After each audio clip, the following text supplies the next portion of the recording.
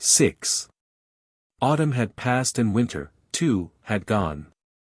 Nadia had begun to be very homesick and thought every day of her mother and her grandmother. She thought of Sasha too. The letters that came from home were kind and gentle, and it seemed as though everything by now were forgiven and forgotten. In May after the examinations she set off for home in good health and high spirits, and stopped on the way at Moscow to see Sasha. He was just the same as the year before, with the same beard and unkempt hair, with the same large beautiful eyes, and he still wore the same coat and canvas trousers. But he looked unwell and worried, he seemed both older and thinner, and kept coughing, and for some reason he struck Nadia as grey and provincial. "My God, Nadia has come," he said, and laughed gaily. "My darling girl." They sat in the printing room, which was full of tobacco smoke, and smelt strongly, stiflingly of Indian ink and paint.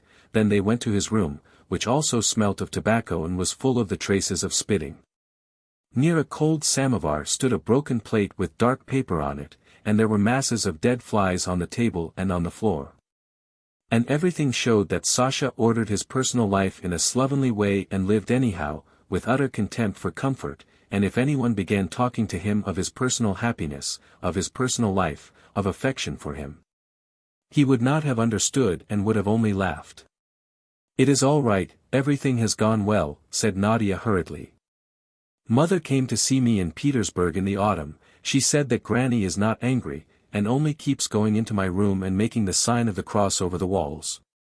Sasha looked cheerful, but he kept coughing, and talked in a cracked voice, and Nadia kept looking at him, unable to decide whether he really were seriously ill or whether it were only her fancy.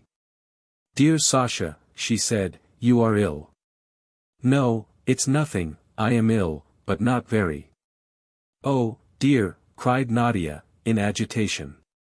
"Why don't you go to a doctor? Why don't you take care of your health?" "My dear, darling Sasha," she said, and tears gushed from her eyes, and for some reason there rose before her imagination Andrei Andreitch and the naked lady with the vase, and all her past which seemed now as far away as her childhood. And she began crying because Sasha no longer seemed to her so novel, so cultured, and so interesting as the year before. "Dear Sasha, you are very, very ill. I would do anything to make you not so pale and thin. I am so indebted to you. You can't imagine how much you have done for me, my good Sasha. In reality you are now the person nearest and dearest to me." They sat on and talked, and now, after Nadia had spent a winter in Petersburg, Sasha, his works, his smile, his whole figure had for her a suggestion of something out of date, old-fashioned, done with long ago and perhaps already dead and buried. "I am going down the Volga the day after tomorrow," said Sasha, "and then to drink kumiss. I mean to drink kumiss. A friend and his wife are going with me. His wife is a wonderful woman. I am always at her, trying to persuade her to go to the university. I want her to turn her life upside down." After having talked they drove to the station. Sasha got her tea and apples.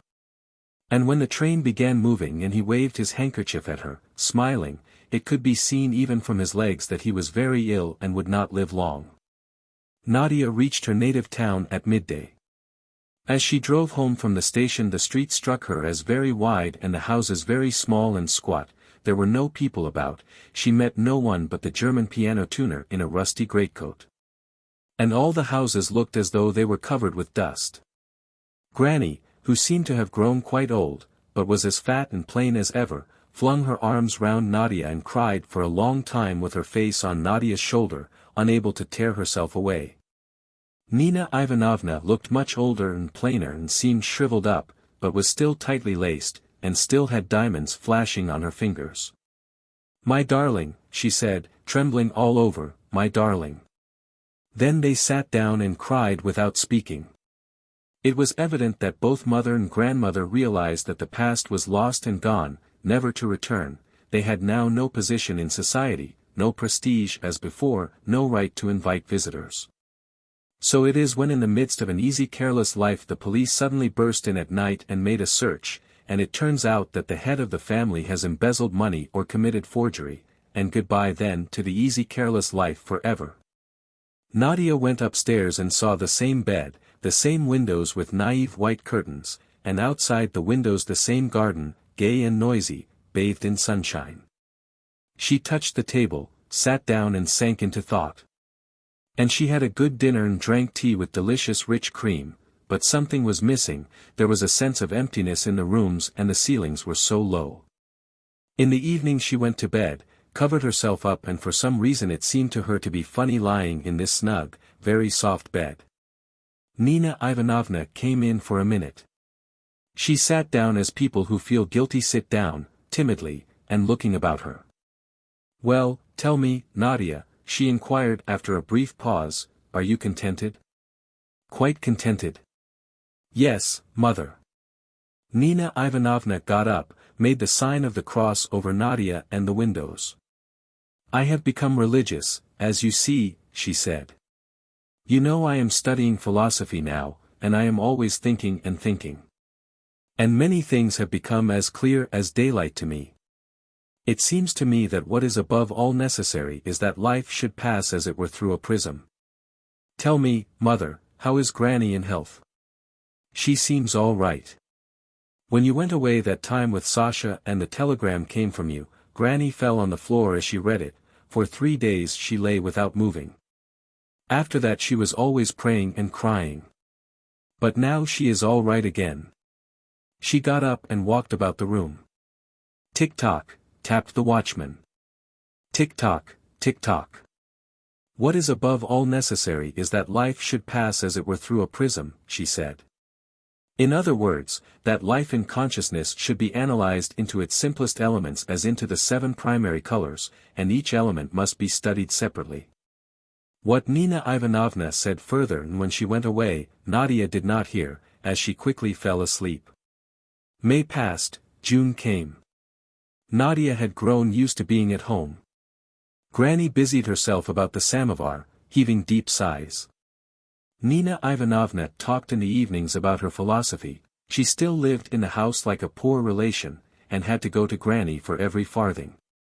There were lots of flies in the house, and the ceiling seemed to become lower and lower.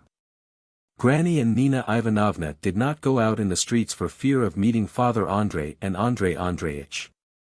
Nadia walked about the garden and the streets, looked at the grey fences, and it seemed to her that everything in the town had grown old, was out of date, and was only waiting either for the end, or for the beginning of something young and fresh. Oh, if only that new, bright life would come more quickly, that life in which one will be able to face one's fate boldly and directly, to know that one is right, to be light-hearted and free. And sooner or later such a life will come. The time will come when of Granny's house, where things are so arranged that the 4 servants can only live in one room in filth in the basement, the time will come when of that house not a trace will remain, and it will be forgotten. No one will remember it. And Nadia's only entertainment was from the boys next door. When she walked about the garden they knocked on the fence and shouted in mockery, "Betrothed! Betrothed!" A letter from Sasha arrived from Saratov. In his gay dancing handwriting he told them that his journey on the Volga had been a complete success, but that he had been taken rather ill in Saratov, had lost his voice, and had been for the last fortnight in the hospital. She knew what that meant, and she was overwhelmed with a foreboding that was like a conviction. And it vexed her that this foreboding and the thought of Sasha did not distress her so much as before. She had a passionate desire for life, longed to be in Petersburg, and her friendship with Sasha seemed now sweet but something far, far away. She did not sleep all night, and in the morning sat at the window, listening. And she did in fact hear voices below. Granny, greatly agitated, was asking questions rapidly. Then someone began crying. When Nadia went downstairs Granny was standing in the corner, praying before the icon, and her face was tearful. A telegram lay on the table. For some time Nadia walked up and down the room, listening to Granny's weeping, then she picked up the telegram and read it. It announced that the previous morning Alexander Timofeich, or more simply, Sasha, had died at Saratov of consumption. Granny and Nina Ivanovna went to the church to order a memorial service, while Nadia went on walking about the rooms and thinking. She recognized clearly that her life had been turned upside down as Sasha wished, that here she was, alien, isolated, useless, and that everything here was useless to her. That all the past had been torn away from her and vanished as though it had been burnt up and the ashes scattered to the winds. She went into Sasha's room and stood there for a while. Goodbye, dear Sasha, she thought, and before her mind rose the vista of a new, wide, spacious life, and that life, still obscure and full of mysteries, beckoned her and attracted her. She went upstairs to her own room to pack, and next morning said goodbye to her family, and full of life and high spirits left the town, as she supposed forever. From the Diary of a Violent-Tempered Man. I am a serious person and my mind is of a philosophic bent. My vocation is the study of finance. I am a student of financial law and I have chosen as the subject of my dissertation, the past and future of the dog license. I need hardly point out that young ladies, songs, moonlight, and all that sort of silliness are entirely out of my line. Morning. 10 o'clock. My maman pours me out a cup of coffee. I drink it and go out on the little balcony to set to work on my dissertation. I take a clean sheet of paper, dip the pen into the ink, and write out the title, The Past and Future of the Dog License. After thinking a little I write, Historical Survey. We may deduce from some allusions in Herodotus and Xenophon that the origin of the tax on dogs goes back to. But at that point I hear footsteps that strike me as highly suspicious. I look down from the balcony and see below a young lady with a long face and a long waist. Her name, I believe, is Nadenka or Varenka, it really does not matter which. She is looking for something, pretends not to have noticed me, and is humming to herself. Dost thou remember that song full of tenderness? I read through what I have written and want to continue, but the young lady pretends to have just caught sight of me, and says in a mournful voice. Good morning, Nikolai Andreitch. Only fancy what a misfortune I have had. I went for a walk yesterday and lost the little ball off my bracelet. I read through once more the opening of my dissertation, I trim up the tail of the letter G and mean to go on, but the young lady persists. Nikolai Andreitch, she says, won't you see me home? The Karelins have such a huge dog that I simply daren't pass it alone. There is no getting out of it. I lay down my pen and go down to her. Nadenka, or Varenka, takes my arm and we set off in the direction of her villa. When the duty of walking arm in arm with a lady falls to my lot, for some reason or other I always feel like a peg with a heavy cloak hanging on it. Nadenka, or Varenka, between ourselves, of an ardent temperament, her grandfather was an Armenian, has a peculiar art of throwing her whole weight on one's arm and clinging to one side like a leech. And so we walk along. As we pass the Karelins, I see a huge dog, who reminds me of the dog license. I think with despair of the work I have begun and sigh. What are you sighing for? Asks Nadenka, or Varenka, and heaves a sigh herself. Here I must digress for a moment to explain that Nadenka or Varenka, now I come to think of it, I believe I have heard her called Mashenka, imagines, I can't guess why, that I am in love with her. And therefore thinks it her duty as a humane person always to look at me with compassion and to soothe my wound with words. Listen, said she, stopping. I know why you are sighing. You are in love, yes, but I beg you for the sake of our friendship to believe that the girl you love has the deepest respect for you. She cannot return your love. But is it her fault that her heart has long been another's? Mashenka's nose begins to swell and turn red, her eyes fill with tears, she evidently expects some answer from me, but, fortunately, at this moment we arrive. Mashenka's mamma, a good-natured woman but full of conventional ideas, is sitting on the terrace, glancing at her daughter's agitated face, she looks intently at me and sighs, as though saying to herself, ah, these young people. They don't even know how to keep their secrets to themselves. On the terrace with her are several young ladies of various colors and a retired officer who is staying in the villa next to ours. He was wounded during the last war in the left temple and the right hip. This unfortunate man is, like myself, proposing to devote the summer to literary work. He is writing the memoirs of a military man. Like me, he begins his honorable labors every morning, but before he has written more than "I was born in," some Varenka or Mashenka is sure to appear under his balcony, and the wounded hero is borne off under guard. All the party sitting on the terrace are engaged in preparing some miserable fruit for jam. I make my bows and am about to beat a retreat, but the young ladies of various colors seize my hat with a squeal and insist on my staying. I sit down. They give me a plate of fruit and a hairpin. I begin taking the seeds out.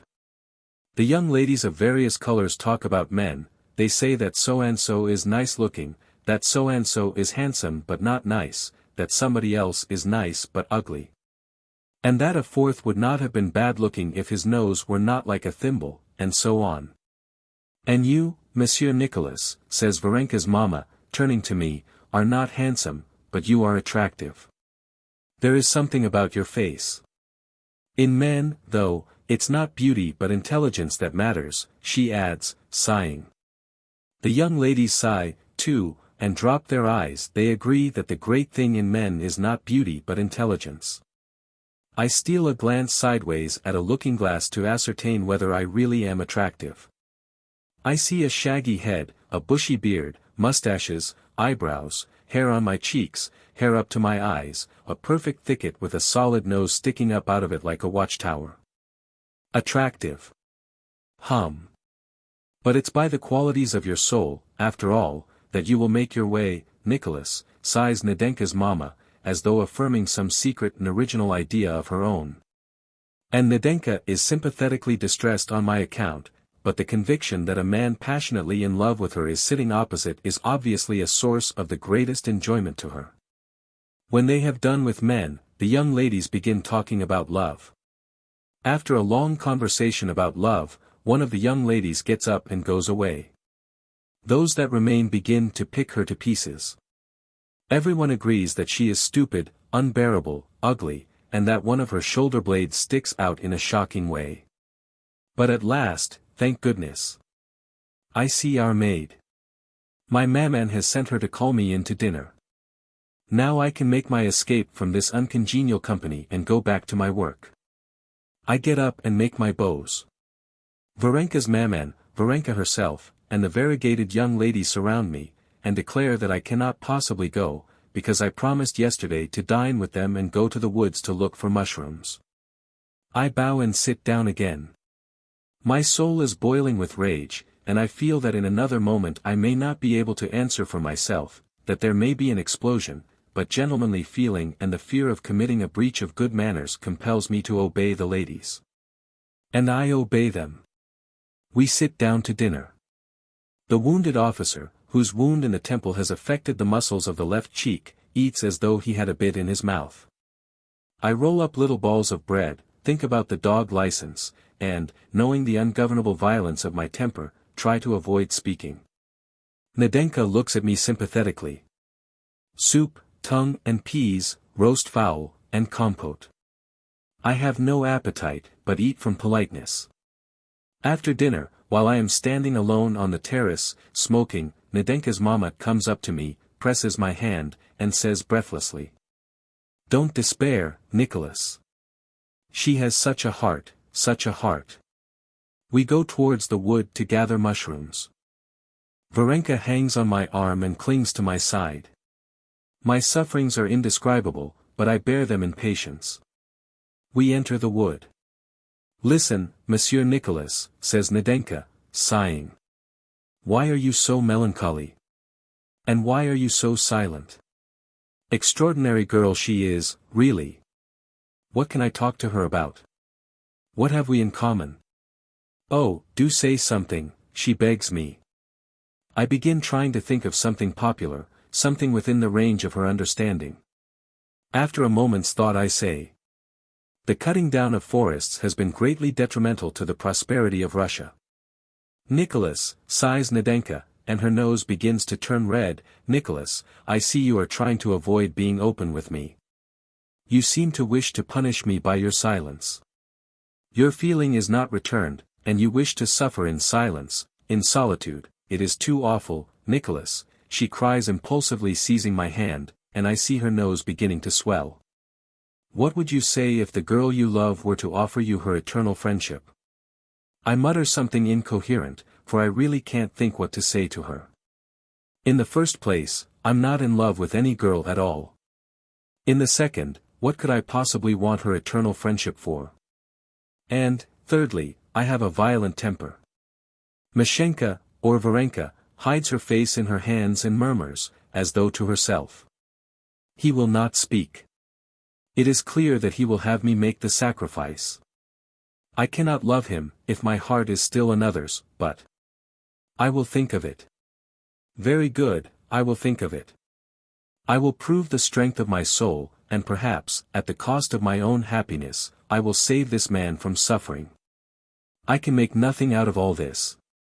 It seems some special sort of puzzle. We go farther into the wood and begin picking mushrooms. We are perfectly silent the whole time. Nadenka's face shows signs of inward struggle. I hear the bark of dogs, it reminds me of my dissertation, and I sigh heavily. Between the trees I catch sight of the wounded officer limping painfully along. The poor fellow's right leg is lame from his wound, and on his left arm he has one of the variegated young ladies. His face expresses resignation to destiny. We go back to the house to drink tea, after which we play croquet and listen to one of the variegated young ladies singing a song, "No, no, thou lovest not, no, no." At the word "no," she twists her mouth till it almost touches one ear. "Charmant!" wail the other young ladies, "charmant!" The evening comes on. A detestable moon creeps up behind the bushes. There is perfect stillness in the air, and an unpleasant smell of freshly cut hay. I take up my hat and try to get away. "I have something I must say to you." Mashenka whispers to me significantly, "Don't go away." I have a foreboding of evil, but politeness obliges me to remain. Mashenka takes my arm and leads me away to a garden walk. By this time her whole figure expresses conflict. She is pale and gasping for breath, and she seems absolutely set on pulling my right arm out of the socket. What can be the matter with her? "Listen," she mutters. "No, I cannot." "No." She tries to say something, but hesitates. Now I see from her face that she has come to some decision. With gleaming eyes and swollen nose she snatches my hand, and says hurriedly, "Nicholas, I am yours. Love you I cannot, but I promise to be true to you." Then she squeezes herself to my breast, and at once springs away. "Someone is coming," she whispers. "Farewell. Tomorrow at 11 o'clock I will be in the arbor. Farewell." And she vanishes. Completely at a loss for an explanation of her conduct and suffering from a painful palpitation of the heart, I make my way home.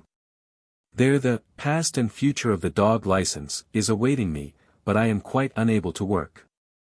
I am furious. I may say, my anger is terrible. Damn it all. I allow no one to treat me like a boy, I am a man of violent temper, and it is not safe to trifle with me. When the maid comes in to call me to supper, I shout to her, "Go out of the room." Such hastiness augurs nothing good. Next morning. Typical holiday weather. Temperature below freezing, a cutting wind, rain, mud, and a smell of naphthalene, because my maman has taken all her wraps out of her trunks. A devilish morning. It is the 7th of August, 1887, the date of the solar eclipse. I may here remark that at the time of an eclipse every one of us may, without special astronomical knowledge, be of the greatest service. Thus, for example, any one of us can, 1. Take the measurement of the diameters of the sun and the moon. 2. Sketch the corona of the sun. 3. Take the temperature. 4. Take observations of plants and animals during the eclipse. 5. Note down his own impressions, and so on. It is a matter of such exceptional importance that I lay aside the past and future of the dog license, and make up my mind to observe the eclipse. We all get up very early, and I divide the work as follows. I am to measure the diameter of the sun and moon, the wounded officer is to sketch the corona, and the other observations are undertaken by Mashenka and the variegated young ladies. We all meet together and wait. What is the cause of the eclipse? Asks Mashenka. I reply, a solar eclipse occurs when the moon, moving in the plane of the ecliptic, crosses the line joining the centers of the sun and the earth. And what does the ecliptic mean? I explain. Mashenka listens attentively. Can one see through the smoked glass the line joining the centers of the sun and the earth? She inquires. I reply that this is only an imaginary line, drawn theoretically. If it is only an imaginary line, how can the moon cross it? Varenka says, wondering. I make no reply. I feel my spleen rising at this naive question. It's all nonsense, says Mashenka's maman. Impossible to tell what's going to happen. You've never been in the sky, so what can you know of what is to happen with the sun and moon? It's all fancy. At that moment a black patch begins to move over the sun. General confusion follows. The sheep and horses and cows run bellowing about the fields with their tails in the air. The dogs howl. The bugs, thinking night has come on, creep out of the cracks in the walls and bite the people who are still in bed. The deacon, who was engaged in bringing some cucumbers from the market garden, jumped out of his cart and hid under the bridge, while his horse walked off into somebody else's yard, where the pigs ate up all the cucumbers. The excise officer, who had not slept at home that night, but at a lady friend's, dashed out with nothing on but his nightshirt, and running into the crowd shouted frantically, "Save yourself, if you can." Numbers of the lady visitors, even young and pretty ones, run out of their villas without even putting their slippers on. Scenes occur which I hesitate to describe. "Oh, how dreadful," shriek the variegated young ladies. "It's really too awful. Mesdames, watch!" I cry. Time is precious. And I hasten to measure the diameters. I remember the corona, and look towards the wounded officer. He stands doing nothing. "What's the matter?" I shout. "How about the corona?" He shrugs his shoulders and looks helplessly towards his arms. The poor fellow has variegated young ladies on both sides of him, clinging to him in terror and preventing him from working. I seize a pencil and note down the time to a second. That is of great importance. I note down the geographical position of the point of observation. That, too, is of importance. I am just about to measure the diameter when Mashenka seizes my hand, and says, "Do not forget today, 11 o'clock." I withdraw my hand, feeling every second precious, try to continue my observations, but Varenka clutches my arm and clings to me. Pencil, pieces of glass, drawings, all are scattered on the grass. Hang it! It's high time the girl realized that I am a man of violent temper, and when I am roused my fury knows no bounds. I cannot answer for myself. I try to continue, but the eclipse is over. "Look at me," she whispers tenderly. Oh, that is the last straw. Trying a man's patience like that can but have a fatal ending. I am not to blame if something terrible happens. I allow no one to make a laughing stock of me, and, God knows, when I am furious, I advise nobody to come near me, damn it all. There's nothing I might not do. One of the young ladies, probably noticing from my face what a rage I am in, and anxious to propitiate me, says, "I did exactly what you told me, Nikolai Andreitch. I watched the animals. I saw the grey dog chasing the cat just before the eclipse, and wagging his tail for a long while afterwards. So nothing came of the eclipse after all. I go home. Thanks to the rain, I work indoors instead of on the balcony. The wounded officer has risked it, and has again got as far as, I was born in, when I see one of the variegated young ladies pounce down on him and bear him off to her villa. I cannot work, for I am still in a fury and suffering from palpitation of the heart. I do not go to the arbor. It is impolite not to, but, after all, I can't be expected to go in the rain. At 12 o'clock I receive a letter from Mashenka, a letter full of reproaches and entreaties to go to the arbor, addressing me as, thou. At 1 o'clock I get a second letter, and at 2, a third. I must go. But before going I must consider what I am to say to her. I will behave like a gentleman. To begin with, I will tell her that she is mistaken in supposing that I am in love with her. That's a thing one does not say to a lady as a rule, though. To tell a lady that one's not in love with her, is almost as rude as to tell an author he can't write. The best thing will be to explain my views of marriage. I put on my winter overcoat, take an umbrella, and walk to the arbor. Knowing the hastiness of my temper, I am afraid I may be led into speaking too strongly. I will try to restrain myself. I find Nadenka still waiting for me. She is pale and in tears. On seeing me she utters a cry of joy, flings herself on my neck, and says, "At last! You are trying my patience. Listen, I have not slept all night. I have been thinking and thinking. I believe that when I come to know you better I shall learn to love you." I sit down, and begin to unfold my views of marriage. To begin with, to clear the ground of digressions and to be as brief as possible, I open with a short historical survey. I speak of marriage in ancient Egypt and India, then pass to more recent times, a few ideas from Schopenhauer. Mashenka listens attentively, but all of a sudden, through some strange incoherence of ideas, thinks fit to interrupt me. "Nicholas, kiss me," she says. I am embarrassed and don't know what to say to her. She repeats her request. There seems no avoiding it. I get up and bend over her long face, feeling as I do so just as I did in my childhood when I was lifted up to kiss my grandmother in her coffin. Not content with the kiss, Mashenka leaps up and impulsively embraces me. At that instant, Mashenka's maman appears in the doorway of the arbor. She makes a face as though in alarm, and saying "SHSH" to someone with her, vanishes like Mephistopheles through the trapdoor. Confused and enraged, I return to our villa. At home I find Varenka's maman embracing my maman with tears in her eyes. And my maman weeps and says, "I always hoped for it." And then, if you please, Nadenka's maman comes up to me, embraces me, and says, "May God bless you. Mind you love her well. Remember the sacrifice she is making for your sake." And here I am at my wedding. At the moment I write these last words, my best man is at my side, urging me to make haste. These people have no idea of my character. I have a violent temper, I cannot always answer for myself. Hang it all! God knows what will come of it. To lead a violent, desperate man to the altar is as unwise as to thrust one's hand into the cage of a ferocious tiger. We shall see, we shall see. And so, I am married. Everybody congratulates me and Varenka keeps clinging to me and saying, "Now you are mine, mine, do you understand that? Tell me that you love me."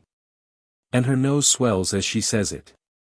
I learn from my best man that the wounded officer has very cleverly escaped the snares of Hymen. He showed the variegated young lady a medical certificate that owing to the wound in his temple he was at times mentally deranged and incapable of contracting a valid marriage. An inspiration. I might have got a certificate too. An uncle of mine drank himself to death, another uncle was extremely absent-minded. On one occasion he put a lady's muff on his head in mistake for his hat, an aunt of mine played a great deal on the piano. And used to put out her tongue at gentlemen she did not like. And my ungovernable temper is a very suspicious symptom. But why do these great ideas always come too late? Why? In the dark. A fly of medium size made its way into the nose of the assistant procurator, Gagin. It may have been impelled by curiosity, or have got there through frivolity or accident in the dark. Anyway, the nose resented the presence of a foreign body and gave the signal for a sneeze. Gagin sneezed impressively and so shrilly and loudly that the bed shook and the springs creaked. Gagin's wife, Marya Mihailovna, a full, plump, fair woman, started, too, and woke up. She gazed into the darkness, sighed, and turned over on the other side. 5 minutes afterward she turned over again and shut her eyes more firmly, but she could not get to sleep again. After sighing and tossing from side to side for a time, she got up, crept over her husband, and putting on her slippers, went to the window. It was dark outside. She could see nothing but the outlines of the trees and the roof of the stables. There was a faint pallor in the east, but this pallor was beginning to be clouded over. There was perfect stillness in the air, wrapped in slumber and darkness. Even the watchman, paid to disturb the stillness of night, was silent. Even the corncrake, the only wild creature of the feathered tribe that does not shun the proximity of summer visitors, was silent. The stillness was broken by Marya Mihailovna herself. Standing at the window and gazing into the yard, she suddenly uttered a cry. She fancied that from the flower garden with the gaunt, clipped poplar, a dark figure was creeping towards the house. For the first minute she thought it was a cow or a horse, then, rubbing her eyes, she distinguished clearly the outlines of a man. Then she fancied the dark figure approached the window of the kitchen and, standing still a moment, apparently undecided, put one foot on the window ledge and disappeared into the darkness of the window. A burglar! Flashed into her mind, and a deathly pallor overspread her face. And in one instant her imagination had drawn the picture so dreaded by lady visitors in country places: a burglar creeps into the kitchen, from the kitchen into the dining room. The silver in the cupboard, next into the bedroom, an axe, the face of a brigand, jewelry. Her knees gave way under her and a shiver ran down her back. "Vasya," she said, shaking her husband, "Vasily. Vasily Prokofitch. Ah! Mercy on us, he might be dead. Wake up, Vasily, I beseech you." "WL," grunted the assistant procurator, with a deep inward breath and a munching sound. "For God's sake, wake up. A burglar has got into the kitchen. I was standing at the window looking out and someone got in at the window. He will get into the dining room next, the spoons are in the cupboard. Vasily. They broke into Mavra Yegorovna's last year. What's the matter? Heavens! He does not understand. Do listen, you stupid. I tell you, I've just seen a man getting in at the kitchen window. Pelagia will be frightened and the silver is in the cupboard. Stuff and nonsense. Vasily, this is unbearable. I tell you of a real danger and you sleep and grunt. What would you have? Would you have us robbed and murdered?" The assistant procurator slowly got up and sat on the bed, filling the air with loud yawns. "Goodness knows what creatures women are," he muttered. "Can't leave one in peace even at night. To wake a man for such nonsense. But, Vasily, I swear I saw a man getting in at the window." "Well, what of it? Let him get in. That's pretty sure to be Pelagia's sweetheart, the fireman." "What? What did you say?" "I say it's Pelagia's fireman come to see her." "Worse than ever," shrieked Marya Mihailovna. "That's worse than a burglar. I won't put up with cynicism in my house. Hoity-toity. We are virtuous. Won't put up with cynicism. As though it were cynicism. What's the use of firing off those foreign words?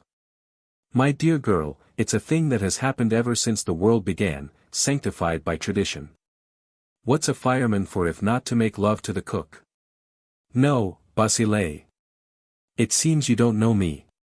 I cannot face the idea of such a in my house. You must go this minute into the kitchen and tell him to go away. This very minute. And tomorrow I'll tell Pelagia that she must not dare to demean herself by such proceedings. When I am dead you may allow immorality in your house, but you shan't do it now. Please go." "Damn it," grumbled Gadjin, annoyed. "Consider with your microscopic female brain, what am I to go for? Vasily, I shall faint." Gadjin cursed, put on his slippers, cursed again, and set off to the kitchen. It was as dark as the inside of a barrel, and the assistant procurator had to feel his way. He groped his way to the door of the nursery and waked the nurse. Vasilisa, he said, you took my dressing gown to brush last night, where is it? I gave it to Pelagia to brush, sir. What carelessness! You take it away and don't put it back, now I've to go without a dressing gown. On reaching the kitchen, he made his way to the corner in which on a box under a shelf of saucepans the cook slept. Pelagia, he said, feeling her shoulder and giving it a shake, Pelagia. Why are you pretending? You are not asleep. Who was it got in at your window just now? Good morning. Got in at the window? Who could get in? Oh come, it's no use you're trying to keep it up. You'd better tell your scamp to clear out while he can. Do you hear? He's no business to be here. Are you out of your senses, sir, bless you? Do you think I'd be such a fool? Here one's running about all day long, never a minute to sit down and then spoken to like this at night. 4 rubles a month. And to find my own tea and sugar, and this is all the credit I get for it. I used to live in a tradesman's house, and never met with such insult there. Come, no need to go over your grievances. This very minute your grenadier must turn out. Do you understand? You ought to be ashamed, sir, said Pelagia, and he could hear the tears in her voice. Gentlefolks educated, and yet not a notion that with our hard lot, in our life of toil, she burst into tears. It's easy to insult us. There's no one to stand up for us. Come. I don't mind. Your mistress sent me. You may let a devil in at the window for all I care. There was nothing left for the assistant procurator but to acknowledge himself in the wrong and go back to his spouse. I say, Pelagia, he said, you had my dressing gown to brush. Where is it? Oh, I am so sorry, sir. I forgot to put it on your chair. It's hanging on a peg near the stove. Gadjin felt for the dressing gown by the stove, put it on, and went quietly back to his room. When her husband went out, Maria Mihailovna got into bed and waited. For the first 3 minutes her mind was at rest, but after that she began to feel uneasy. What a long time he's gone, she thought. It's all right if he is there, that immoral man, but if it's a burglar? And again her imagination drew a picture of her husband going into the dark kitchen, a blow with an axe, dying without uttering a single sound, a pool of blood. 5 minutes passed, 5 and a half, at last 6. A cold sweat came out on her forehead. Basile, she shrieked, Basile. What are you shouting for? I am here. She heard her husband's voice and steps. Are you being murdered? The assistant procurator went up to the bedstead and sat down on the edge of it. There's nobody there at all, he said. It was your fancy, you queer creature. You can sleep easy, your fool of a Pelagia is as virtuous as her mistress. What a coward you are.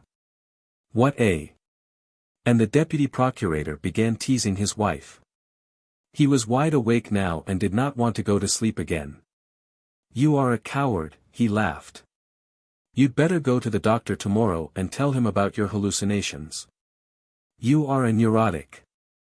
What a smell of tar, said his wife, tar or something, onion, cabbage soup. Why yes. There is a smell. I am not sleepy. I say, I'll light the candle. Where are the matches? And, by the way, I'll show you the photograph of the procurator of the Palace of Justice. He gave us all a photograph when he said goodbye to us yesterday, with his autograph. Gadjin struck a match against the wall and lighted a candle. But before he had moved a step from the bed to fetch the photographs he heard behind him a piercing, heartrending shriek. Looking round, he saw his wife's large eyes fastened upon him, full of amazement, horror, and wrath. You took your dressing gown off in the kitchen, she said, turning pale. Why? Look at yourself. The deputy procurator looked down at himself, and gasped. Flung over his shoulders was not his dressing gown, but the fireman's overcoat. How had it come on his shoulders?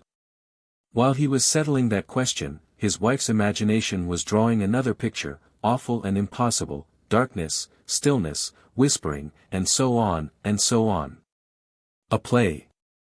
Pavel Vasilyevich, there's a lady here, asking for you, Luka announced. She's been waiting a good hour. Pavel Vasilyevich had only just finished lunch. Hearing of the lady, he frowned and said, "Oh, damn her. Tell her I'm busy. She has been here 5 times already, Pavel Vasilyevich. She says she really must see you. She's almost crying." Very well, then, ask her into the study." Without haste Pavel Vasilyevich put on his coat, took a pen in one hand, and a book in the other, and trying to look as though he were very busy he went into the study. There the visitor was awaiting him, a large stout lady with a red, beefy face, in spectacles. She looked very respectable, and her dress was more than fashionable. She had on a crinolet of 4 stories and a high hat with a reddish bird in it. On seeing him she turned up her eyes and folded her hands in supplication. "You don't remember me, of course," she began in a high masculine tenor, visibly agitated. I have had the pleasure of meeting you at the Hrutskys. I am Madame Murishkin. Sit down. What can I do for you? You see. The lady went on, sitting down and becoming still more agitated. "You don't remember me. I'm Madame Murishkin. You see, I'm a great admirer of your talent and always read your articles with great enjoyment. Don't imagine I'm flattering you, God forbid, I'm only giving honor where honor is due. I am always reading you, always. To some extent I am myself not a stranger to literature, that is, of course. I will not venture to call myself an authoress, but still I have added my little quota. I have published at different times 3 stories for children. You have not read them, of course. I have translated a good deal and my late brother used to write for the cause.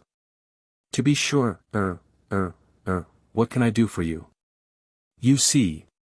The lady cast down her eyes and turned redder. "I know your talents, your views, Pavel Vasilyevich, and I have been longing to learn your opinion, or more exactly, to ask your advice.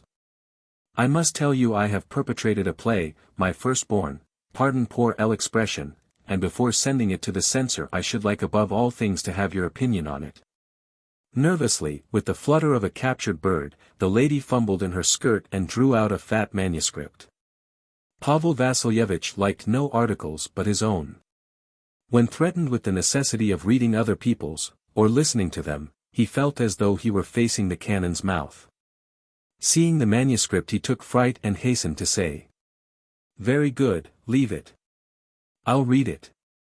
"Pavel Vasilyevich," the lady said languishingly, clasping her hands and raising them in supplication, "I know you're busy. Your every minute is precious, and I know you're inwardly cursing me at this moment, but be kind, allow me to read you my play. Do be so very sweet." "I should be delighted," faltered Pavel Vasilyevich, "but, madam, I'm very busy. I'm obliged to set off this minute." "Pavel Vasilyevich," moaned the lady in her eyes filled with tears, "I'm asking a sacrifice. I am insolent, I am intrusive, but be magnanimous. Tomorrow I'm leaving for Kazan and I should like to know your opinion today. Grant me half an hour of your attention, only 1/2 hour. I implore you." Pavel Vasilyevich was cotton wool at core, and could not refuse. When it seemed to him that the lady was about to burst into sobs and fall on her knees, he was overcome with confusion and muttered helplessly, "Very well, certainly. I will listen. I will give you half an hour." The lady uttered a shriek of joy, took off her hat and settling herself, began to read. At first she read a scene in which a footman and a housemaid, tidying up a sumptuous drawing-room, talked at length about their young lady, Anna Sergeyevna, who was building a school and a hospital in the village. When the footman had left the room, the maidservant pronounced a monologue to the effect that education is light and ignorance is darkness. Then Madame Murishkin brought the footman back into the drawing-room and set him uttering a long monologue concerning his master, the general, who disliked his daughter's views, intended to marry her to a rich kammer-junker, and held that the salvation of the people lay in unadulterated ignorance. Then, when the servants had left the stage, the young lady herself appeared and informed the audience that she had not slept all night, but had been thinking of Valentin Ivanovitch, who was the son of a poor teacher and assisted his sick father gratuitously. Valentin had studied all the sciences, but had no faith in friendship nor in love. He had no object in life and longed for death, and therefore she, the young lady, must save him. Pavel Vassilyevich listened, and thought with yearning anguish of his sofa. He scanned the lady viciously, felt her masculine tenor thumping on his eardrums, understood nothing, and thought, "The devil sent you. As though I wanted to listen to your tosh. It's not my fault you've written a play, is it? My God! What a thick manuscript! What an infliction!" Pavel Vassilyevich glanced at the wall where the portrait of his wife was hanging and remembered that his wife had asked him to buy and bring to their summer cottage 5 yards of tape, a pound of cheese, and some tooth powder. "I hope I've not lost the pattern of that tape," he thought. "Where did I put it? I believe it's in my blue reefer jacket. Those wretched flies have covered her portrait with spots already. I must tell Olga to wash the glass. She's reading the 12th scene, so we must soon be at the end of the first act." As though inspiration were possible in this heat and with such a mountain of flesh, too. Instead of writing plays she'd much better eat cold vinegar hash and sleep in a cellar. "You don't think that monologue's a little too long?" the lady asked suddenly, raising her eyes. Pavel Vassilyevich had not heard the monologue, and said in a voice as guilty as though not the lady but he had written that monologue, "No, no, not at all. It's very nice." The lady beamed with happiness and continued reading. "Anna, you are consumed by analysis. Too early you have ceased to live in the heart and have put your faith in the intellect." "Valentin, what do you mean by the heart?" "That is a concept of anatomy. As a conventional term for what are called the feelings, I do not admit it." "Anna, confused and love? Surely that is not merely a product of the association of ideas? Tell me frankly, have you ever loved?" "Valentin, bitterly let us not touch on old wounds not yet healed." A pause. "What are you thinking of?" "Anna, I believe you are unhappy." During the 16th scene Pavel Vassilyevich yawned, and accidentally made with his teeth the sound dogs make when they catch a fly. He was dismayed at this unseemly sound, and to cover it assumed an expression of rapt attention. Scene 17. "When will it end?" he thought. "Oh, my God! If this torture is prolonged another 10 minutes I shall shout for the police. It's insufferable." But at last the lady began reading more loudly and more rapidly, and finally raising her voice she read, "Curtain." Pavel Vassilyevich uttered a faint sigh and was about to get up, but the lady promptly turned the page and went on reading. Act 2. Scene, a village street. On right, school. On left, hospital. Villagers, male and female, sitting on the hospital steps. "Excuse me," Pavel Vassilyevich broke in, "how many acts are there?" "5, answered the lady, and at once, as though fearing her audience might escape her, she went on rapidly. "Valentin is looking out of the schoolhouse window. In the background villagers can be seen taking their goods to the inn. Like a man condemned to be executed and convinced of the impossibility of a reprieve, Pavel Vassilyevich gave up expecting the end, abandoned all hope, and simply tried to prevent his eyes from closing, and to retain an expression of attention on his face. The future when the lady would finish her play and depart seemed to him so remote that he did not even think of it. "Tro, tu, the lady's voice sounded in his ears. "Tro, tu, sh, sh. I forgot to take my soda," he thought. "What am I thinking about? Oh, my soda. Most likely I shall have a bilious attack. It's extraordinary, Smirnovsky swills vodka all day long and yet he never has a bilious attack.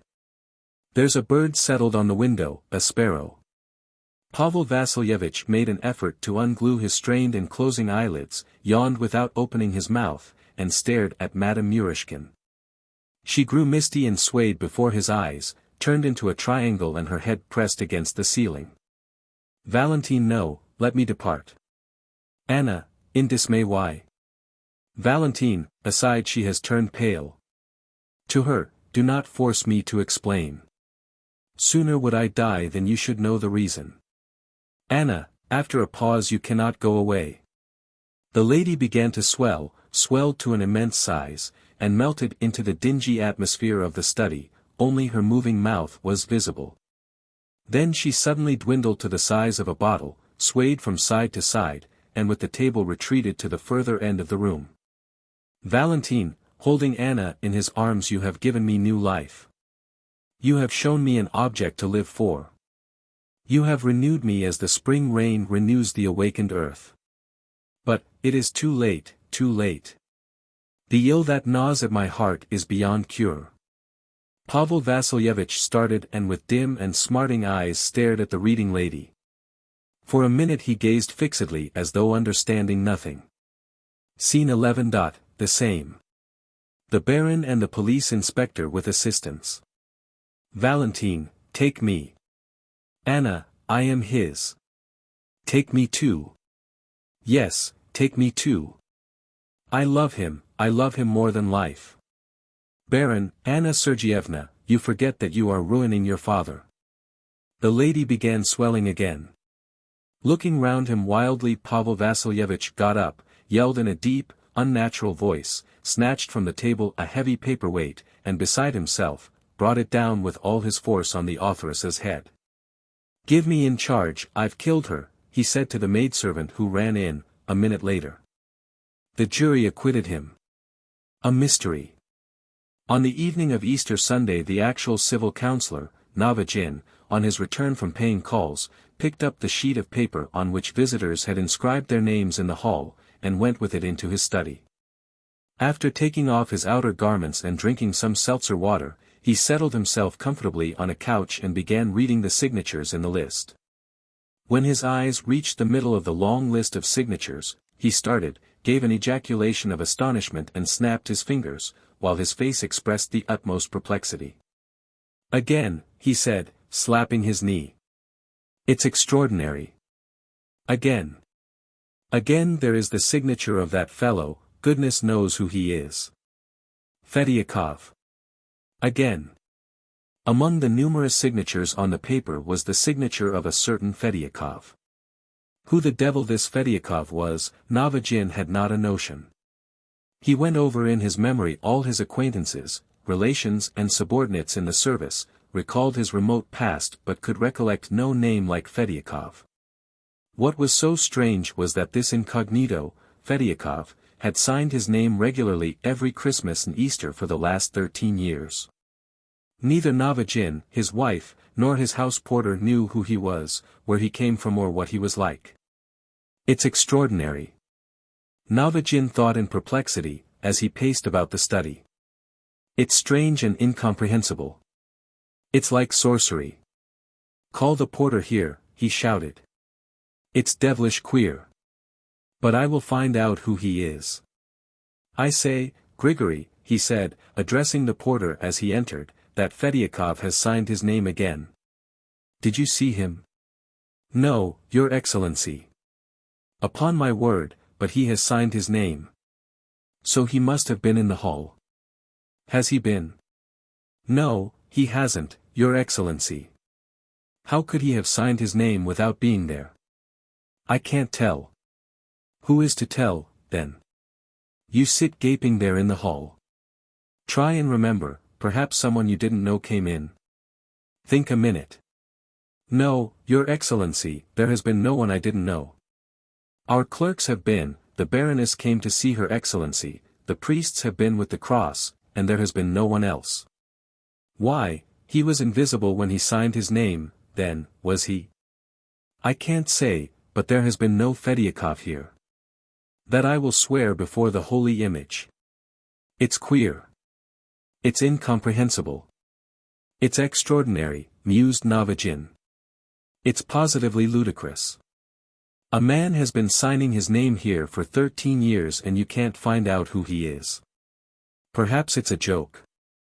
Perhaps some clerk writes that name as well as his own for fun. And Navatjin began examining Fedyakov's signature. The bold, florid signature in the old-fashioned style with twirls and flourishes was utterly unlike the handwriting of the other signatures. It was next below the signature of Shtuchkin, the provincial secretary, a scared, timorous little man who would certainly have died of fright if he had ventured upon such an impudent joke. The mysterious Fedyakov has signed his name again, said Navatjin, going in to see his wife.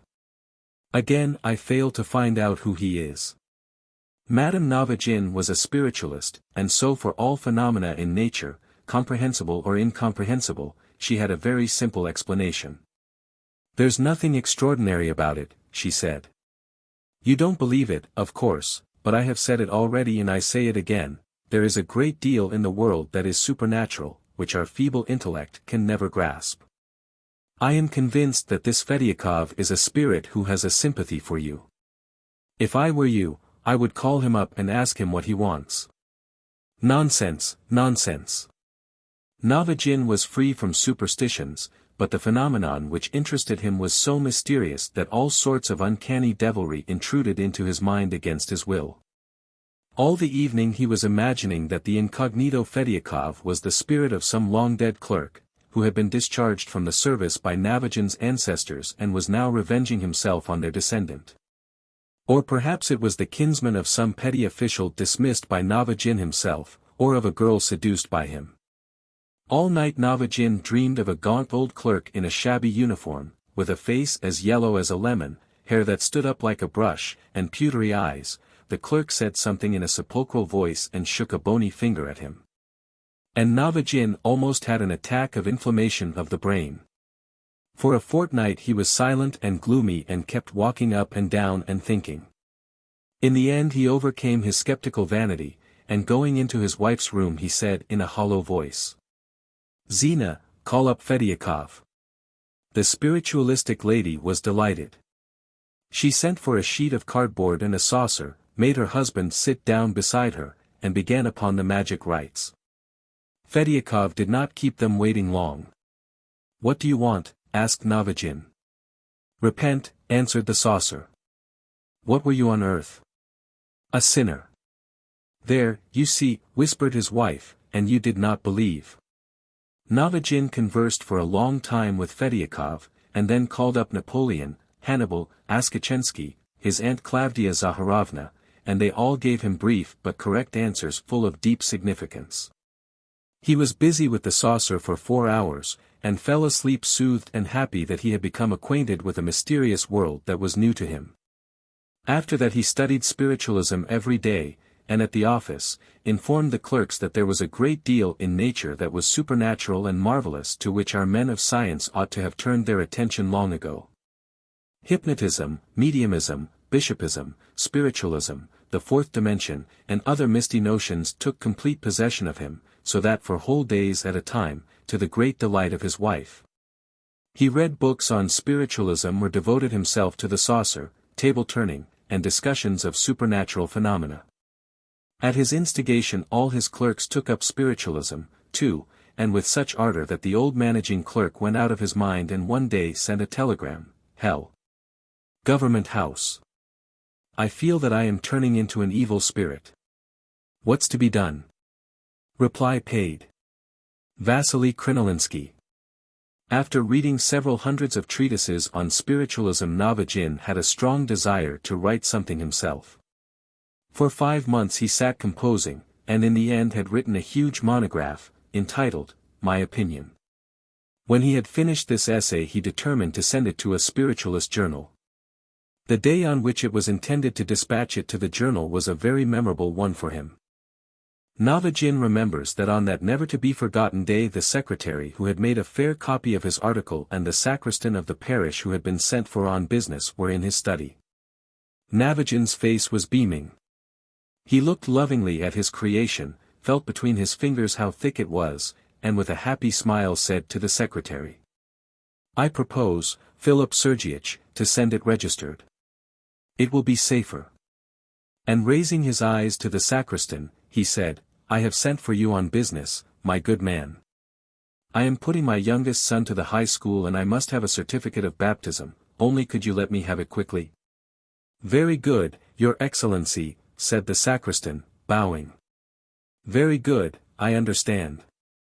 Can you let me have it by tomorrow? Very well, your excellency, set your mind at rest. Tomorrow it shall be ready. Will you send someone to the church tomorrow before evening service? I shall be there. Bid him ask for Fediakov.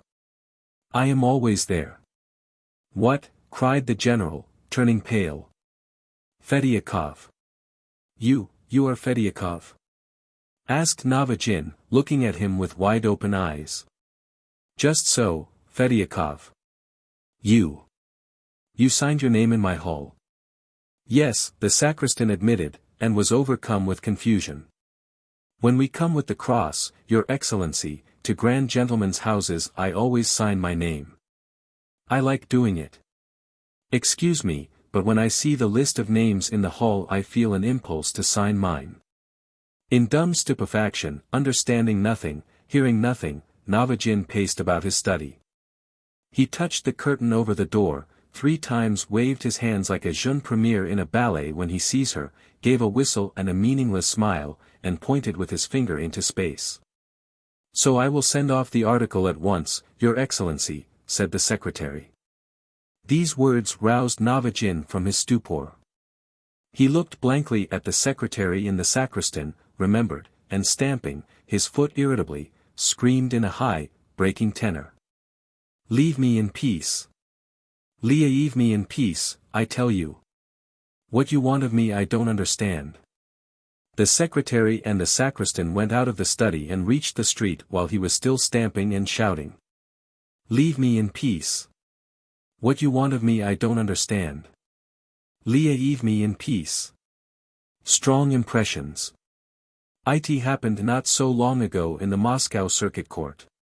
The jurymen, left in the court for the night, before lying down to sleep fell into conversation about strong impressions. They were led to this discussion by recalling a witness who, by his own account, had begun to stammer and had gone grey owing to a terrible moment. The jurymen decided that before going to sleep, each one of them should ransack among his memories and tell something that had happened to him. Man's life is brief, but yet there is no man who cannot boast that there have been terrible moments in his past.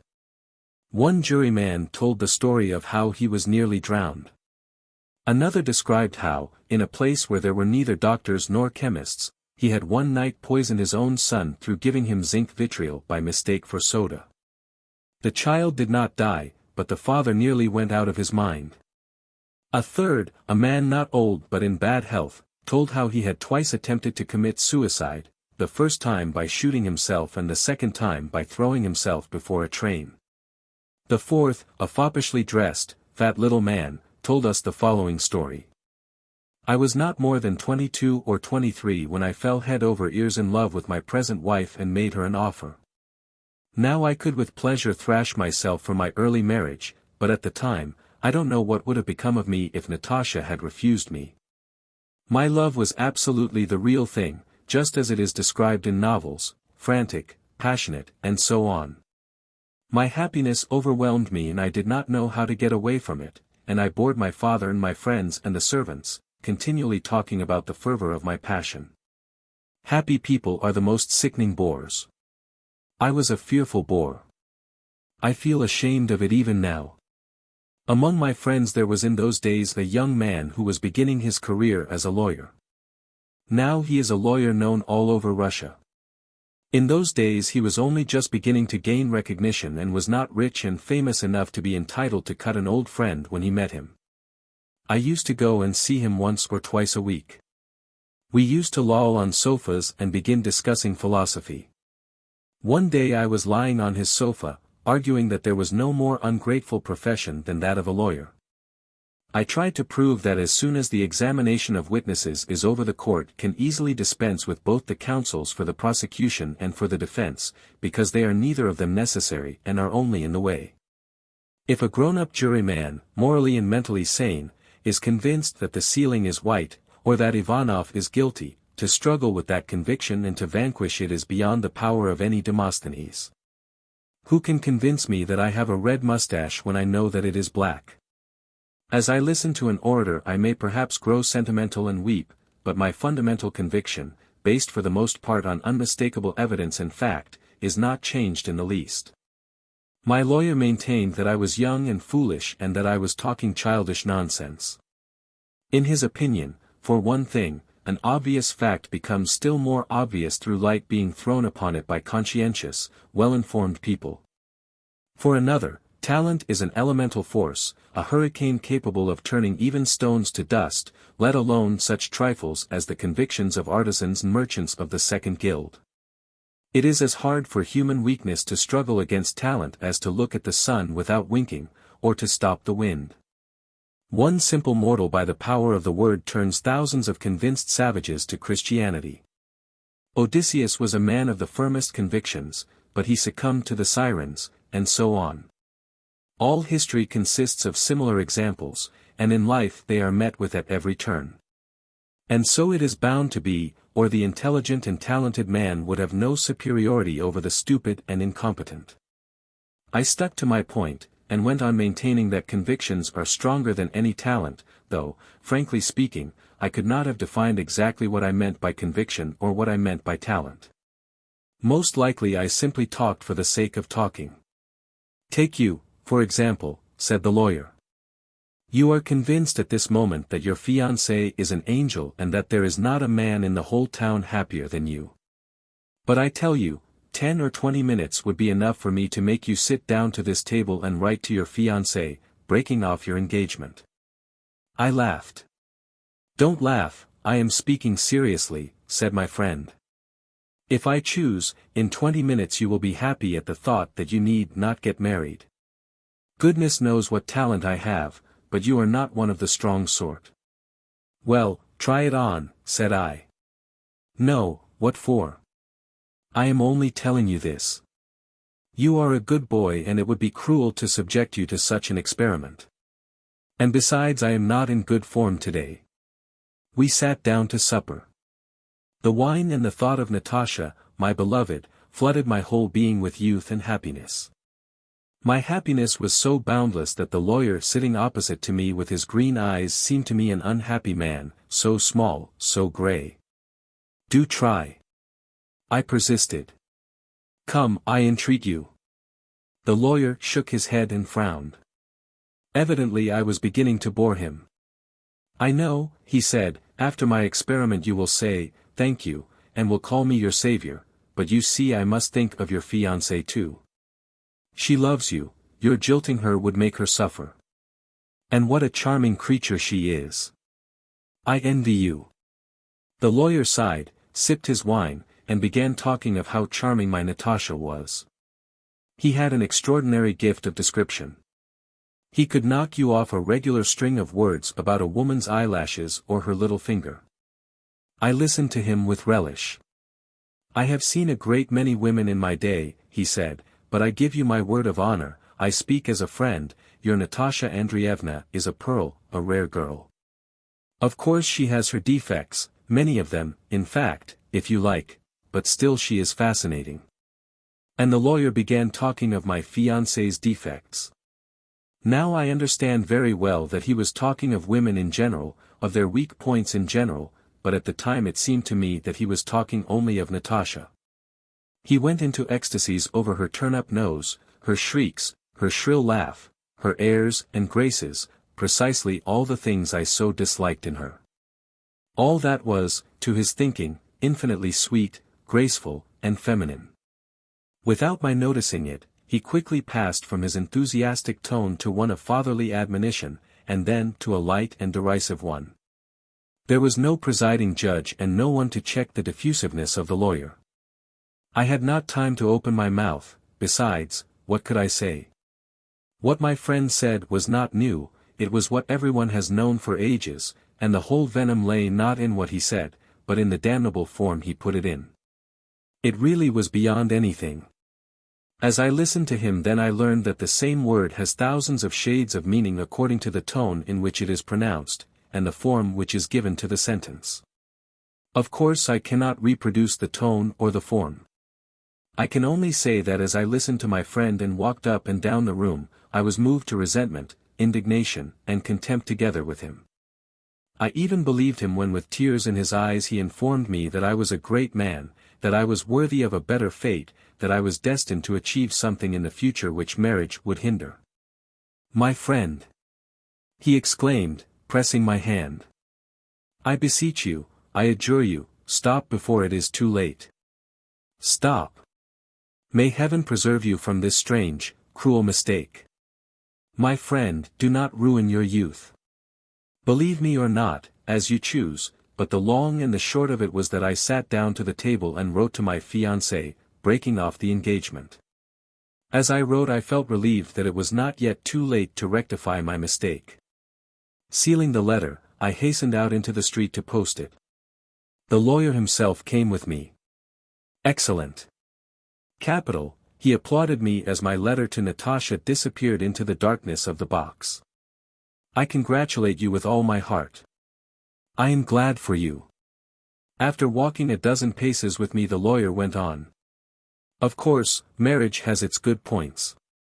I, for instance, belong to the class of people to whom marriage and home life is everything." And he proceeded to describe his life, and lay before me all the hideousness of a solitary bachelor existence. He spoke with enthusiasm of his future wife, of the sweets of ordinary family life, and was so eloquent, so sincere in his ecstasies that by the time we had reached his door, I was in despair. "What are you doing to me, you horrible man?" I said, gasping. "You have ruined me. Why did you make me write that cursed letter? I love her, I love her." And I protested my love. I was horrified at my conduct which now seemed to me wild and senseless. It is impossible, gentlemen, to imagine a more violent emotion than I experienced at that moment. Oh, what I went through, what I suffered. If some kind person had thrust a revolver into my hand at that moment, I should have put a bullet through my brains with pleasure. "Come, come," said the lawyer, slapping me on the shoulder, and he laughed. "Give over crying. The letter won't reach your fiancé. It was not you who wrote the address but I, and I muddled it so they won't be able to make it out at the post office. It will be a lesson to you not to argue about what you don't understand. Now, gentlemen, I leave it to the next to speak." The fifth juryman settled himself more comfortably, and had just opened his mouth to begin his story when we heard the clock strike on Spa's sky tower. 12, one of the jurymen counted. "And into which class, gentlemen, would you put the emotions that are being experienced now by the man we are trying? He, that murderer, is spending the night in a convict cell here in the court, sitting or lying down and of course not sleeping, and throughout the whole sleepless night listening to that chime. What is he thinking of? What visions are haunting him?" And the jurymen all suddenly forgot about strong impressions. What their companion who had once written a letter to his Natasha had suffered seemed unimportant, even not amusing, and no one said anything more. They began quietly and in silence lying down to sleep. Drunk. A manufacturer called Frolov, a handsome dark man with a round beard, and a soft, velvety expression in his eyes, and Almer, his lawyer, an elderly man with a big rough head, were drinking in one of the public rooms of a restaurant on the outskirts of the town. They had both come to the restaurant straight from a ball and so were wearing dress coats and white ties. Except them and the waiters at the door there was not a soul in the room. By Frolov's orders no one else was admitted. They began by drinking a big wineglass of vodka and eating oysters. "Good," said Almer. "It was I brought oysters into fashion for the first course, my boy. The vodka burns and stings your throat and you have a voluptuous sensation in your throat when you swallow an oyster. Don't you?" A dignified waiter with a shaven upper lip and grey whiskers put a sauce boat on the table. "What's that you are serving?" asked Frolov. "Sauce Provençale for the herring, sir." "What? Is that the way to serve it?" shouted Frolov, not looking into the sauce boat. Do you call that sauce? You don't know how to wait, you blockhead. Frolov's velvety eyes flashed. He twisted a corner of the tablecloth round his finger, made a slight movement, and the dishes, the candlesticks, and the bottles, all jingling and clattering, fell with a crash on the floor. The waiters, long accustomed to pothouse catastrophes, ran up to the table and began picking up the fragments with grave and unconcerned faces, like surgeons at an operation. How well you know how to manage them, said Almer, and he laughed. But, move a little away from the table or you will step in the caviar. Call the engineer here, cried Frolov. This was the name given to a decrepit, doleful old man who really had once been an engineer and very well off.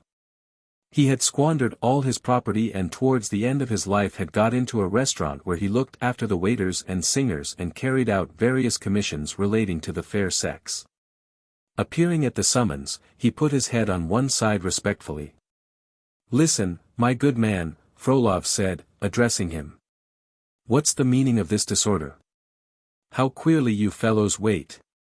Don't you know that I don't like it? Devil take you, I shall give up coming to you. I beg you graciously to excuse it, Alexei Semyonitch, said the engineer, laying his hand on his heart. I will take steps immediately, and your slightest wishes shall be carried out in the best and speediest way. Well, that'll do, you can go. The engineer bowed, staggered back, still doubled up, and disappeared through the doorway with a final flash of the false diamonds on his shirt front and fingers. The table was laid again. Almer drank red wine and ate with relish some sort of bird served with truffles, and ordered a matelote of eelpouts and a sterlet with its tail in its mouth. Frolov only drank vodka and ate nothing but bread. He rubbed his face with his open hands, scowled, and was evidently out of humor. Both were silent. There was a stillness. 2 electric lights in opaque shades flickered and hissed as though they were angry. The gypsy girls passed the door, softly humming. One drinks and is none the merrier, said Frolov. The more I pour into myself, the more sober I become. Other people grow festive with vodka, but I suffer from anger, disgusting thoughts, sleeplessness. Why is it, old man, that people don't invent some other pleasure besides drunkenness and debauchery? It's really horrible. You had better send for the gypsy girls. Confound them. The head of an old gypsy woman appeared in the door from the passage. Alexei Semyonitch, the gypsies are asking for tea and brandy, said the old woman. May we order it? Yes, answered Frolov. You know they get a percentage from the restaurant keeper for asking the visitors to treat them. Nowadays you can't even believe a man when he asks for vodka. The people are all mean, vile, spoilt. Take these waiters, for instance. They have countenances like professors, and grey heads. They get 200 rubles a month, they live in houses of their own and send their girls to the high school, but you may swear at them and give yourself airs as much as you please. For a ruble the engineer will gulp down a whole pot of mustard and crow like a cock. On my honor, if one of them would take offense I would make him a present of 1,000 rubles. What's the matter with you? Said Almer, looking at him with surprise. Whence this melancholy? You are red in the face, you look like a wild animal. What's the matter with you? It's horrid. There's one thing I can't get out of my head. It seems as though it is nailed there and it won't come out. A round little old man, buried in fat and completely bald, wearing a short reefer jacket and lilac waistcoat and carrying a guitar, walked into the room. He made an idiotic face, drew himself up, and saluted like a soldier. Ah, the parasite, said Frolov, let me introduce him, he has made his fortune by grunting like a pig. Come here. He poured vodka, wine, and brandy into a glass, sprinkled pepper and salt into it, mixed it all up and gave it to the parasite. The latter tossed it off and smacked his lips with gusto. He's accustomed to drink a mess so that pure wine makes him sick, said Frolov. Come, parasite, sit down and sing. The old man sat down, touched the strings with his fat fingers, and began singing. Nitka, Nitka, Margaritka. After drinking champagne Frolov was drunk. He thumped with his fist on the table and said. Yes, there's something that sticks in my head. It won't give me a minute's peace. Why, what is it? I can't tell you. It's a secret. It's something so private that I could only speak of it in my prayers. But if you like, as a sign of friendship, between ourselves, only mind, to no one, no, no, no. I'll tell you, it will ease my heart, but for God's sake. Listen and forget it. Frolov bent down to Almer and for a minute breathed in his ear. I hate my wife, he brought out. The lawyer looked at him with surprise. Yes, yes, my wife, Maria Mihailovna, Frolov muttered, flushing red. I hate her and that's all about it. What for? I don't know myself. I've only been married 2 years. I married as you know for love, and now I hate her like a mortal enemy, like this parasite here, saving your presence. And there is no cause, no sort of cause. When she sits by me, eats, or says anything, my whole soul boils, I can scarcely restrain myself from being rude to her. It's something one can't describe. To leave her or tell her the truth is utterly impossible because it would be a scandal, and living with her is worse than hell for me. I can't stay at home. I spend my days at business and in the restaurants and spend my nights in dissipation. Come, how is one to explain this hatred? She is not an ordinary woman, but handsome, clever, quiet. The old man stamped his foot and began singing. I went a walk with a captain bold, and in his ear my secrets told. I must own I always thought that Maria Mihailovna was not at all the right person for you, said Almer after a brief silence, and he heaved a sigh. Do you mean she is too well educated?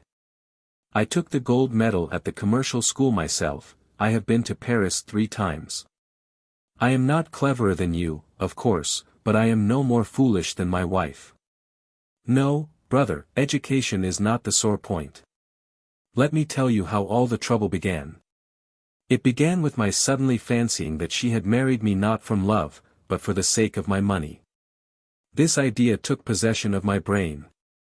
I have done all I could think of, but the cursed thing sticks. And to make it worse, my wife was overtaken with a passion for luxury. Getting into a sack of gold after poverty, she took to flinging it in all directions. She went quite off her head, and was so carried away that she used to get through 20,000 every month. And I am a distrustful man. I don't believe in anyone, I suspect everybody. And the more friendly you are to me the greater my torment. I keep fancying I am being flattered for my money. I trust no one. I am a difficult man, my boy, very difficult. Frolov emptied his glass at one gulp and went on. But that's all nonsense, he said. One never ought to speak of it.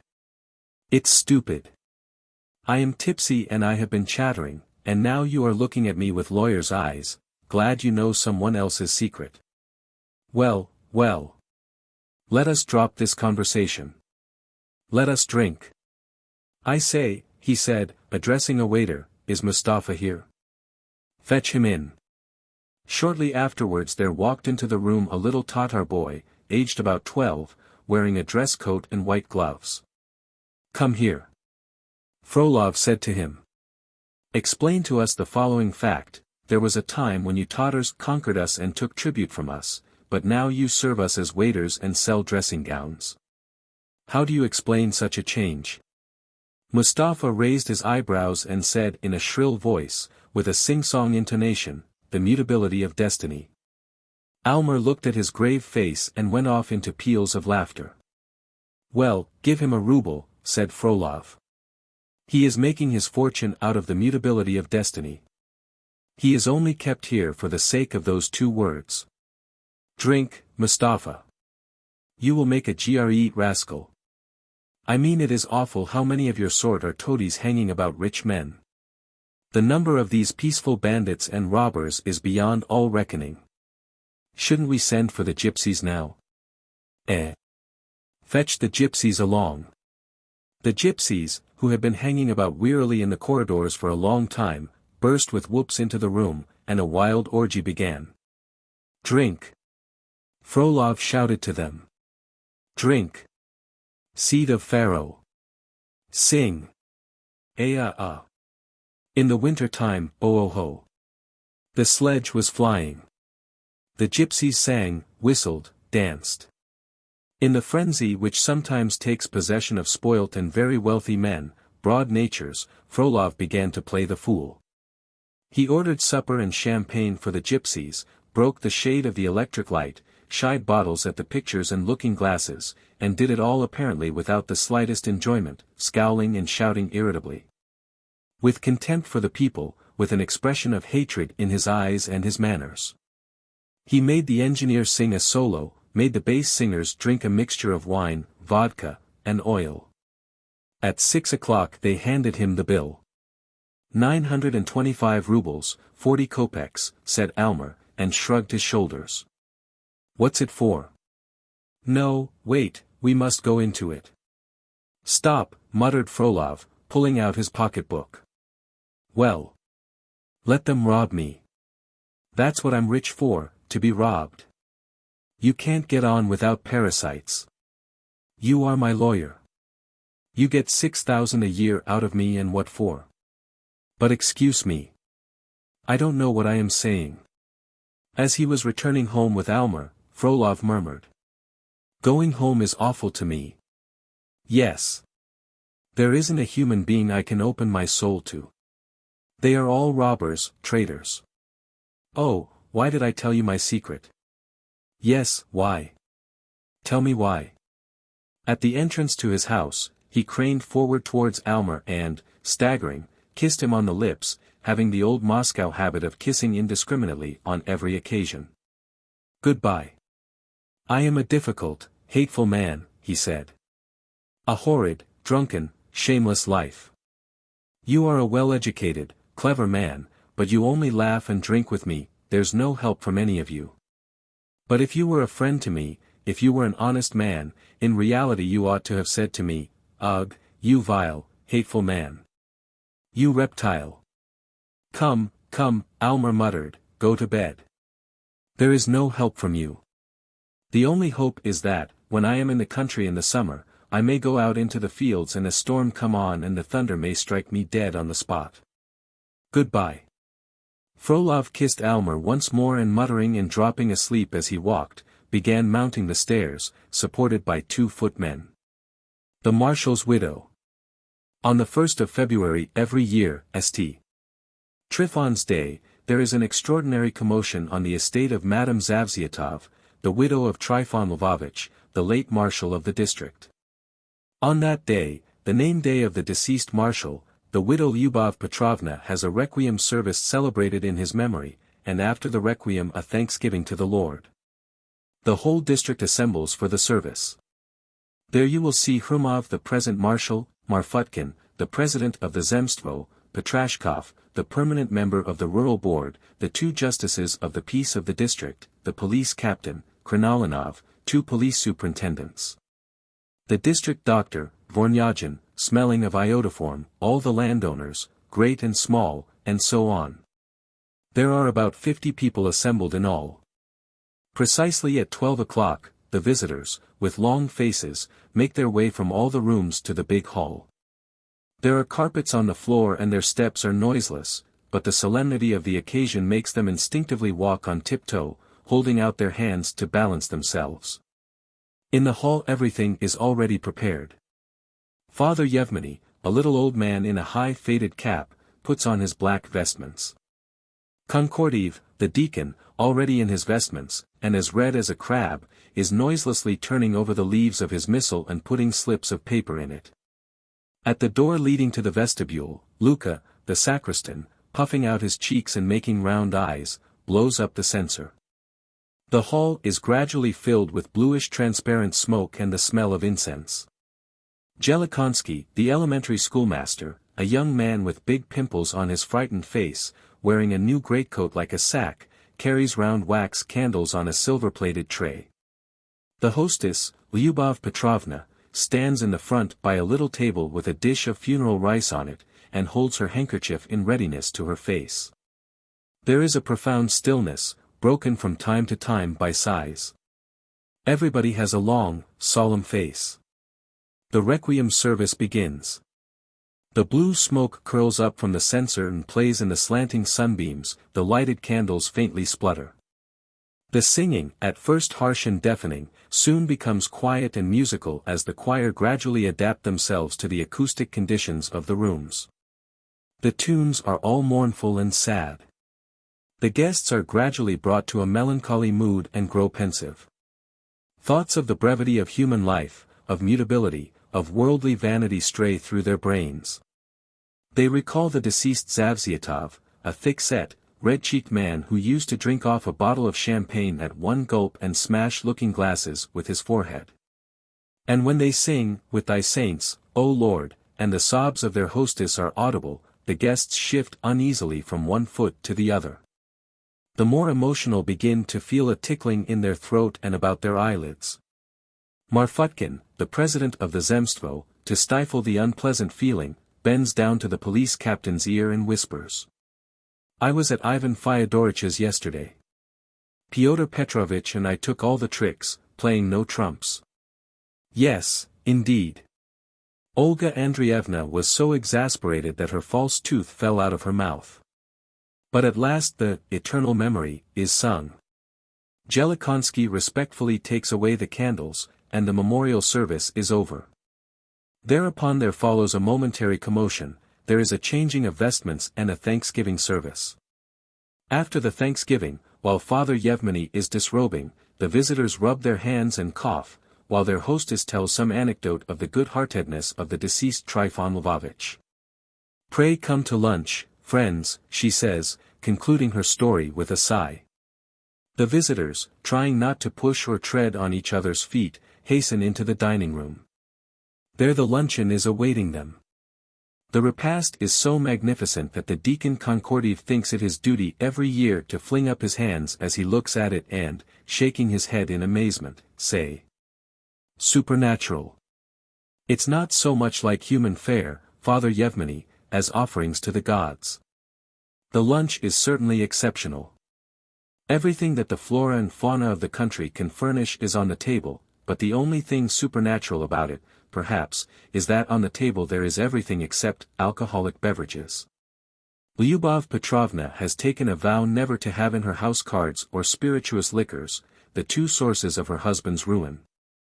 And the only bottles contain oil and vinegar, as though in mockery and chastisement of the guests who are to a man desperately fond of the bottle, and given to tippling. Please help yourselves, gentlemen, the marshal's widow presses them. Only you must excuse me, I have no vodka. I have none in the house." The guests approach the table and hesitatingly attack the pie. But the progress with eating is slow. In the plying of forks, in the cutting up and munching, there is a certain sloth and apathy. Evidently something is wanting. "I feel as though I had lost something," one of the justices of the peace whispers to the other. "I feel as I did when my wife ran away with the engineer. I can't eat." Marfutkin, before beginning to eat, fumbles for a long time in his pocket and looks for his handkerchief. "Oh, my handkerchief must be in my greatcoat," he recalls in a loud voice, "and here I am looking for it," and he goes into the vestibule where the fur coats are hanging up. He returns from the vestibule with glistening eyes, and at once attacks the pie with relish. "I say, it's horrid munching away with a dry mouth, isn't it?" he whispers to Father Yevmeny. "Go into the vestibule, Father. There's a bottle there in my fur coat. Only mind you are careful, don't make a clatter with the bottle." Father Yevmeny recollects that he has some direction to give to Luka, and trips off to the vestibule. "Father, a couple of words in confidence," says Dvornyagin, overtaking him. "You should see the fur coat I've bought myself, gentlemen," Kromov boasts. "It's worth 1,000, and I gave, you won't believe it, 250. Not a farthing more." At any other time the guests would have greeted this information with indifference, but now they display surprise and incredulity. In the end they all troop out into the vestibule to look at the fur coat, and go on looking at it till the doctor's man Mikeshka carries 5 empty bottles out on the sly. When the steamed sturgeon is served, Marfutkin remembers that he has left his cigar case in his sledge and goes to the stable. That he may not be lonely on this expedition, he takes with him the deacon, who appropriately feels it necessary to have a look at his horse. On the evening of the same day, Lyubov Petrovna is sitting in her study, writing a letter to an old friend in Petersburg. Today, as in past years, she writes among other things, I had a memorial service for my dear husband. All my neighbors came to the service. They are a simple, rough set, but what hearts. I gave them a splendid lunch, but of course, as in previous years, without a drop of alcoholic liquor. Ever since he died from excessive drinking I have vowed to establish temperance in this district and thereby to expiate his sins. I have begun the campaign for temperance at my own house. Father Yevmeny is delighted with my efforts, and helps me both in word and deed. Oh, ma chère, if you knew how fond my bears are of me. The president of the Zemstvo, Marfutkin, kissed my hand after lunch, held it a long while to his lips, and, wagging his head in an absurd way, burst into tears, so much feeling but no words. Father Yevmeny, that delightful little old man, sat down by me, and looking tearfully at me kept babbling something like a child. I did not understand what he said, but I know how to understand true feeling. The police captain, the handsome man of whom I wrote to you, went down on his knees to me, tried to read me some verses of his own composition. He is a poet, but his feelings were too much for him, he lurched and fell over. That huge giant went into hysterics, you can imagine my delight. The day did not pass without a hitch, however. Poor Alalikin, the president of the Judges' Assembly, a stout and apoplectic man, was overcome by illness and lay on the sofa in a state of unconsciousness for 2 hours.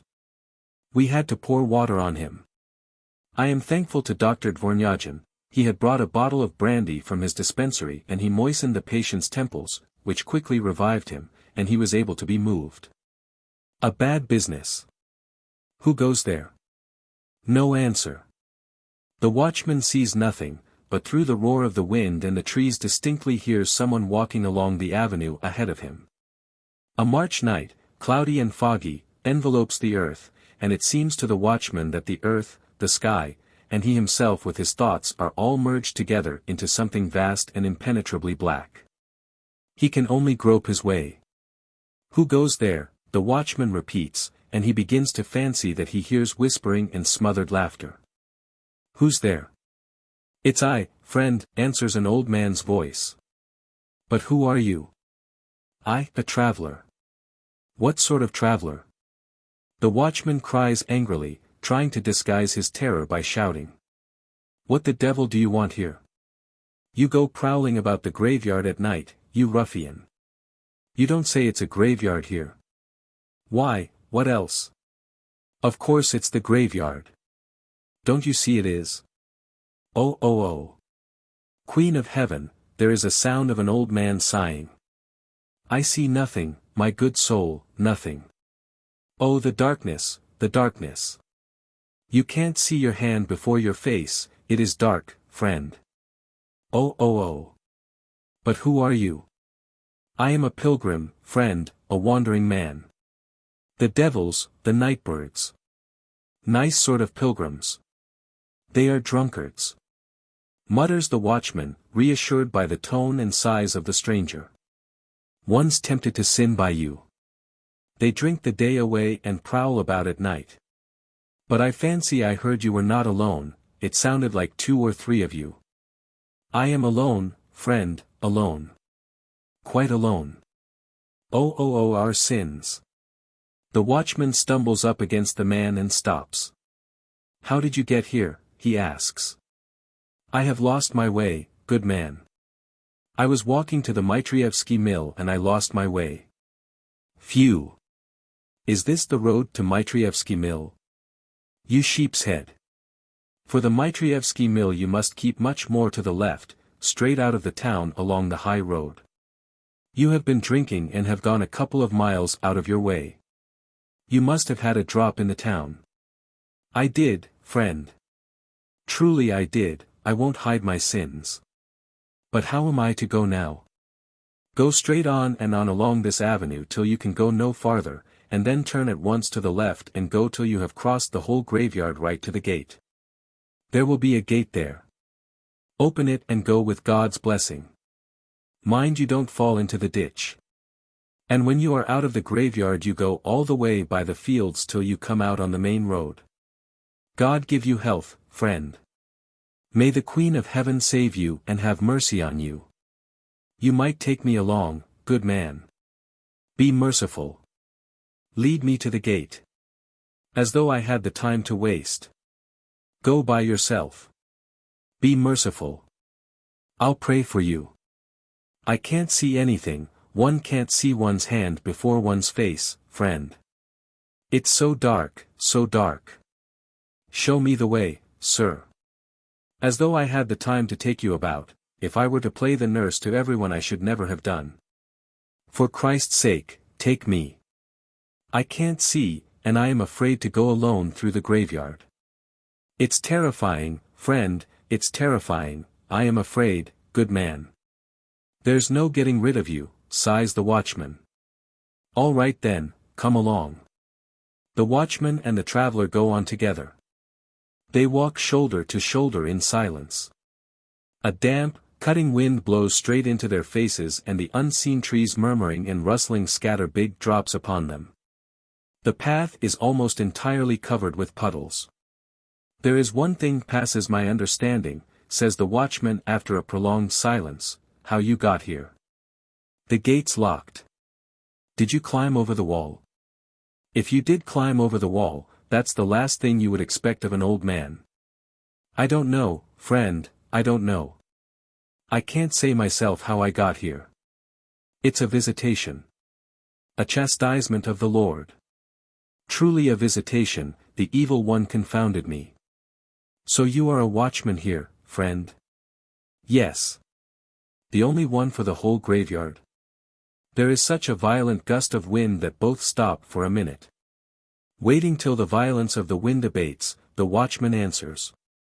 There are 3 of us, but one is lying ill in a fever and the others asleep. He and I take turns about.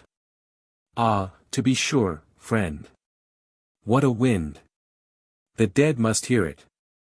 It howls like a wild beast. Oh oh oh. And where do you come from? From a distance, friend. I am from Vologda, a long way off. I go from one holy place to another and pray for people. Save me and have mercy upon me, O Lord. The watchman stops for a minute to light his pipe. He stoops down behind the traveler's back and lights several matches. The gleam of the first match lights up for one instant a bit of the avenue on the right, a white tombstone with an angel, and a dark cross. The light of the second match, flaring up brightly and extinguished by the wind, flashes like lightning on the left side, and from the darkness nothing stands out but the angle of some sort of trellis. The third match throws light to right and to left, revealing the white tombstone, the dark cross, and the trellis round a child's grave. The departed sleep, the dear ones sleep, the stranger mutters, sighing loudly. They all sleep alike, rich and poor, wise and foolish, good and wicked. They are of the same value now. And they will sleep till the last trump. The kingdom of heaven and peace eternal be theirs. Here we are walking along now, but the time will come when we shall be lying here ourselves, says the watchman. To be sure, we shall all. There is no man who will not die. Oh oh oh. Our doings are wicked, our thoughts are deceitful. Sins, sins. My soul accursed, ever covetous, my belly greedy and lustful. I have angered the Lord and there is no salvation for me in this world and the next. I am deep in sins like a worm in the earth. Yes, and you have to die. You are right there. Death is easier for a pilgrim than for fellows like us, says the watchman. There are pilgrims of different sorts.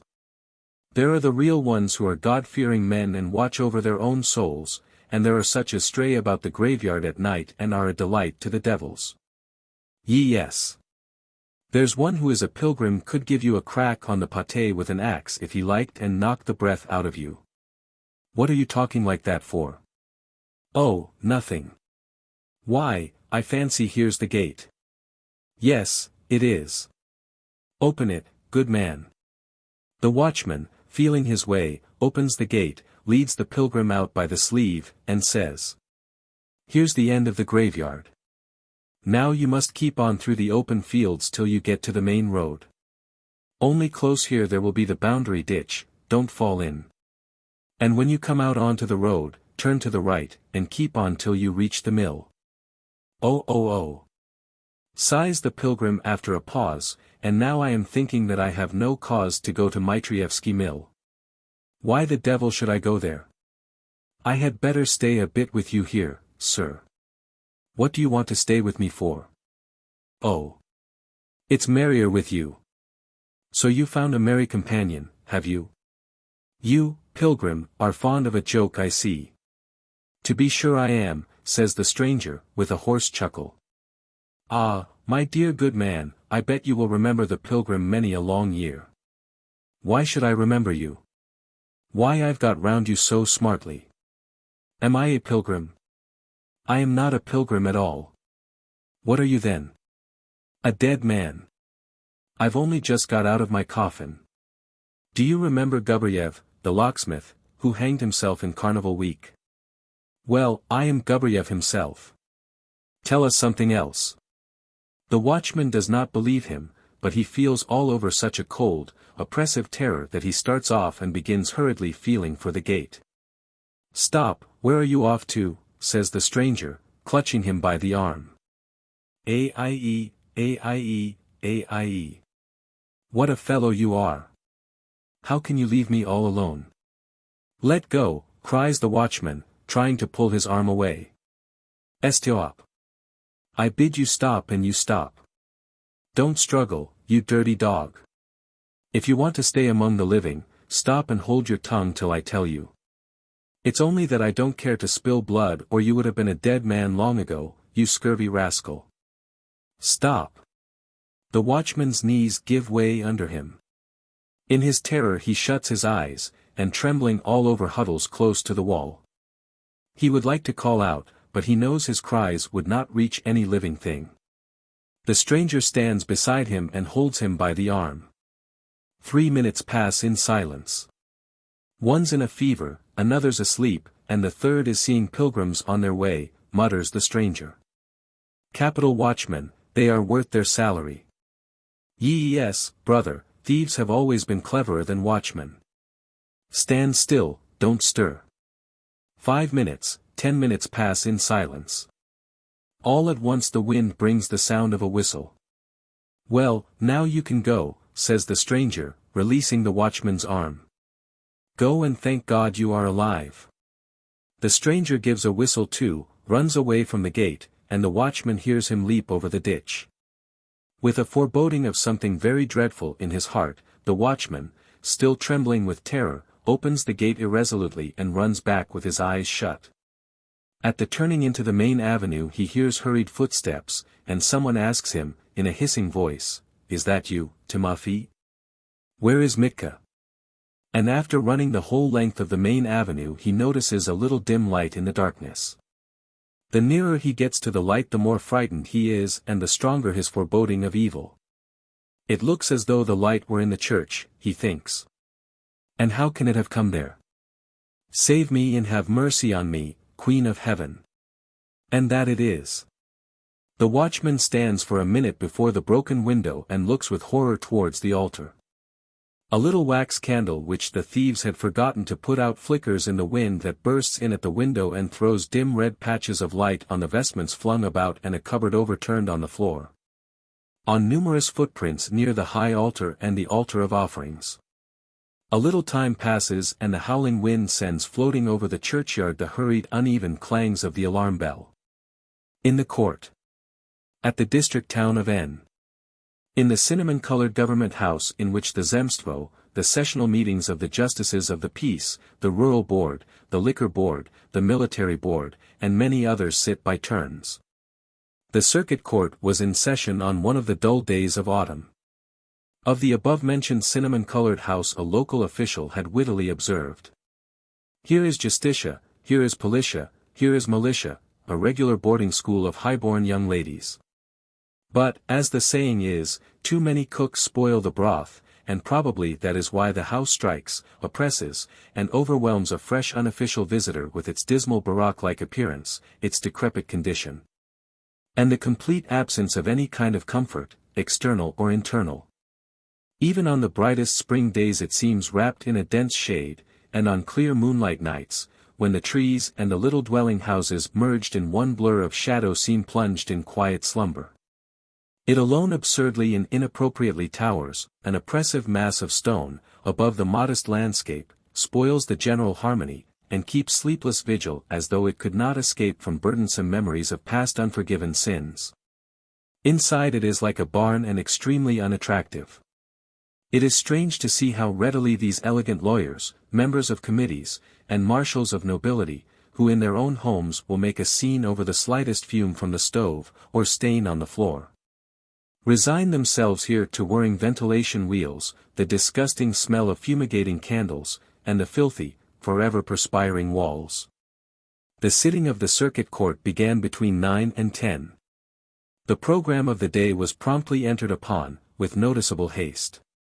The cases came on one after another and ended quickly, like a church service without a choir, so that no mind could form a complete picture of all this party-colored mass of faces, movements, words, misfortunes, true sayings and lies, all racing by like a river in flood.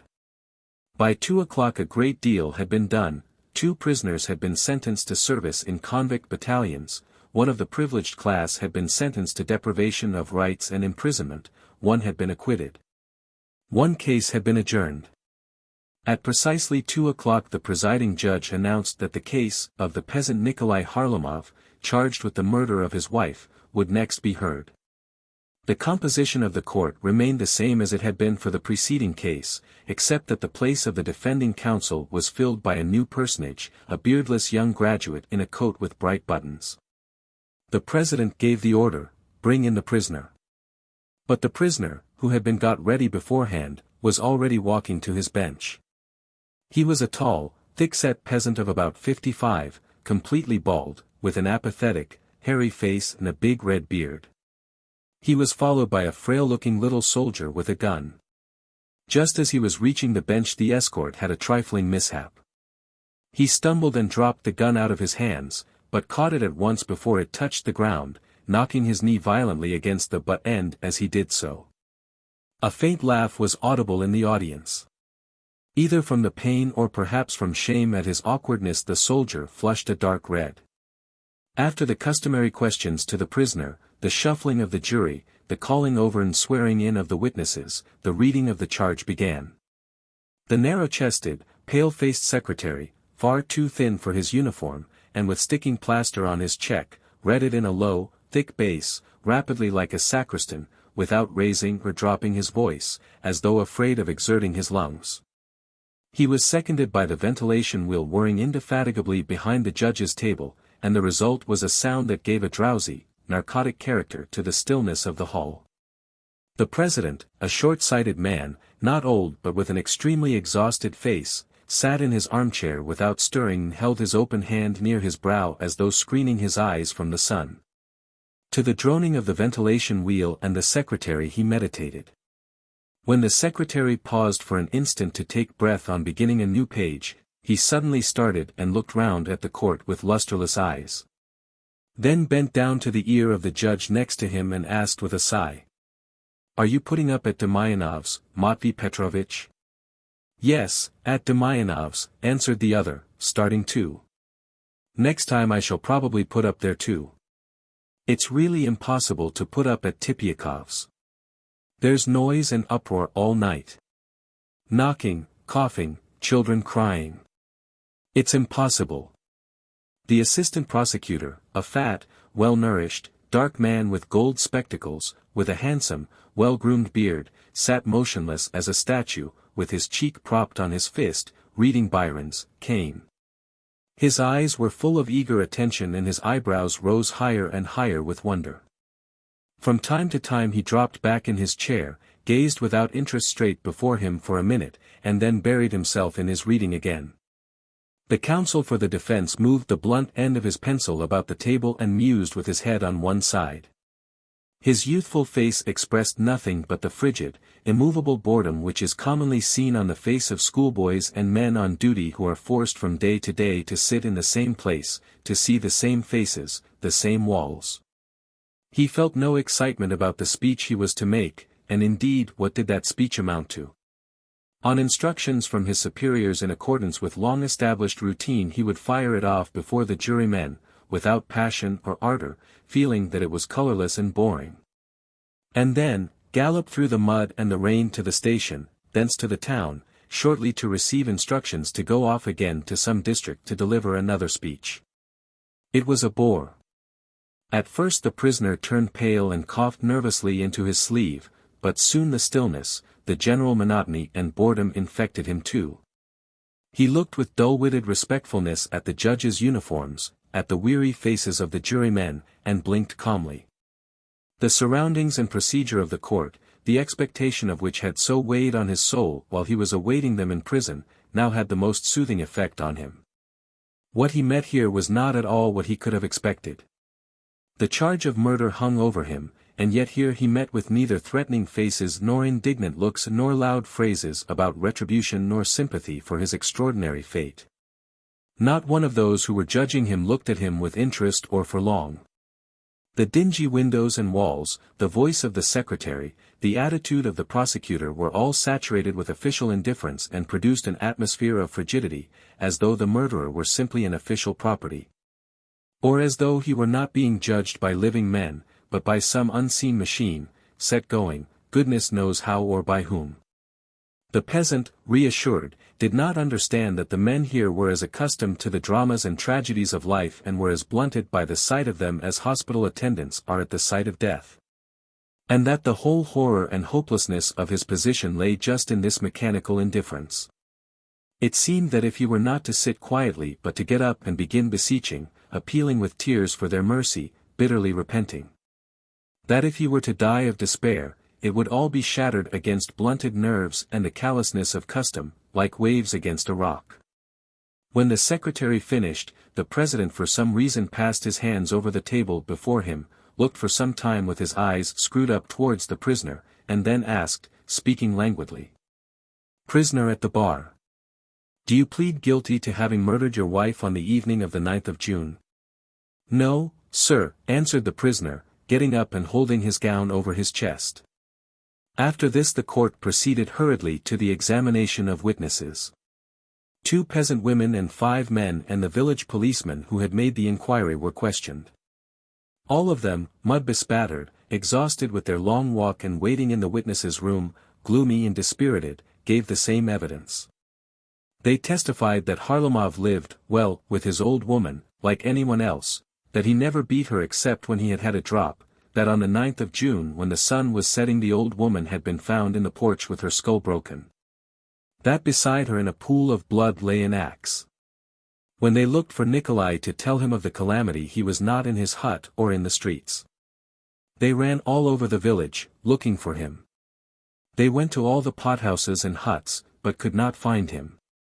He had disappeared, and 2 days later came of his own accord to the police office, pale, with his clothes torn, trembling all over. He was bound and put in the lockup. "Prisoner," said the president, addressing Harlamov, "cannot you explain to the court where you were during the 3 days following the murder?" "I was wandering about the fields. Neither eating nor drinking." "Why did you hide yourself, if it was not you that committed the murder?" "I was frightened. I was afraid I might be judged guilty." "Aha! Good, sit down." The last to be examined was the district doctor who had made a post-mortem on the old woman. He told the court all that he remembered of his report at the post-mortem and all that he had succeeded in thinking of on his way to the court that morning. The president screwed up his eyes at his new glossy black suit, at his foppish cravat, at his moving lips. He listened and in his mind the languid thought seemed to spring up of itself. Everyone wears a short jacket nowadays, why has he had his made long? Why long and not short? The circumspect creak of boots was audible behind the president's back. It was the assistant prosecutor going up to the table to take some papers. Mikhail Vladimirovich, said the assistant prosecutor, bending down to the president's ear, amazingly slovenly the way that Koraisky conducted the investigation. The prisoner's brother was not examined, the village elder was not examined, there's no making anything out of his description of the hut. It can't be helped, said the president, sinking back in his chair. He's a wreck dropping to bits. By the way, whispered the assistant prosecutor, look at the audience, in the front row, the third from the right, a face like an actor's, that's the local Croesus. He has a fortune of something like 50,000. Really? You wouldn't guess it from his appearance. Well, dear boy, shouldn't we have a break? We will finish the case for the prosecution, and then. As you think best. Well. The president raised his eyes to the doctor. So you consider that death was instantaneous? Yes, in consequence of the extent of the injury to the brain substance. When the doctor had finished, the president gazed into the space between the prosecutor and the counsel for the defense and suggested. Have you any questions to ask? The assistant prosecutor shook his head negatively, without lifting his eyes from Cain. The counsel for the defense unexpectedly stirred and, clearing his throat, asked. Tell me, doctor, can you from the dimensions of the wound form any theory as to the mental condition of the criminal? That is, I mean, does the extent of the injury justify the supposition that the accused was suffering from temporary aberration? The president raised his drowsy indifferent eyes to the counsel for the defense. The assistant prosecutor tore himself from Cain, and looked at the president. They merely looked, but there was no smile, no surprise, no perplexity, their faces expressed nothing. Perhaps, the doctor hesitated, if one considers the force with which, the criminal strikes the blow. However, excuse me, I don't quite understand your question. The counsel for the defense did not get an answer to his question, and indeed he did not feel the necessity of one. It was clear even to himself that question had strayed into his mind and found utterance simply through the effect of the stillness, the boredom, the whirring ventilator wheels. When they had got rid of the doctor, the court rose to examine the material evidences. The first thing examined was the full-skirted coat, upon the sleeve of which there was a dark brownish stain of blood. Harlamov, on being questioned as to the origin of the stain, stated. 3 days before my old woman's death Penkov bled his horse. I was there, I was helping to be sure, and got smeared with it. But Penkov has just given evidence that he does not remember that you were present at the bleeding. I can't tell about that. Sit down. They proceeded to examine the axe with which the old woman had been murdered. That's not my axe, the prisoner declared. Whose is it, then? I can't tell. I hadn't an axe. A peasant can't get on for a day without an axe. And your neighbor Ivan Timofeyich, with whom you mended a sledge, has given evidence that it is your axe. I can't say about that, but I swear before God, Harlamov held out his hand before him and spread out the fingers, before the living God. And I don't remember how long it is since I did have an axe of my own.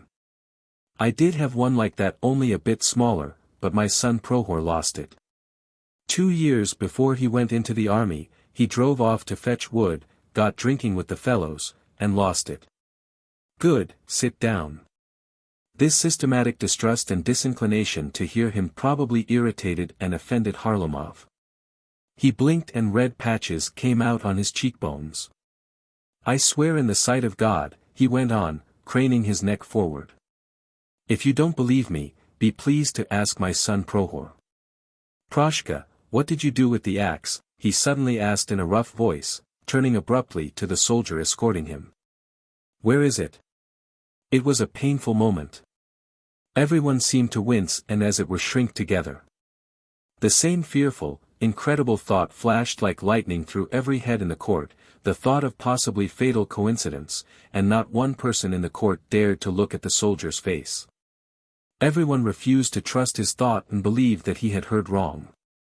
Prisoner, conversation with the guards is forbidden, the president made haste to say. No one saw the escort's face, and horror passed over the hall unseen as in a mask. The usher of the court got up quietly from his place and tiptoeing with his hand held out to balance himself went out of the court. Half a minute later there came the muffled sounds and footsteps that accompany the change of guard. All raised their heads and, trying to look as though nothing had happened, went on with their work. Boots. A piano tuner called Merkin, a close-shaven man with a yellow face, with a nose stained with snuff, and cotton wool in his ears, came out of his hotel room into the passage, and in a cracked voice cried, "Semyon! Waiter!" And looking at his frightened face one might have supposed that the ceiling had fallen in on him or that he had just seen a ghost in his room. "Upon my word, Semyon," he cried, seeing the attendant running towards him. "What is the meaning of it? I am a rheumatic, delicate man and you make me go barefoot. Why is it you don't give me my boots all this time? Where are they?" Semyon went into Merkin's room, looked at the place where he was in the habit of putting the boots he had cleaned, and scratched his head. The boots were not there. "Where can they be, the damned things?" Semyon brought out. "I fancy I cleaned them in the evening and put them here." "Yesterday, I must own, I had a drop. I must have put them in another room, I suppose." "That must be it, a fantasy Yegerich, they are in another room. There are lots of boots, and how the devil is one to know them apart when one is drunk and does not know what one is doing. I must have taken them into the lady that's next door, the actress. And now, if you please, I am to go into a lady and disturb her all through you. Here, if you please, through this foolishness I am to wake up a respectable woman." Sighing and coughing, Merkin went to the door of the next room and cautiously tapped. "Who's there?" he heard a woman's voice a minute later. "It's I." Merkin began in a plaintive voice, standing in the attitude of a cavalier addressing a lady of the highest society. "Pardon my disturbing you, madam, but I am a man in delicate health, rheumatic. The doctors, madam, have ordered me to keep my feet warm, especially as I have to go at once to tune the piano at Madame la Générale Chevelitsin's. I can't go to her barefoot." "But what do you want?" "What piano?" "Not a piano, madam. It is in reference to boots. Semyon, stupid fellow, cleaned my boots and put them by mistake in your room. Be so extremely kind, madam, as to give me my boots." There was a sound of rustling, of jumping off the bed and the flapping of slippers, after which the door opened slightly and a plump feminine hand flung at Merkin's feet a pair of boots. The piano tuner thanked her and went into his own room. "Odd," he muttered, putting on the boots, "it seems as though this is not the right boot. Why, here are two left boots. Both are for the left foot. I say, Semyon, these are not my boots. My boots have red tags and no patches on them, and these are in holes and have no tags." Semyon picked up the boots, turned them over several times before his eyes, and frowned. "Those are Pavel Alexandrich's boots," he grumbled, squinting at them. He squinted with the left eye. "What Pavel Alexandrich?" "The actor, he comes here every Tuesday. He must have put on yours instead of his own. So I must have put both pairs in her room, his and yours. Here's a go." "Then go and change them." "That's all right," sniggered Semyon, "go and change them. Where am I to find him now?" "He went off an hour ago." "Go and look for the wind in the fields." "Where does he live then?" "Who can tell? He comes here every Tuesday, and where he lives I don't know. He comes and stays the night, and then you may wait till next Tuesday. There, do you see, you brute, what you have done? Why, what am I to do now? It is time I was at Madame la Générale Chevelitsin's, you anathema. My feet are frozen. You can change the boots before long. Put on these boots, go about in them till the evening, and in the evening go to the theatre. Ask there for Blistinov, the actor. If you don't care to go to the theater, you will have to wait till next Tuesday, he only comes here on Tuesdays. But why are there 2 boots for the left foot? Asked the piano tuner, picking up the boots with an air of disgust. What God has sent him, that he wears. Through poverty, where is an actor to get boots? I said to him, what boots, Pavel Alexandrich? They are a positive disgrace. And he said, hold your peace, says he, and turn pale. In those very boots, says he, I have played counts and princes. A queer lot. Artists, that's the only word for them. If I were the governor or anyone in command, I would get all these actors together and clap them all in prison. Continually sighing and groaning and knitting his brows, Merkin drew the 2 left boots onto his feet, and set off, limping, to Madame la Générale Chevelitzin's. He went about the town all day long tuning pianos, and all day long it seemed to him that everyone was looking at his feet and seeing his patched boots with heels worn down at the sides. Apart from his moral agonies he had to suffer physically also. The boots gave him a corn. In the evening he was at the theater. There was a performance of Bluebeard.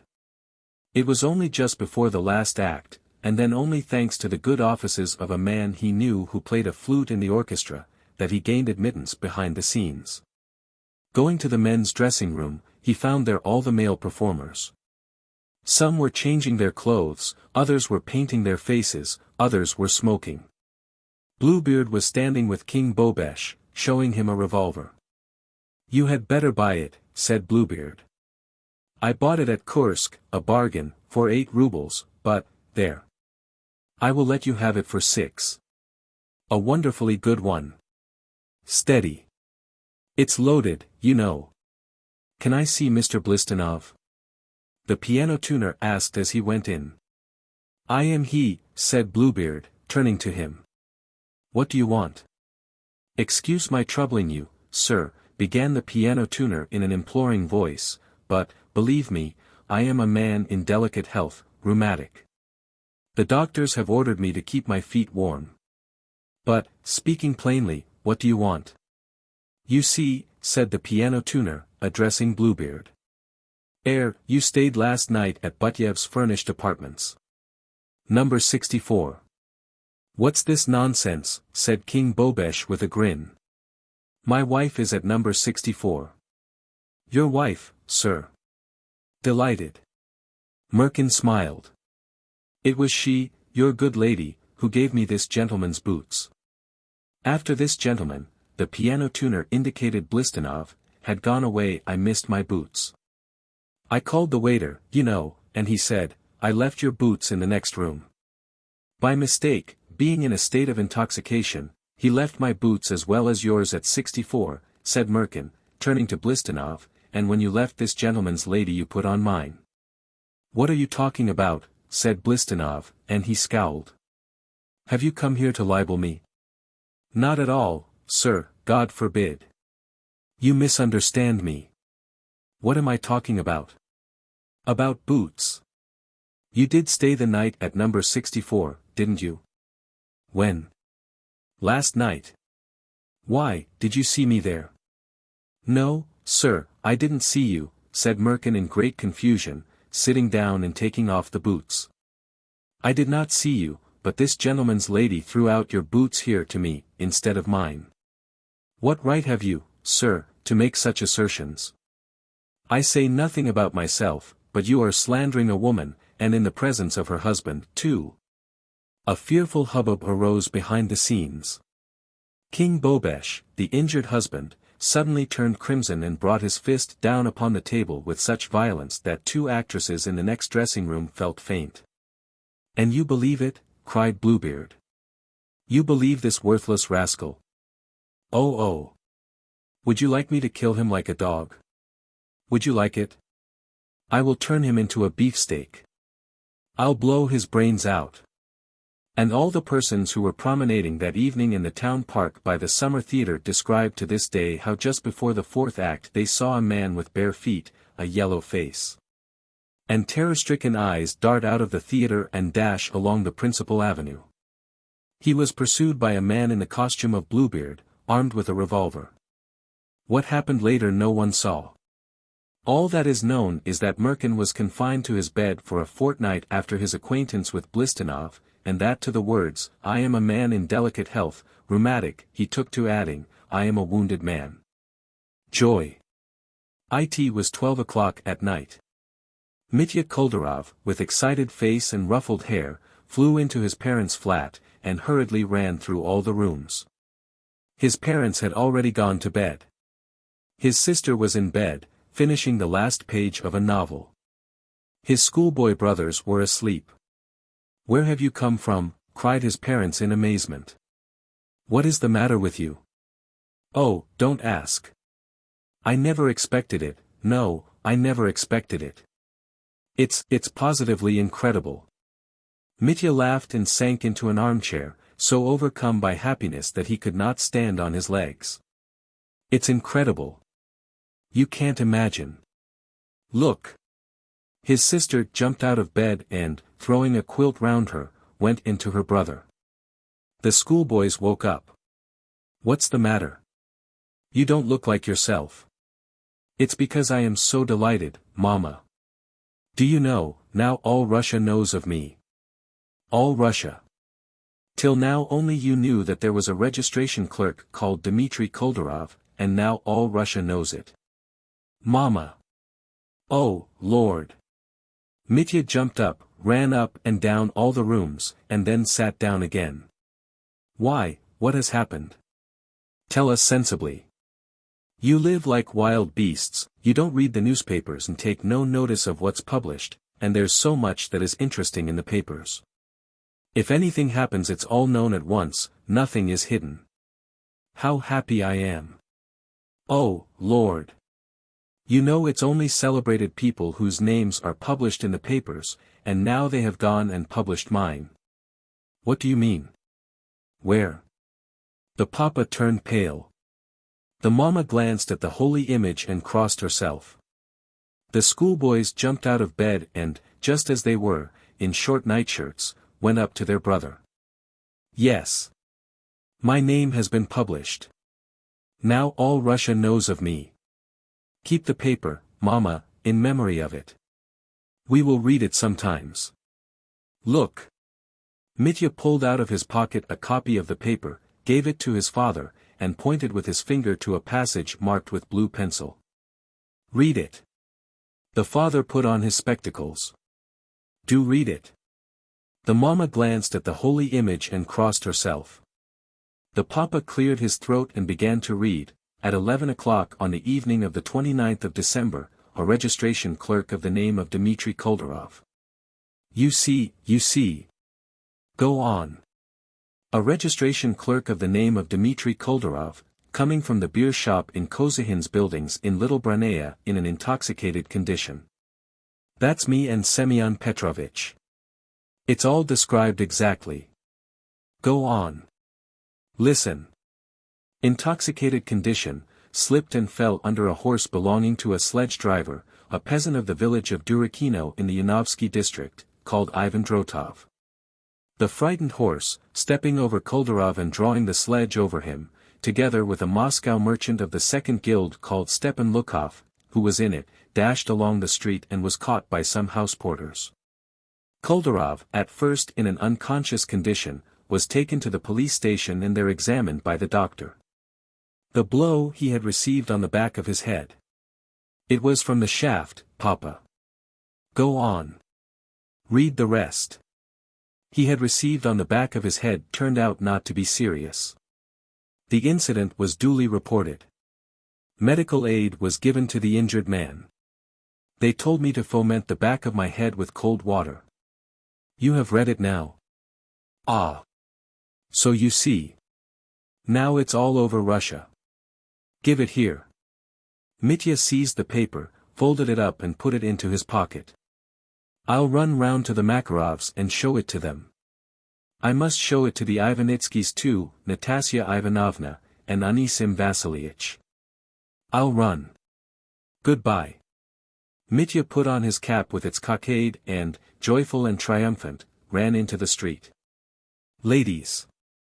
Fyodor Petrovich, the director of elementary schools in the N. district, who considered himself a just and generous man, was one day interviewing in his office a schoolmaster called Vermensky. "No, Mr. Vermensky," he was saying, "your retirement is inevitable. You cannot continue your work as a schoolmaster with a voice like that. How did you come to lose it?" "I drank cold beer when I was in a perspiration," hissed the schoolmaster. "What a pity. After a man has served 14 years, such a calamity all at once. The idea of a career being ruined by such a trivial thing. What are you intending to do now?" The schoolmaster made no answer. "Are you a family man?" asked the director. "A wife and 2 children, Your Excellency," hissed the schoolmaster. A silence followed. The director got up from the table and walked to and fro in perturbation. "I cannot think what I am going to do with you," he said. "A teacher you cannot be, and you are not yet entitled to a pension. To abandon you to your fate, and leave you to do the best you can, is rather awkward.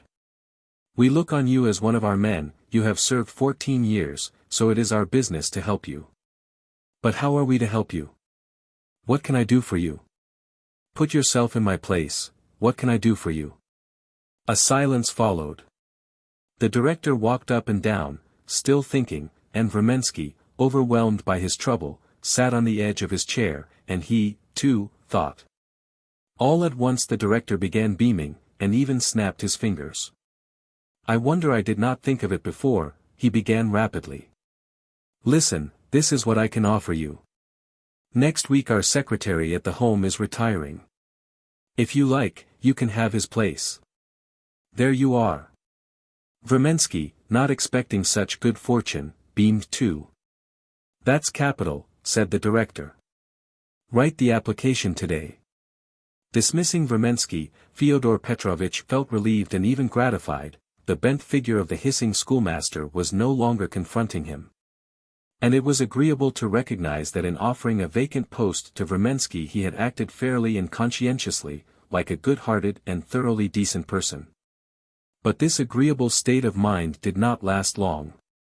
When he went home and sat down to dinner his wife, Nastasia Ivanovna, said suddenly, "Oh yes, I was almost forgetting. Nina Sergeyevna came to see me yesterday and begged for your interest on behalf of a young man. I am told there is a vacancy in our home." "Yes, but the post has already been promised to someone else," said the director, and he frowned. "And you know my rule, I never give posts through patronage." "I know, but for Nina Sergeyevna, I imagine, you might make an exception. She loves us as though we were relations, and we have never done anything for her. And don't think of refusing, Fedya. You will wound both her and me with your whims. Who is it that she is recommending?" "Polzuhin." "What Polzuhin? Is it that fellow who played Chatsky at the party on New Year's Day? Is it that gentleman?" "Not on any account." The director left off eating. "Not on any account," he repeated. "Heaven preserve us. But why not? Understand, my dear, that if a young man does not set to work directly, but through women, he must be good for nothing. Why doesn't he come to me himself?" After dinner the director lay on the sofa in his study and began reading the letters and newspapers he had received. "Dear Fyodor Petrovich," wrote the wife of the mayor of the town. "You once said that I knew the human heart and understood people. Now you have an opportunity of verifying this in practice. K.N. Polzuhin, whom I know to be an excellent young man, will call upon you in a day or two to ask you for the post of secretary at our home. He is a very nice youth. If you take an interest in him you will be convinced of it." And so on. "On no account," was the director's comment. "Heaven preserve me." After that, not a day passed without the director's receiving letters recommending Polzuhin. One fine morning Polzuhin himself, a stout young man with a close-shaven face like a jockey's, in a new black suit, made his appearance. "I see people on business not here but at the office," said the director drily, on hearing his request. "Forgive me, Your Excellency, but our common acquaintances advised me to come here." Growled the director, looking with hatred at the pointed toes of the young man's shoes. "To the best of my belief your father is a man of property and you are not in want," he said. "What induces you to ask for this post? The salary is very trifling." "It's not for the sake of the salary. It's a government post, anyway." "It strikes me that within a month you will be sick of the job and you will give it up, and meanwhile there are candidates for whom it would be a career for life." "There are poor men for whom—" "I shan't get sick of it, Your Excellency," Polzuhin interposed. "Honor bright, I will do my best." It was too much for the director. "Tell me," he said, smiling contemptuously, "why was it you didn't apply to me direct but thought fitting instead to trouble ladies as a preliminary?" "I didn't know that it would be disagreeable to you," Polzuhin answered, and he was embarrassed. "But, Your Excellency, if you attach no significance to letters of recommendation, I can give you a testimonial." He drew from his pocket a letter and handed it to the director. At the bottom of the testimonial, which was written in official language in handwriting, stood the signature of the governor.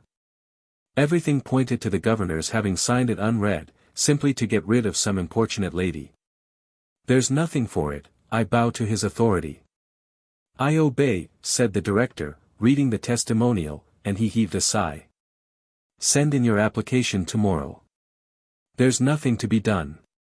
And when Polzuhin had gone out, the director abandoned himself to a feeling of repulsion. "Sneak," he hissed, pacing from one corner to the other. "He has got what he wanted, one way or the other, the good-for-nothing toady. Making up to the ladies.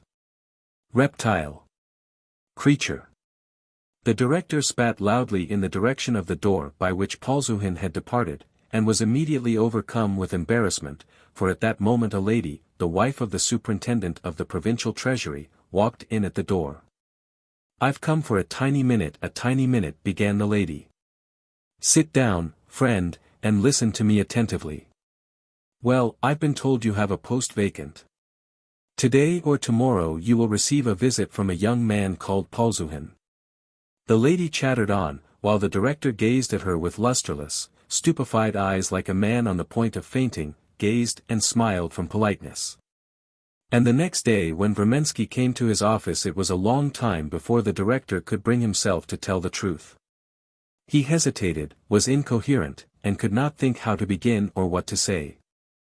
He wanted to apologize to the schoolmaster, to tell him the whole truth, but his tongue halted like a drunkard's, his ears burned. And he was suddenly overwhelmed with vexation and resentment that he should have to play such an absurd part, in his own office, before his subordinate. He suddenly brought his fist down on the table, leaped up, and shouted angrily. "I have no post for you. I have not, and that's all about it. Leave me in peace. Don't worry me. Be so good as to leave me alone." And he walked out of the office. A peculiar man. Between 12 and 1 at night a tall gentleman, wearing a top hat and a coat with a hood, stops before the door of Maria Petrovna Koshkin, a midwife and an old maid. Neither face nor hand can be distinguished in the autumn darkness, but in the very manner of his coughing and the ringing of the bell a certain solidity, positiveness, and even impressiveness can be discerned. After the third ring the door opens and Maria Petrovna herself appears. She has a man's overcoat flung on over her white petticoat. The little lamp with the green shade which she holds in her hand throws a greenish light over her sleepy, freckled face, her scraggy neck, and the lank, reddish hair that strays from under her cap. "Can I see the midwife?" asks the gentleman. "I am the midwife. What do you want?" The gentleman walks into the entry. Maria Petrovna sees facing her a tall, well-made man, no longer young, but with a handsome, severe face and bushy whiskers. "I am a collegiate assessor, my name is Kiryakov," he says. "I came to fetch you to my wife. Only please make haste." "Very good," the midwife assents. "I'll dress at once, and I must trouble you to wait for me in the parlor." Kiryakov takes off his overcoat and goes into the parlor. The greenish light of the lamp lies sparsely on the cheap furniture in patched white covers, on the pitiful flowers and the posts on which ivy is trained. There is a smell of geranium and carbolic. The little clock on the wall ticks timidly, as though abashed at the presence of a strange man. "I am ready," says Marya Petrovna, coming into the room 5 minutes later, dressed, washed, and ready for action. "Let us go." "Yes, you must make haste," says Kiryakov. "And, by the way, it is not out of place to inquire, what do you ask for your services?" "I really don't know," says Marya Petrovna with an embarrassed smile. "As much as you will give." "No, I don't like that," says Kiryakov, looking coldly and steadily at the midwife. "An arrangement beforehand is best. I don't want to take advantage of you and you don't want to take advantage of me. To avoid misunderstandings it is more sensible for us to make an arrangement beforehand. I really don't know, there is no fixed price. I work myself and am accustomed to respect the work of others. I don't like injustice. It will be equally unpleasant to me if I pay you too little, or if you demand from me too much, and so I insist on your naming your charge." "Well, there are such different charges." "In view of your hesitation, which I fail to understand, I am constrained to fix the sum myself. I can give you 2 rubles. "Good gracious! Upon my word!" says Marya Petrovna, turning crimson and stepping back. "I am really ashamed. Rather than take 2 rubles I will come for nothing. 5 rubles, if you like. 2 rubles, not a kopeck more. I don't want to take advantage of you, but I do not intend to be overcharged. As you please, but I am not coming for 2 rubles. But by law you have not the right to refuse." "Very well, I will come for nothing." "I won't have you for nothing. All work ought to receive remuneration. I work myself and I understand that." "I won't come for 2 rubles, Marya Petrovna answers mildly. "I'll come for nothing if you like." "In that case I regret that I have troubled you for nothing. I have the honor to wish you goodbye." "Well, you are a man," says Marya Petrovna, seeing him into the entry. "I will come for 3 rubles if that will satisfy you." Kiryakov frowns and ponders for 2 full minutes, looking with concentration on the floor, then he says resolutely, "No," and goes out into the street. The astonished and disconcerted midwife fastens the door after him and goes back into her bedroom. "He's good-looking, respectable, but how queer, God bless the man," she thinks as she gets into bed. But in less than half an hour she hears another ring, she gets up and sees the same Kiryakov again. Extraordinary the way things are mismanaged. Neither the chemist, nor the police, nor the house porters can give me the address of a midwife, and so I am under the necessity of assenting to your terms. I will give you 3 rubles, but I warn you beforehand that when I engage servants or receive any kind of services, I make an arrangement beforehand in order that when I pay there may be no talk of extras, tips, or anything of the sort. Everyone ought to receive what is his due." Marya Petrovna has not listened to Kiryakov for long, but already she feels that she is bored and repelled by him, that his even, measured speech lies like a weight on her soul. She dresses and goes out into the street with him. The air is still but cold, and the sky is so overcast that the light of the street lamps is hardly visible. The sloshy snow squelches under their feet. The midwife looks intently but does not see a cab. "I suppose it is not far?" she asks. "No, not far," Kiryakov answers grimly. They walk down one turning, a second, a third. Kiryakov strides along, and even in his step his respectability and positiveness is apparent. "What awful weather," the midwife observes to him. But he preserves a dignified silence, and it is noticeable that he tries to step on the smooth stones to avoid spoiling his galoshes. At last after a long walk the midwife steps into the entry, from which she can see a big decently furnished drawing-room. There is not a soul in the rooms, even in the bedroom where the woman is lying in labor. The old women and relations who flock in crowds to every confinement are not to be seen. The cook rushes about alone, with a scared and vacant face. There is a sound of loud groans. 3 hours pass. Marya Petrovna sits by the mother's bedside and whispers to her. The two women have already had time to make friends, they have got to know each other, they gossip, they sigh together. "You mustn't talk," says the midwife anxiously, and at the same time she showers questions on her. Then the door opens and Kiryakov himself comes quietly and stolidly into the room. He sits down in the chair and strokes his whiskers. Silence reigns. Marya Petrovna looks timidly at his handsome, passionless, wooden face and waits for him to begin to talk, but he remains absolutely silent and absorbed in thought. After waiting in vain, the midwife makes up her mind to begin herself, and utters a phrase commonly used at confinements. "Well now, thank God, there is one human being more in the world." "Yes, that's agreeable," said Kiryakov, preserving the wooden expression of his face, "though indeed, on the other hand, to have more children you must have more money. The baby is not born fed and clothed." A guilty expression comes into the mother's face, as though she had brought a creature into the world without permission or through idle caprice. Kiryakov gets up with a sigh and walks with solid dignity out of the room. "What a man, bless him!" says the midwife to the mother. "He's so stern and does not smile." The mother tells her that he is always like that. He is honest, fair, prudent, sensibly economical, but all that to such an exceptional degree that simple mortals feel suffocated by it. His relations have parted from him, the servants will not stay more than a month, they have no friends. His wife and children are always on tenterhooks from terror over every step they take. He does not shout at them nor beat them, his virtues are far more numerous than his defects, but when he goes out of the house they all feel better, and more at ease.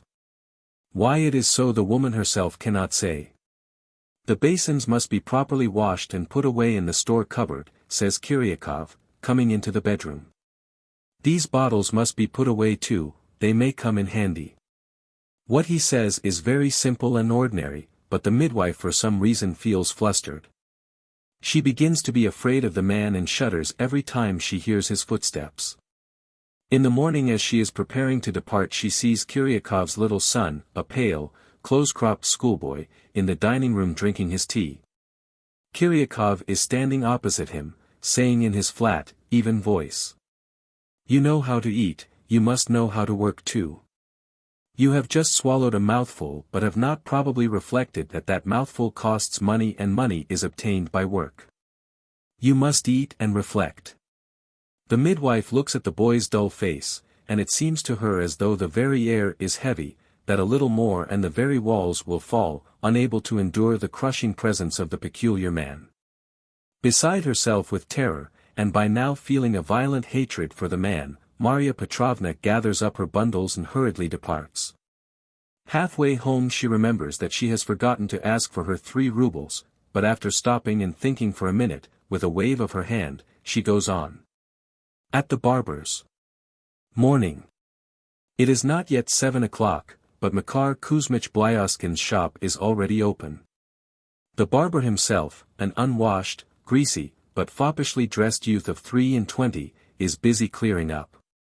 There is really nothing to be cleared away, but he is perspiring with his exertions. In one place he polishes with a rag, in another he scrapes with his finger or catches a bug and brushes it off the wall. The barber's shop is small, narrow, and unclean. The log walls are hung with paper suggestive of a cabman's faded shirt.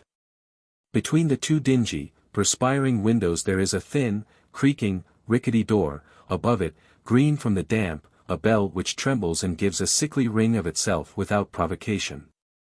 Glance into the looking-glass which hangs on one of the walls, and it distorts your countenance in all directions in the most merciless way.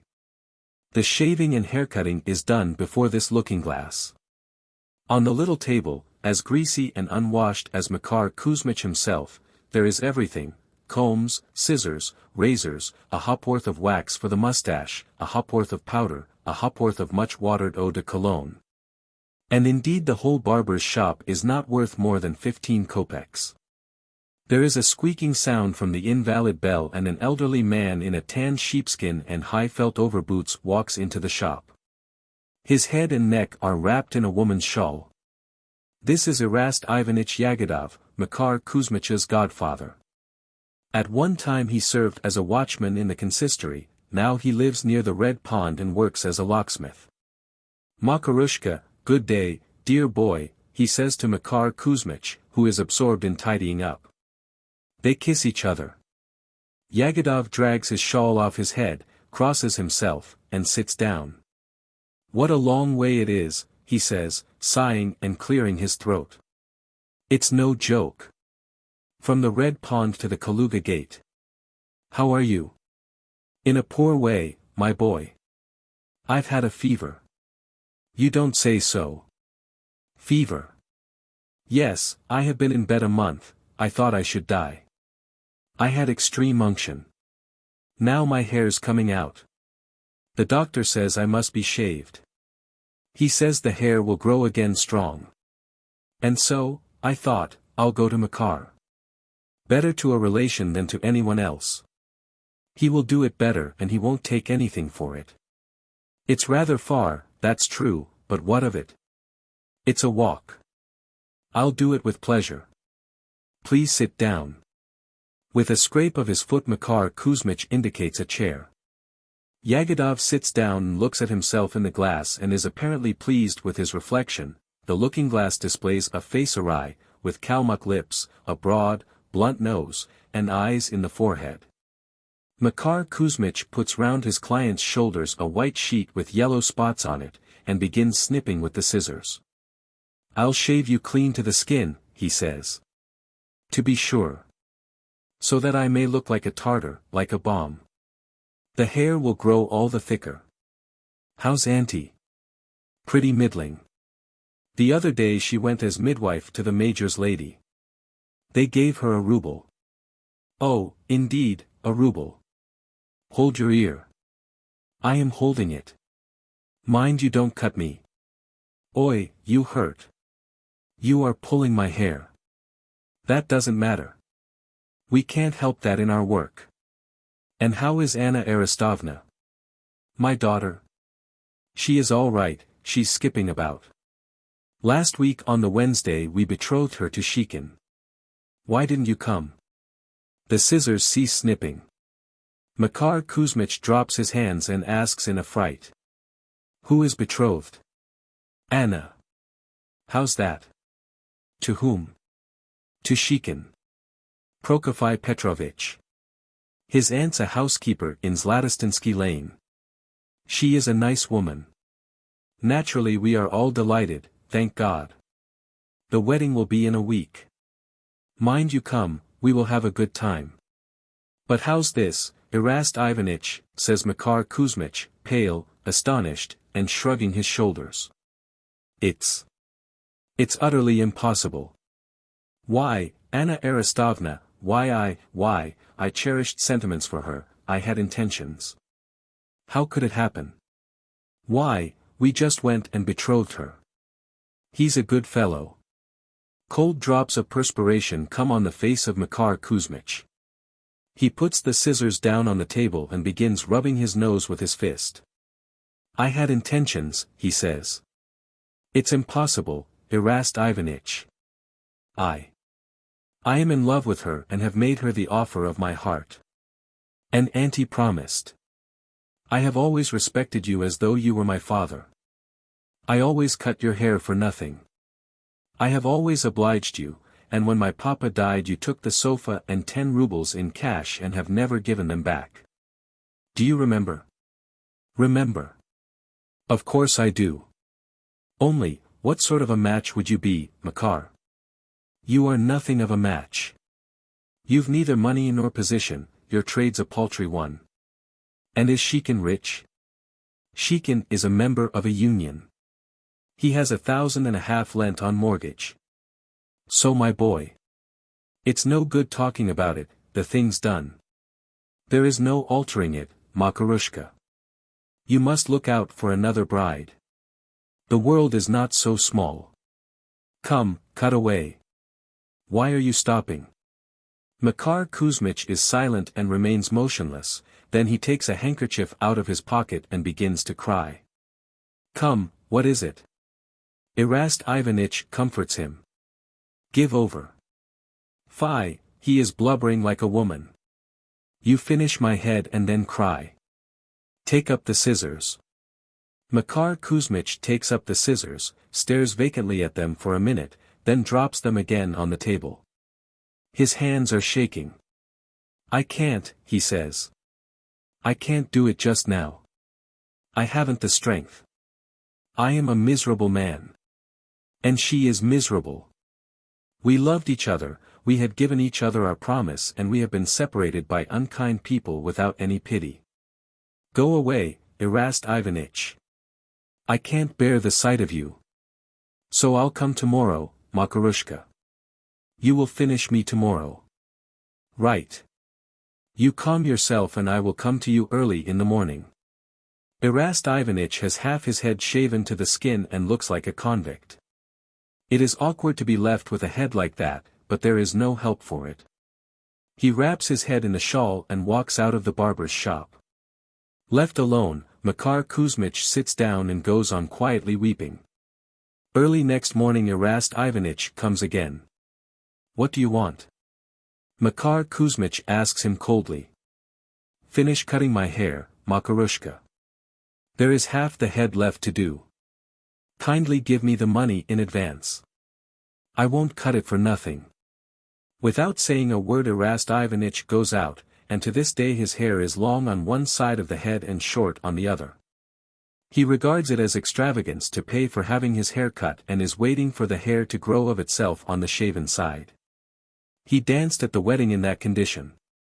An inadvertence. Pyotr Petrovich Strizin, the nephew of Madame Ivanov, the colonel's widow, the man whose new galoshes were stolen last year, came home from a christening party at 2 o'clock in the morning.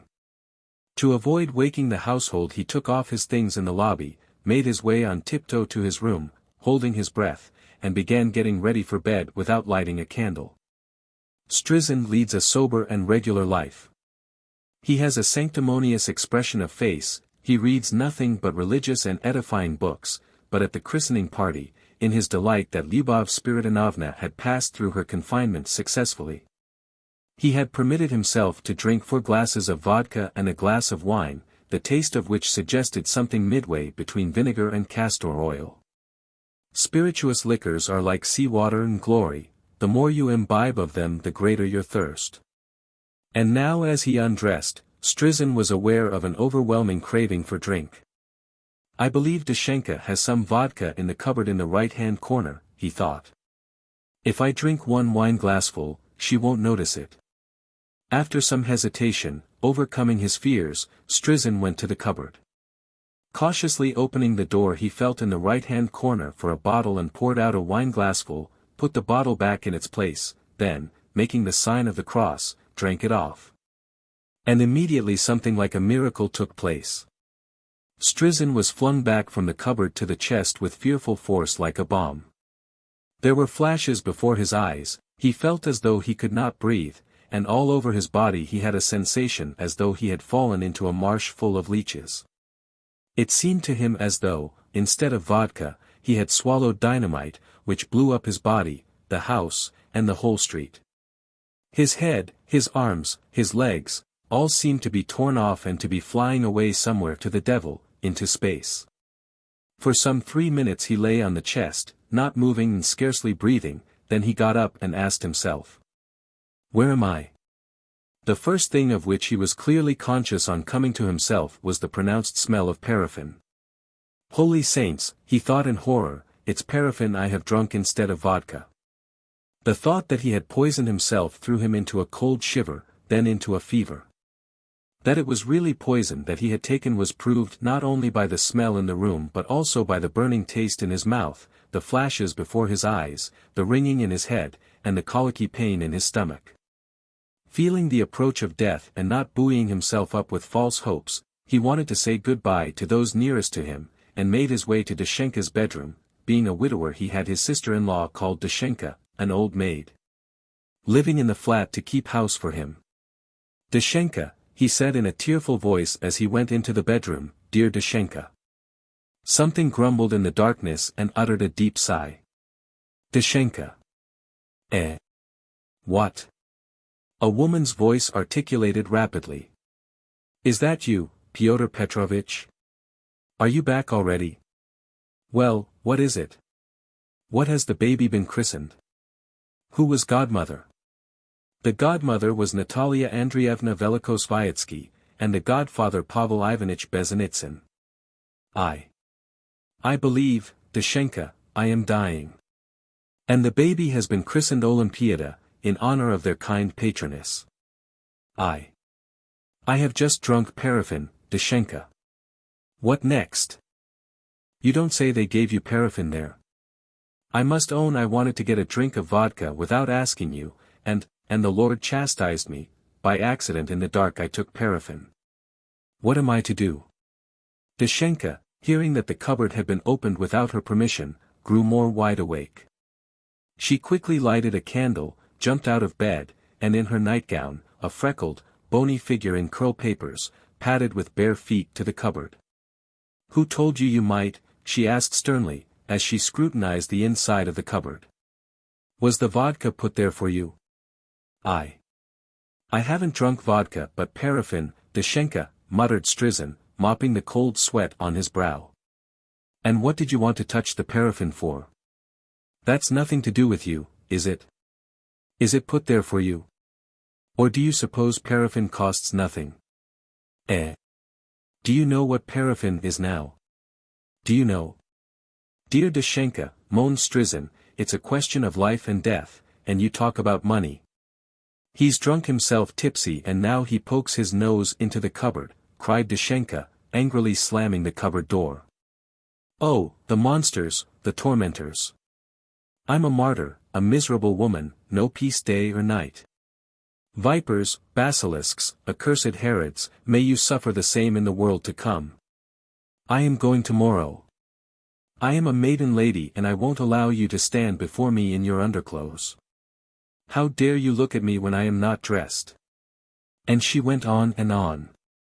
Knowing that when Dashenka was enraged there was no moving her with prayers or vows or even by firing a cannon, Strizin waved his hand in despair, dressed, and made up his mind to go to the doctor. But a doctor is only readily found when he is not wanted. After running through 3 streets and ringing 5 times at Dr. Tkeferiance's, and 7 times at Dr. Bultyhin's, Strizin raced off to a chemist's shop, thinking possibly the chemist could help him. There, after a long interval, a little dark and curly-headed chemist came out to him in his dressing gown, with drowsy eyes, and such a wise and serious face that it was positively terrifying. What do you want? He asked in a tone in which only very wise and dignified chemists of Jewish persuasion can speak. For God's sake. I entreat you, said Strizin breathlessly, give me something. I have just accidentally drunk paraffin, I am dying. I beg you not to excite yourself and to answer the questions I am about to put to you. The very fact that you are excited prevents me from understanding you. You have drunk paraffin. Yes. Yes, paraffin. Please save me. The chemist went coolly and gravely to the desk, opened a book, became absorbed in reading it. After reading a couple of pages he shrugged one shoulder and then the other, made a contemptuous grimace and, after thinking for a minute, went into the adjoining room. The clock struck 4, and when it pointed to 10 minutes past the chemist came back with another book and again plunged into reading. He said as though puzzled, the very fact that you feel unwell shows you ought to apply to a doctor, not a chemist. But I have been to the doctors already. I could not ring them up. You don't regard us chemists as human beings, and disturb our rest even at 4 o'clock at night, though every dog, every cat, can rest in peace. You don't try to understand anything, and to your thinking we are not people and our nerves are like cords. Strizin listened to the chemist, heaved a sigh, and went home. So I am fated to die, he thought. And in his mouth was a burning and a taste of paraffin, there were twinges in his stomach, and a sound of boom, boom, boom in his ears. Every moment it seemed to him that his end was near, that his heart was no longer beating. Returning home he made haste to write, "Let no one be blamed for my death." Then he said his prayers, lay down and pulled the bedclothes over his head. He lay awake till morning expecting death, and all the time he kept fancying how his grave would be covered with fresh green grass and how the birds would twitter over it. And in the morning he was sitting on his bed, saying with a smile to Dashenka, "One who leads a steady and regular life, dear sister, is unaffected by any poison. Take me, for example. I have been on the verge of death. I was dying and in agony, yet now I am all right. There is only a burning in my mouth and a soreness in my throat, but I am all right all over, thank God. And why? It's because of my regular life. No, it's because it's inferior paraffin," sighed Dashenka, thinking of the household expenses and gazing into space. "The man at the shop could not have given me the best quality, but that at 3 farthings. I am a martyr, I am a miserable woman. You monsters! May you suffer the same, in the world to come, accursed Herods." And she went on and on. The album. Kratarov, the titular counselor, as thin and slender as the Admiralty spire, stepped forward and, addressing Zmyhov, said, "Your Excellency! Moved and touched to the bottom of our hearts by the way you have ruled us during long years, and by your fatherly care. During the course of more than 10 years. Zakusin prompted. During the course of more than 10 years, we, your subordinates, on this so memorable for us, day, beg your Excellency to accept in token of our respect and profound gratitude this album with our portraits in it, and express our hope that for the duration of your distinguished life, that for long, long years to come, to your dying day you may not abandon us. With your fatherly guidance in the path of justice and progress," added Zakusin, wiping from his brow the perspiration that had suddenly appeared on it. He was evidently longing to speak, and in all probability had a speech ready. "And," he wound up, "may your standard fly for long, long years in the career of genius, industry, and social self-consciousness." A tear trickled down the wrinkled left cheek of Zmyhov. "Gentlemen," he said in a shaking voice, "I did not expect, I had no idea that you were going to celebrate my modest jubilee. I am touched indeed, very much so. I shall not forget this moment to my dying day, and believe me, friends, that no one is so desirous of your welfare as I am, and if there has been anything, it was for your benefit." Zmyhov, the actual civil councillor, kissed the titular councillor Kratarov, who had not expected such an honor, and turned pale with delight. Then the chief made a gesture that signified that he could not speak for emotion, and shed tears as though an expensive album had not been presented to him, but on the contrary, taken from him. Then when he had a little recovered and said a few more words full of feeling and given everyone his hand to shake, he went downstairs amid loud and joyful cheers, got into his carriage and drove off, followed by their blessings. As he sat in his carriage he was aware of a flood of joyous feelings such as he had never known before, and once more he shed tears. At home new delights awaited him. There his family, his friends, and acquaintances had prepared him such an ovation that it seemed to him that he really had been of very great service to his country. And that if he had never existed his country would perhaps have been in a very bad way. The Jubilee dinner was made up of toasts, speeches, and tears. In short, Zmyhov had never expected that his merits would be so warmly appreciated. "Gentlemen," he said before the dessert, 2 hours ago I was recompensed for all the sufferings a man has to undergo who is the servant, so to say, not of routine, not of the letter, but of duty. Through the whole duration of my service I have constantly adhered to the principle, the public does not exist for us, but we for the public, and today I received the highest reward. My subordinates presented me with an album, see. I was touched. Festive faces bent over the album and began examining it. It's a pretty album, said Zmyhov's daughter Alia, it must have cost 50 rubles, I do believe. Oh, it's charming. You must give me the album, Papa, do you hear? I'll take care of it, it's so pretty. After dinner Alia carried off the album to her room and shut it up in her table drawer. Next day she took the clerks out of it, flung them on the floor, and put her school friends in their place. The government uniforms made way for white pelerins. Kolya, His Excellency's little son, picked up the clerks and painted their clothes red.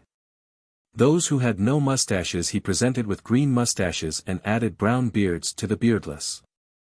When there was nothing left to paint he cut the little men out of the cardboard, pricked their eyes with a pin, and began playing soldiers with them. After cutting out the titular Councillor Kratarov, he fixed him on a matchbox and carried him in that state to his father's study. "Papa, a monument, look!" Zmyhov burst out laughing, lurched forward, and, looking tenderly at the child, gave him a warm kiss on the cheek. "There, you rogue, go and show Mama, let Mama look too." "Oh! The public. Here goes, I've done with drinking. Nothing. No thing shall tempt me to it. It's time to take myself in hand, I must buck up and work. You're glad to get your salary, so you must do your work honestly, heartily, conscientiously, regardless of sleep and comfort. Chuck taking it easy. You've got into the way of taking a salary for nothing, my boy, that's not the right thing, not the right thing at all." After administering to himself several such lectures Podtyagin, the head ticket collector, begins to feel an irresistible impulse to get to work. It is past 1 o'clock at night, but in spite of that he wakes the ticket collectors and with them goes up and down the railway carriages, inspecting the tickets. Tickets. PPP please, he keeps shouting, briskly snapping the clippers. Sleepy figures, shrouded in the twilight of the railway carriages, start, shake their heads, and produce their tickets. Tickets, please. Podtyagin addresses a second-class passenger, a lean, scraggy-looking man, wrapped up in a fur coat and a rug and surrounded with pillows. "Tickets, please." The scraggy-looking man makes no reply. He is buried in sleep. The head ticket collector touches him on the shoulder and repeats impatiently, tickets, PP please."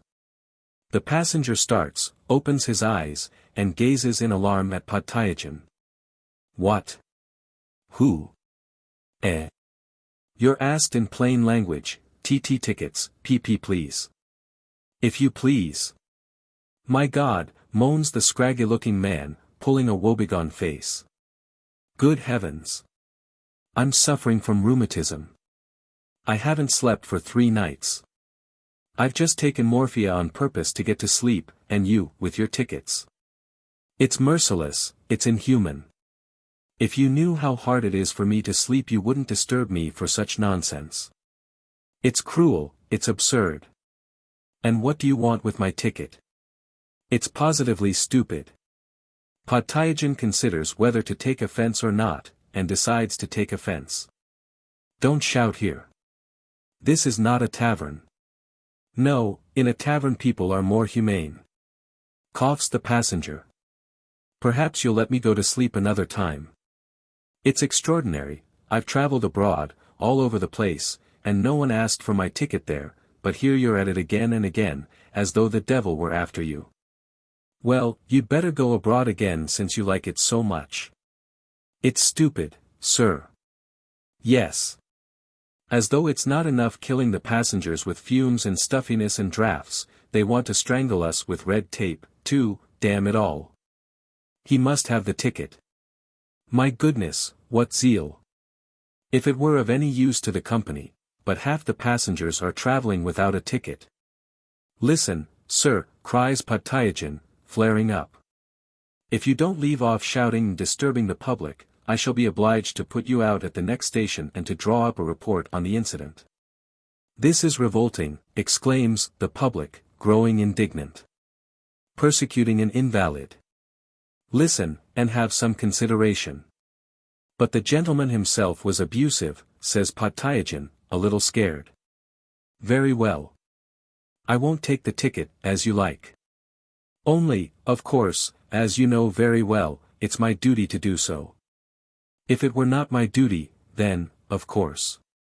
You can ask the station master, ask anyone you like." Podtyagin shrugs his shoulders and walks away from the invalid.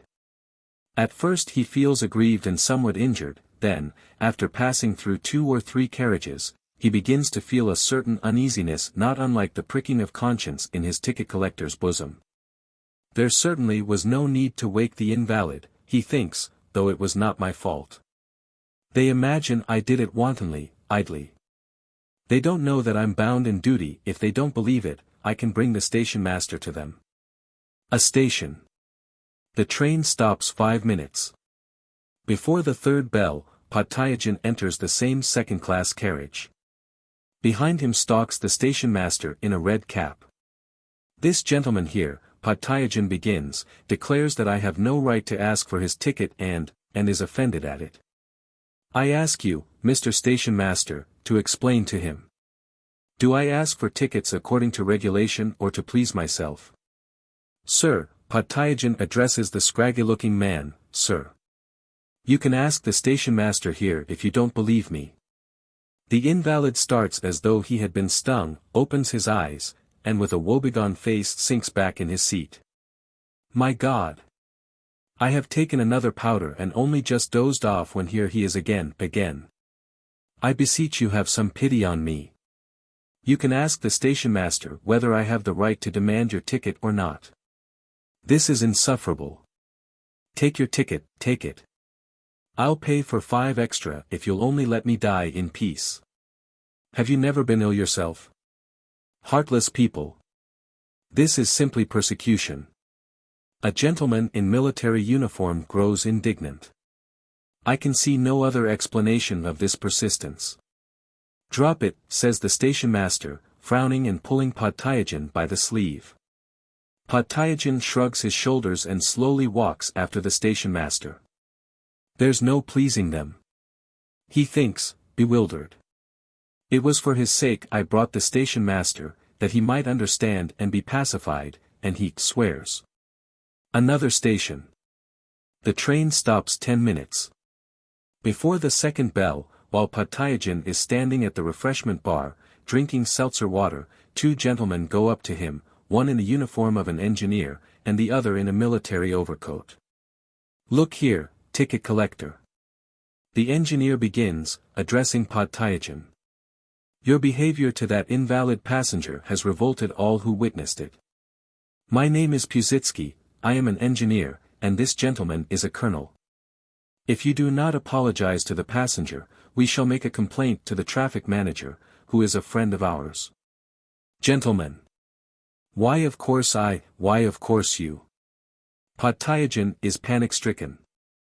We don't want explanations.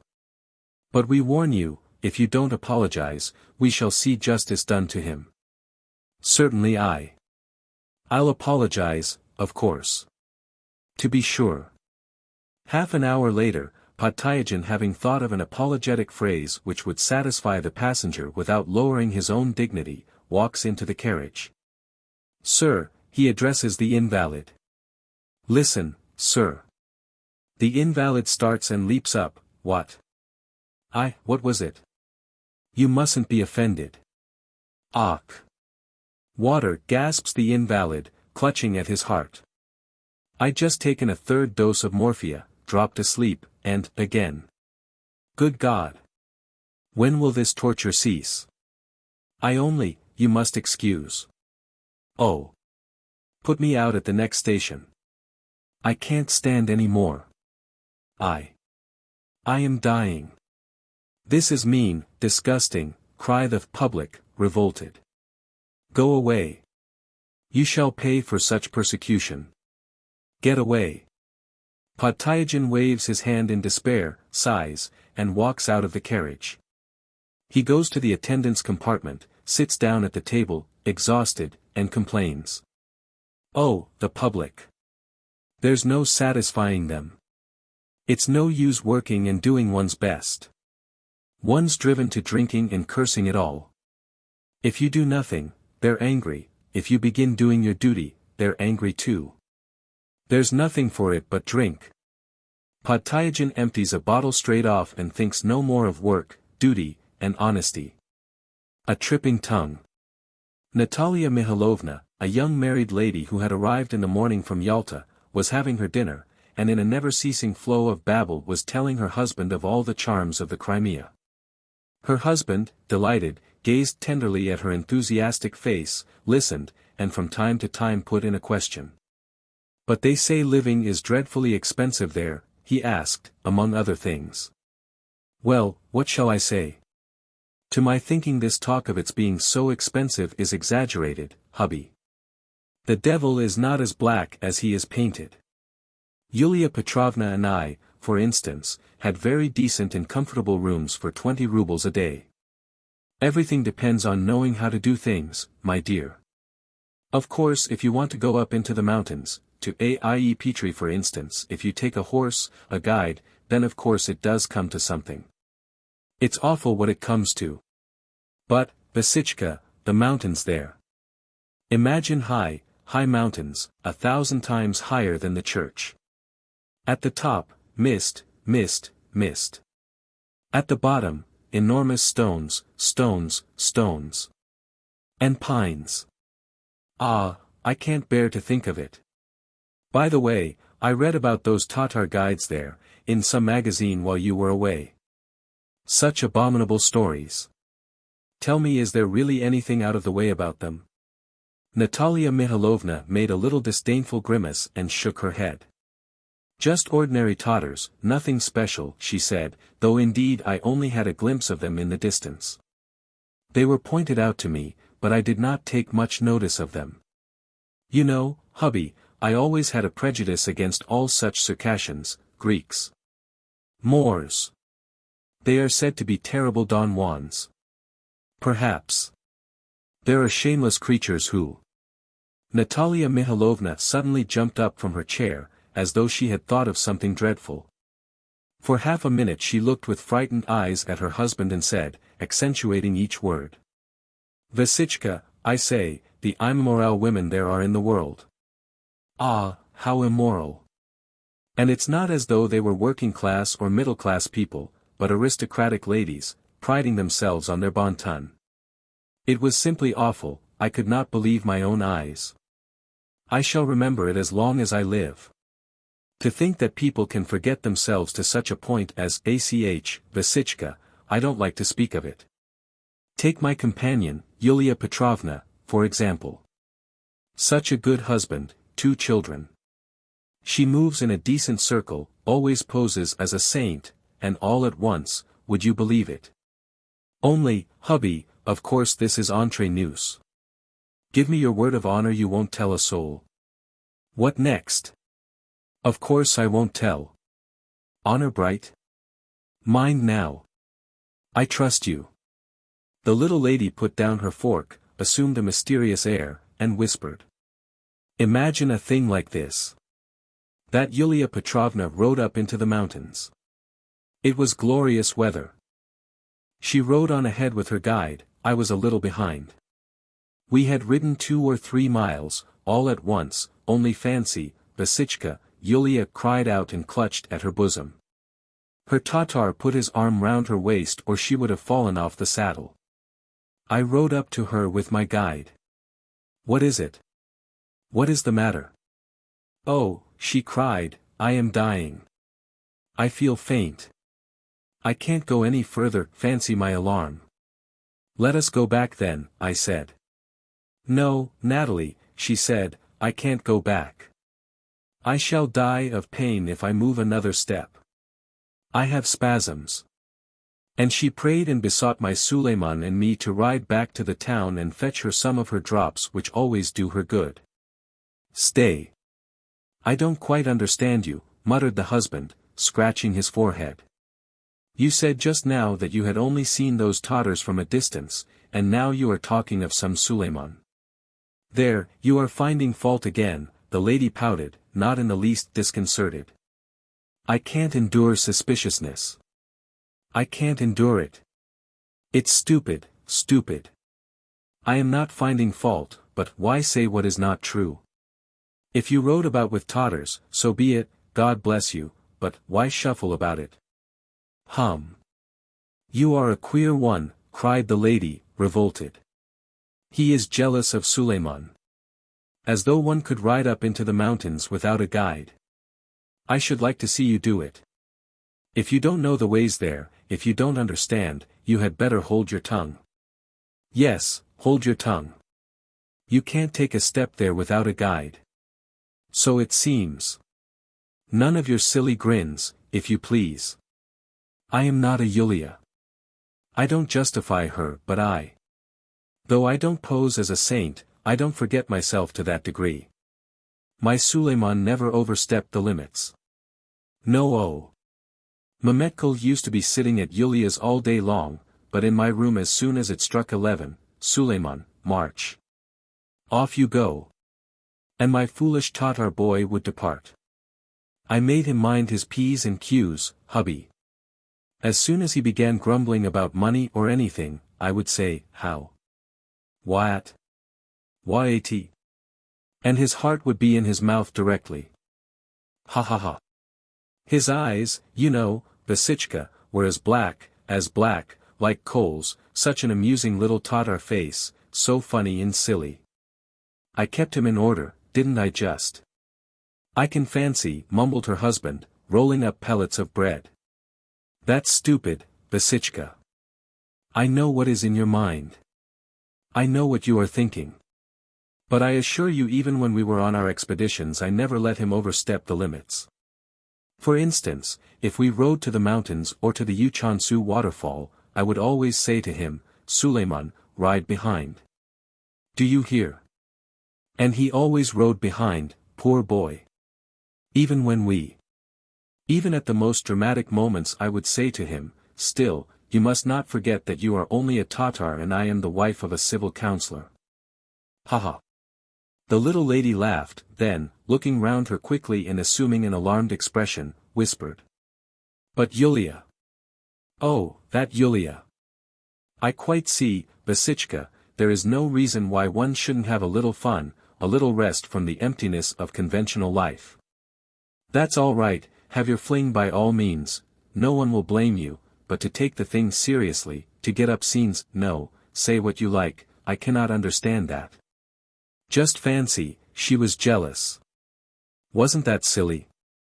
One day Mehmetkel, her grande passion, came to see her, she was not at home. Well, I asked him into my room, there was conversation, one thing and another, they're awfully amusing, you know. The evening passed without our noticing it. All at once Yulia rushed in. She flew at me and at Mehmetkel, made such a scene, fie. I can't understand that sort of thing, Basichka. Basichka cleared his throat, frowned, and walked up and down the room. You had a gay time there, I must say, he growled with a disdainful smile. How stupid that is, cried Natalia Mihailovna, offended. I know what you are thinking about.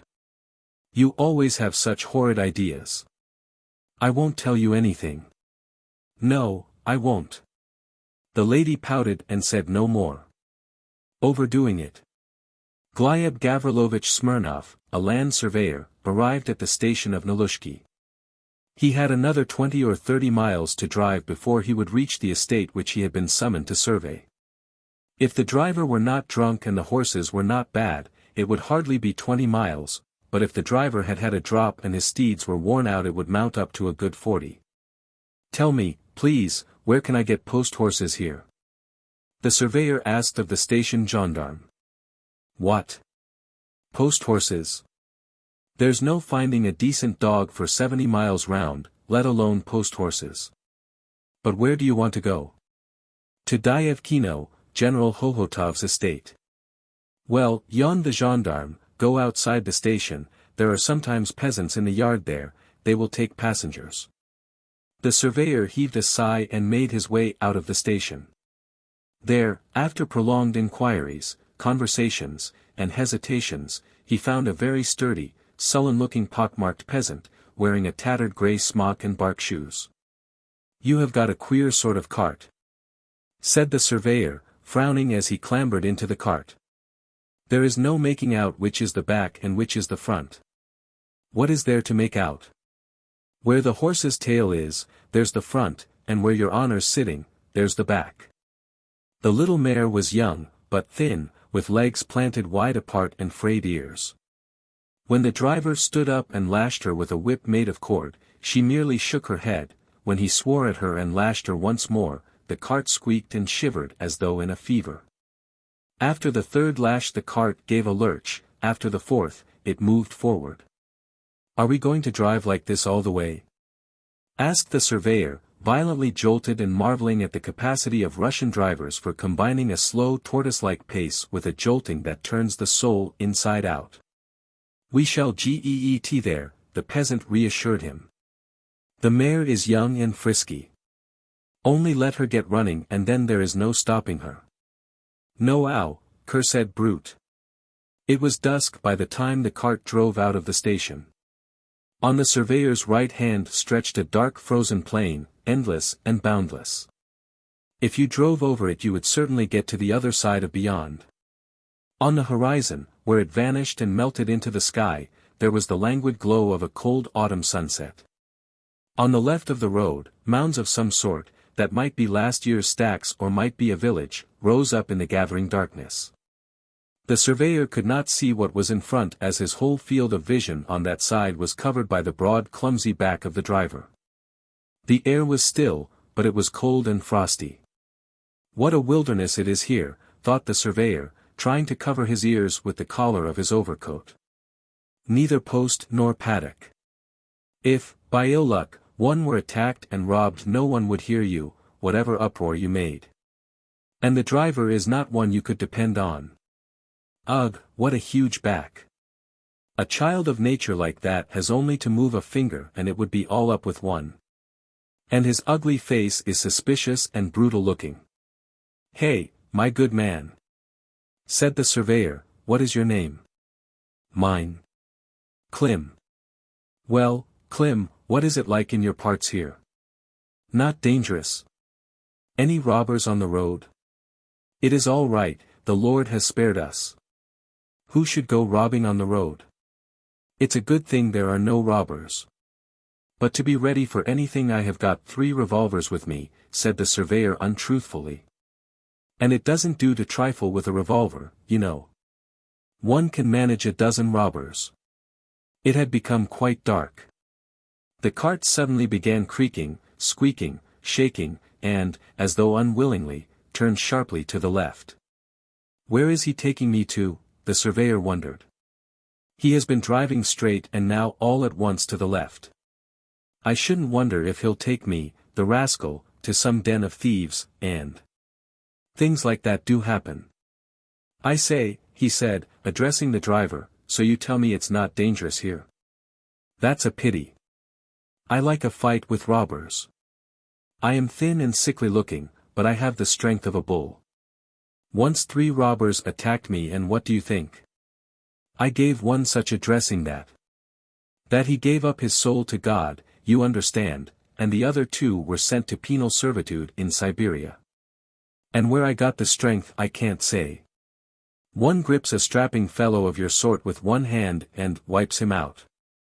Klim looked round at the surveyor, wrinkled up his whole face, and lashed his horse. "Yes," the surveyor went on.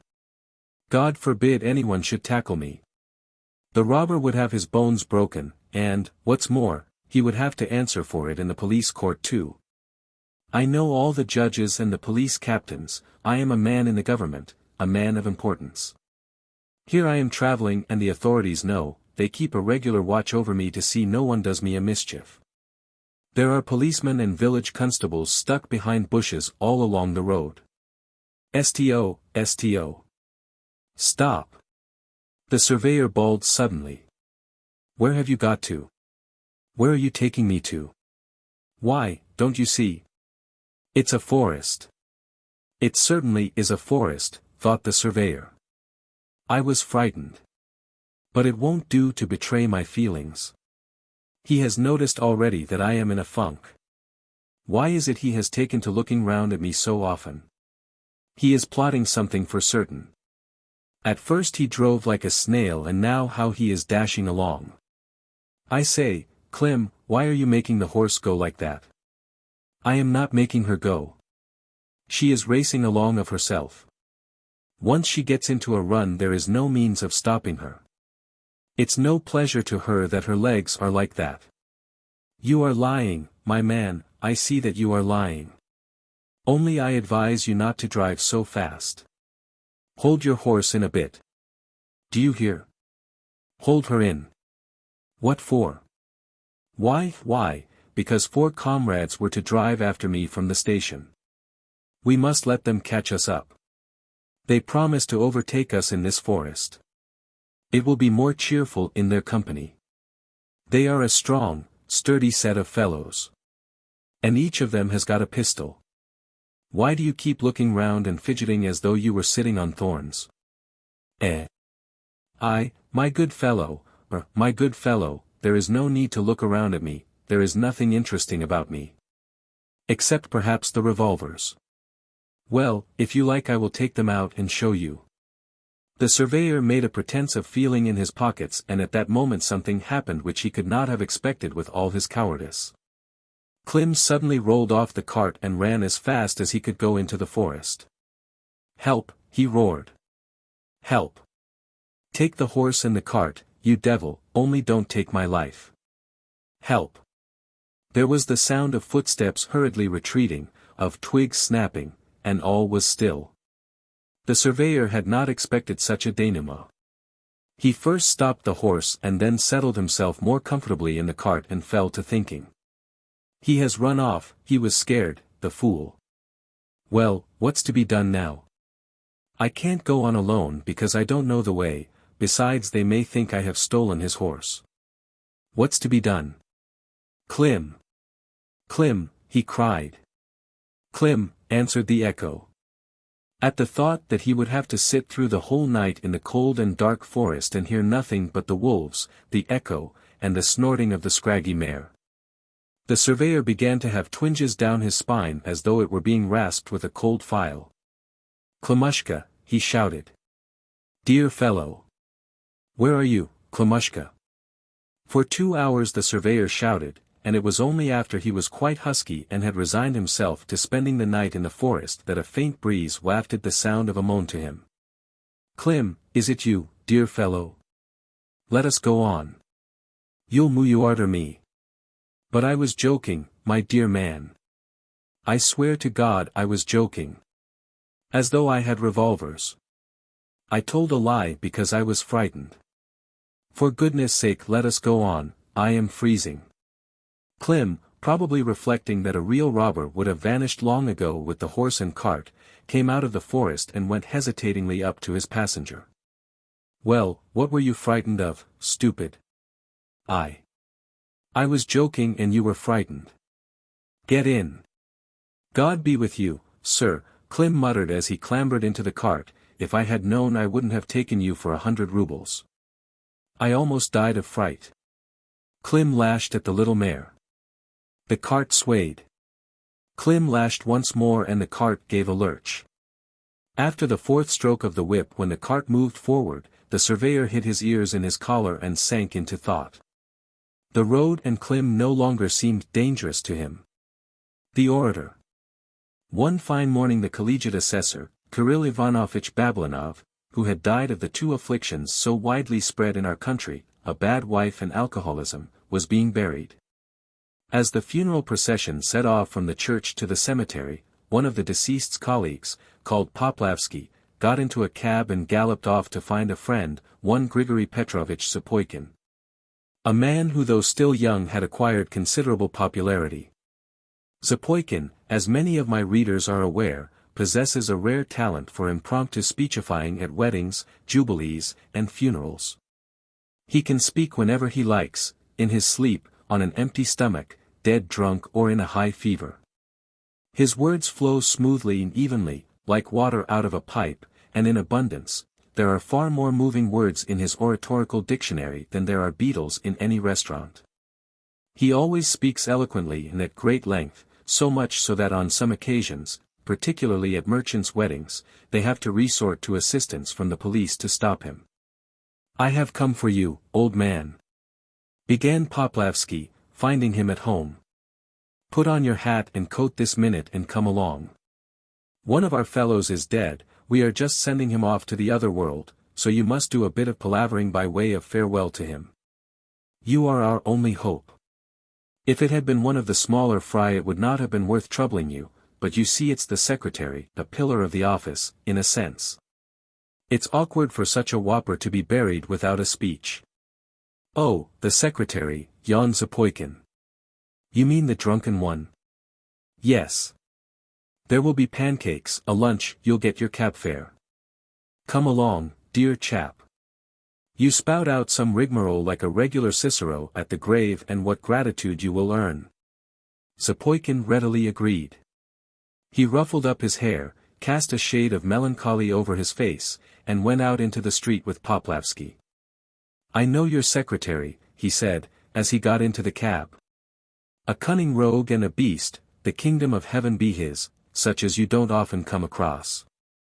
Come, Grisha, it is not the thing to abuse the dead. Of course not, aut mortuus nihil bene, but still he was a rascal. The friends overtook the funeral procession and joined it. The coffin was borne along slowly so that before they reached the cemetery they were able 3 times to drop into a tavern and imbibe a little to the health of the departed. In the cemetery came the service by the graveside. The mother-in-law, the wife, and the sister-in-law in obedience to custom shed many tears. When the coffin was being lowered into the grave the wife even shrieked, "Let me go with him." But did not follow her husband into the grave, probably recollecting her pension. Waiting till everything was quiet again, Zapoikin stepped forward, turned his eyes on all present, and began. Can I believe my eyes and ears? Is it not a terrible dream, this grave, these tear-stained faces, these moans and lamentations? Alas, it is not a dream, and our eyes do not deceive us. He whom we have only so lately seen, so full of courage, so youthfully fresh and pure, who so lately before our eyes like an unwearying bee bore his honey to the common hive of the welfare of the state, he is turned now to dust, to inanimate mirage. Inexorable death has laid his bony hand upon him at the time when, in spite of his bowed age, he was still full of the bloom of strength and radiant hopes. An irremediable loss. Who will fill his place for us? Good government servants we have many, but Prokofy Osipych was unique. To the depths of his soul he was devoted to his honest duty. He did not spare his strength but worked late at night, and was disinterested, impervious to bribes. How he despised those who to the detriment of the public interest sought to corrupt him, who by the seductive goods of this life strove to draw him to betray his duty. Yes, before our eyes Prokofy Osipych would divide his small salary between his poorer colleagues, and you have just heard yourselves the lamentations of the widows and orphans who lived upon his alms. Devoted to good works and his official duty, he gave up the joys of this life and even renounced the happiness of domestic existence. As you are aware, to the end of his days he was a bachelor. And who will replace him as a comrade? I can see now the kindly, shaven face turn to us with a gentle smile, I can hear now his soft friendly voice. Peace to thine ashes, Prokofy Osipych. Rest, honest, noble Twaller. Zapoikin continued while his listeners began whispering together. His speech pleased everyone and drew some tears, but a good many things in it seemed strange. In the first place they could not make out why the orator called the deceased Prokofy Osipych when his name was Kirill Ivanovitch. In the second, everyone knew that the deceased had spent his whole life quarreling with his lawful wife, and so consequently could not be called a bachelor. In the third, he had a thick red beard and had never been known to shave, and so no one could understand why the orator spoke of his shaven face. The listeners were perplexed, they glanced at each other and shrugged their shoulders. Prokofy Osipych, continued the orator, looking with an air of inspiration into the grave, your face was plain, even hideous, you were morose and austere, but we all know that under that outer husk there beat an honest, friendly heart. Soon the listeners began to observe something strange in the orator himself.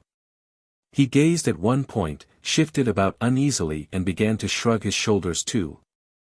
All at once he ceased speaking, and gaping with astonishment, turned to Poplavsky. I say. He's alive, he said, staring with horror. Who's alive? Why, Prokofy Osipych, there he stands, by that tombstone. He never died. It's Kirill Ivanovitch who's dead. But you told me yourself your secretary was dead. Kirill Ivanovitch was our secretary. You've muddled it, you queer fish.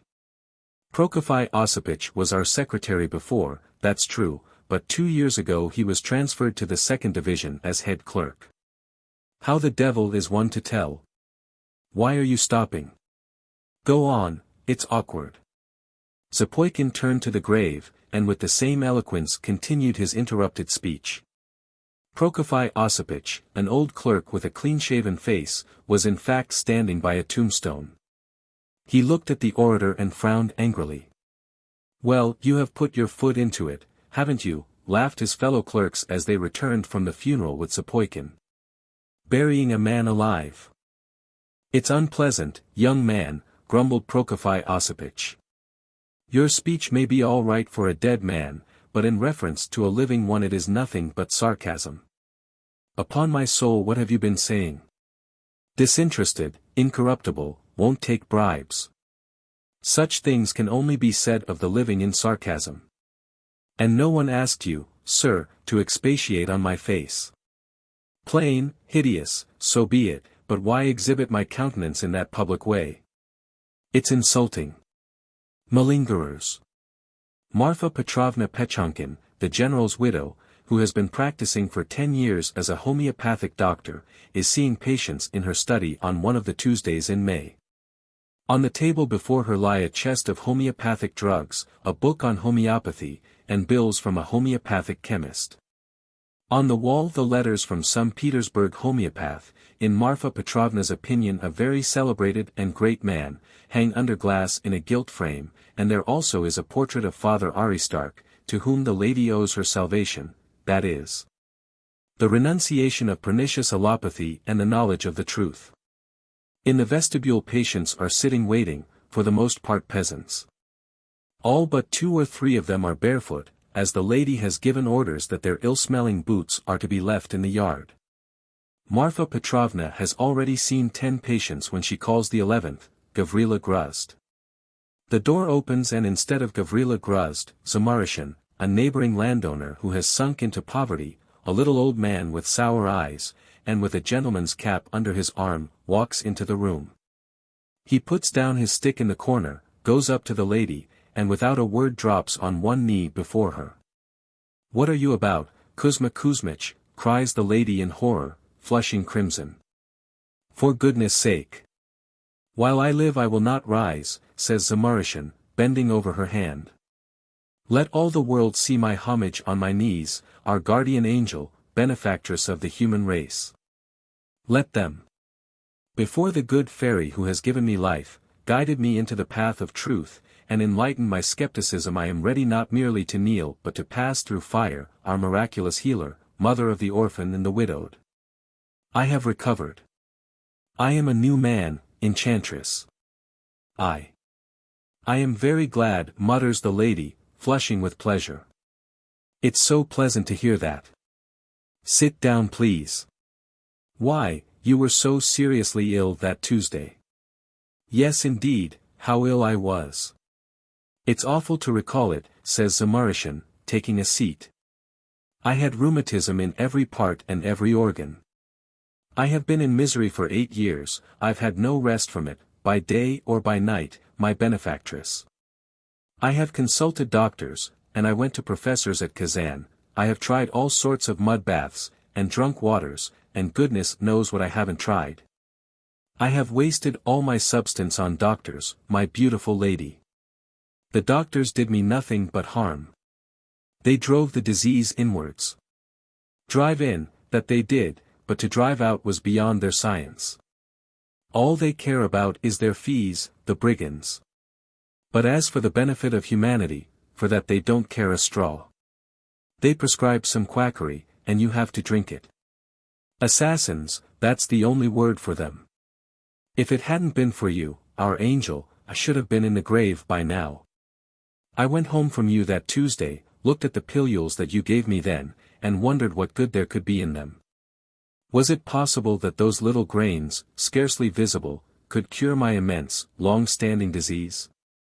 That's what I thought, unbeliever that I was, and I smiled, but when I took the pilule, it was instantaneous. It was as though I had not been ill, or as though it had been lifted off me. My wife looked at me with her eyes starting out of her head and couldn't believe it. "Why, is it you, Kolya?" "Yes, it is I," I said. And we knelt down together before the icon, and fell to praying for our angel. "Send her, O Lord, all that we are feeling." Zamorishin wipes his eyes with his sleeve, gets up from his chair, and shows a disposition to drop on one knee again. But the lady checks him and makes him sit down. "It's not me you must thank," she says, blushing with excitement and looking enthusiastically at the portrait of Father Aristarch. "It's not my doing. I am only the obedient instrument. It's really a miracle. Rheumatism of 8 years standing by one pilule of scrofuloso. Excuse me, you were so kind as to give me 3 pilules. One I took at dinner and the effect was instantaneous. Another in the evening, and the third next day. And since then not a touch. Not a twinge anywhere. And you know I thought I was dying. I had written to Moscow for my son to come. The Lord has given you wisdom, Our Lady of Healing. Now I am walking, and feel as though I were in paradise. The Tuesday I came to you I was hobbling, and now I am ready to run after a hare. I could live for 100 years. There's only one trouble, our lack of means. I'm well now, but what's the use of health if there's nothing to live on? Poverty weighs on me worse than illness. For example, take this.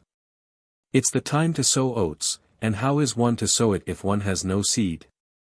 I ought to buy it, but the money, everyone knows how we are off for money. I will give you oats, Kuzma Kuzmich. Sit down, sit down.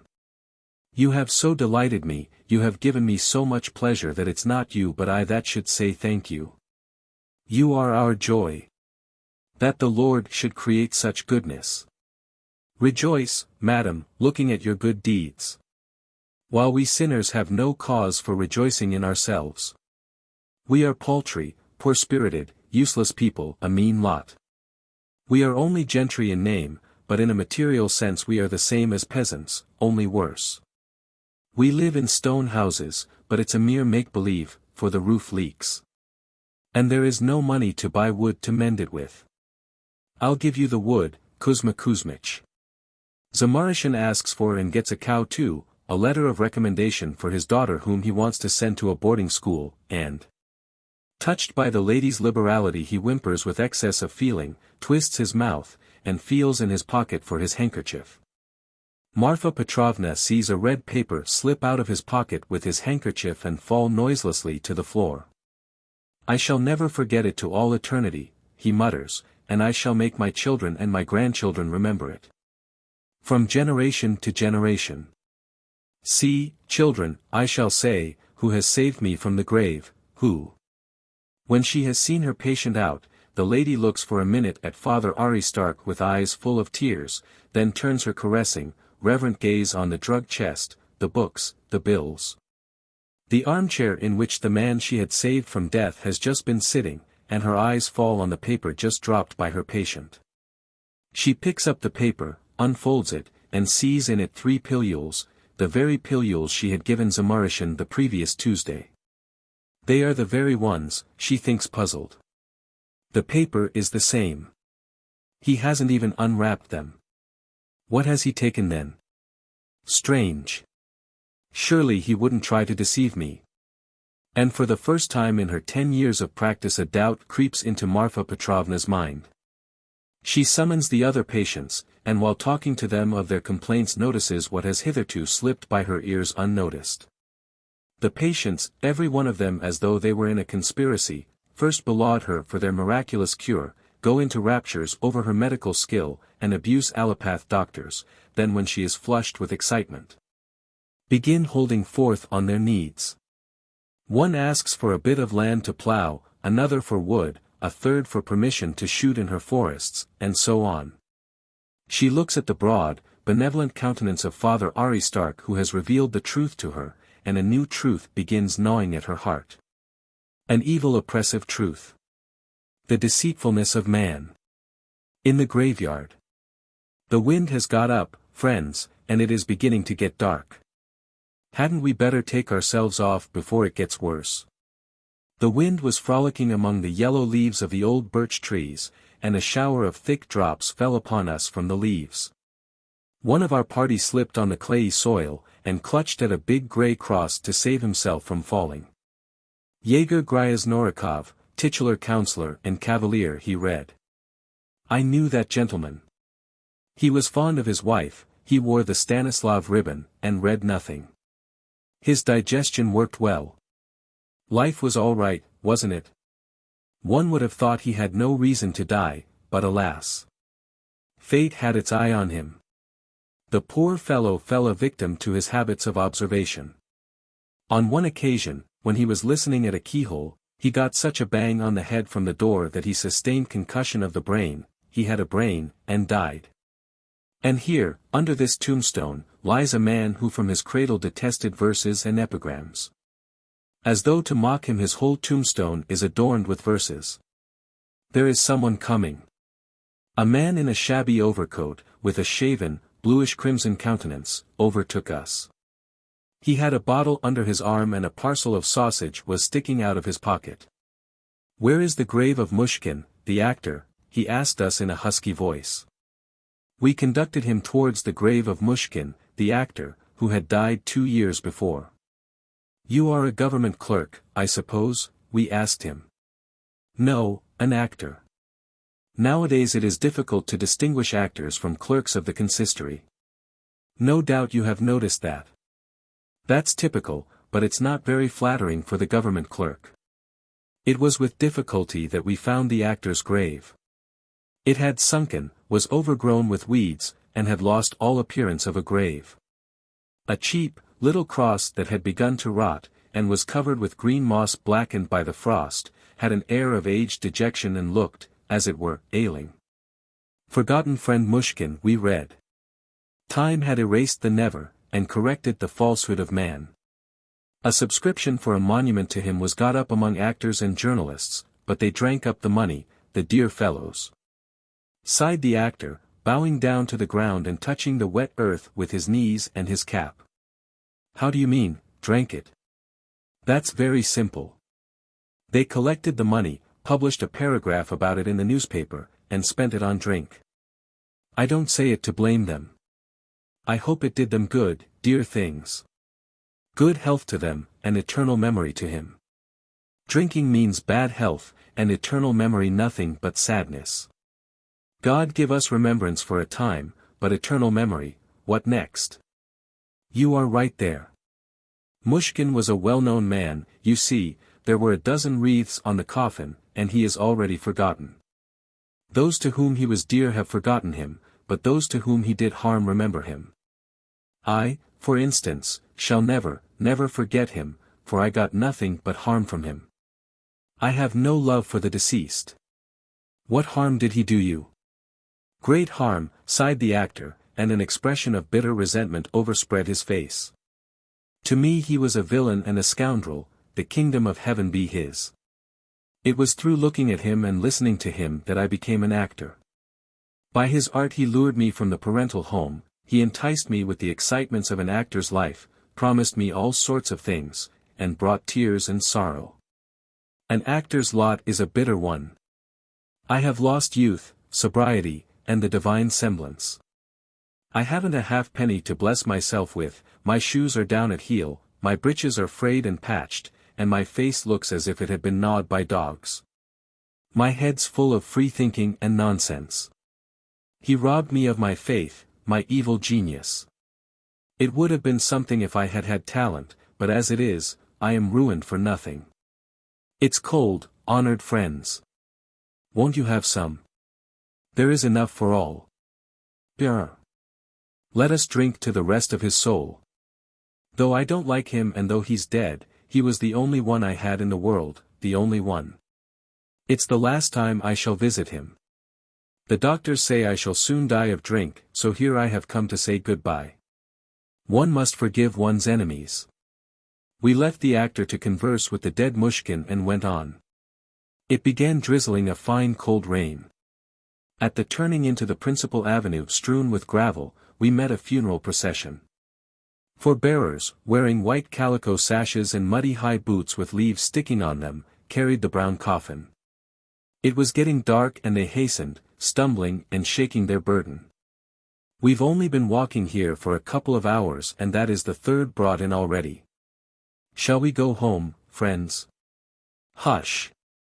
Ivan Yegorich Krasnihin, a fourth-rate journalist, returns home late at night, grave and careworn, with a peculiar air of concentration. He looks like a man expecting a police raid or contemplating suicide. Pacing about his rooms he halts abruptly, ruffles up his hair, and says in the tone in which Laertes announces his intention of avenging his sister. Shattered, soul-weary, a sick load of misery on the heart and then to sit down and write. And this is called life. How is it nobody has described the agonizing discord in the soul of a writer who has to amuse the crowd when his heart is heavy or to shed tears at the word of command when his heart is light? I must be playful, coldly unconcerned, witty, but what if I am weighed down with misery, what if I am ill, or my child is dying or my wife in anguish? He says this, brandishing his fists and rolling his eyes. Then he goes into the bedroom and wakes his wife. Nadia, he says, I am sitting down to write. Please don't let anyone interrupt me. I can't write with children crying or cooks snoring. See, too, that there's tea and steak or something. You know that I can't write without tea. Tea is the one thing that gives me the energy for my work. Returning to his room he takes off his coat, waistcoat, and boots.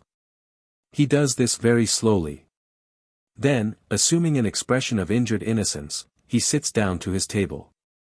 There is nothing casual, nothing ordinary on his writing table, down to the veriest trifle everything bears the stamp of a stern, deliberately planned program. Little busts and photographs of distinguished writers, heaps of rough manuscripts, a volume of Byelinsky with a page turned down, part of a skull by way of an ashtray, a sheet of newspaper folded carelessly, but so that a passage is uppermost. Boldly marked in blue pencil with the word disgraceful. There are a dozen sharply pointed pencils and several penholders fitted with new nibs, put in readiness that no accidental breaking of a pen may for a single second interrupt the flight of his creative fancy. Ivan Yegorich throws himself back in his chair, and closing his eyes concentrates himself on his subject. He hears his wife shuffling about in her slippers and splitting shavings to heat the samovar. She is hardly awake, that is apparent from the way the knife and the lid of the samovar keep dropping from her hands. Soon the hissing of the samovar and the spluttering of the frying meat reaches him.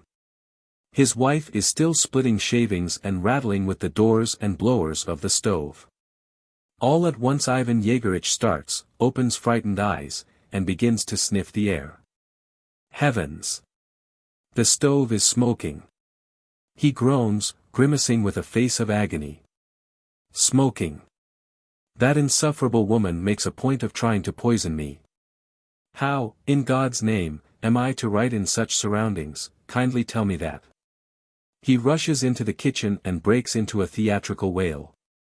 When a little later, his wife, stepping cautiously on tiptoe, brings him in a glass of tea, he is sitting in an easy chair as before with his eyes closed, absorbed in his article. He does not stir, drums lightly on his forehead with 2 fingers, and pretends he is not aware of his wife's presence. His face wears an expression of injured innocence. Like a girl who has been presented with a costly fan, he spends a long time coquetting, grimacing, and posing to himself before he writes the title. He presses his temples, he wriggles, and draws his legs up under his chair as though he were in pain, or half closes his eyes languidly like a cat on the sofa. At last, not without hesitation, he stretches out his hand towards the inkstand, and with an expression as though he were signing a death warrant, writes the title. "Mammy, give me some water," he hears his son's voice. "Hush," says his mother. "Daddy's writing." "Hush." Daddy writes very, very quickly, without corrections or pauses, he has scarcely time to turn over the pages. The busts and portraits of celebrated authors look at his swiftly racing pen and, keeping stock still, seem to be thinking, "Oh my, how you are going it." "Sh," squeaks the pen. "Sh." Whisper the authors, when his knee jolts the table and they are set trembling. All at once Krasnihin draws himself up, lays down his pen and listens. He hears an even monotonous whispering. It is Foma Nikolaevich, the lodger in the next room, saying his prayers. "I say," cries Krasnihin. "Couldn't you, please, say your prayers more quietly? You prevent me from writing." "Very sorry." Foma Nikolaevich answers timidly. After covering 5 pages, Krasnihin stretches and looks at his watch. "Goodness, 3 o'clock already," he moans. "Other people are asleep while I alone must work." Shattered and exhausted he goes, with his head on one side, to the bedroom to wake his wife, and says in a languid voice, "Nadia, get me some more tea. I feel weak." He writes till 4 o'clock and would readily have written till 6 if his subject had not been exhausted. Coquetting and posing to himself and the inanimate objects about him, far from any indiscreet, critical eye, tyrannizing and domineering over the little anthill that fate has put in his power are the honey and the salt of his existence. And how different is this despot here at home from the humble, meek, dull-witted little man we are accustomed to see in the editor's offices. "I am so exhausted that I am afraid I shan't sleep," he says as he gets into bed. Our work, this cursed, ungrateful hard labor, exhausts the soul even more than the body. I had better take some bromide. God knows, if it were not for my family I'd throw up the work. To write to order. It is awful. He sleeps till 12 or 1 o'clock in the day, sleeps a sound, healthy sleep. Ah! How he would sleep, what dreams he would have, how he would spread himself if he were to become a well-known writer, an editor, or even a sub-editor. He has been writing all night, whispers his wife with a scared expression on her face. Sh. No one dares to speak or move or make a sound. His sleep is something sacred, and the culprit who offends against it will pay dearly for his fault. Hush, floats over the flat. Hush. In an hotel. "Let me tell you, my good man," began Madame Nashatirin, the colonel's lady at number 47, crimson and spluttering, as she pounced on the hotel keeper. "Either give me other apartments, or I shall leave your confounded hotel altogether. It's a sink of iniquity. Mercy on us, I have grown-up daughters and one hears nothing but abominations day and night. It's beyond everything. Day and night. Sometimes he fires off such things that it simply makes one's ears blush. Positively like a cabman. It's a good thing that my poor girls don't understand or I should have to fly out into the street with them. He's saying something now. You listen. I know a thing better than that, my boy," a husky bass floated in from the next room. "Do you remember Lieutenant Drushkov? Well, that same Drushkov was one day making a drive with the yellow into the pocket and as he usually did, you know, flung up his leg. All at once something went sirararak. At first they thought he had torn the cloth of the billiard table, but when they looked, my dear fellow, his United States had split at every seam. He had made such a high kick, the beast, that not a seam was left. Ha ha ha, and there were ladies present, too, among others the wife of that drivelling Lieutenant Okurin. Okurin was furious. How dare the fellow, said he, behave with impropriety in the presence of my wife? One thing led to another, you know our fellows. Okurin sent seconds to Drushkov, and Drushkov said, don't be a fool, ha ha ha, but tell him he had better send seconds not to me but to the tailor who made me those breeches. It is his fault, you know. Ha ha ha. Ha ha ha. Lilia and Mila, the colonel's daughters, who were sitting in the window with their round cheeks propped on their fists, flushed crimson and dropped their eyes that looked buried in their plump faces. Now you have heard him, haven't you? Madame Nashatirin went on, addressing the hotel keeper. And that, you consider, of no consequence, I suppose. I am the wife of a colonel, sir. My husband is a commanding officer. I will not permit some cabman to utter such infamies almost in my presence. He is not a cabman, madam, but the staff captain Keegan. A gentleman born. If he has so far forgotten his station as to express himself like a cabman, then he is even more deserving of contempt. In short, don't answer me, but kindly take steps. But what can I do, madam? You are not the only one to complain, everybody's complaining, but what am I to do with him? One goes to his room and begins putting him to shame, saying, Hannibal Ivanitch, have some fear of God. It's shameful. And he'll punch you in the face with his fists and say all sorts of things, there, put that in your pipe and smoke it, and such like. It's a disgrace. He wakes up in the morning and sets to walking about the corridor in nothing, saving your presence, but his underclothes. And when he has had a drop he will pick up a revolver and set to putting bullets into the wall. By day he is swilling liquor and at night he plays cards like mad, and after cards it is fighting. I am ashamed for the other lodgers to see it. Why don't you get rid of the scoundrel? Why, there's no getting him out. He owes me for 3 months, but we don't ask for our money, we simply ask him to get out as a favor. The magistrate has given him an order to clear out of the rooms, but he's taking it from one court to another, and so it drags on. He's a perfect nuisance, that's what he is. And, good Lord, such a man, too. Young, good-looking and intellectual. When he hasn't had a drop you couldn't wish to see a nicer gentleman. The other day he wasn't drunk and he spent the whole day writing letters to his father and mother. Poor father and mother, sighed the colonel's lady. They are to be pitied, to be sure. There's no comfort in having such a scamp.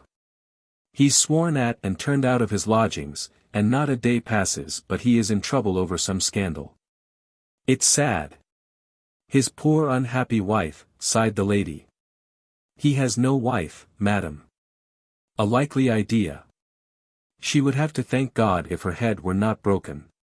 The lady walked up and down the room. He is not married, you say? Certainly not, madam. The lady walked up and down the room again and mused a little. Not married. She pronounced meditatively. Lilia and Mila, don't sit at the window, there's a draught. What a pity. A young man and to let himself sink to this. And all owing to what? The lack of good influence. There is no mother who would. Not married? Well, there it is. Please be so good, the lady continued suavely after a moment's thought, as to go to him and ask him in my name to refrain from using expressions. Tell him that Madame Nashatiran begs him. Tell him she is staying with her daughters in number 47, that she has come up from her estate in the country. Certainly. Tell him, a colonel's lady and her daughters. He might even come and apologize. We are always at home after dinner. Oh, Mila, shut the window. Why, what do you want with that black sheep, mamma, drawled Lilia when the hotel keeper had retired. A queer person to invite. A drunken, rowdy rascal. Oh, don't say so, ma chère. You always talk like that, and there, sit down. Why, whatever he may be, we ought not to despise him. There's something good in everyone. Who knows, sighed the colonel's lady, looking her daughters up and down anxiously, perhaps your fate is here. Change your dresses anyway. In a strange land. Sunday, midday. A landowner, called Kamyshev, is sitting in his dining room, deliberately eating his lunch at a luxuriously furnished table. Monsieur Champoun, a clean, neat, smoothly shaven, old Frenchman, is sharing the meal with him. This Champoun had once been a tutor in Kamyshev's household, had taught his children good manners, the correct pronunciation of French, and dancing, afterwards when Kamyshev's children had grown up and become lieutenants. Champoun had become something like a bon of the male sex. The duties of the former tutor were not complicated. He had to be properly dressed, to smell of scent, to listen to Kamyshev's idle babble, to eat and drink and sleep, and apparently that was all. For this he received a room, his board, and an indefinite salary. Chef eats and as usual babbles at random. Damnation, he says, wiping away the tears that have come into his eyes after a mouthful of ham thickly smeared with mustard. Oof! It has shot into my head and all my joints. Your French mustard would not do that, you know, if you ate the whole potful. Some like the French, some prefer the Russian. Champoun assents mildly. No one likes French mustard except Frenchmen. And a Frenchman will eat anything, whatever you give him, frogs and rats and black beetles, brrr. You don't like that ham, for instance, because it is Russian, but if one were to give you a bit of baked glass and tell you it was French, you would eat it and smack your lips. To your thinking everything Russian is nasty. I don't say that. Everything Russian is nasty, but if it's French, oh c'est très joli. To your thinking there is no country better than France, but to my mind. Why, what is France, to tell the truth about it? A little bit of land. Our police captain was sent out there, but in a month he asked to be transferred, there was nowhere to turn round. One can drive round the whole of your France in one day, while here when you drive out of the gate, you can see no end to the land, you can ride on and on. Yes, monsieur, Russia is an immense country. To be sure it is. To your thinking there are no better people than the French. Well-educated, clever people.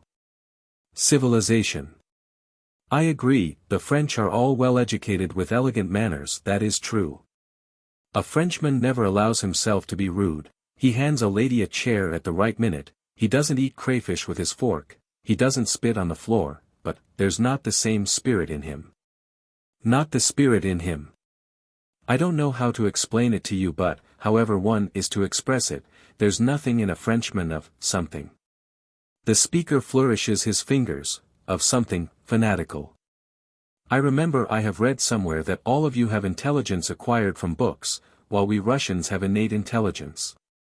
If a Russian studies the sciences properly, none of your French professors is a match for him. Perhaps, says Champoun, as it were reluctantly. No, not perhaps, but certainly. It's no use your frowning, it's the truth I am speaking. The Russian intelligence is an inventive intelligence. Only of course he is not given a free outlet for it, and he is no hand at boasting. He will invent something, and break it or give it to the children to play with, while your Frenchman will invent some nonsensical thing and make an uproar for all the world to hear it. The other day Iona the coachman carved a little man out of wood, if you pull the little man by a thread he plays unseemly antics. But Iona does not brag of it. I don't like Frenchmen as a rule. I am not referring to you, but speaking generally. They are an immoral people. Outwardly they look like men, but they live like dogs. Take marriage for instance. With us, once you are married, you stick to your wife, and there is no talk about it, but goodness knows how it is with you. The husband is sitting all day long in a café, while his wife fills the house with Frenchmen, and sets to dancing the can-can with them. That's not true. Champoun protests, flaring up and unable to restrain himself. The principle of the family is highly esteemed in France. We know all about that principle. You ought to be ashamed to defend it, one ought to be impartial, a pig is always a pig. We must thank the Germans for having beaten them. Yes indeed, God bless them for it. In that case, monsieur, I don't understand, says the Frenchman leaping up with flashing eyes, if you hate the French why do you keep me? What am I to do with you? Let me go, and I will go back to France. What? But do you suppose they would let you into France now? Why, you are a traitor to your country. At one time Napoleon's your great man, at another Gambetta. Who the devil can make you out? Monsieur, says Champoun in French, spluttering and crushing up his table napkin in his hands, my worst enemy could not have thought of a greater insult than the outrage you have just done to my feelings. All is over. And with a tragic wave of his arm the Frenchman flings his dinner napkin on the table majestically, and walks out of the room with dignity. 3 hours later the table is laid again, and the servants bring in the dinner. Kamyshev sits alone at the table. After the preliminary glass he feels a craving to babble. He wants to chatter, but he has no listener. "What is Alphonse Ludovikovich doing?" he asks the footman. "He is packing his trunk, sir." "What a noodle!" "Lord forgive us," says Kamyshev, and goes into the Frenchman. Champoun is sitting on the floor in his room, and with trembling hands is packing in his trunk his linen, scent bottles, prayer books, braces, ties. All his correct figure, his trunk, his bedstead and the table, all have an air of elegance and effeminacy. Great tears are dropping from his big blue eyes into the trunk. "Where are you off to?" asks Kamyshev, after standing still for a little. The Frenchman says nothing. "Do you want to go away?" Kamyshev goes on. "Well, you know, but I won't venture to detain you. But what is queer is, how are you going to travel without a passport? I wonder. You know I have lost your passport. I thrust it in somewhere between some papers, and it is lost. And they are strict about passports among us. Before you have gone 3 or 4 miles they pounce upon you." Champoun raises his head and looks mistrustfully at Kamyshev. "Yes. You will see. They will see from your face you haven't a passport, and ask at once, 'Who is that?' Alphonse Champoun. We know that Alphonse Champoun. Wouldn't you like to go under police escort somewhere nearer home? Are you joking? What motive have I for joking? Why should I? Only mind now, it's a compact, don't you begin whining then and writing letters. I won't stir a finger when they lead you by in fetters." Champoun jumps up and, pale and wide-eyed, begins pacing up and down the room. "What are you doing to me?" he says in despair, clutching at his head. "My God! Accursed be that hour when the fatal thought of leaving my country entered my head. Come, come, come. I was joking," says Kamyshev in a lower tone. Queer fish he is, he doesn't understand a joke. One can't say a word. "My dear friend," shrieks Champoun, reassured by Kamyshev's tone. "I swear I am devoted to Russia, to you and your children. To leave you is as bitter to me as death itself. But every word you utter stabs me to the heart. Ah, you queer fish! If I do abuse the French, what reason have you to take offense? You are a queer fish really. You should follow the example of Lazar Isaacich, my tenant. I call him one thing and another, a Jew, and a scurvy rascal, and I make a pig's ear out of my coat tail, and catch him by his Jewish curls. He doesn't take offense. But he is a slave. For a kopeck he is ready to put up with any insult. Come, come, come, that's enough. Peace and concord." Champoun powders his tear-stained face and goes with Kamyshev to the dining room. The first course is eaten in silence, after the second the same performance begins over again, and so Champoun's sufferings have no end. The Party and Other Stories. Translated by Constance Garnett. The Party.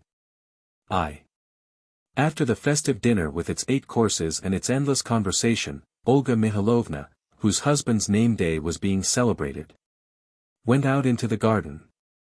The duty of smiling and talking incessantly, the clatter of the crockery, the stupidity of the servants, the long intervals between the courses, and the stays she had put on to conceal her condition from the visitors, wearied her to exhaustion. She longed to get away from the house, to sit in the shade and rest her heart with thoughts of the baby which was to be born to her in another 2 months. She was used to these thoughts coming to her as she turned to the left out of the big avenue into the narrow path. Here in the thick shade of the plums and cherry trees the dry branches used to scratch her neck and shoulders. A spider's web would settle on her face, and there would rise up in her mind the image of a little creature of undetermined sex and undefined features. And it began to seem as though it were not the spider's web that tickled her face and neck caressingly, but that little creature.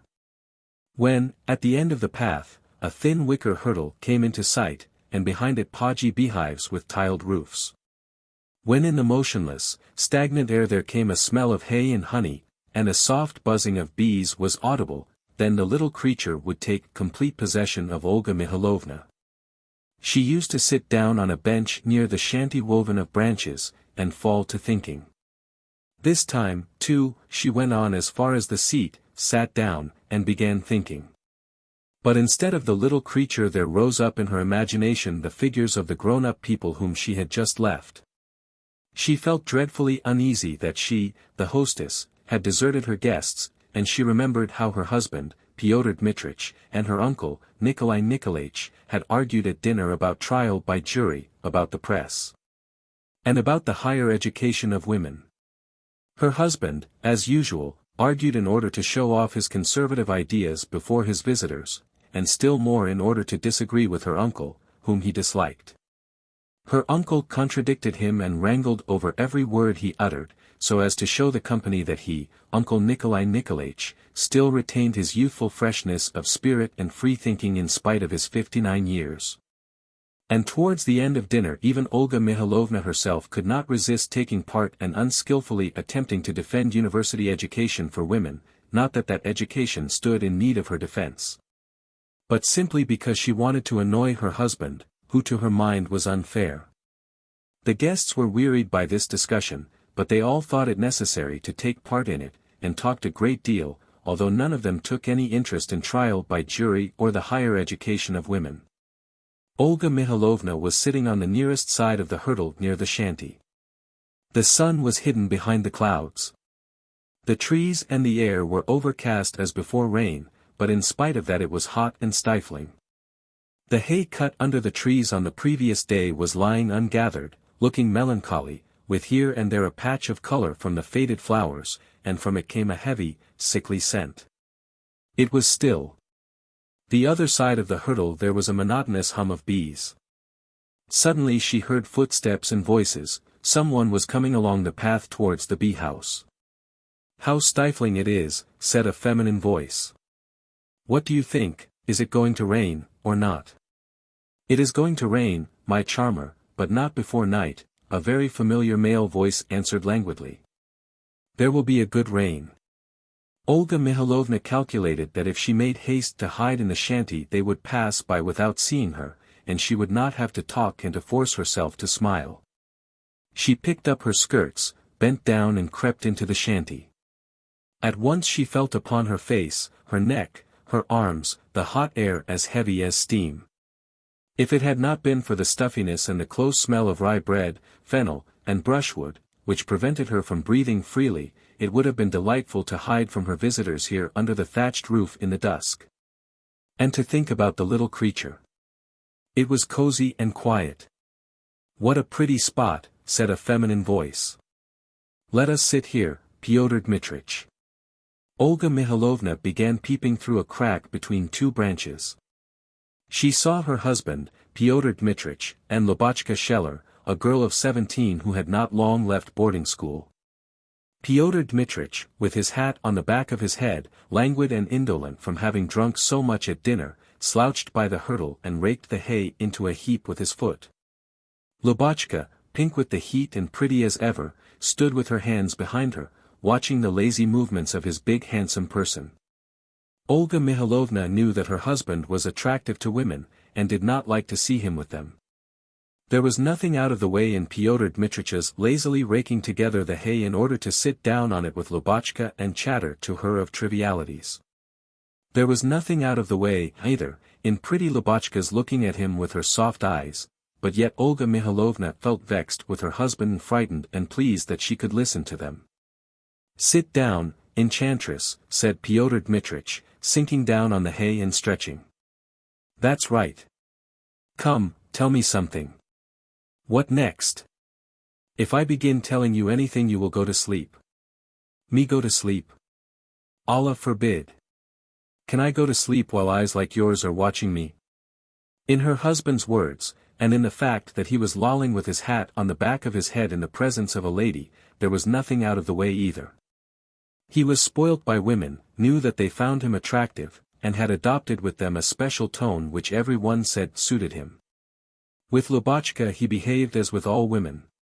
But, all the same, Olga Mikhailovna was jealous. "Tell me, please," said Lubotshka, after a brief silence, "is it true that you are to be tried for something?" "Yes, I am. Numbered among the transgressors, my charmer."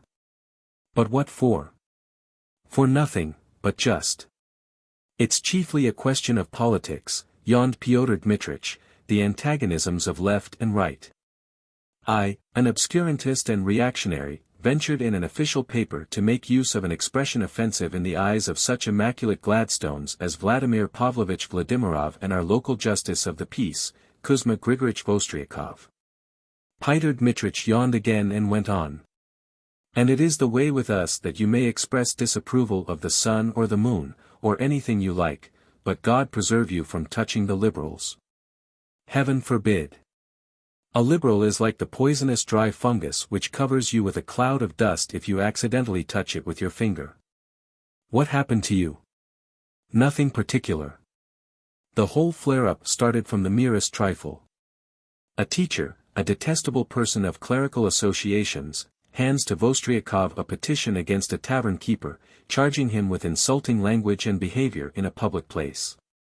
Everything showed that both the teacher and the tavern keeper were drunk as cobblers, and that they behaved equally badly. If there had been insulting behavior, the insult had anyway been mutual. Vostriakov ought to have fined them both for a breach of the peace and have turned them out of the court, that is all. But that's not our way of doing things. With us what stands first is not the person, not the fact itself, but the trademark and label. However great a rascal a teacher may be, he is always in the right because he is a teacher. A tavern keeper is always in the wrong because he is a tavern keeper and a money grubber." Vostriakov placed the tavern keeper under arrest. The man appealed to the circuit court triumphantly upheld Vostriakov's decision. "Well, I stuck to my own opinion. Got a little hot. That was all." Pyotr Dmitrich spoke calmly with careless irony. In reality the trial that was hanging over him worried him extremely. Olga Mihailovna remembered how on his return from the unfortunate session he had tried to conceal from his household how troubled he was, and how dissatisfied with himself. As an intelligent man he could not help feeling that he had gone too far in expressing his disagreement, and how much lying had been needful to conceal that feeling from himself and from others. How many unnecessary conversations there had been. How much grumbling and insincere laughter at what was not laughable. When he learned that he was to be brought up before the court, he seemed at once harassed and depressed. He began to sleep badly, stood oftener than ever at the windows, drumming on the panes with his fingers. And he was ashamed to let his wife see that he was worried, and it vexed her. "They say you have been in the province of Poltava?" Lubotshka questioned him. "Yes," answered Pyotr Dmitrich. "I came back the day before yesterday. I expect it is very nice there." "Yes, it is very nice indeed. In fact, I arrived just in time for the haymaking, I must tell you, and in the Ukraine the haymaking is the most poetical moment of the year. Here we have a big house, a big garden, a lot of servants, and a lot going on, so that you don't see the haymaking, here it all passes unnoticed. There, at the farm, I have a meadow of 45 acres as flat as my hand. You can see the men mowing from any window you stand at. They are mowing in the meadow, they are mowing in the garden. There are no visitors, no fuss nor hurry either, so that you can't help seeing, feeling, hearing nothing but the haymaking. There is a smell of hay indoors and outdoors. There's the sound of the scythes from sunrise to sunset. Altogether Little Russia is a charming country. Would you believe it, when I was drinking water from the rustic wells and filthy vodka in some Jew's tavern, when on quiet evenings the strains of the Little Russian fiddle and the tambourines reached me, I was tempted by a fascinating idea, to settle down on my place and live there as long as I chose, far away from circuit courts, intellectual conversations, philosophizing women, long dinners. Pyotr Dmitrich was not lying. He was unhappy and really longed to rest. And he had visited his Poltava property simply to avoid seeing his study, his servants, his acquaintances, and everything that could remind him of his wounded vanity and his mistakes. Lubotshka suddenly jumped up and waved her hands about in horror. "Oh! A bee, she shrieked. "It will sting." "Nonsense, it won't sting," said Pyotr Dmitrich. "What a coward you are!" "No, no, no," cried Lubotshka, and looking round at the bees, she walked rapidly back. Pyotr Dmitrich walked away after her, looking at her with a softened and melancholy face. He was probably thinking, as he looked at her, of his farm, of solitude, and, who knows? Perhaps he was even thinking how snug and cozy life would be at the farm if his wife had been this girl, young, pure, fresh, not corrupted by higher education, not with child. When the sound of their footsteps had died away, Olga Mihalovna came out of the shanty and turned towards the house. She wanted to cry. She was by now acutely jealous. She could understand that her husband was worried, dissatisfied with himself and ashamed, and when people are ashamed they hold aloof, above all from those nearest to them, and are unreserved with strangers. She could understand, also, that she had nothing to fear from Lubotshka or from those women who were now drinking coffee indoors. But everything in general was terrible, incomprehensible, and it already seemed to Olga Mihalovna that Pyotr Dmitrich only half belonged to her. "He has no right to do it," she muttered, trying to formulate her jealousy in her vexation with her husband. "He has no right at all. I will tell him so plainly." She made up her mind to find her husband at once and tell him all about it. It was disgusting, absolutely disgusting, that he was attractive to other women and sought their admiration as though it were some heavenly manna. It was unjust and dishonorable that he should give to others what belonged by right to his wife, that he should hide his soul and his conscience from his wife to reveal them to the first pretty face he came across. What harm had his wife done him? How was she to blame? Long ago she had been sickened by his lying. He was forever posing, flirting, saying what he did not think, and trying to seem different from what he was and what he ought to be. Why this falsity? Was it seemly in a decent man? If he lied he was demeaning himself and those to whom he lied, and slighting what he lied about.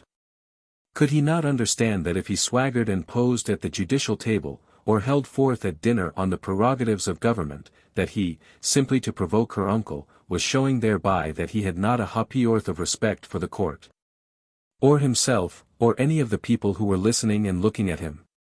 Coming out into the big avenue, Olga Mihalovna assumed an expression of face as though she had just gone away to look after some domestic matter. In the veranda the gentlemen were drinking liqueur and eating strawberries. One of them, the examining magistrate, a stout elderly man, blagueur and wit, must have been telling some rather free anecdote, for, seeing their hostess, he suddenly clapped his hands over his fat lips, rolled his eyes, and sat down. Olga Mihalovna did not like the local officials. She did not care for their clumsy, ceremonious wives, their scandal-mongering, their frequent visits, their flattery of her husband, whom they all hated. Now, when they were drinking, were replete with food and showed no signs of going away, she felt their presence an agonizing weariness, but not to appear impolite, she smiled cordially to the magistrate, and shook her finger at him. She walked across the dining-room and drawing-room smiling, and looking as though she had gone to give some order and make some arrangement. God grant no one stops me, she thought, but she forced herself to stop in the drawing-room to listen from politeness to a young man who was sitting at the piano playing. After standing for a minute, she cried, "Bravo, bravo, Orge." And clapping her hands twice, she went on. She found her husband in his study. He was sitting at the table, thinking of something. His face looked stern, thoughtful, and guilty. This was not the same Pyotr Dmitrich who had been arguing at dinner and whom his guests knew, but a different man, wearied, feeling guilty and dissatisfied with himself, whom nobody knew but his wife. He must have come to the study to get cigarettes. Before him lay an open cigarette case full of cigarettes, and one of his hands was in the table drawer. He had paused and sunk into thought as he was taking the cigarettes. Olga Mihalovna felt sorry for him. It was as clear as day that this man was harassed, could find no rest, and was perhaps struggling with himself. Olga Mihalovna went up to the table in silence, wanting to show that she had forgotten the argument at dinner and was not cross, she shut the cigarette case and put it in her husband's coat pocket. What should I say to him, she wondered. I shall say that lying is like a forest, the further one goes into it the more difficult it is to get out of it. I will say to him, you have been carried away by the false part you are playing. You have insulted people who were attached to you and have done you no harm. Go and apologize to them, laugh at yourself, and you will feel better. And if you want peace and solitude, let us go away together. Meeting his wife's gaze, Pyotr Dmitrich's face immediately assumed the expression it had worn at dinner and in the garden, indifferent and slightly ironical. He yawned and got up. It's past 5, he said, looking at his watch. If our visitors are merciful and leave us at 11, even then we have another 6 hours of it. It's a cheerful prospect, there's no denying. And whistling something, he walked slowly out of the study with his usual dignified gait. She could hear him with dignified firmness cross the dining room, then the drawing room, laugh with dignified assurance, and say to the young man who was playing, "Bravo! Bravo!" Soon his footsteps died away, he must have gone out into the garden. And now not jealousy, not vexation, but real hatred of his footsteps, his insincere laugh and voice, took possession of Olga Mihalovna. She went to the window and looked out into the garden. Pyotr Dmitrich was already walking along the avenue. Putting one hand in his pocket and snapping the fingers of the other, he walked with confident swinging steps, throwing his head back a little, and looking as though he were very well satisfied with himself, with his dinner, with his digestion. And with nature. 2 little schoolboys, the children of Madame Chitsevsky, who had only just arrived, made their appearance in the avenue, accompanied by their tutor, a student wearing a white tunic and very narrow trousers. When they reached Pyotr Dmitrich, the boys and the student stopped, and probably congratulated him on his name day. With a graceful swing of his shoulders, he patted the children on their cheeks, and carelessly offered the student his hand without looking at him. The student must have praised the weather and compared it with the climate of Petersburg, for Pyotr Dmitrich said in a loud voice, in a tone as though he were not speaking to a guest, but to an usher of the court or a witness. What? It's cold in Petersburg. And here, my good sir, we have a salubrious atmosphere and the fruits of the earth in abundance. Eh? What? And thrusting one hand in his pocket and snapping the fingers of the other, he walked on. Till he had disappeared behind the nut bushes, Olga Mihalovna watched the back of his head in perplexity. How had this man of 34 come by the dignified deportment of a general? How had he come by that impressive, elegant manner? Where had he got that vibration of authority in his voice? Where had he got these, what's, to be sure's, and, my good sirs? Olga Mihalovna remembered how in the first months of her marriage she had felt dreary at home alone and had driven into the town to the circuit court, at which Pyotr Dmitrich had sometimes presided in place of her godfather, Count Alexei Petrovitch. In the presidential chair, wearing his uniform and a chain on his breast, he was completely changed. Stately gestures, a voice of thunder, what, to be sure, careless tones. Everything, all that was ordinary and human, all that was individual and personal to himself that Olga Mihalovna was accustomed to seeing in him at home, vanished in grandeur, and in the presidential chair there sat not Pyotr Dmitrich, but another man whom every one called Mr. President. This consciousness of power prevented him from sitting still in his place, and he seized every opportunity to ring his bell, to glance sternly at the public, to shout. Where had he got his short sight and his deafness when he suddenly began to see and hear with difficulty, and, frowning majestically, insisted on people speaking louder and coming closer to the table?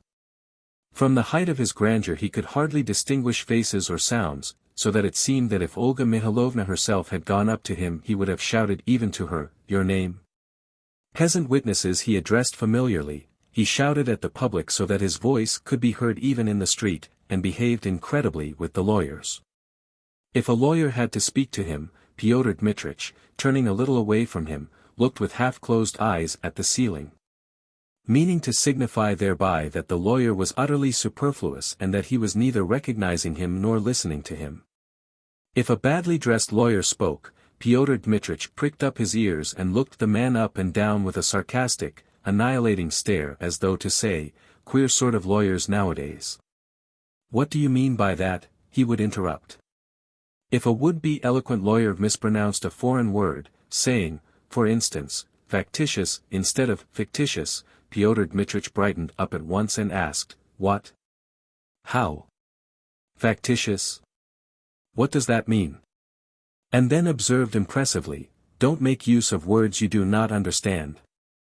And the lawyer, finishing his speech, would walk away from the table, red and perspiring, while Pyotr Dmitrich, with a self-satisfied smile, would lean back in his chair triumphant. In his manner with the lawyers he imitated Count Alexei Petrovich a little, but when the latter said, for instance, "Counsel for the defense, you keep quiet for a little," it sounded paternally good-natured and natural, while the same words in Pyotr Dmitrich's mouth were rude and artificial. 2. There were sounds of applause. The young man had finished playing. Olga Mihalovna remembered her guests and hurried into the drawing-room. "I have so enjoyed your playing," she said, going up to the piano. "I have so enjoyed it. You have a wonderful talent. But don't you think our piano's out of tune?" At that moment the two schoolboys walked into the room, accompanied by the student. "My goodness! Mitya and Kolya," Olga Mihalovna drawled joyfully, going to meet them, "how big they have grown. One would not know you. But where is your mamma?" "I congratulate you on the name day," the student began in a free and easy tone, "and I wish you all happiness. Ekaterina Andreevna sends her congratulations and begs you to excuse her. She is not very well." "How unkind of her. I have been expecting her all day." "Is it long since you left Petersburg?" Olga Mihalovna asked the student. "What kind of weather have you there now?" And without waiting for an answer, she looked cordially at the schoolboys and repeated, "How tall they have grown. It is not long since they used to come with their nurse, and they are at school already. The old grow older while the young grow up. Have you had dinner?" "Oh, please don't trouble," said the student. "Why, you have not had dinner? For goodness sake, don't trouble." "But I suppose you are hungry?" Olga Mihalovna said it in a harsh, rude voice, with impatience and vexation. It escaped her unawares, but at once she coughed, smiled, and flushed crimson. "How tall they have grown," she said softly. "Please don't trouble." The student said once more. The student begged her not to trouble. The boys said nothing. Obviously all three of them were hungry. Olga Mihalovna took them into the dining room and told Vasily to lay the table. "How unkind of your mamma," she said as she made them sit down. "She has quite forgotten me." "Unkind, unkind, unkind, you must tell her so." "What are you studying?" she asked the student. "Medicine." "Well, I have a weakness for doctors, only fancy. I am very sorry my husband is not a doctor. What courage anyone must have to perform an operation or dissect a corpse, for instance. Horrible. Aren't you frightened? I believe I should die of terror." "Of course, you drink vodka. Please don't trouble. After your journey you must have something to drink. Though I am a woman, even I drink sometimes. And Mitya and Kolya will drink Malaga. It's not a strong wine, you need not be afraid of it. What fine fellows they are, really. They'll be thinking of getting married next." Olga Mihalovna talked without ceasing. She knew by experience that when she had guests to entertain it was far easier and more comfortable to talk than to listen. When you talk there is no need to strain your attention to think of answers to questions, and to change your expression of face. But unawares she asked the student a serious question. The student began a lengthy speech and she was forced to listen. The student knew that she had once been at the university, and so tried to seem a serious person as he talked to her. "What subject are you studying?" she asked, forgetting that she had already put that question to him. "Medicine." Olga Mihalovna now remembered that she had been away from the ladies for a long while. Yes. Then I suppose you are going to be a doctor, she said, getting up. That's splendid. I am sorry I did not go in for medicine myself. So you will finish your dinner here, gentlemen, and then come into the garden. I will introduce you to the young ladies. She went out and glanced at her watch. It was 5 minutes to 6. And she wondered that the time had gone so slowly, and thought with horror that there were 6 more hours before midnight, when the party would break up. How could she get through those 6 hours? What phrases could she utter? How should she behave to her husband? There was not a soul in the drawing room or on the veranda. All the guests were sauntering about the garden. I shall have to suggest a walk in the birch wood before tea, or else a row in the boats, thought Olga Mihalovna, hurrying to the croquet ground, from which came the sounds of voices and laughter. And sit the old people down to vint. She met Grigory the footman coming from the croquet ground with empty bottles. Where are the ladies? She asked. Among the raspberry bushes. The master's there, too. Oh, good heavens, someone on the croquet lawn shouted with exasperation. I have told you 1,000 times over. To know the Bulgarians you must see them. You can't judge from the papers. Either because of the outburst or for some other reason, Olga Mihalovna was suddenly aware of a terrible weakness all over, especially in her legs and in her shoulders. She felt she could not bear to speak, to listen, or to move. Grigory, she said faintly and with an effort, when you have to serve tea or anything, please don't appeal to me, don't ask me anything, don't speak of anything. Do it all yourself, and don't make a noise with your feet, I entreat you. I can't, because. Without finishing, she walked on towards the croquet lawn, but on the way she thought of the ladies, and turned towards the raspberry bushes. The sky, the air, and the trees looked gloomy again and threatened rain. It was hot and stifling. An immense flock of crows, foreseeing a storm, flew cawing over the garden. The paths were more overgrown, darker, and narrower as they got nearer the kitchen garden. In one of them, buried in a thick tangle of wild pear, crabapple, sorrel, young oaks, and hopvine, clouds of tiny black flies swarmed round Olga Mihalovna. She covered her face with her hands and began forcing herself to think of the little creature.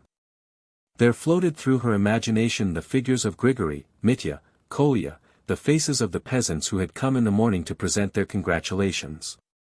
She heard footsteps, and she opened her eyes. Uncle Nikolai Nikolaich was coming rapidly towards her. It's you, dear.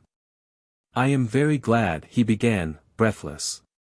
A couple of words. He mopped with his handkerchief his red-shaven chin, then suddenly stepped back a pace, flung up his hands and opened his eyes wide. My dear girl, how long is this going on? He said rapidly, spluttering. I ask you, is there no limit to it? I say nothing of the demoralizing effect of his martinet views on all around him, of the way he insults all that is sacred and best in me and in every honest thinking man. I will say nothing about that, but he might at least behave decently. Why, he shouts, he bellows, gives himself airs, poses as a sort of Bonaparte, does not let one say a word.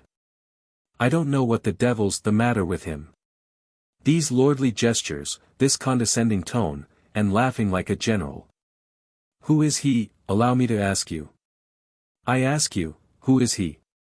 The husband of his wife, with a few paltry acres and the rank of a titular who has had the luck to marry an heiress. An upstart and a junker, like so many others. A type out of Shchedrin. Upon my word, it's either that he's suffering from megalomania, or that old rat in his dotage, Count Alexei Petrovitch, is right when he says that children and young people are a long time growing up nowadays. And go on playing they are cabmen and generals till they are 40. That's true, Olga Mihalovna assented.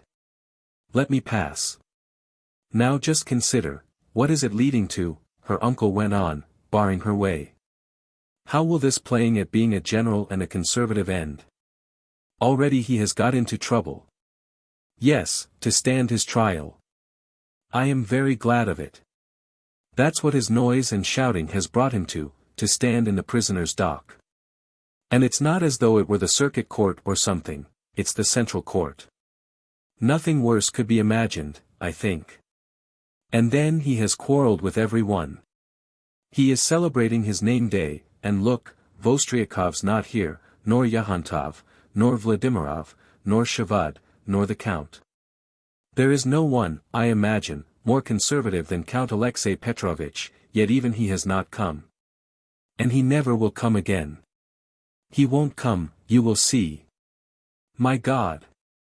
But what has it to do with me? Asked Olga Mikhailovna. What has it to do with you? Why, you are his wife. You are clever, you have had a university education, and it was in your power to make him an honest worker. At the lectures I went to they did not teach us how to influence tiresome people. It seems as though I should have to apologize to all of you for having been at the university, said Olga Mikhailovna sharply. Listen, uncle. If people played the same scales over and over again the whole day long in your hearing, you wouldn't be able to sit still and listen, but would run away. I hear the same thing over again for days together all the year round. You must have pity on me at last. Her uncle pulled a very long face, then looked at her searchingly and twisted his lips into a mocking smile. So that's how it is, he piped in a voice like an old woman's. I beg your pardon, he said, and made a ceremonious bow. If you have fallen under his influence yourself, and have abandoned your convictions, you should have said so before. I beg your pardon. Yes, I have abandoned my convictions, she cried. There. Make the most of it. I beg your pardon. Her uncle for the last time made her a ceremonious bow, a little on one side, and, shrinking into himself, made a scrape with his foot and walked back. Idiot, thought Olga Mikhailovna.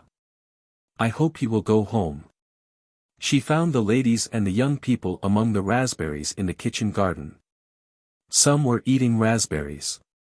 Others, tired of eating raspberries, were strolling about the strawberry beds or foraging among the sugar peas. A little on one side of the raspberry bed, near a branching apple tree propped up by posts which had been pulled out of an old fence, Pyotr Dmitrich was mowing the grass. His hair was falling over his forehead, his cravat was untied. His watch chain was hanging loose. Every step and every swing of the scythe showed skill and the possession of immense physical strength. Near him were standing Lubotshka and the daughters of a neighbor, Colonel Bukrev, two anemic and unhealthily stout fair girls, Natalia and Valentina, or, as they were always called, Nada and Veda. Both wearing white frocks and strikingly like each other. Pyotr Dmitrich was teaching them to mow. It's very simple, he said. You have only to know how to hold the scythe and not to get too hot over it, that is, not to use more force than is necessary. Like this. Wouldn't you like to try? He said, offering the scythe to Lubotshka. Come.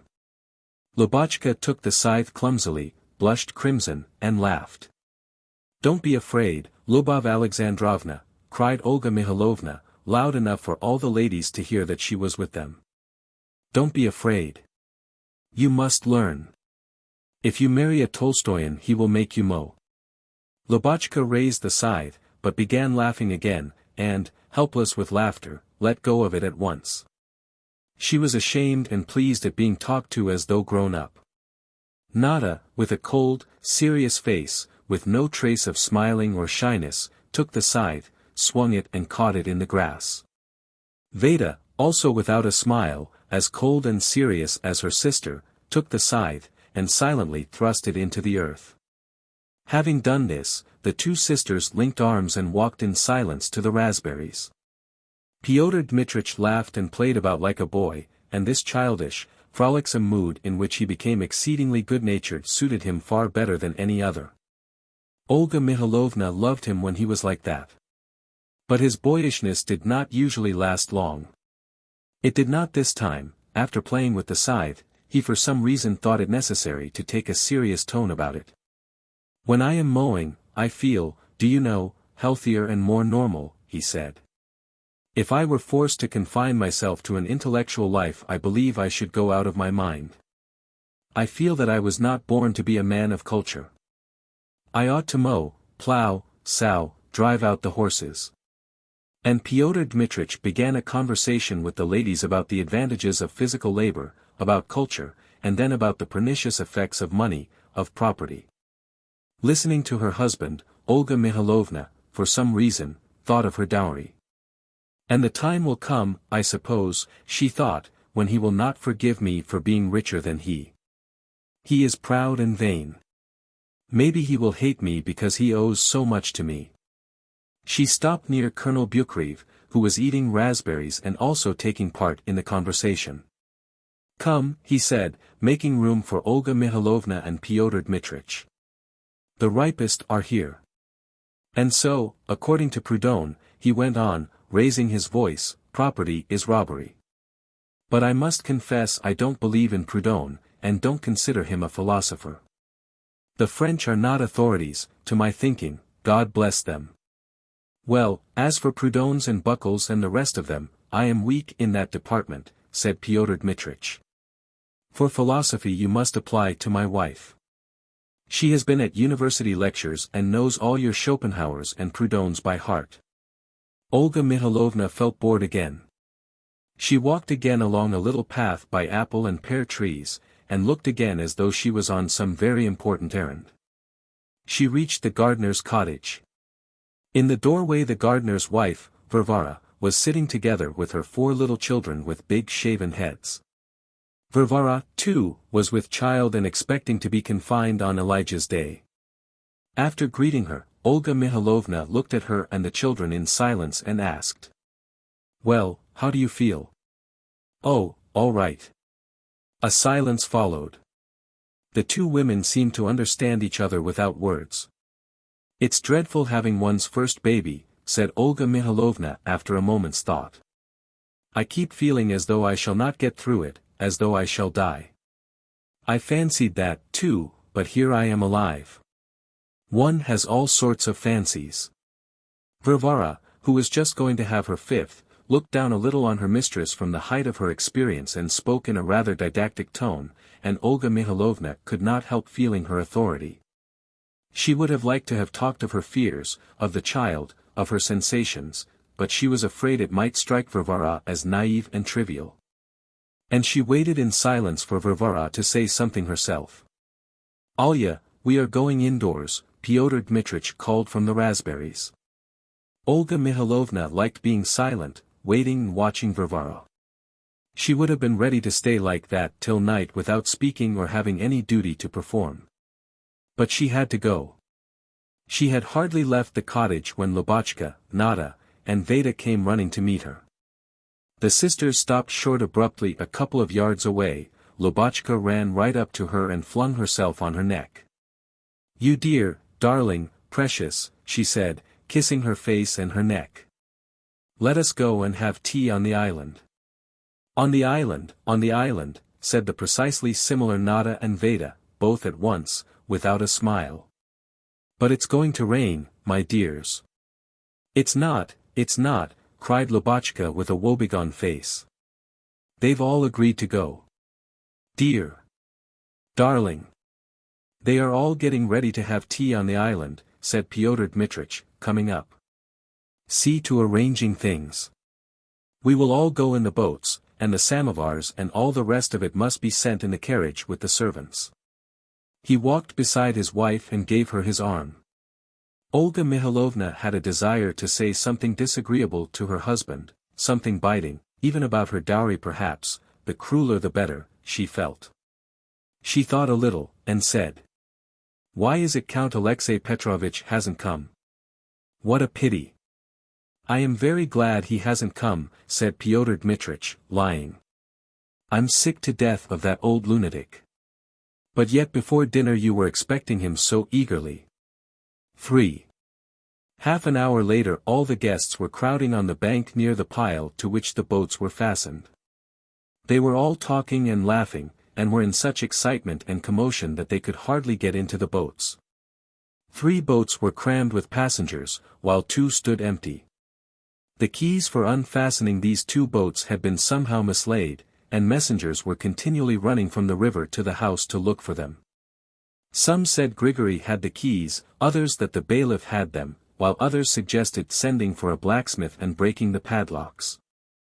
And all talked at once, interrupting and shouting one another down. Pyotr Dmitrich paced impatiently to and fro on the bank, shouting. What the devil's the meaning of it? The keys ought always to be lying in the hall window. Who has dared to take them away? The bailiff can get a boat of his own if he wants one. At last the keys were found. Then it appeared that 2 oars were missing. Again there was a great hullabaloo. Pyotr Dmitrich, who was weary of pacing about the bank, jumped into a long, narrow boat hollowed out of the trunk of a poplar, and, lurching from side to side and almost falling into the water, pushed off from the bank. The other boats followed him one after another, amid loud laughter and the shrieks of the young ladies. The white cloudy sky, the trees on the riverside, the boats with the people in them, and the oars, were reflected in the water as in a mirror. Under the boats, far away below in the bottomless depths, was a second sky with the birds flying across it.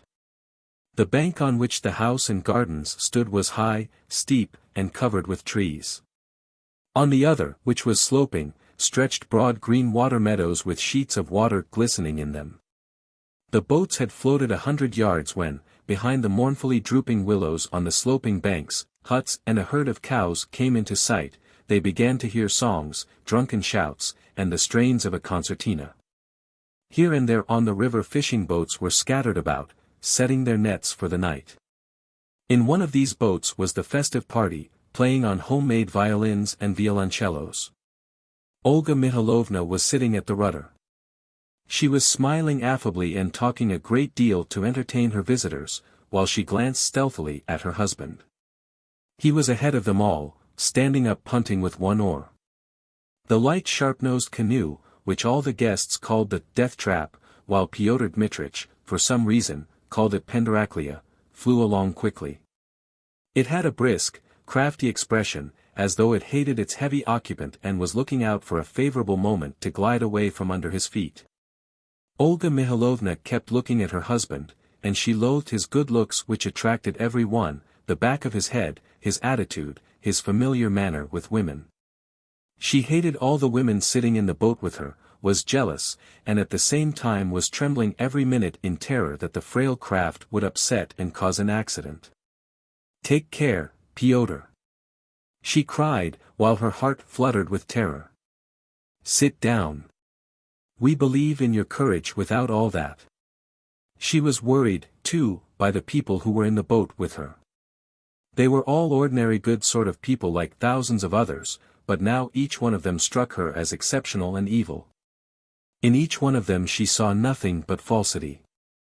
That young man, she thought, rowing, in gold-rimmed spectacles, with chestnut hair and a nice-looking beard, he is a mamma's darling, rich, and well-fed, and always fortunate, and every one considers him an honorable, free-thinking, advanced man. It's not a year since he left the university and came to live in the district, but he already talks of himself as, we active members of the Zemstvo. But in another year he will be bored like so many others and go off to Petersburg, and to justify running away, will tell everyone that the Zemstvos are good for nothing, and that he has been deceived in them. While from the other boat his young wife keeps her eyes fixed on him, and believes that he is an active member of the Zemstvo, just as in a year she will believe that the Zemstvo is good for nothing. And that stout, carefully shaven gentleman in the straw hat with the broad ribbon, with an expensive cigar in his mouth, he is fond of saying, it is time to put away dreams and set to work. He has Yorkshire pigs, butler's hives, rapeseed, pineapples, a dairy, a cheese factory, Italian bookkeeping by double entry, but every summer he sells his timber and mortgages part of his land to spend the autumn with his mistress in the Crimea. And there's Uncle Nikolai Nikolaich, who has quarreled with Pyotr Dmitrich, and yet for some reason does not go home. Olga Mikhailovna looked at the other boats, and there, too, she saw only uninteresting, queer creatures, affected or stupid people. She thought of all the people she knew in the district, and could not remember one person of whom one could say or think anything good. They all seemed to her mediocre, insipid, unintelligent, narrow, false, heartless. They all said what they did not think, and did what they did not want to. Dreariness and despair were stifling her. She longed to leave off smiling, to leap up and cry out, "I am sick of you," and then jump out and swim to the bank. "I say, let's take Pyotr Dmitrich in tow," someone shouted. In tow," the others chimed in. "Olga Mihalovna, take your husband in tow." To take him in tow, Olga Mihalovna, who was steering, had to seize the right moment and to catch hold of his boat by the chain at the beak. When she bent over to the chain, Pyotr Dmitrich frowned and looked at her in alarm. "I hope you won't catch cold," he said. "If you are uneasy about me and the child, why do you torment me?" thought Olga Mihalovna. Pyotr Dmitrich acknowledged himself vanquished, and, not caring to be towed, jumped from the penderaklia into the boat, which was overfull already, and jumped so carelessly that the boat lurched violently, and every one cried out in terror. "He did that to please the ladies," thought Olga Mihalovna, "he knows it's charming." Her hands and feet began trembling, as she supposed, from boredom, vexation from the strain of smiling and the discomfort she felt all over her body. And to conceal this trembling from her guests, she tried to talk more loudly, to laugh, to move. "If I suddenly begin to cry," she thought, "I shall say I have toothache." But at last the boats reached the Island of Good Hope, as they called the peninsula formed by a bend in the river at an acute angle, covered with a copse of old birch trees, oaks, willows, and poplars. The tables were already laid under the trees. The samovars were smoking, and Vasily and Grigory, in their swallowtails and white knitted gloves, were already busy with the tea things. On the other bank, opposite the Island of Good Hope, there stood the carriages which had come with the provisions. The baskets and parcels of provisions were carried across to the island in a little boat like the penderaklia. The footmen, the coachman, and even the peasant who was sitting in the boat, had the solemn expression befitting a name day such as one only sees in children and servants. While Olga Mihalovna was making the tea and pouring out the first glasses, the visitors were busy with the liqueurs and sweet things. Then there was the general commotion usual at picnics over drinking tea, very wearisome and exhausting for the hostess. Grigory and Vasily had hardly had time to take the glasses round before hands were being stretched out to Olga Mihalovna with empty glasses. One asked for no sugar, another wanted it stronger, another weak, a fourth declined another glass. And all this Olga Mihalovna had to remember, and then to call, "Ivan Petrovitch, is it without sugar for you, or, gentlemen, which of you wanted it weak?" But the guest who had asked for weak tea, or no sugar, had by now forgotten it, and, absorbed in agreeable conversation, took the first glass that came. Depressed-looking figures wandered like shadows at a little distance from the table, pretending to look for mushrooms in the grass, or reading the labels on the boxes. These were those for whom there were not glasses enough. "Have you had tea?" Olga Mihalovna kept asking, and the guest so addressed begged her not to trouble, and said, "I will wait," though it would have suited her better for the visitors not to wait but to make haste. Some, absorbed in conversation, drank their tea slowly, keeping their glasses for half an hour. Others, especially some who had drunk a good deal at dinner, would not leave the table, and kept on drinking glass after glass, so that Olga Mihalovna scarcely had time to fill them. One jocular young man sipped his tea through a lump of sugar, and kept saying, "Sinful man that I am, I love to indulge myself with the Chinese herb." He kept asking with a heavy sigh, "Another tiny dish of tea more, if you please." He drank a great deal, nibbled his sugar, and thought it all very amusing and original, and imagined that he was doing a clever imitation of a Russian merchant. None of them understood that these trifles were agonizing to their hostess, and, indeed, it was hard to understand it, as Olga Mihalovna went on all the time smiling affably and talking nonsense. But she felt ill. She was irritated by the crowd of people, the laughter, the questions, the jocular young man, the footmen harassed and run off their legs, the children who hung round the table. She was irritated at Veda's being like Nada, at Kolya's being like Mitya, so that one could not tell which of them had had tea and which of them had not. She felt that her smile of forced affability was passing into an expression of anger, and she felt every minute as though she would burst into tears. "Rain, my friends," cried someone. Every one looked at the sky. "Yes, it really is rain." Pyotr Dmitrich assented, and wiped his cheek. Only a few drops were falling from the sky, the real rain had not begun yet, but the company abandoned their tea and made haste to get off. At first they all wanted to drive home in the carriages, but changed their minds and made for the boats. On the pretext that she had to hasten home to give directions about the supper, Olga Mihalovna asked to be excused for leaving the others, and went home in the carriage. When she got into the carriage, she first of all let her face rest from smiling. With an angry face she drove through the village, and with an angry face acknowledged the bows of the peasants she met. When she got home, she went to the bedroom by the back way and lay down on her husband's bed. "Merciful God," she whispered. "What is all this hard labor for? Why do all these people hustle each other here and pretend that they are enjoying themselves? Why do I smile and lie? I don't understand it." She heard steps and voices. The visitors had come back. "Let them come," thought Olga Mihalovna. "I shall lie a little longer." But a maid-servant came and said, "Maria Grigoryevna is going, madam." Olga Mihalovna jumped up, tidied her hair and hurried out of the room.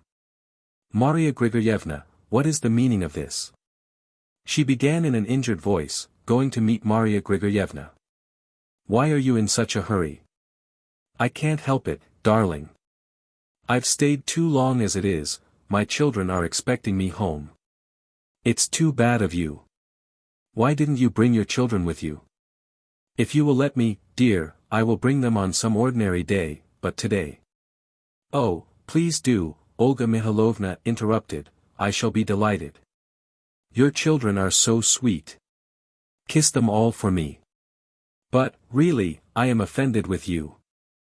I don't understand why you are in such a hurry." I really must." "Goodbye, dear. Take care of yourself. In your condition, you know." And the ladies kissed each other. After seeing the departing guest to her carriage, Olga Mihalovna went in to the ladies in the drawing-room. There the lamps were already lighted and the gentlemen were sitting down to cards. 4. The party broke up after supper about 12:15. Seeing her visitors off, Olga Mihalovna stood at the door and said, "You really ought to take a shawl. It's turning a little chilly. Please God, you don't catch cold." "Don't trouble, Olga Mihalovna," the ladies answered as they got into the carriage. "Well, goodbye. Mind now, we are expecting you, don't play us false." "Whoa-oh," the coachman checked the horses. "Ready, Denis." "Goodbye, Olga Mihalovna. Kiss the children for me." The carriage started and immediately disappeared into the darkness. In the red circle of light cast by the lamp in the road, a fresh pair or trio of impatient horses, and the silhouette of a coachman with his hands held out stiffly before him, would come into view. Again there began kisses, reproaches, and entreaties to come again or to take a shawl. Pyotr Dmitrich kept running out and helping the ladies into their carriages. "You go now by Efremovshchina," he directed the coachman. "It's nearer through Mankino, but the road is worse that way. You might have an upset. Goodbye, my charmer. Mille compliments to your artist. Goodbye, Olga Mihalovna, darling. Go indoors, or you will catch cold. It's damp. Whoa-oh. You rascal. What horses have you got here?" Pyotr Dmitrich asked.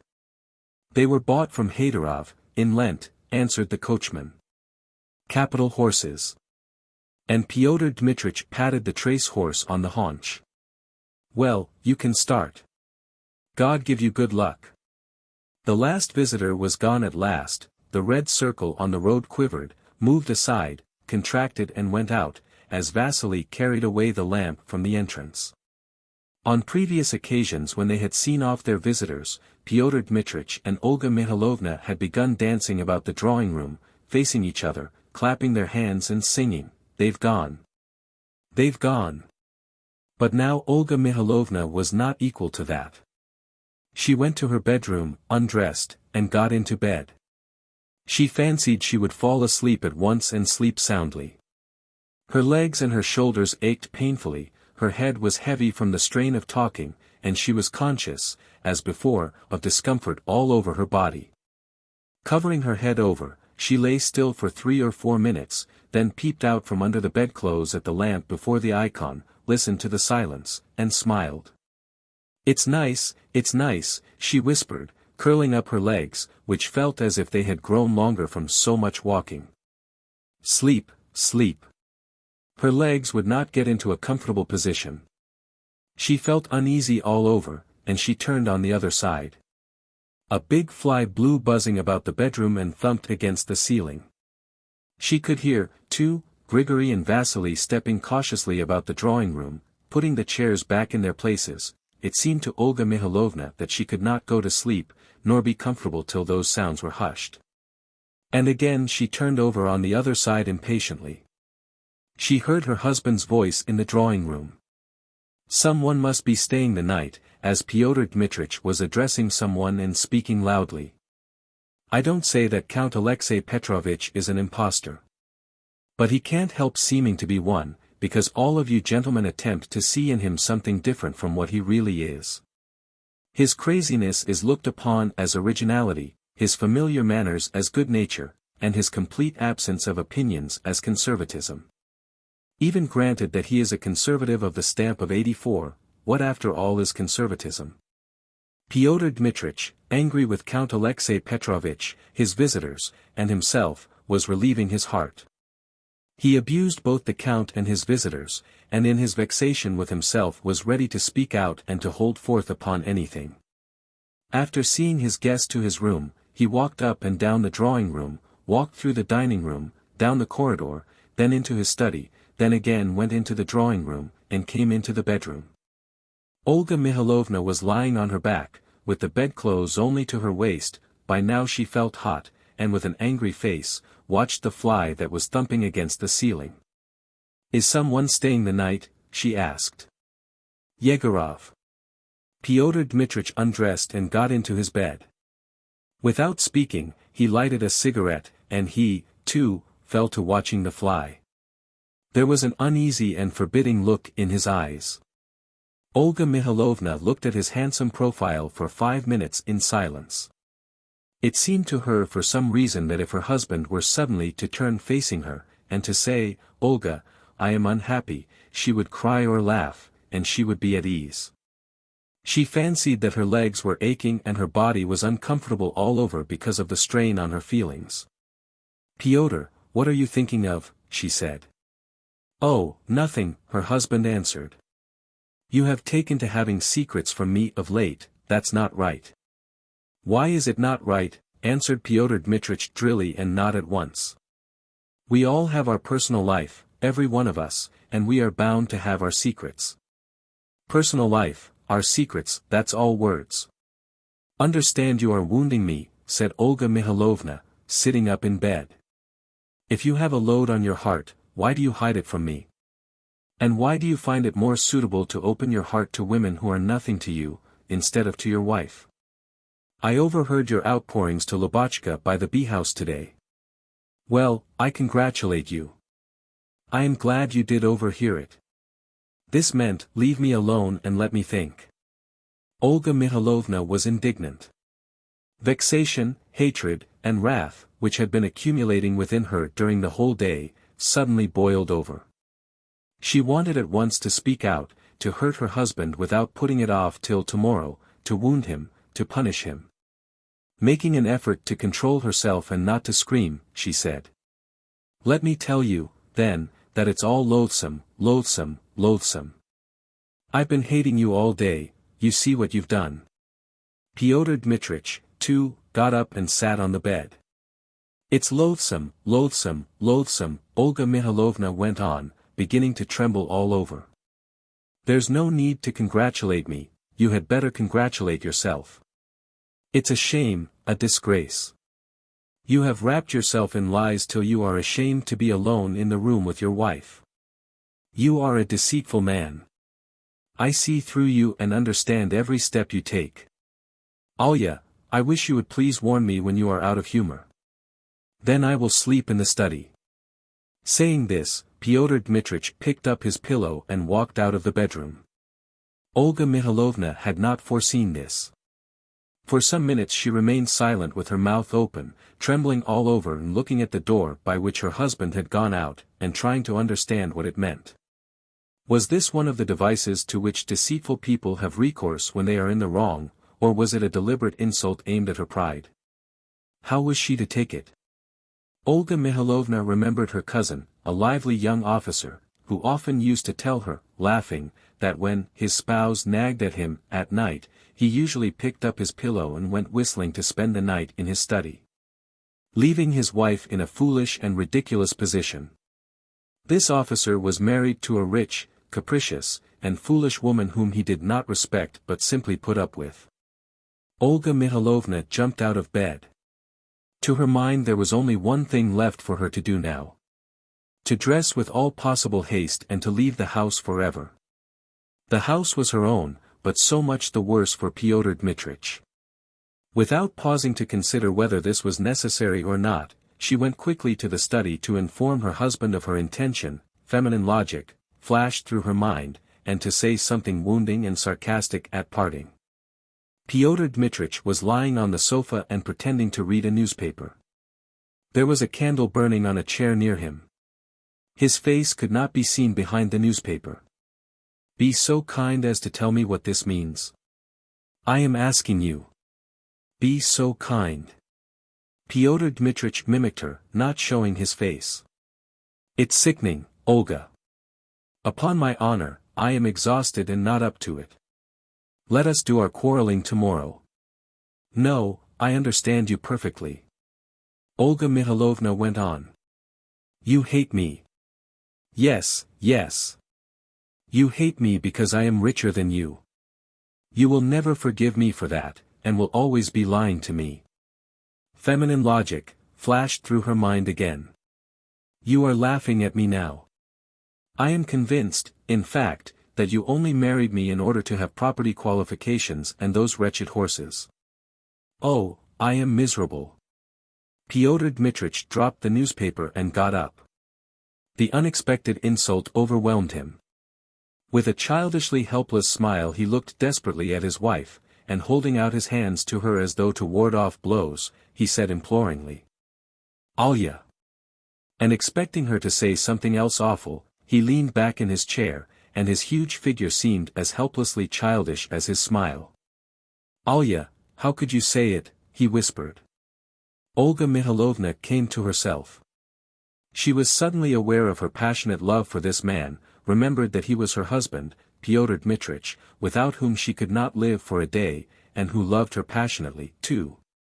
She burst into loud sobs that sounded strange and unlike her, and ran back to her bedroom. She fell on the bed, and short hysterical sobs, choking her and making her arms and legs twitch, filled the bedroom. Remembering there was a visitor sleeping 3 or 4 rooms away, she buried her head under the pillow to stifle her sobs, but the pillow rolled on to the floor, and she almost fell on the floor herself when she stooped to pick it up. She pulled the quilt up to her face, but her hands would not obey her, but tore convulsively at everything she clutched. She thought that everything was lost, that the falsehood she had told to wound her husband had shattered her life into fragments. Her husband would not forgive her. The insult she had hurled at him was not one that could be effaced by any caresses, by any vows. How could she convince her husband that she did not believe what she had said? It's all over, it's all over. She cried, not noticing that the pillow had slipped onto the floor again. For God's sake, for God's sake. Probably roused by her cries, the guest and the servants were now awake. Next day all the neighborhood would know that she had been in hysterics and would blame Pyotr Dmitrich. She made an effort to restrain herself, but her sobs grew louder and louder every minute. For God's sake, she cried in a voice not like her own, and not knowing why she cried it. For God's sake. She felt as though the bed were heaving under her and her feet were entangled in the bedclothes. Pyotr Dmitrich, in his dressing gown, with a candle in his hand, came into the bedroom.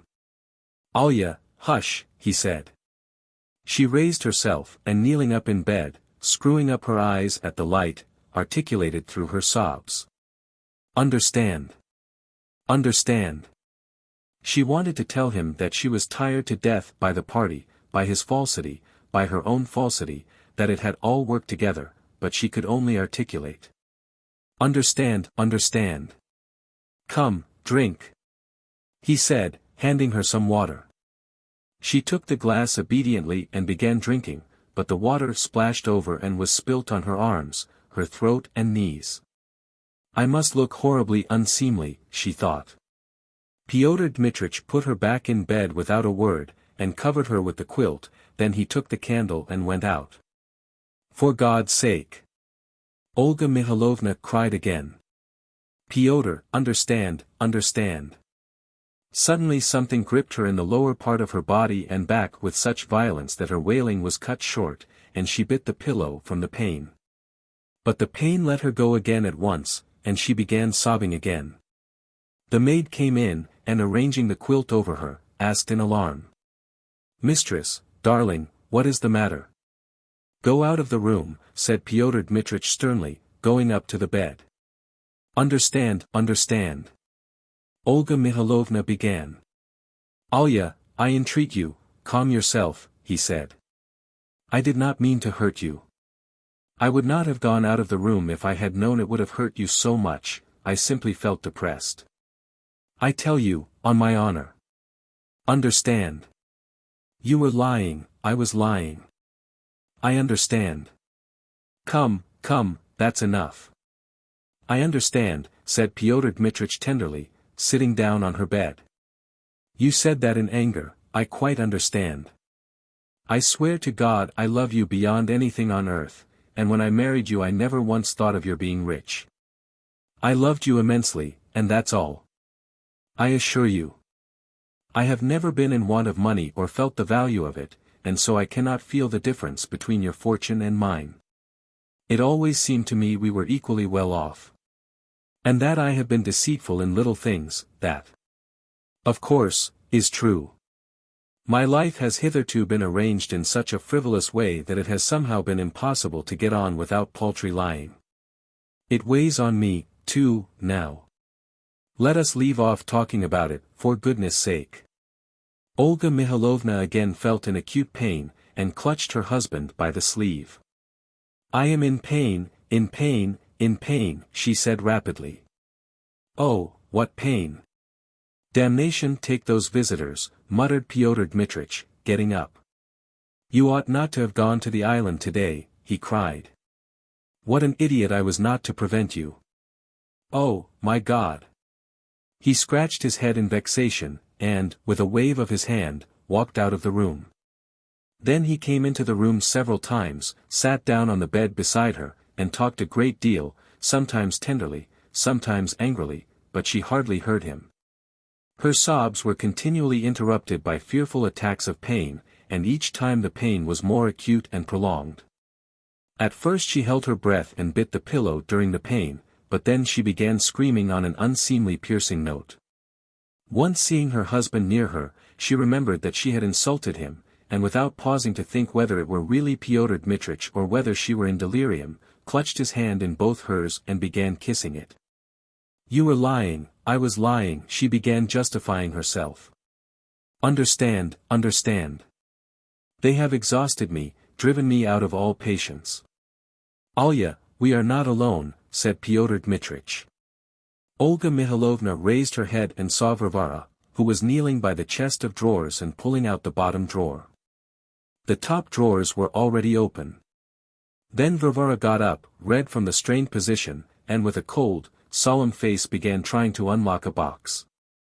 "Maria, I can't unlock it," she said in a whisper. "You unlock it, won't you?" Maria, the maid, was digging a candle end out of the candlestick with a pair of scissors, so as to put in a new candle, she went up to Varvara and helped her to unlock the box. "There should be nothing locked," whispered Varvara. "Unlock this basket, too, my good girl." "Master," she said, "you should send to Father Mikhail to unlock the holy gates." "You must." "Do what you like," said Pyotr Dmitrich, breathing hard, "only, for God's sake, make haste and fetch the doctor or the midwife." "Has Vasily gone?" "Send someone else. Send your husband." "It's the birth," Olga Mikhailovna thought. "Varvara," she moaned, "but he won't be born alive." It's all right, mistress," whispered Varvara. "Please God, he will be alive.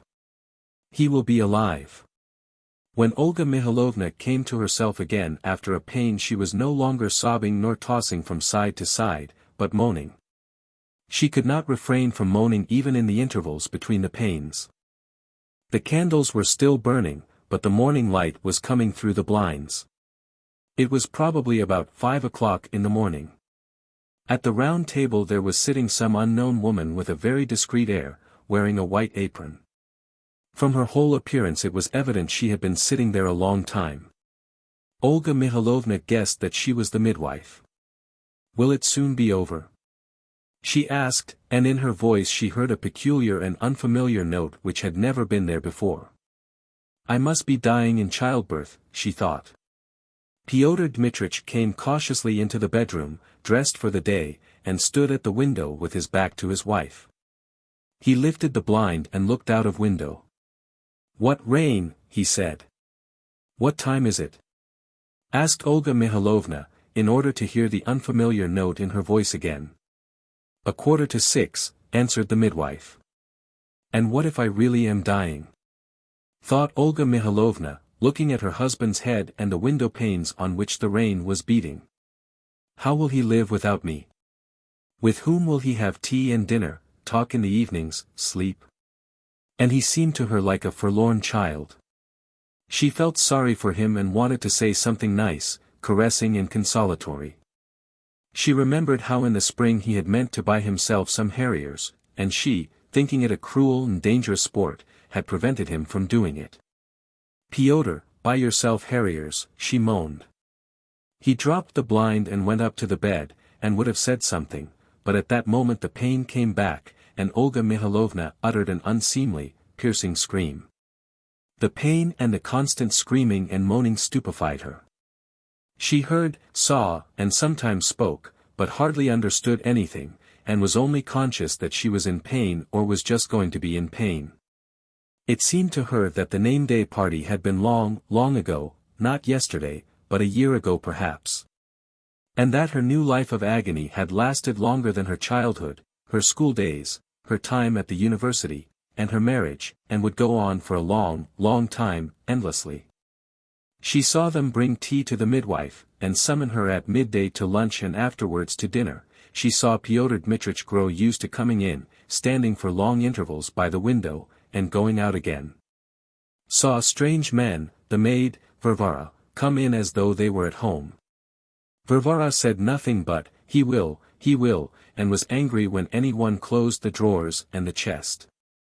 Olga Mikhailovna saw the light change in the room and in the windows. At one time it was twilight, then thick like fog, then bright daylight as it had been at dinner time the day before, then again twilight.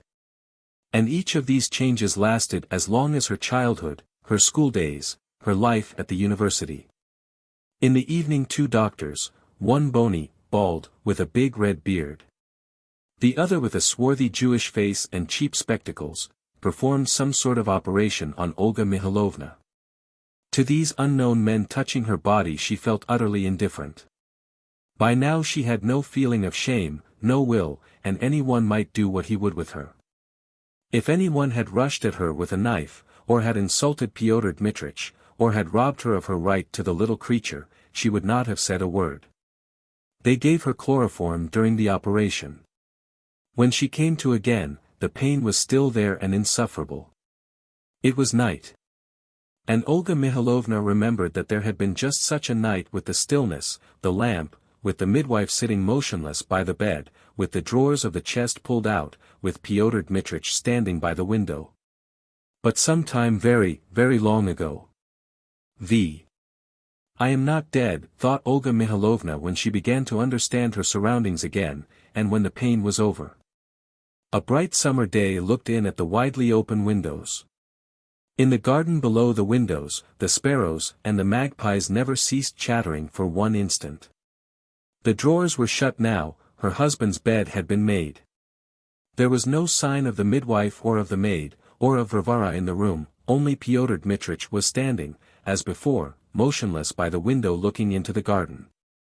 There was no sound of a child's crying, no one was congratulating her or rejoicing, it was evident that the little creature had not been born alive. Pyotr. Olga Mihalovna called to her husband. Pyotr Dmitrich looked round. It seemed as though a long time must have passed since the last guest had departed and Olga Mihalovna had insulted her husband, for Pyotr Dmitrich was perceptibly thinner and hollow-eyed. "What is it?" he asked, coming up to the bed. He looked away, moved his lips and smiled with childlike helplessness. "Is it all over?" asked Olga Mihalovna. Pyotr Dmitrich tried to make some answer, but his lips quivered and his mouth worked like a toothless old man's, like Uncle Nikolai Nikolaich's. "Alya," he said, wringing his hands, big tears suddenly dropping from his eyes. "Alya, I don't care about your property qualification, nor the circuit courts." He gave a sob, "Nor particular views, nor those visitors, nor your fortune. I don't care about anything. Why didn't we take care of our child?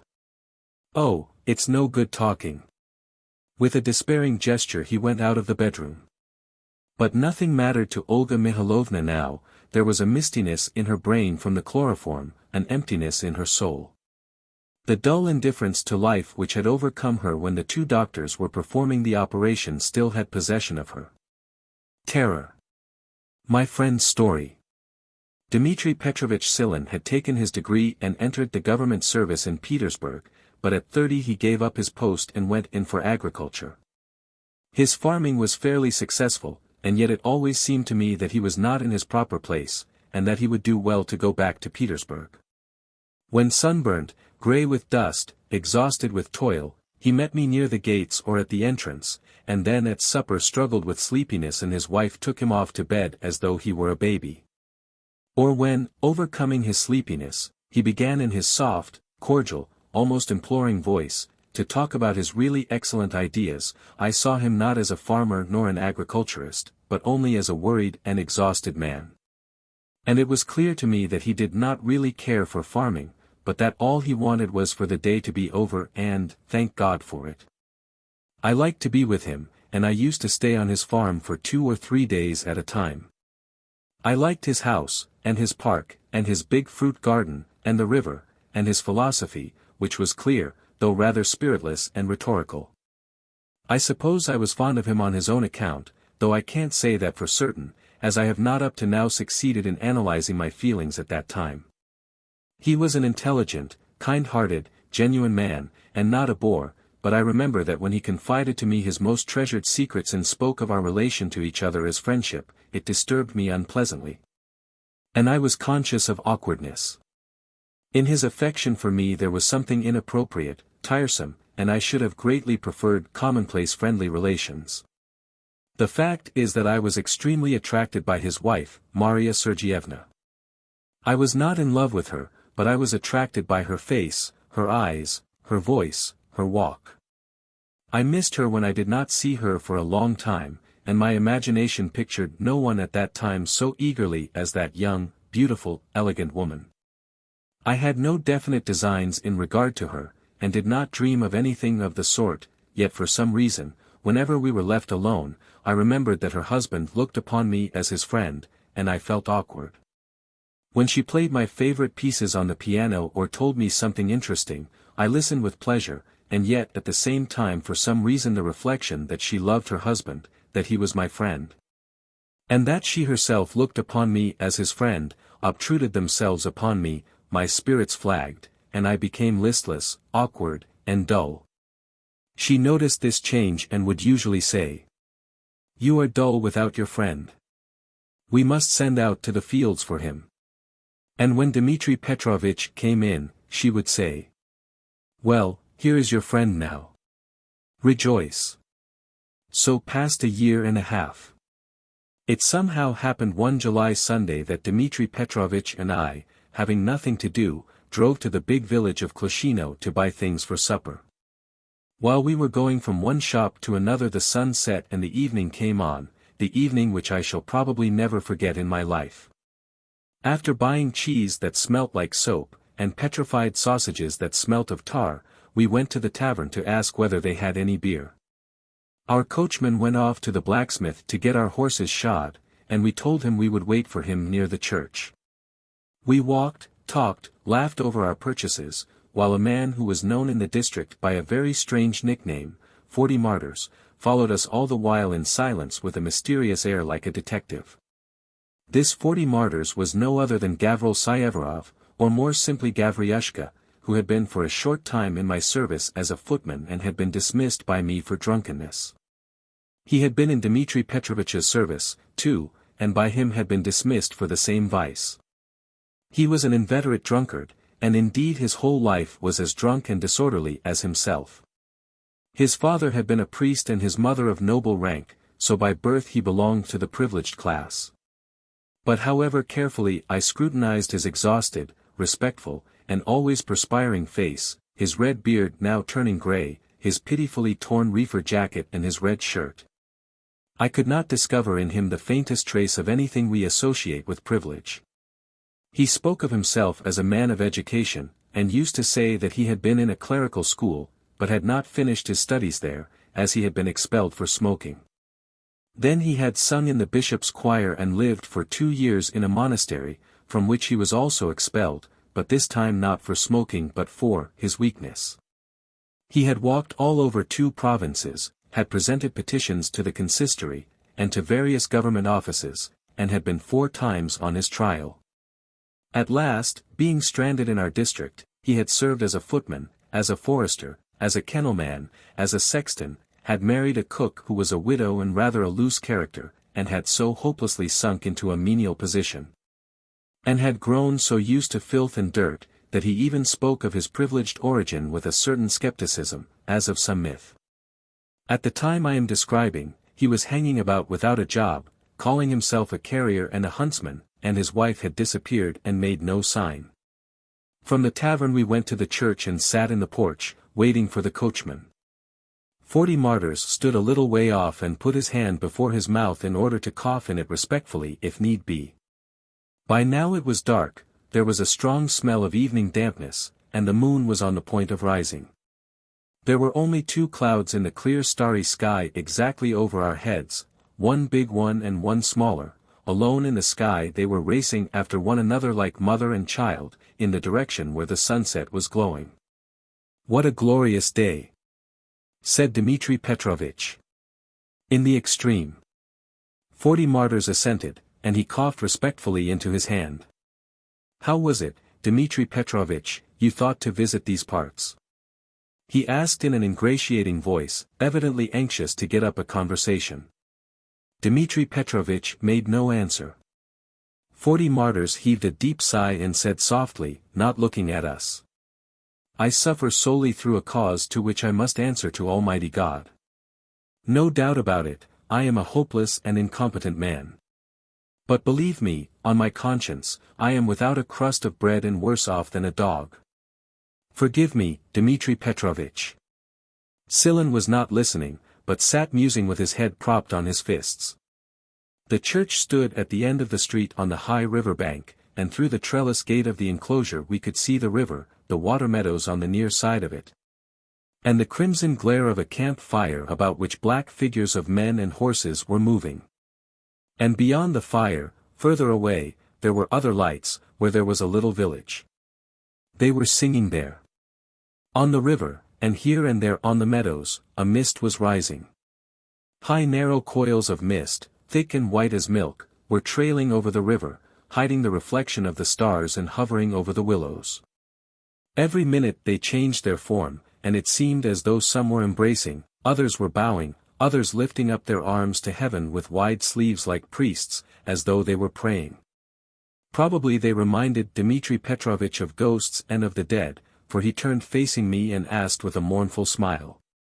"Tell me, my dear fellow, why is it that when we want to tell some terrible, mysterious, and fantastic story, we draw our material, not from life, but invariably from the world of ghosts and of the shadows beyond the grave? We are frightened of what we don't understand. And do you understand life? Tell me, do you understand life better than the world beyond the grave?" Dmitri Petrovitch was sitting quite close to me, so that I felt his breath upon my cheek.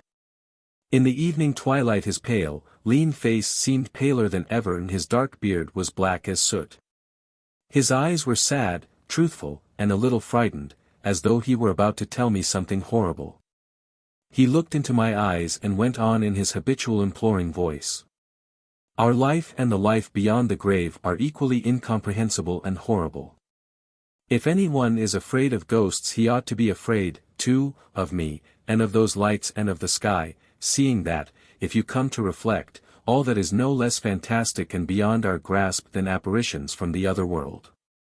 Prince Hamlet did not kill himself because he was afraid of the visions that might haunt his dreams after death. I like that famous soliloquy of his, but, to be candid, it never touched my soul.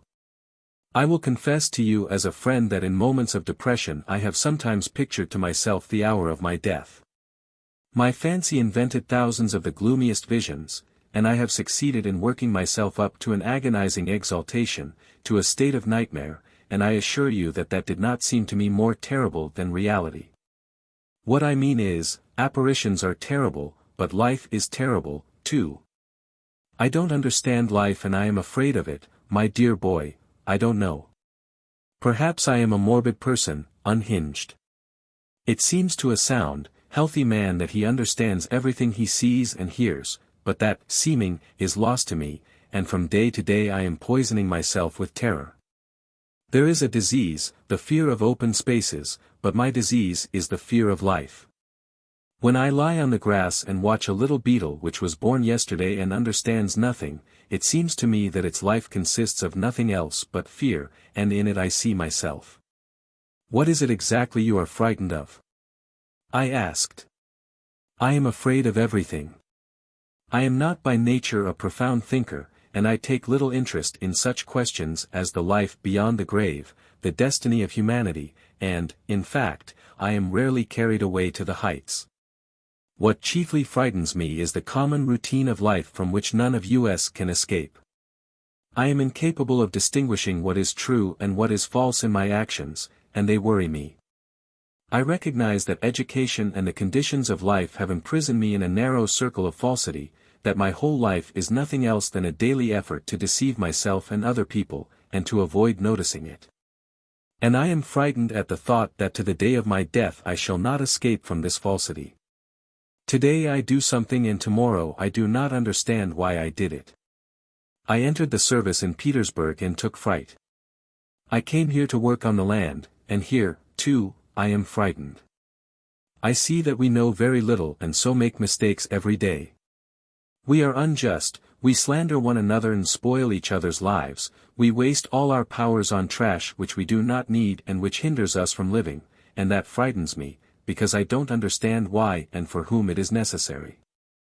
I don't understand men, my dear fellow, and I am afraid of them. It frightens me to look at the peasants, and I don't know for what higher objects they are suffering and what they are living for. If life is an enjoyment, then they are unnecessary, superfluous people. If the object and meaning of life is to be found in poverty and unending, hopeless ignorance, I can't understand for whom and what this torture is necessary. I understand no one and nothing. Kindly try to understand this specimen, for instance, said Dmitri Petrovitch, pointing to 40 martyrs. Think of him. Noticing that we were looking at him, 40 martyrs coughed deferentially into his fist and said, I was always a faithful servant with good masters, but the great trouble has been spirituous liquor. If a poor fellow like me were shown consideration and given a place, I would kiss the icon. My words my bond. The sexton walked by, looked at us in amazement, and began pulling the rope. The bell, abruptly breaking upon the stillness of the evening, struck 10 with a slow and prolonged note. "It's 10 o'clock, though," said Dmitri Petrovitch. "It's time we were going." "Yes, my dear fellow," he sighed, "if only you knew how afraid I am of my ordinary everyday thoughts, in which one would have thought there should be nothing dreadful. To prevent myself thinking I distract my mind with work and try to tire myself out that I may sleep sound at night. Children, a wife, all that seems ordinary with other people, but how that weighs upon me, my dear fellow." He rubbed his face with his hands, cleared his throat, and laughed. "If I could only tell you how I have played the fool in my life," he said. "They all tell me that I have a sweet wife, charming children, and that I am a good husband and father. They think I am very happy and envy me. But since it has come to that, I will tell you in secret, my happy family life is only a grievous misunderstanding, and I am afraid of it." His pale face was distorted by a wry smile. He put his arm round my waist and went on in an undertone. "You are my true friend, I believe in you and have a deep respect for you. Heaven gave us friendship that we may open our hearts and escape from the secrets that weigh upon us. Let me take advantage of your friendly feeling for me and tell you the whole truth. My home life, which seems to you so enchanting, is my chief misery and my chief terror. I got married in a strange and stupid way. I must tell you that I was madly in love with Masha before I married her, and was courting her for 2 years. I asked her to marry me 5 times, and she refused me because she did not care for me in the least. The 6th, when burning with passion I crawled on my knees before her and implored her to take a beggar and marry me, she consented. What she said to me was, 'I don't love you, but I will be true to you.' I accepted that condition with rapture. At the time I understood what that meant, but I swear to God I don't understand it now. I don't love you, but I will be true to you. What does that mean? It's a fog, a darkness. I love her now as intensely as I did the day we were married, while she, I believe, is as indifferent as ever, and I believe she is glad when I go away from home. I don't know for certain whether she cares for me or not, I don't know. But, as you see, we live under the same roof, call each other thou, sleep together, have children, our property is in common. What does it mean? What does it mean? What is the object of it? And do you understand it at all, my dear fellow? It's cruel torture.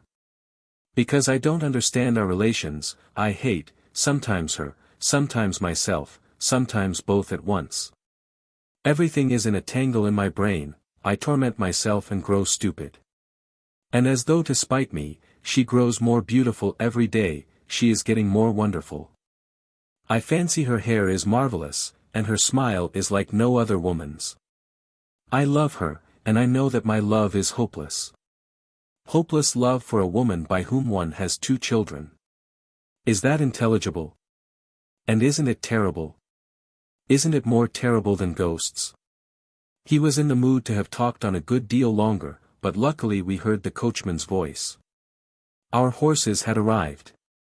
We got into the carriage, and 40 Martyrs, taking off his cap, helped us both into the carriage with an expression that suggested that he had long been waiting for an opportunity to come in contact with our precious persons. "Dmitri Petrovitch, let me come to you," he said, blinking furiously and tilting his head on one side.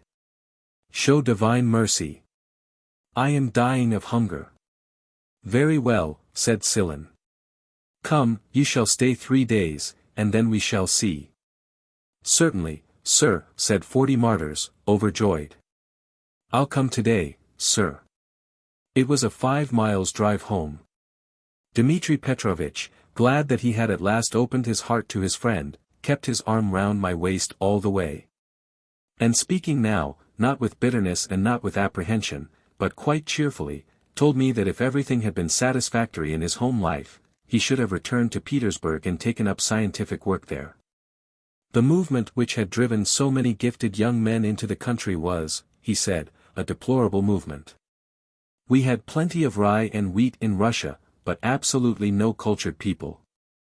The strong and gifted among the young ought to take up science, art, and politics, to act otherwise meant being wasteful. He generalized with pleasure and expressed regret that he would be parting from me early next morning, as he had to go to a sale of timber. And I felt awkward and depressed, and it seemed to me that I was deceiving the man. And at the same time it was pleasant to me. I gazed at the immense crimson moon which was rising, and pictured the tall, graceful, fair woman, with her pale face, always well-dressed and fragrant with some special scent, rather like musk. And for some reason it pleased me to think she did not love her husband. On reaching home, we sat down to supper. Maria Sergeyevna, laughing, regaled us with our purchases, and I thought that she certainly had wonderful hair and that her smile was unlike any other woman's. I watched her, and I wanted to detect in every look and movement that she did not love her husband, and I fancied that I did see it. Dmitri Petrovitch was soon struggling with sleep. After supper he sat with us for 10 minutes and said, "Do as you please, my friends, but I have to be up at 3 o'clock tomorrow morning. Excuse my leaving you." He kissed his wife tenderly, pressed my hand with warmth and gratitude, and made me promise that I would certainly come the following week. That he might not oversleep next morning, he went to spend the night in the lodge. Maria Sergeyevna always sat up late, in the Petersburg fashion, and for some reason on this occasion I was glad of it. "And now," I began when we were left alone, "and now you'll be kind and play me something." I felt no desire for music, but I did not know how to begin the conversation. She sat down to the piano and played, I don't remember what. I sat down beside her and looked at her plump white hands and tried to read something on her cold, indifferent face. Then she smiled at something and looked at me. "You are dull without your friend," she said. I laughed. "It would be enough for friendship to be here once a month, but I turn up oftener than once a week." Saying this, I got up and walked from one end of the room to the other. She too got up and walked away to the fireplace. "What do you mean to say by that?" she said, raising her large, clear eyes and looking at me.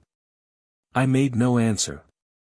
"What you say is not true," she went on, after a moment's thought. "You only come here on account of Dmitri Petrovitch. Well, I am very glad. One does not often see such friendships nowadays." "Aha!" I thought, and, not knowing what to say, I asked, "Would you care for a turn in the garden?" I went out upon the veranda. Nervous shudders were running over my head and I felt chilly with excitement. I was convinced now that our conversation would be utterly trivial, and that there was nothing particular we should be able to say to one another, but that night. What I did not dare to dream of was bound to happen, that it was bound to be that night or never. "What lovely weather!" I said aloud. "It makes absolutely no difference to me," she answered. I went into the drawing room. Maria Sergeyevna was standing, as before, near the fireplace, with her hands behind her back, looking away and thinking of something. "Why does it make no difference to you?" I asked. "Because I am bored." "You are only bored without your friend, but I am always bored. However, that is of no interest to you." I sat down to the piano and struck a few chords, waiting to hear what she would say. "Please don't stand on ceremony," she said, looking angrily at me, and she seemed as though on the point of crying with vexation. "If you are sleepy, go to bed. Because you are Dmitri Petrovitch's friend, you are not in duty bound to be bored with his wife's company. I don't want a sacrifice. Please go." I did not, of course, go to bed. She went out on the veranda while I remained in the drawing room and spent 5 minutes turning over the music. Then I went out, too.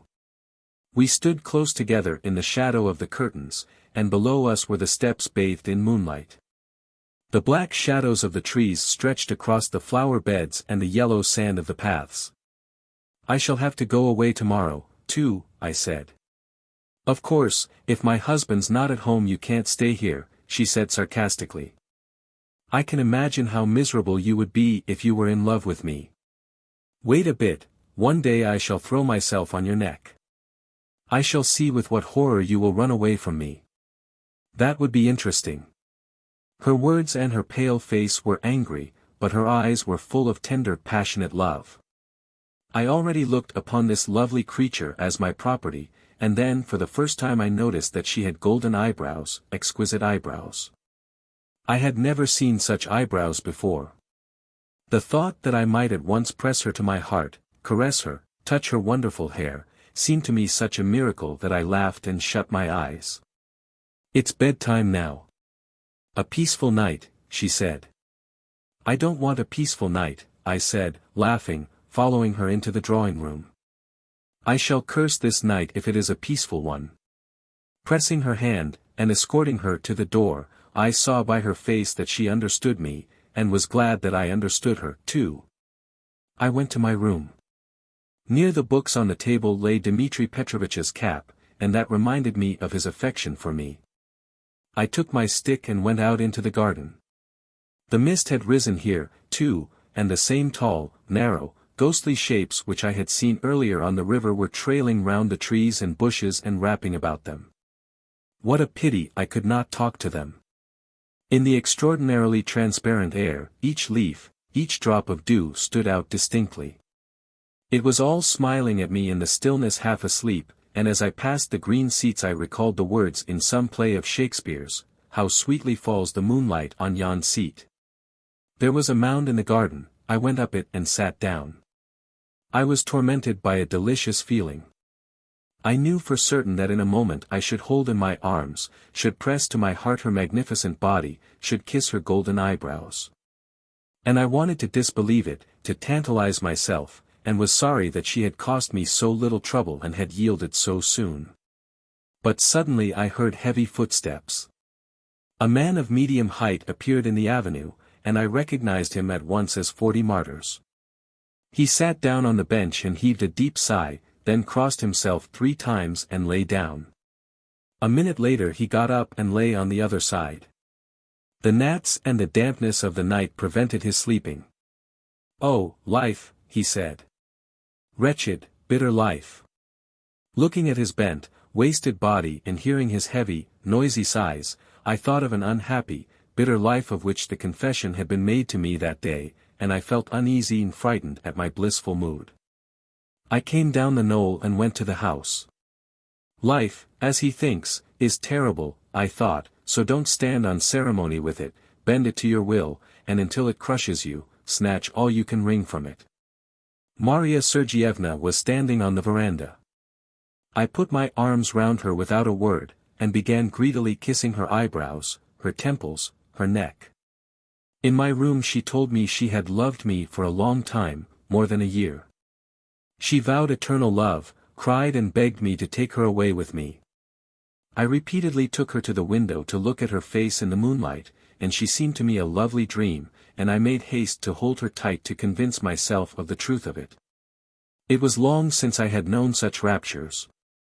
Yet somewhere far away at the bottom of my heart I felt an awkwardness, and I was ill at ease. In her love for me there was something incongruous and burdensome, just as in Dmitri Petrovitch's friendship.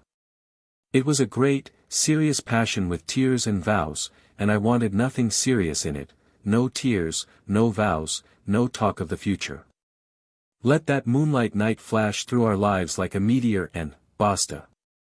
At 3 o'clock she went out of my room, and, while I was standing in the doorway, looking after her, at the end of the corridor Dmitri Petrovitch suddenly made his appearance.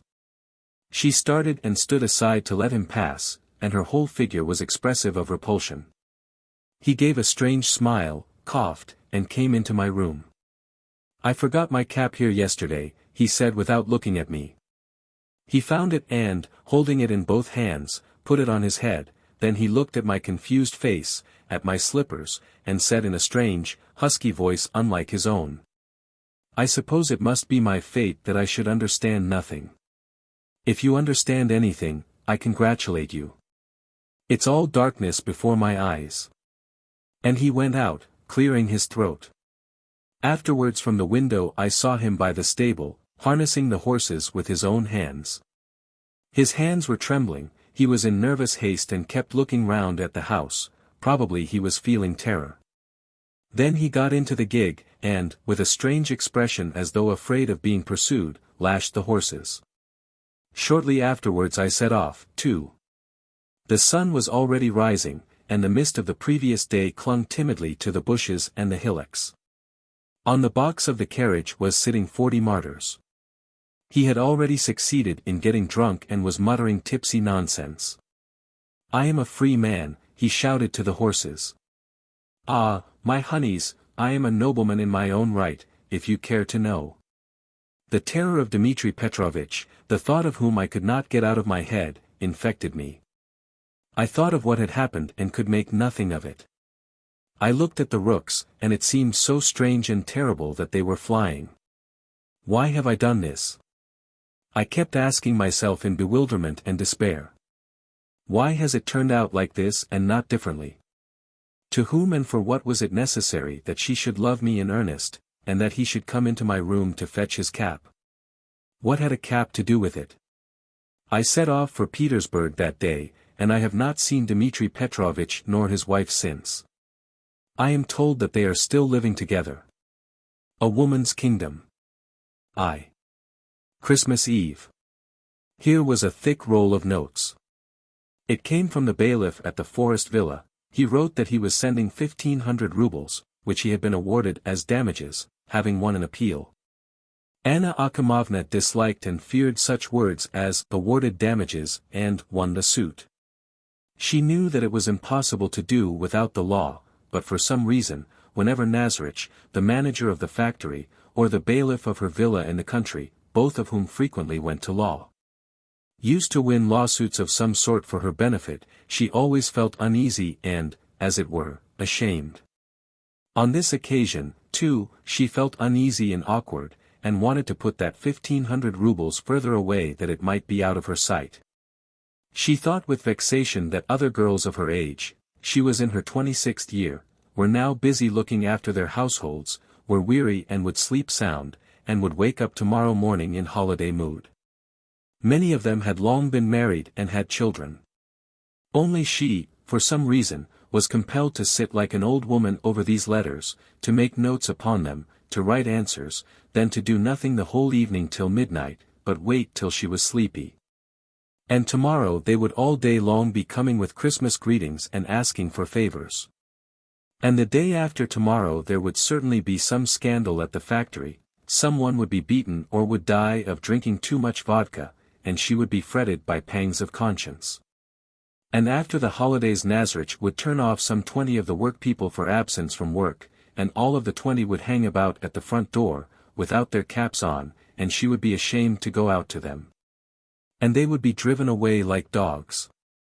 And all her acquaintances would say behind her back, and write to her in anonymous letters, that she was a millionaire and exploiter, that she was devouring other men's lives and sucking the blood of the workers.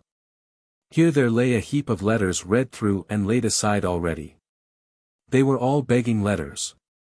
They were from people who were hungry, drunken, dragged down by large families, sick, degraded, despised.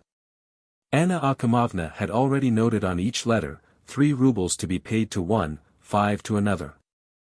These letters would go the same day to the office, and next the distribution of assistance would take place, or, as the clerks used to say, the beasts would be fed. They would distribute also in small sums 470 rubles, the interest on a sum bequeathed by the late Akim Ivanovitch for the relief of the poor and needy. There would be a hideous crush.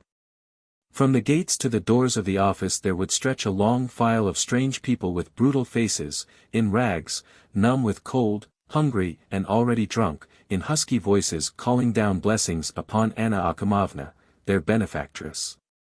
And her parents, those at the back would press upon those in front, and those in front would abuse them with bad language. The clerk would get tired of the noise, the swearing, and the sing-song whining and blessing, would fly out and give someone a box on the ear to the delight of all. And her own people, the factory hands, who received nothing at Christmas but their wages, and had already spent every farthing of it, would stand in the middle of the yard, looking on and laughing, some enviously, others ironically. Merchants, and still more their wives, are fonder of beggars than they are of their own work-people, thought Anna Akhimovna. It's always so. Her eye fell upon the roll of money. It would be nice to distribute that hateful, useless money among the workpeople tomorrow, but it did not do to give the workpeople anything for nothing, or they would demand it again next time. And what would be the good of 1,500 rubles when there were 1,800 workmen in the factory besides their wives and children? Or she might, perhaps, pick out one of the writers of those begging letters, some luckless man who had long ago lost all hope of anything better, and give him the 1,500. The money would come upon the poor creature like a thunderclap, and perhaps for the first time in his life he would feel happy. This idea struck Anna Akhimovna as original and amusing, and it fascinated her. She took one letter at random out of the pile and read it. Some petty official called Chalikov had long been out of a situation, was ill, and living in Gushchin's buildings. His wife was in consumption, and he had 5 little girls. Anna Akhimovna knew well the 4-storied house, Gushchin's buildings, in which Chalikov lived. Oh, it was a horrid, foul, unhealthy house. Well, I will give it to that Chalikov, she decided. I won't send it. I had better take it myself to prevent unnecessary talk. Yes, she reflected, as she put the 1,500 rubles in her pocket, and I'll have a look at them, and perhaps I can do something for the little girls. She felt light-hearted. She rang the bell and ordered the horses to be brought round. When she got into the sledge it was past 6 o'clock in the evening. The windows in all the blocks of buildings were brightly lighted up, and that made the huge courtyard seem very dark. At the gates, and at the far end of the yard near the warehouses and the workpeople's barracks, electric lamps were gleaming. Anna Akhimovna disliked and feared those huge dark buildings, warehouses, and barracks where the workmen lived. She had only once been in the main building since her father's death. The high ceilings with iron girders. The multitude of huge, rapidly turning wheels, connecting straps and levers, the shrill hissing, the clank of steel, the rattle of the trolleys, the harsh puffing of steam, the faces, pale, crimson, or black with coal dust. The shirts soaked with sweat, the gleam of steel, of copper, and of fire, the smell of oil and coal, and the draught, at times very hot and at times very cold, gave her an impression of hell. It seemed to her as though the wheels, the levers, and the hot hissing cylinders were trying to tear themselves away from their fastenings to crush the men, while the men, not hearing one another, ran about with anxious faces. And busied themselves about the machines, trying to stop their terrible movement. They showed Anna Akhimovna something and respectfully explained it to her. She remembered how in the forge a piece of red-hot iron was pulled out of the furnace.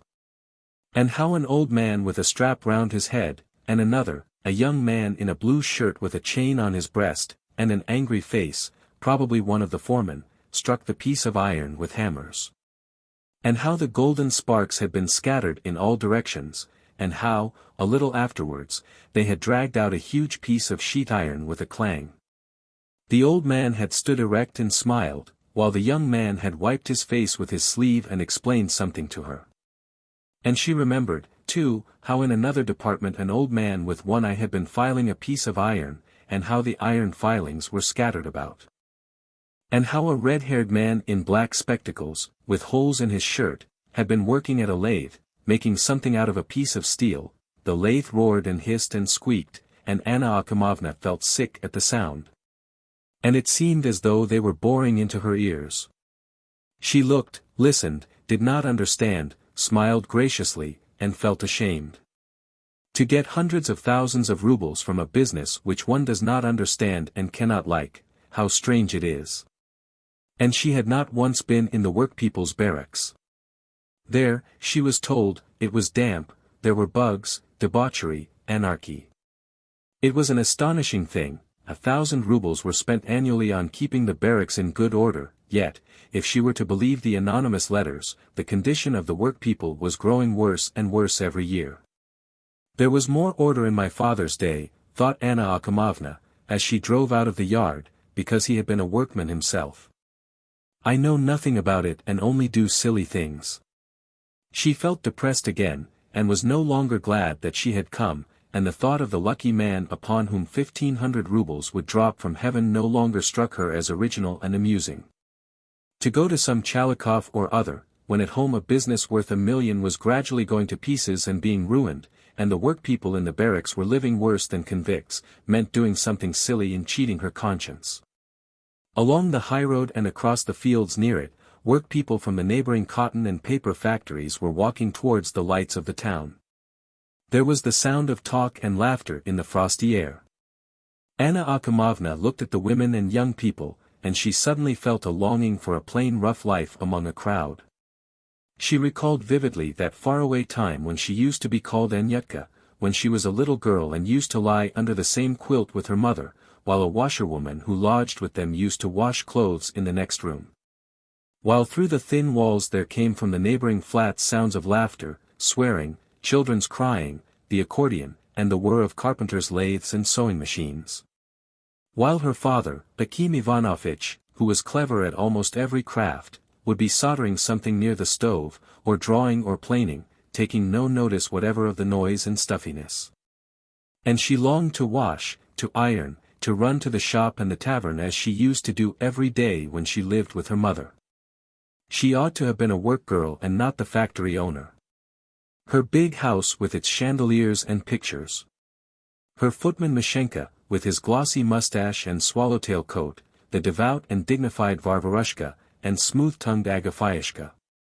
And the young people of both sexes who came almost every day to ask her for money, and with whom she always for some reason felt guilty. And the clerks, the doctors, and the ladies who were charitable at her expense, who flattered her and secretly despised her for her humble origin, how wearisome and alien it all was to her. Here was the railway crossing and the city gate. Then came houses alternating with kitchen gardens, and at last the broad street where stood the renowned Gushchin's buildings. The street, usually quiet, was now on Christmas Eve full of life and movement. The eating houses and beer shops were noisy.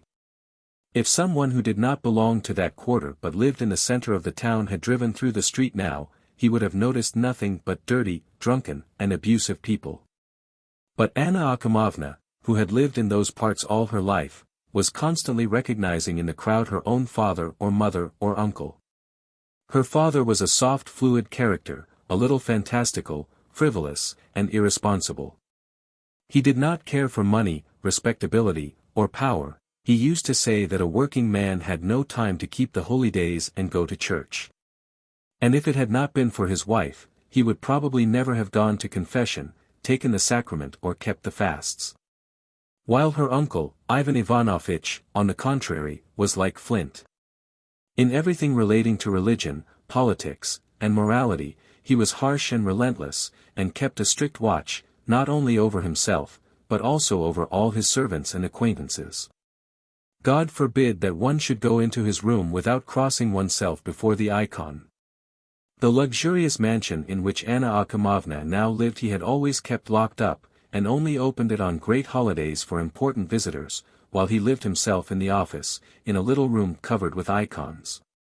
He had leanings towards the old believers, and was continually entertaining priests and bishops of the old ritual, though he had been christened, and married, and had buried his wife in accordance with the orthodox rites.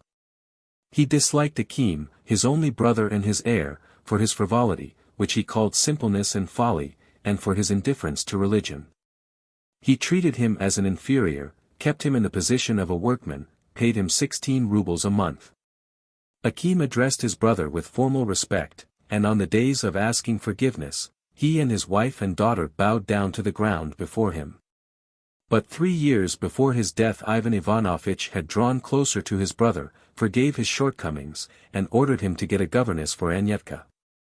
There was a dark, deep, evil-smelling archway under Gushchin's buildings. There was a sound of men coughing near the walls.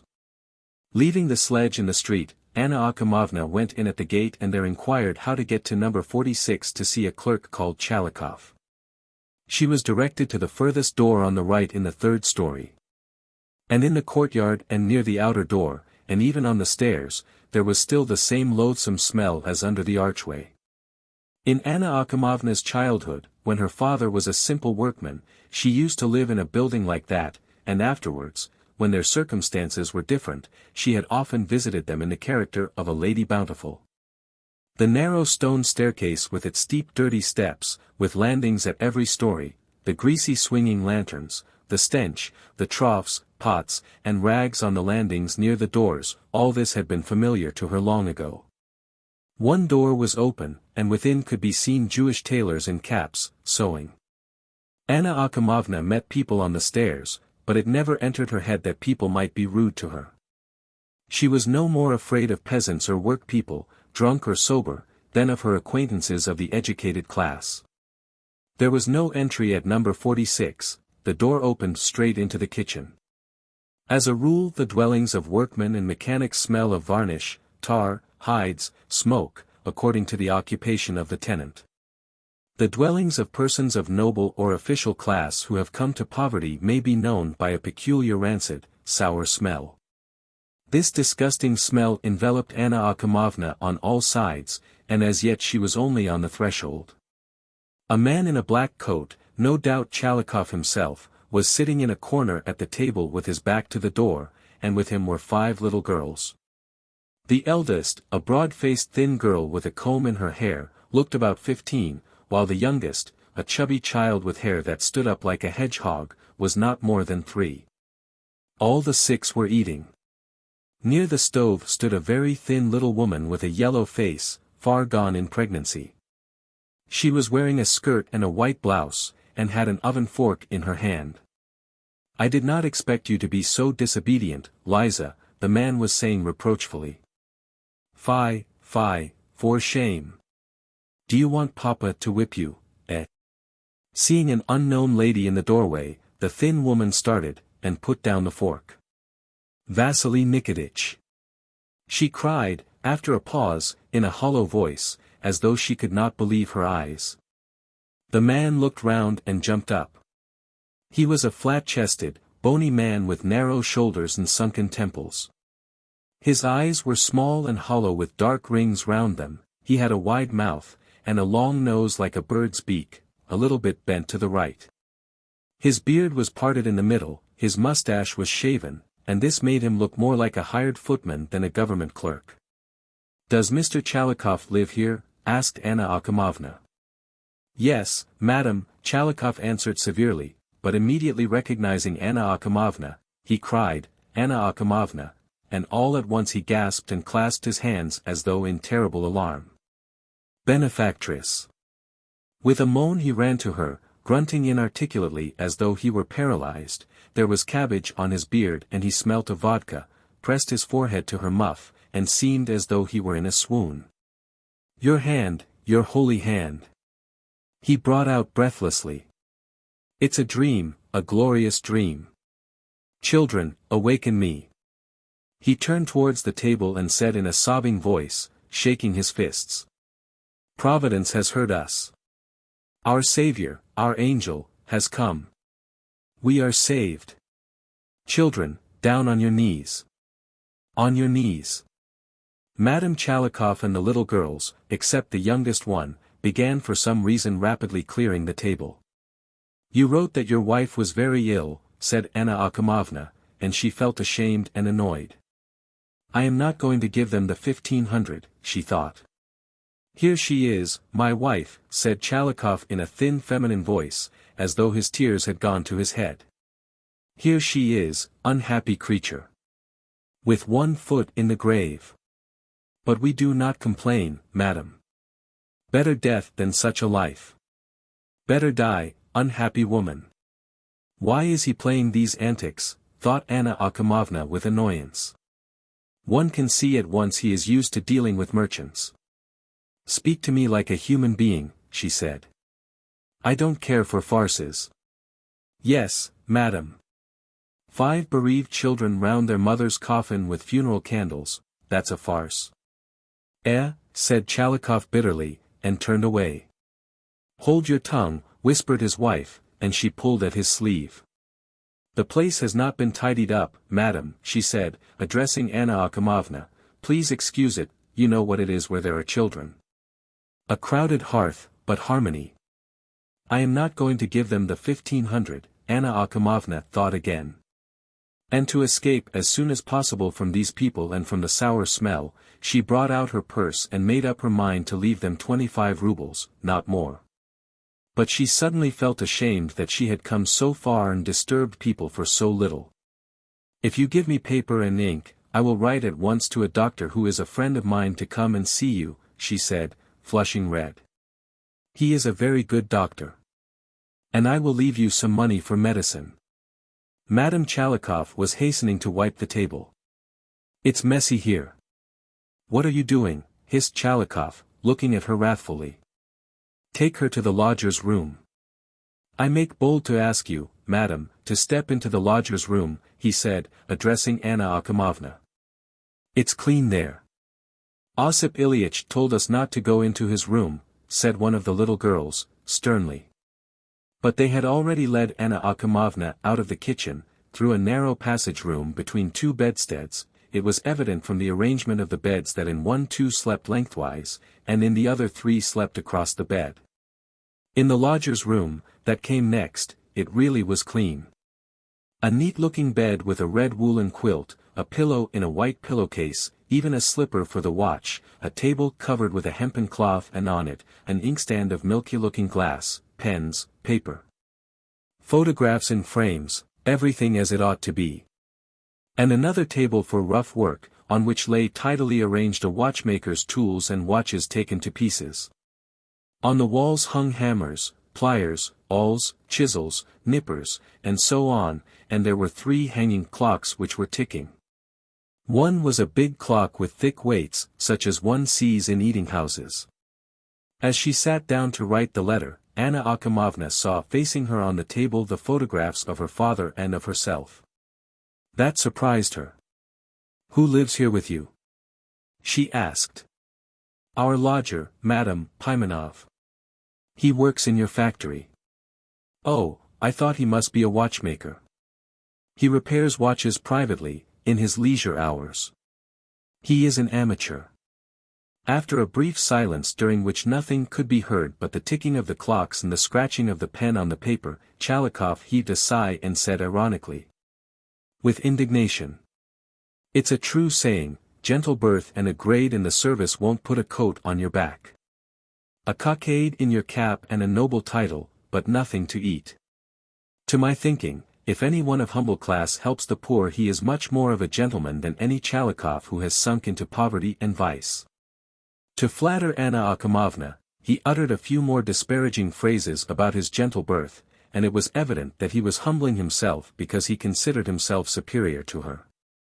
Meanwhile she had finished her letter and had sealed it up. The letter would be thrown away and the money would not be spent on medicine, that she knew, but she put 25 rubles on the table all the same, and after a moment's thought, added 2 more red notes. She saw the wasted, yellow hand of Madame Chalikov, like the claw of a hen, dart out and clutch the money tight. "You have graciously given this for medicine," said Chalikov in a quivering voice, "but hold out a helping hand to me also. And the children," he added with a sob.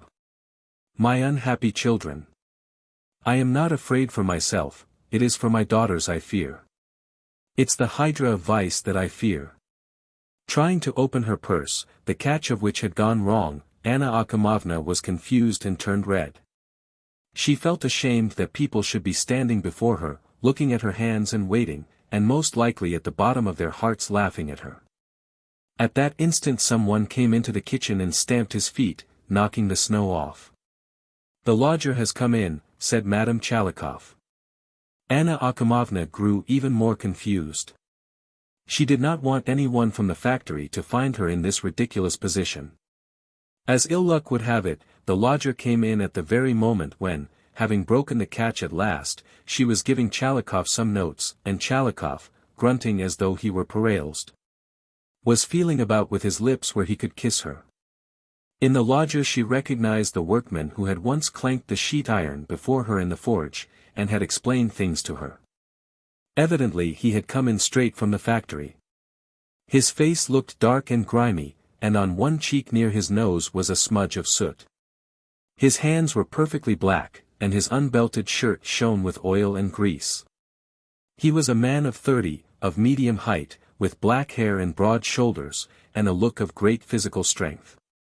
At the first glance Anna Akhimovna perceived that he must be a foreman, who must be receiving at least 35 rubles a month, and a stern, loud-voiced man who struck the workman in the face. All this was evident from his manner of standing, from the attitude he involuntarily assumed at once on seeing a lady in his room, and most of all from the fact that he did not wear top boots, that he had breast pockets, and a pointed, picturesquely clipped beard. Her father, Akim Ivanovitch, had been the brother of the factory owner, and yet he had been afraid of foremen like this lodger and had tried to win their favor. "Excuse me for having come in here in your absence," said Anna Akhimovna. The workman looked at her in surprise, smiled in confusion and did not speak. "You must speak a little louder, madam," said Chalikov softly. "When Mr. Pimenov comes home from the factory in the evenings he is a little hard of hearing." But Anna Akhimovna was by now relieved that there was nothing more for her to do here. She nodded to them and went rapidly out of the room. Pimenov went to see her out. "Have you been long in our employment?" she asked in a loud voice, without turning to him. "From 9 years old. I entered the factory in your uncle's time." "That's a long while. My uncle and my father knew all the work people, and I know hardly any of them. I had seen you before, but I did not know your name was Pimenov." Anna Akhimovna felt a desire to justify herself before him, to pretend that she had just given the money not seriously, but as a joke. "Oh, this poverty," she sighed. "We give charity on holidays and working days, and still there is no sense in it. I believe it is useless to help such people as this Chalikov." "Of course it is useless," he agreed. "However much you give him, he will drink it all away. And now the husband and wife will be snatching it from one another and fighting all night," he added with a laugh. "Yes, one must admit that our philanthropy is useless, boring, and absurd. But still, you must agree, one can't sit with one's hand in one's lap, one must do something. What's to be done with the Chalikovs, for instance?" She turned to Pimenov and stopped, expecting an answer from him. He, too, stopped and slowly, without speaking, shrugged his shoulders. Obviously he knew what to do with the Chalikovs, but the treatment would have been so coarse and inhuman that he did not venture to put it into words. And the Chalikovs were to him so utterly uninteresting and worthless, that a moment later he had forgotten them. Looking into Anna Akhimovna's eyes, he smiled with pleasure, and his face wore an expression as though he were dreaming about something very pleasant. Only, now standing close to him, Anna Akhimovna saw from his face, and especially from his eyes, how exhausted and sleepy he was. "Here, I ought to give him the 1,500 rubles," she thought, but for some reason this idea seemed to her incongruous and insulting to Pimenov. "I am sure you are aching all over after your work, and you come to the door with me," she said as they went down the stairs. "Go home." But he did not catch her words. When they came out into the street, he ran on ahead, unfastened the cover of the sledge, and helping Anna Akhimovna in, said, "I wish you a happy Christmas." 2. Christmas morning. They have left off ringing ever so long. It's dreadful, you won't be there before the service is over. Get up. 2 horses are racing, said Anna Akhimovna, and she woke up. Before her, candle in hand, stood her maid, red-haired Masha. "Well, what is it?" "Service is over already," said Masha with despair. "I have called you 3 times. Sleep till evening for me, but you told me yourself to call you." Anna Akhimovna raised herself on her elbow and glanced towards the window. It was still quite dark outside, and only the lower edge of the window frame was white with snow. She could hear a low, mellow chime of bells. It was not the parish church, but somewhere further away. The watch on the little table showed 3 minutes past 6. "Very well, Masha." "In 3 minutes," said Anna Akhimovna in an imploring voice, and she snuggled under the bedclothes. She imagined the snow at the front door, the sledge, the dark sky, the crowd in the church, and the smell of juniper, and she felt dread at the thought, but all the same, she made up her mind that she would get up at once and go to early service. And while she was warm in bed and struggling with sleep, which seems, as though to spite one, particularly sweet when one ought to get up, and while she had visions of an immense garden on a mountain and then Gushchin's buildings, she was worried all the time by the thought that she ought to get up that very minute and go to church. But when she got up it was quite light, and it turned out to be 9:30.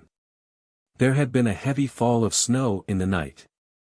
The trees were clothed in white, and the air was particularly light, transparent, and tender, so that when Anna Akhimovna looked out of the window her first impulse was to draw a deep, deep breath. And when she had washed, a relic of faraway childish feelings, joy that today was Christmas, suddenly stirred within her, after that she felt light-hearted, free and pure in soul, as though her soul, too, had been washed or plunged in the white snow.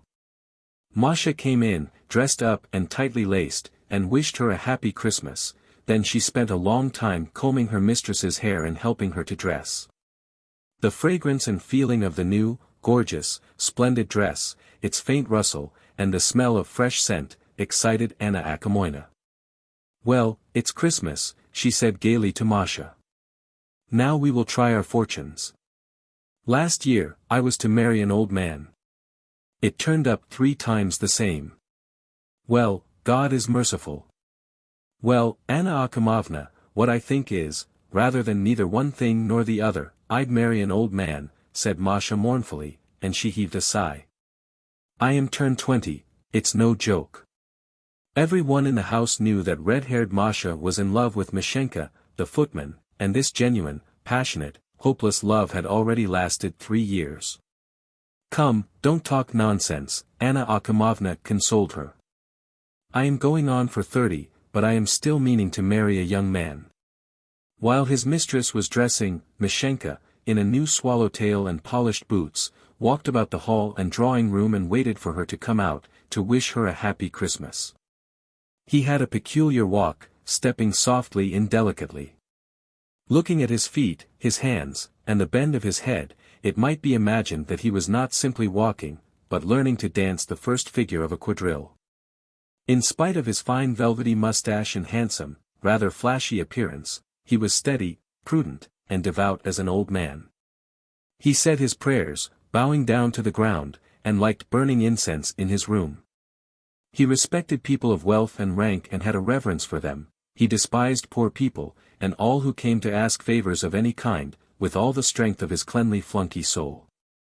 Under his starched shirt he wore a flannel, winter and summer alike, being very careful of his health. His ears were plugged with cotton wool. When Anna Akhimovna crossed the hall with Masha, he bent his head downwards a little and said in his agreeable, honeyed voice, "I have the honor to congratulate you, Anna Akhimovna, on the most solemn feast of the birth of our Lord." Anna Akhimovna gave him 5 rubles, while poor Masha was numb with ecstasy. His holiday get-up, his attitude, his voice, and what he said, impressed her by their beauty and elegance. As she followed her mistress she could think of nothing, could see nothing, she could only smile, first blissfully and then bitterly. The upper story of the house was called the best or visitor's half, while the name of the business part, old people's or simply women's part, was given to the rooms on the lower story where Aunt Tatyana Ivanovna kept house. In the upper part the gentry and educated visitors were entertained, in the lower story, simpler folk and the aunt's personal friends. Handsome, plump, and healthy, still young and fresh, and feeling she had on a magnificent dress which seemed to her to diffuse a sort of radiance all about her, Anna Akhimovna went down to the lower story. Here she was met with reproaches for forgetting God now that she was so highly educated, for sleeping too late for the service, and for not coming downstairs to break the fast. And they all clasped their hands and exclaimed with perfect sincerity that she was lovely, wonderful. And she believed it, laughed, kissed them, gave one a ruble, another 3 or 5 according to their position. She liked being downstairs. Wherever one looked there were shrines, icons, little lamps, portraits of ecclesiastical personages. The place smelt of monks. There was a rattle of knives in the kitchen, and already a smell of something savory, exceedingly appetizing, was pervading all the rooms. The yellow-painted floors shone, and from the doors narrow rugs with bright blue stripes ran like little paths to the icon corner, and the sunshine was simply pouring in at the windows. In the dining room some old women, strangers, were sitting. In Varvarushka's room, too, there were old women, and with them a deaf and dumb girl, who seemed abashed about something and kept saying, "Bli, Bli." Two skinny-looking little girls who had been brought out of the orphanage for Christmas came up to kiss Anna Akhimovna's hand, and stood before her transfixed with admiration of her splendid dress. She noticed that one of the girls squinted, and in the midst of her light-hearted holiday mood she felt a sick pang at her heart at the thought that young men would despise the girl, and that she would never marry.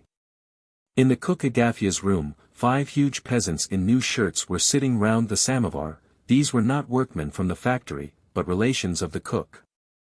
Seeing Anna Akhimovna, all the peasants jumped up from their seats, and from regard for decorum, ceased munching, though their mouths were full. The cook Stepan, in a white cap, with a knife in his hand, came into the room and gave her his greetings. Porters in high felt boots came in, and they, too, offered their greetings. The water carrier peeped in with icicles on his beard, but did not venture to come in. Anna Akhimovna walked through the rooms followed by her retinue, the aunt, Varvarushka, Nikandrovna, the sewing-maid Marfa Petrovna, and the downstairs Masha. Varvarushka, a tall, thin, slender woman, taller than anyone in the house, dressed all in black, smelling of cypress and coffee, crossed herself in each room before the icon, bowing down from the waist.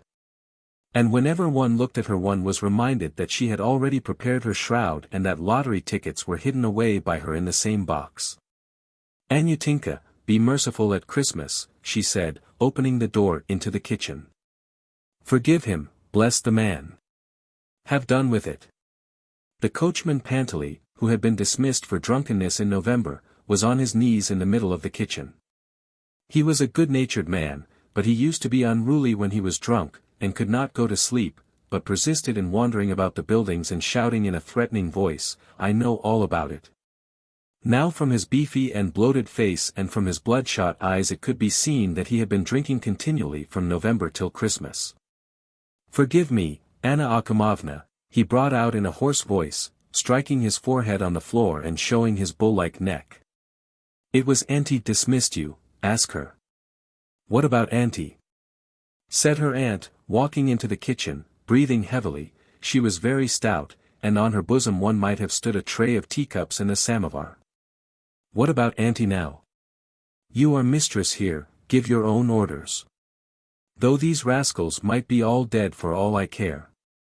Come, get up, you hog," she shouted at Pantely, losing patience. "Get out of my sight. It's the last time I forgive you, but if you transgress again, don't ask for mercy." Then they went into the dining room to coffee. But they had hardly sat down, when the downstairs Masha rushed headlong in, saying with horror, "The singers!" and ran back again. They heard some one blowing his nose, a low bass cough, and footsteps that sounded like horses' iron-shod hoofs tramping about the entry near the hall. For half a minute all was hushed. The singers burst out so suddenly and loudly that everyone started. While they were singing, the priest from the almshouses with the deacon and the sexton arrived. Putting on the stole, the priest slowly said that when they were ringing for matins it was snowing and not cold, but that the frost was sharper towards morning, God bless it. And now there must be 20 degrees of frost. Many people maintain, though, that winter is healthier than summer, said the deacon, then immediately assumed an austere expression and chanted after the priest. Thy birth, O Christ our Lord. Soon the priest from the workmen's hospital came with the deacon, then the sisters from the hospital, children from the orphanage, and then singing could be heard almost uninterruptedly. They sang, had lunch, and went away. About 20 men from the factory came to offer their Christmas greetings. They were only the foremen, mechanicians, and their assistants, the pattern makers, the accountant, and so on, all of good appearance, in new black coats. They were all first-rate men, as it were picked men, each one knew his value, that is, knew that if he lost his berth today, people would be glad to take him on at another factory. Evidently they liked Auntie, as they behaved freely in her presence and even smoked, and when they had all trooped in to have something to eat, the accountant put his arm round her immense waist. They were free and easy, perhaps, partly also because Varvarushka, who under the old masters had wielded great power and had kept watch over the morals of the clerks, had now no authority whatever in the house. And perhaps because many of them still remembered the time when Auntie Tatyana Ivanovna, whose brothers kept a strict hand over her, had been dressed like a simple peasant woman like Agafya. And when Anna Akimovna used to run about the yard near the factory buildings and every one used to call her Anyutya. The foreman ate, talked, and kept looking with amazement at Anna Akimovna, how she had grown up and how handsome she had become. But this elegant girl, educated by governesses and teachers, was a stranger to them. They could not understand her, and they instinctively kept closer to Auntie, who called them by their names, continually pressed them to eat and drink, and, clinking glasses with them, had already drunk 2 wineglasses of Rowanberry wine with them. Anna Akimovna was always afraid of their thinking her proud, an upstart, or a crow in peacock's feathers, and now while the foremen were crowding round the food, she did not leave the dining room, but took part in the conversation. She asked Pimenov, her acquaintance of the previous day. "Why have you so many clocks in your room?" "I mend clocks," he answered. "I take the work up between times, on holidays, or when I can't sleep. So if my watch goes wrong I can bring it to you to be repaired?" Anna Akimovna asked, laughing. "To be sure, I will do it with pleasure," said Pimenov, and there was an expression of tender devotion in his face, when, not herself knowing why, she unfastened her magnificent watch from its chain and handed it to him. He looked at it in silence and gave it back. "To be sure, I will do it with pleasure," he repeated. "I don't mend watches now. My eyes are weak, and the doctors have forbidden me to do fine work. But for you I can make an exception." "Doctors talk nonsense," said the accountant. They all laughed. "Don't you believe them," he went on, flattered by the laughing. "Last year a tooth flew out of a cylinder and hit old Kalmikov such a crack on the head that you could see his brains, and the doctor said he would die, but he is alive and working to this day, only he has taken to stammering since that mishap." "Doctors do talk nonsense, they do, but not so much," sighed Auntie. "Pyotr Andreich, poor dear, lost his sight. Just like you, he used to work day in day out at the factory near the hot furnace, and he went blind. The eyes don't like heat. But what are we talking about?" she said, rousing herself. "Come and have a drink. My best wishes for Christmas, my dears. I never drink with anyone else, but I drink with you, sinful woman as I am. Please God." Anna Akimovna fancied that after yesterday Pimenov despised her as a philanthropist, but was fascinated by her as a woman. She looked at him and thought that he behaved very charmingly and was nicely dressed. It is true that the sleeves of his coat were not quite long enough, and the coat itself seemed short-waisted, and his trousers were not wide and fashionable, but his tie was tied carelessly and with taste and was not as gaudy as the others. And he seemed to be a good-natured man, for he ate submissively whatever Auntie put on his plate. She remembered how black he had been the day before, and how sleepy, and the thought of it for some reason touched her. When the men were preparing to go, Anna Akimovna put out her hand to Pimenov.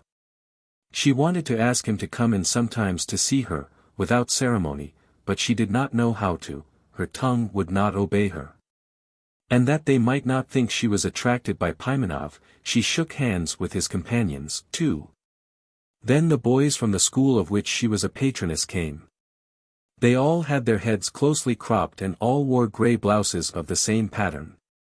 The teacher, a tall, beardless young man with patches of red on his face, was visibly agitated as he formed the boys into rows. The boys sang in tune, but with harsh, disagreeable voices. The manager of the factory, Nazarich, a bald, sharp-eyed old believer, could never get on with the teachers, but the one who was now anxiously waving his hands he despised and hated, though he could not have said why.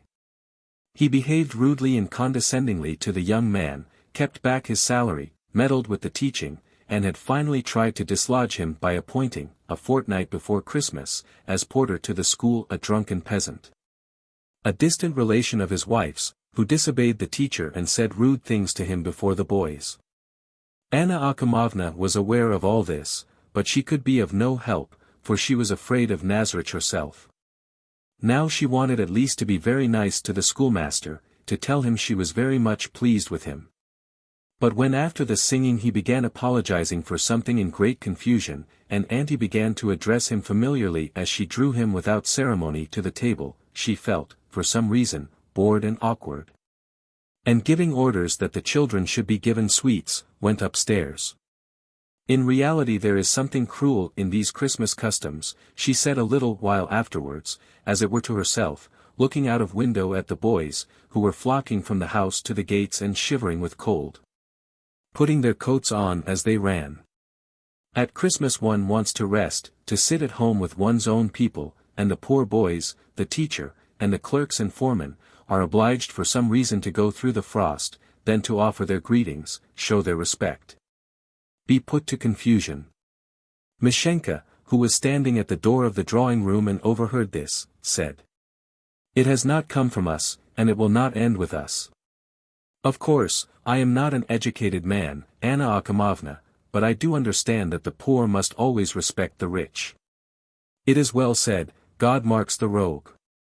In prisons, night refuges, and pothouses you never see any but the poor, while decent people, you may notice, are always rich. It has been said of the rich, deep calls to deep. You always express yourself so tediously and incomprehensibly," said Anna Akhimovna, and she walked to the other end of the big drawing-room. It was only just past 11. The stillness of the big room, only broken by the singing that floated up from below, made her yawn. The bronzes, the albums, and the pictures on the walls, representing a ship at sea, cows in a meadow, and views of the Rhine, were so absolutely stale that her eyes simply glided over them without observing them. The holiday mood was already growing tedious. As before, Anna Akhimovna felt that she was beautiful, good-natured, and wonderful, but now it seemed to her that that was of no use to anyone. It seemed to her that she did not know for whom and for what she had put on this expensive dress, too, and, as always happened on all holidays, she began to be fretted by loneliness and the persistent thought that her beauty, her health, and her wealth, were a mere cheat, since she was not wanted, was of no use to any one, and nobody loved her. She walked through all the rooms, humming and looking out of window, stopping in the drawing-room, she could not resist beginning to talk to Mishenka. "I don't know what you think of yourself, Misha," she said, and heaved a sigh. "Really, God might punish you for it." "What do you mean?" "You know what I mean. Excuse my meddling in your affairs. But it seems you are spoiling your own life out of obstinacy. You'll admit that it is high time you got married, and she is an excellent and deserving girl.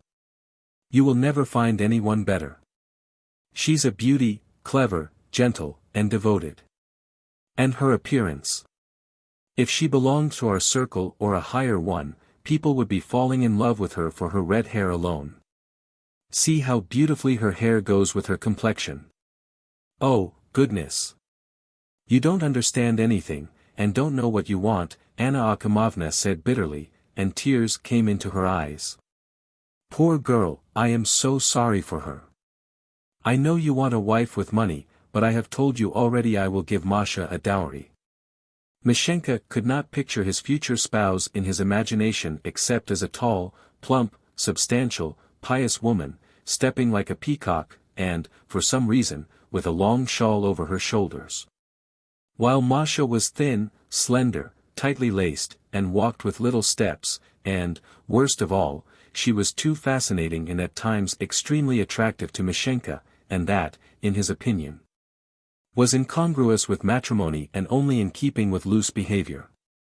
When Anna Akhimovna had promised to give Masha a dowry, he had hesitated for a time.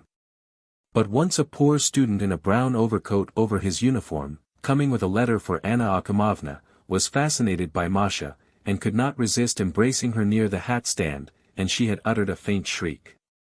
Mishenka, standing on the stairs above, had seen this, and from that time had begun to cherish a feeling of disgust for Masha. A poor student. Who knows, if she had been embraced by a rich student or an officer the consequences might have been different. Why don't you wish it? Anna Akhimovna asked. What more do you want? Mishenka was silent and looked at the armchair fixedly, and raised his eyebrows. Do you love someone else? Silence. The red-haired Masha came in with letters and visiting cards on a tray.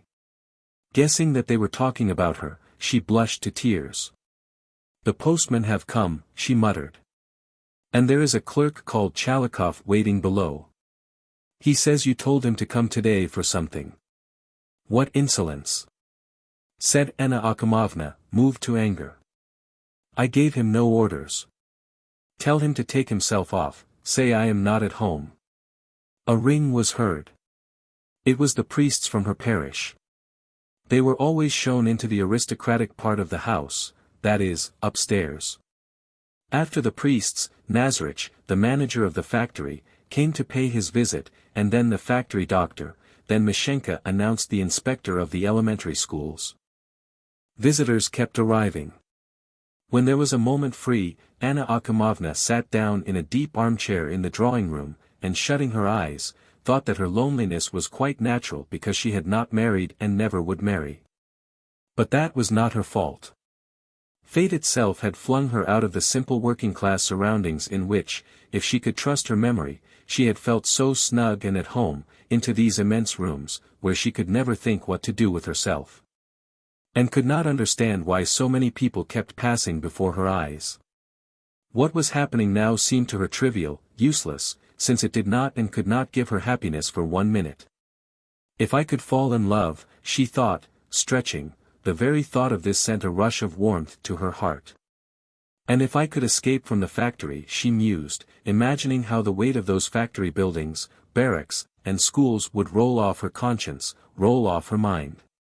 Then she remembered her father, and thought if he had lived longer he would certainly have married her to a working man, to Pimenov, for instance. He would have told her to marry, and that would have been all about it. And it would have been a good thing, then the factory would have passed into capable hands. She pictured his curly head, his bold profile, his delicate, ironical lips and the strength, the tremendous strength, in his shoulders, in his arms, in his chest, and the tenderness with which he had looked at her watch that day. Well, she said, it would have been all right. I would have married him. Anna Akhimovna, said Mishenka, coming noiselessly into the drawing room. How you frightened me, she said, trembling all over. What do you want? Anna Akhimovna, he said, laying his hand on his heart and raising his eyebrows, you are my mistress and my benefactress, and no one but you can tell me what I ought to do about marriage, for you are as good as a mother to me. But kindly forbid them to laugh and jeer at me downstairs. They won't let me pass without it. How do they jeer at you? They call me Mishenka's Mishenka. Pooh, what nonsense, cried Anna Akhimovna indignantly. How stupid you all are. What a stupid you are, Misha. How sick I am of you. I can't bear the sight of you. 3. Dinner. Just as the year before, the last to pay her visits were Krylin, an actual civil counselor, and Lysevich, a well-known barrister. It was already dark when they arrived. Krylin, a man of 60, with a wide mouth and with grey whiskers close to his ears, with a face like a lynx, was wearing a uniform with an Anna ribbon, and white trousers. He held Anna Akhimovna's hand in both of his for a long while, looked intently in her face, moved his lips, and at last said, drawling upon one note. I used to respect your uncle and your father, and enjoyed the privilege of their friendship. Now I feel it an agreeable duty, as you see, to present my Christmas wishes to their honored heiress in spite of my infirmities and the distance I have to come. And I am very glad to see you in good health. The lawyer Lysevich, a tall, handsome fair man, with a slight sprinkling of grey on his temples and beard, was distinguished by exceptionally elegant manners. He walked with a swaying step, bowed as it were reluctantly, and shrugged his shoulders as he talked, and all this with an indolent grace, like a spoiled horse fresh from the stable. He was well fed, extremely healthy, and very well off. On one occasion he had won 40,000 rubles, but concealed the fact from his friends.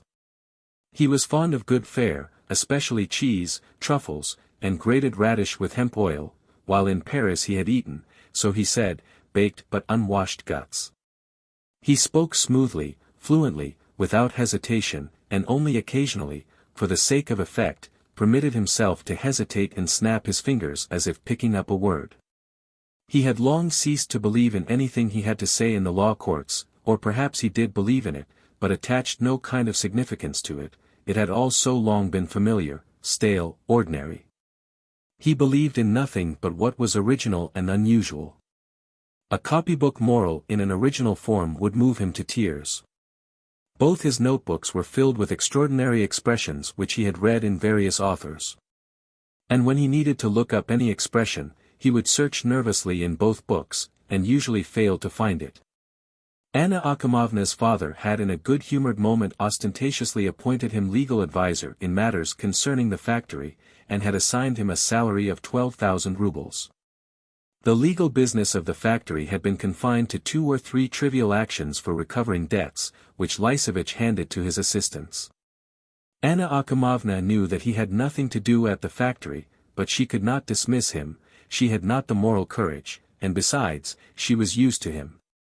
He used to call himself her legal adviser, and his salary, which he invariably sent for on the first of the month punctually, he used to call stern prose. Anna Akhimovna knew that when, after her father's death, the timber of her forest was sold for railway sleepers, Lysovich had made more than 15,000 out of the transaction, and had shared it with Nazarich. When first she found out they had cheated her she had wept bitterly, but afterwards she had grown used to it. Wishing her a happy Christmas, and kissing both her hands, he looked her up and down, and frowned. "You mustn't," he said with genuine disappointment. "I have told you, my dear, you mustn't." "What do you mean, Viktor Nikolaich?" "I have told you you mustn't get fat. All your family have an unfortunate tendency to grow fat. You mustn't," he repeated in an imploring voice, and kissed her hand. "You are so handsome. You are so splendid. Here, your Excellency, let me introduce the one woman in the world whom I have ever seriously loved. There is nothing surprising in that. To know Anna Akhimovna at your age and not to be in love with her, that would be impossible. I adore her," the lawyer continued with perfect sincerity, but with his usual indolent grace. "I love her, but not because I am a man and she is a woman. When I am with her I always feel as though she belongs to some third sex, and I to a fourth, and we float away together into the domain of the subtlest shades, and there we blend into the spectrum. Leconte de Lisle defines such relations better than any one. He has a superb passage, a marvelous passage." Lysovich rummaged in one notebook, then in the other, and, not finding the quotation, subsided. They began talking of the weather, of the opera, of the arrival, expected shortly, of Duse. Anna Akhimovna remembered that the year before Lysovich and, she fancied, Krylin had dined with her, and now when they were getting ready to go away. She began with perfect sincerity pointing out to them in an imploring voice that as they had no more visits to pay, they ought to remain to dinner with her. After some hesitation the visitors agreed. In addition to the family dinner, consisting of cabbage soup, sucking pig, goose with apples, and so on, a so-called French or chef's dinner used to be prepared in the kitchen on great holidays, in case any visitor in the upper story wanted a meal. When they heard the clatter of crockery in the dining room, Lysovich began to betray a noticeable excitement. He rubbed his hands, shrugged his shoulders, screwed up his eyes, and described with feeling what dinners her father and uncle used to give at one time, and a marvelous matelote of turbots the cook here could make. It was not a matelote, but a veritable revelation. He was already gloating over the dinner, already eating it in imagination and enjoying it. When Anna Akhimovna took his arm and led him to the dining room, he tossed off a glass of vodka and put a piece of salmon in his mouth. He positively purred with pleasure. He munched loudly, disgustingly, emitting sounds from his nose, while his eyes grew oily and rapacious. The hors d'oeuvres were superb. Among other things, there were fresh white mushrooms stewed in cream, and sauce provençale made of fried oysters and crayfish, strongly flavored with some bitter pickles. The dinner, consisting of elaborate holiday dishes, was excellent, and so were the wines. Mashenka waited at table with enthusiasm.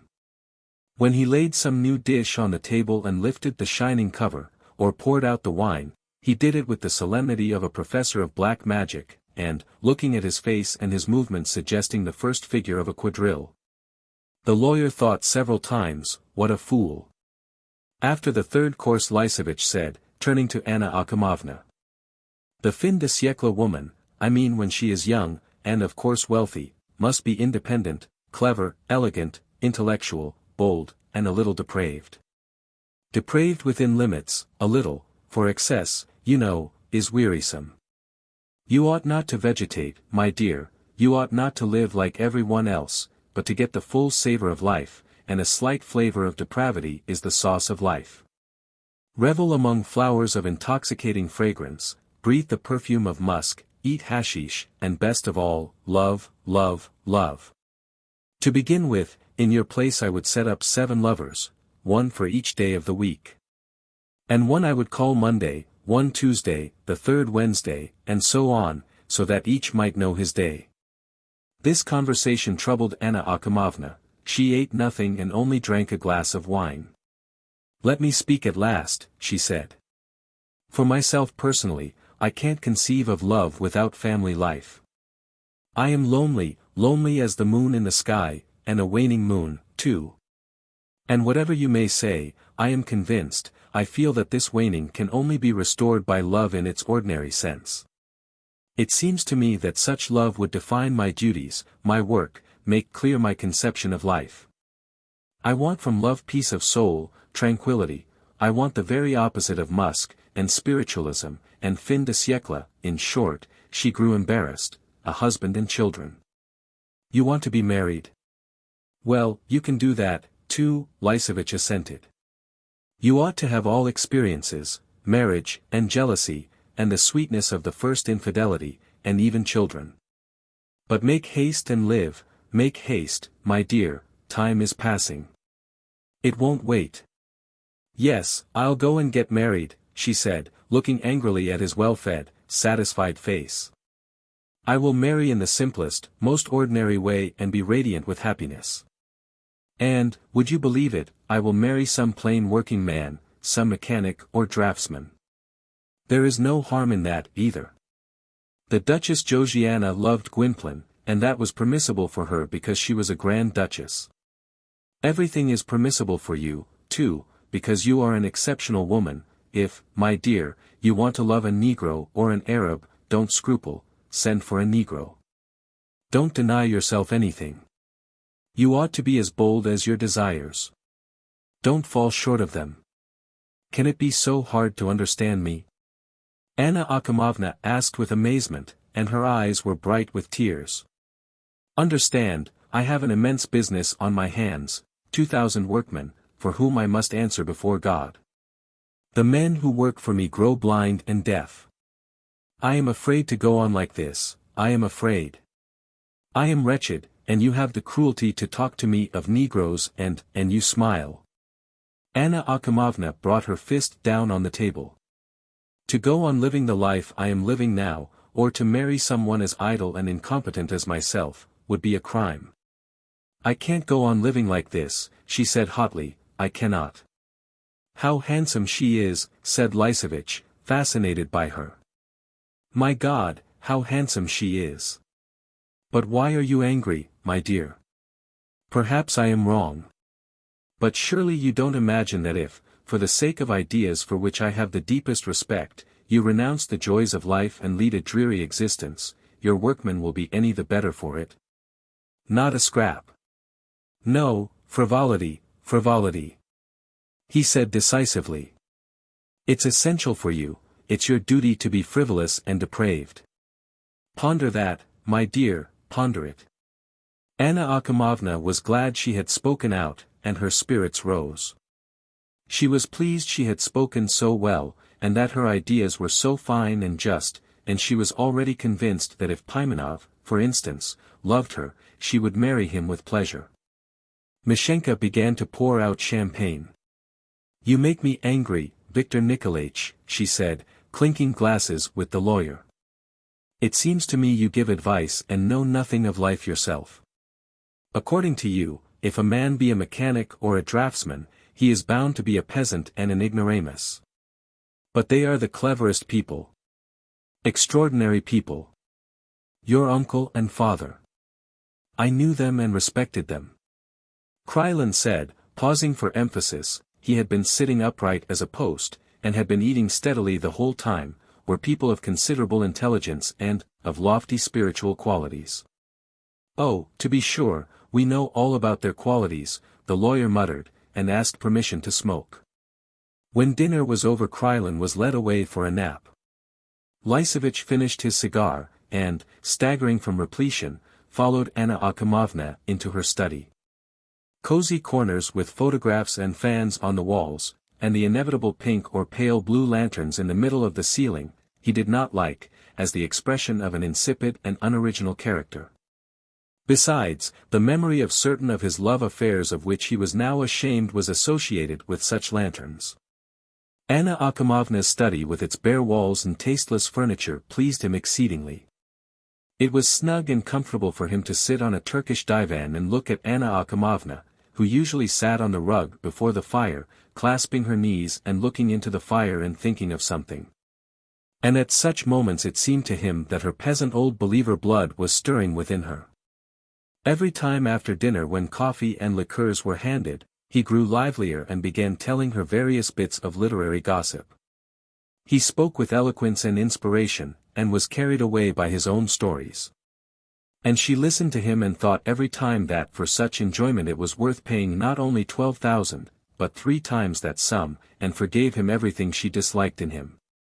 He sometimes told her the story of some tale or novel he had been reading, and then 2 or 3 hours passed unnoticed like a minute. Now he began rather dolefully in a failing voice with his eyes shut. "It's ages, my dear, since I have read anything," he said when she asked him to tell her something. "Though I do sometimes read Jules Verne. I was expecting you to tell me something new." New," Lysovich muttered sleepily, and he settled himself further back in the corner of the sofa. "None of the new literature, my dear, is any use for you or me. Of course, it is bound to be such as it is, and to refuse to recognize it is to refuse to recognize, would mean refusing to recognize the natural order of things, and I do recognize it, but—" Lysovich seemed to have fallen asleep. But a minute later his voice was heard again. "All the new literature moans and howls like the autumn wind in the chimney. Ah, unhappy wretch! Ah, your life may be likened to a prison. Ah, how damp and dark it is in your prison! Ah, you will certainly come to ruin, and there is no chance of escape for you. That's very fine, but I should prefer a literature that would tell us how to escape from prison. Of all contemporary writers, however, I prefer Maupassant." Lysovich opened his eyes. "A fine writer, a perfect writer." Lysovich shifted in his seat. "A wonderful artist. A terrible, prodigious, supernatural artist." Lysovich got up from the sofa and raised his right arm. "Maupassant," he said rapturously.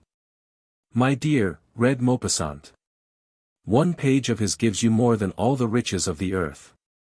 Every line is a new horizon.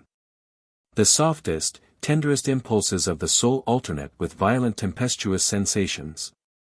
Your soul, as though under the weight of 40,000 atmospheres, is transformed into the most insignificant little bit of some great thing of an undefined rosy hue which I fancy, if one could put it on one's tongue, would yield a pungent, voluptuous taste. What a fury of transitions, of motives, of melodies! You rest peacefully on the lilies and the roses, and suddenly a thought, a terrible, splendid, irresistible thought, swoops down upon you like a locomotive, and bathes you in hot steam and deafens you with its whistle.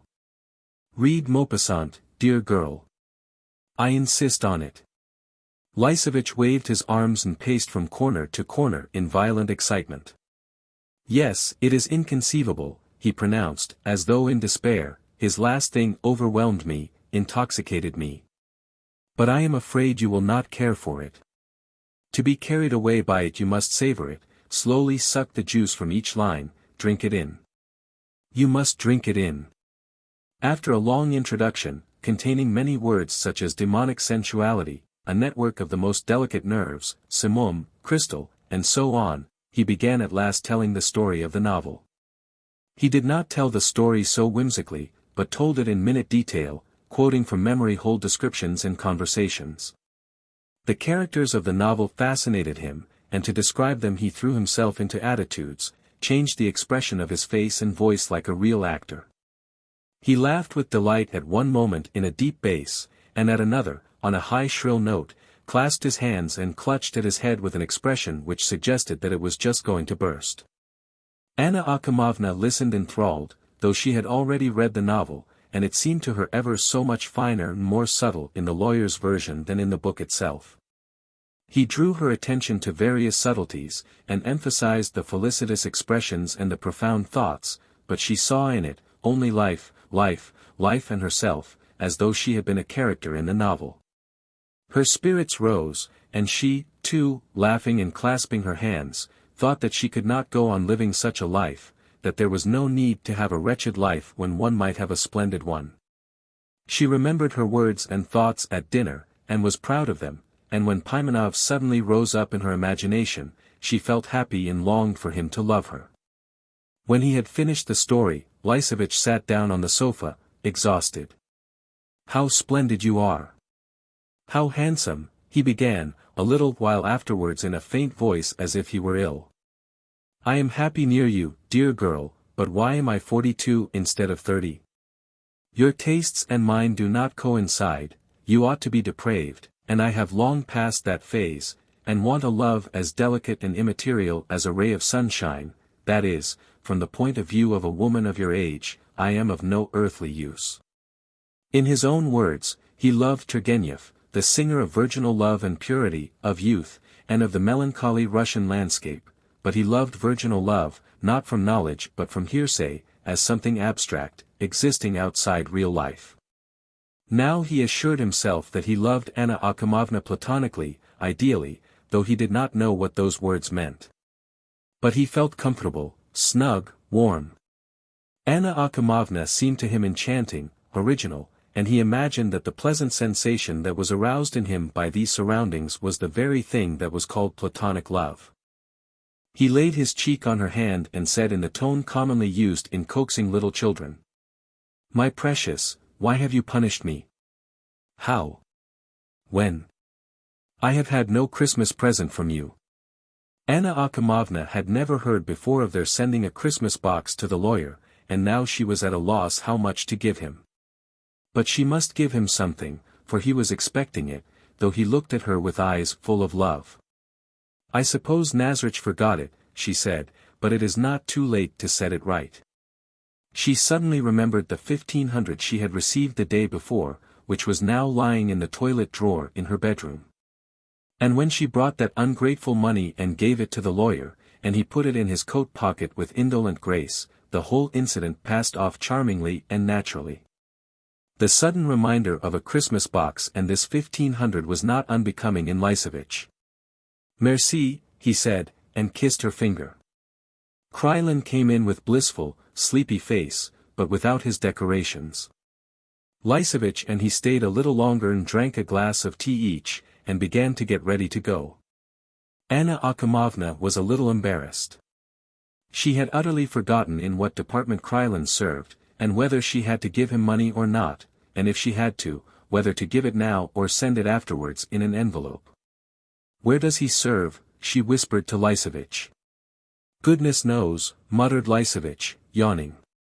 She reflected that if Krylin used to visit her father and her uncle and respected them, it was probably not for nothing. Apparently he had been charitable at their expense, serving in some charitable institution. As she said goodbye she slipped 300 rubles into his hand. He seemed taken aback, and looked at her for a minute in silence with his pewtery eyes, but then seemed to understand and said. "The receipt, honored Anna Akhimovna, you can only receive on the new year." Lysovich had become utterly limp and heavy, and he staggered when Mashenka put on his overcoat.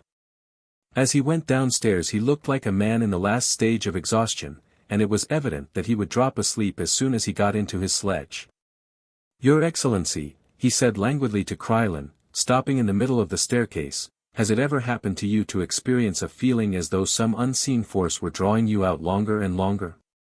You are drawn out and turn into the finest wire. Subjectively this finds expression in a curious voluptuous feeling which is impossible to compare with anything." Anna Akhimovna, standing at the top of the stairs, saw each of them give Mashenka a note. "Goodbye. Come again," she called to them, and ran into her bedroom. She quickly threw off her dress, that she was weary of already, put on a dressing gown, and ran downstairs, and as she ran downstairs she laughed and thumped with her feet like a schoolboy. She had a great desire for mischief. 4. Evening. Auntie, in a loose print blouse, Varvarushka and 2 old women, were sitting in the dining room having supper. A big piece of salt meat, a ham, and various savories, were lying on the table before them, and clouds of steam were rising from the meat, which looked particularly fat and appetizing. Wine was not served on the lower story, but they made up for it with a great number of spirits and homemade liqueurs. Agafyushka, the fat, white-skinned, well-fed cook, was standing with her arms crossed in the doorway and talking to the old women, and the dishes were being handed by the downstairs Masha, a dark girl with a crimson ribbon in her hair. The old women had had enough to eat before the morning was over, and an hour before supper had had tea and buns, and so they were now eating with effort, as it were, from a sense of duty. "Oh, my girl!" sighed Auntie, as Anna Akhimovna ran into the dining room and sat down beside her. "You frightened me to death." Every one in the house was pleased when Anna Akhimovna was in good spirits and played pranks. This always reminded them that the old men were dead and that the old women had no authority in the house, and anyone could do as he liked without any fear of being sharply called to account for it. Only the 2 old women glanced askance at Anna Akhimovna with amazement. She was humming, and it was a sin to sing at table. "Our mistress, our beauty, our picture," Agafyushka began chanting with sugary sweetness. "Our precious jewel. The people that have come today to look at our queen. Lord have mercy upon us. Generals, and officers, and gentlemen. I kept looking out of window and counting till I gave it up. I'd as soon they did not come at all," said Auntie. She looked sadly at her niece and added, "They only waste the time for my poor orphan girl." Anna Akhimovna felt hungry, as she had eaten nothing since the morning. They poured her out some very bitter liqueur. She drank it off, and tasted the salt meat with mustard, and thought it extraordinarily nice. Then the downstairs Masha brought in the turkey, the pickled apples and the gooseberries. And that pleased her, too. There was only one thing that was disagreeable: there was a draught of hot air from the tiled stove. It was stiflingly close and everyone's cheeks were burning. After supper the cloth was taken off and plates of peppermint biscuits, walnuts, and raisins were brought in. "You sit down, too, no need to stand there," said Auntie to the cook. Agafyushka sighed and sat down to the table. Masha set a wineglass of liqueur before her, too, and Anna Akhimovna began to feel as though Agafyushka's white neck were giving out heat like the stove.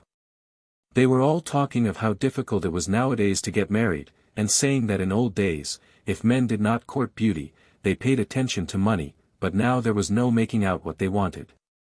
And while hunchbacks and cripples used to be left old maids, nowadays men would not have even the beautiful and wealthy.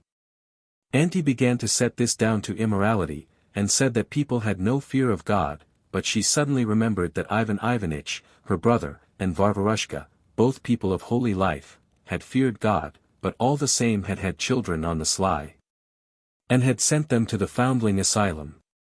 She pulled herself up and changed the conversation, telling them about a suitor she had once had, a factory hand, and how she had loved him, but her brothers had forced her to marry a widower, an icon painter, who, thank God, had died 2 years after. The downstairs Masha sat down to the table, too, and told them with a mysterious air that for the last week some unknown man with a black mustache, in a great coat with an astrakhan collar, had made his appearance every morning in the yard. Had stared at the windows of the big house, and had gone on further, to the buildings. The man was all right, nice-looking. All this conversation made Anna Akhimovna suddenly long to be married, long intensely, painfully. She felt as though she would give half her life and all her fortune only to know that upstairs there was a man who was closer to her than anyone in the world, that he loved her warmly and was missing her. And the thought of such closeness, ecstatic and inexpressible in words, troubled her soul. And the instinct of youth and health flattered her with lying assurances that the real poetry of life was not over but still to come, and she believed it, and leaning back in her chair, her hair fell down as she did so, she began laughing, and looking at her, the others laughed, too. And it was a long time before this causeless laughter died down in the dining room. She was informed that the stinging beetle had come. This was a pilgrim woman called Pasha or Spiridonovna, a thin little woman of 50, in a black dress with a white kerchief, with keen eyes, sharp nose, and a sharp chin. She had sly, viperish eyes and she looked as though she could see right through every one. Her lips were shaped like a heart. Her viperishness and hostility to every one had earned her the nickname of the stinging beetle. Going into the dining room without looking at any one, she made for the icons and chanted in a high voice, "Thy holy birth," then she sang, "The Virgin today gives birth to the Son," then, "Christ is born." Then she turned round and bent a piercing gaze upon all of them. "A happy Christmas," she said, and she kissed Anna Akhimovna on the shoulder. "It's all I could do to get to you, my kind friends." She kissed Auntie on the shoulder. "I should have come to you this morning, but I went in to some good people to rest on the way." "Stay, Spiridonovna, stay," they said, and I did not notice that evening was coming on. As she did not eat meat, they gave her salmon and caviar. She ate looking from under her eyelids at the company, and drank 3 glasses of vodka. When she had finished she said a prayer and bowed down to Anna Akhimovna's feet. They began to play a game of kings, as they had done the year before, and the year before that, and all the servants in both stories crowded in at the doors to watch the game. Anna Akhimovna fancied she caught a glimpse once or twice of Mashenka, with a patronizing smile on his face, among the crowd of peasant men and women. The first to be king was Stinging Beetle, and Anna Akhimovna as the soldier paid her tribute. And then Auntie was king and Anna Akhimovna was peasant, which excited general delight, and Agafyashka was prince, and was quite abashed with pleasure. Another game was got up at the other end of the table, played by the 2 Mashas, Varvarushka, and the sewing-maid Marfa Trovna, who was waked on purpose to play kings, and whose face looked cross and sleepy. While they were playing they talked of men, and of how difficult it was to get a good husband nowadays, and which state was to be preferred, that of an old maid or a widow. "You are a handsome, healthy, sturdy lass," said Stinging Beetle to Anna Akhimovna. "But I can't make out for whose sake you are holding back. What's to be done if nobody will have me? Or maybe you have taken a vow to remain a maid?" Stinging Beetle went on, as though she did not hear. "Well, that's a good deed. Remain one," she repeated, looking intently and maliciously at her cards. "All right, my dear, remain one. Yes. Only maids, these saintly maids, are not all alike." She heaved a sigh and played the king. "Oh, no, my girl, they are not all alike. Some really watch over themselves like nuns, and butter would not melt in their mouths. And if such a one does sin in an hour of weakness, she is worried to death, poor thing. So it would be a sin to condemn her. While others will go dressed in black and sew their shroud, and yet love rich old men on the sly. Yes, why yes, my canary birds, some hussies will bewitch an old man and rule over him, my doves, rule over him and turn his head, and when they've saved up money and lottery tickets enough, they will bewitch him to his death. Varvarushka's only response to these hints was to heave a sigh and look towards the icons. There was an expression of Christian meekness on her countenance. "I know a maid like that, my bitterest enemy," Stinging Beetle went on, looking round at everyone in triumph. "She is always sighing, too, and looking at the icons, the she-devil. When she used to rule in a certain old man's house, if one went to her she would give one a crust, and bid one bow down to the icons while she would sing, 'In conception thou dost abide a virgin.' On holidays she will give one a bite, and on working days she will reproach one for it. But nowadays I will make merry over her. I will make as merry as I please, my jewel." Varvarushka glanced at the icons again and crossed herself. "But no one will have me, Spiridonovna," said Anna Akhimovna to change the conversation. "What's to be done? It's your own fault. You keep waiting for highly educated gentlemen, but you ought to marry one of your own sort, a merchant." "We don't want a merchant," said Auntie, all in a flutter. "Queen of Heaven, preserve us. A gentleman will spend your money, but then he will be kind to you, you poor little fool. But a merchant will be so strict that you won't feel at home in your own house. You'll be wanting to fondle him and he will be counting his money, and when you sit down to meals with him, he'll grudge you every mouthful, though it's your own, the lout. Marry a gentleman." They all talked at once, loudly interrupting one another, and Auntie tapped on the table with the nutcrackers and said, flushed and angry, "We won't have a merchant, we won't have one. If you choose a merchant I shall go to an almshouse. Sh. Sh. Hush," cried Stinging Beetle. When all were silent she screwed up one eye and said, "Do you know what, Anushka, my birdie? There is no need for you to get married really like everyone else. You're rich and free, you are your own mistress, but yet, my child, it doesn't seem the right thing for you to be an old maid. I'll find you, you know, some trumpery and simple-witted man. You'll marry him for appearances and then have your fling, bonny lass. You can hand him 5,000 or 10 maybe, and pack him off where he came from, and you will be mistress in your own house, you can love whom you like and no one can say anything to you. And then you can love your highly educated gentleman. You'll have a jolly time." Stinging Beetle snapped her fingers and gave a whistle. "It's sinful," said Auntie. "Oh, sinful," laughed Stinging Beetle.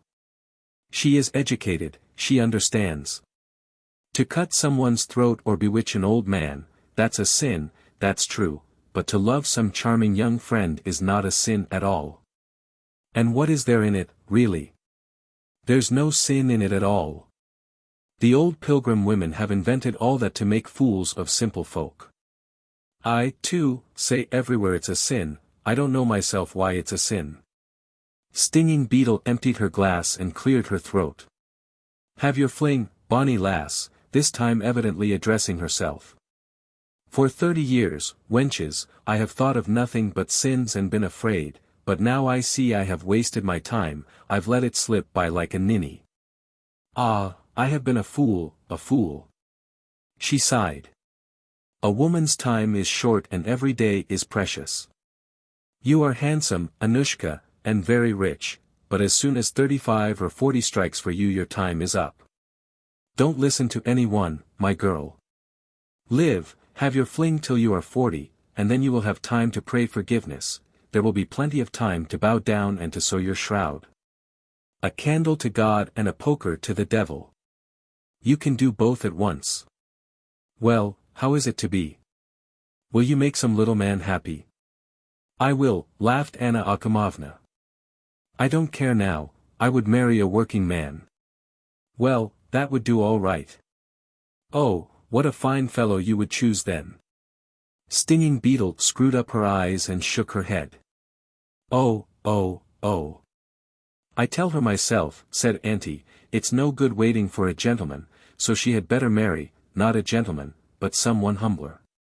Anyway we should have a man in the house to look after things. And there are lots of good men. She might have some one out of the factory. They are all sober, steady men." "I should think so," Stinging Beetle agreed. "They are capital fellows. If you like, aunt, I will make a match for her with Vasily Lebedynsky. Oh, Vasya's legs are so long, said Auntie seriously. He is so lanky. He has no looks. There was laughter in the crowd by the door. Well, Pimenov? Would you like to marry Pimenov? Stinging beetle asked Anna Akhimovna. Very good. Make a match for me with Pimenov. Really? Yes, do. Anna Akhimovna said resolutely, and she struck her fist on the table. On my honor, I will marry him. Really? Anna Akhimovna suddenly felt ashamed that her cheeks were burning and that everyone was looking at her. She flung the cards together on the table and ran out of the room. As she ran up the stairs and, reaching the upper story, sat down to the piano in the drawing room, a murmur of sound reached her from below like the roar of the sea.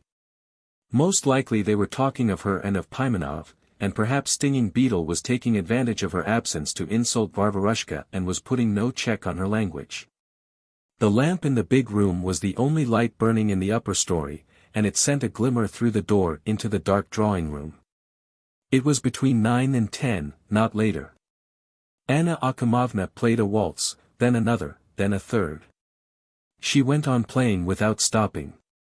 She looked into the dark corner beyond the piano, smiled, and inwardly called to it, and the idea occurred to her that she might drive off to the town to see someone, Lysevich for instance, and tell him what was passing in her heart. She wanted to talk without ceasing, to laugh, to play the fool, but the dark corner was sullenly silent, and all round in all the rooms of the upper story it was still and desolate. She was fond of sentimental songs, but she had a harsh, untrained voice, and so she only played the accompaniment and sang hardly audibly, just above her breath.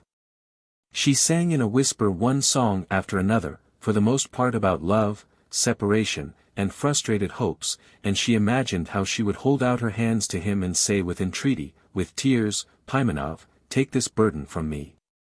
And then, just as though her sins had been forgiven, there would be joy and comfort in her soul, and perhaps a free, happy life would begin. In an anguish of anticipation she leant over the keys, with a passionate longing for the change in her life to come at once without delay, and was terrified at the thought that her old life would go on for some time longer.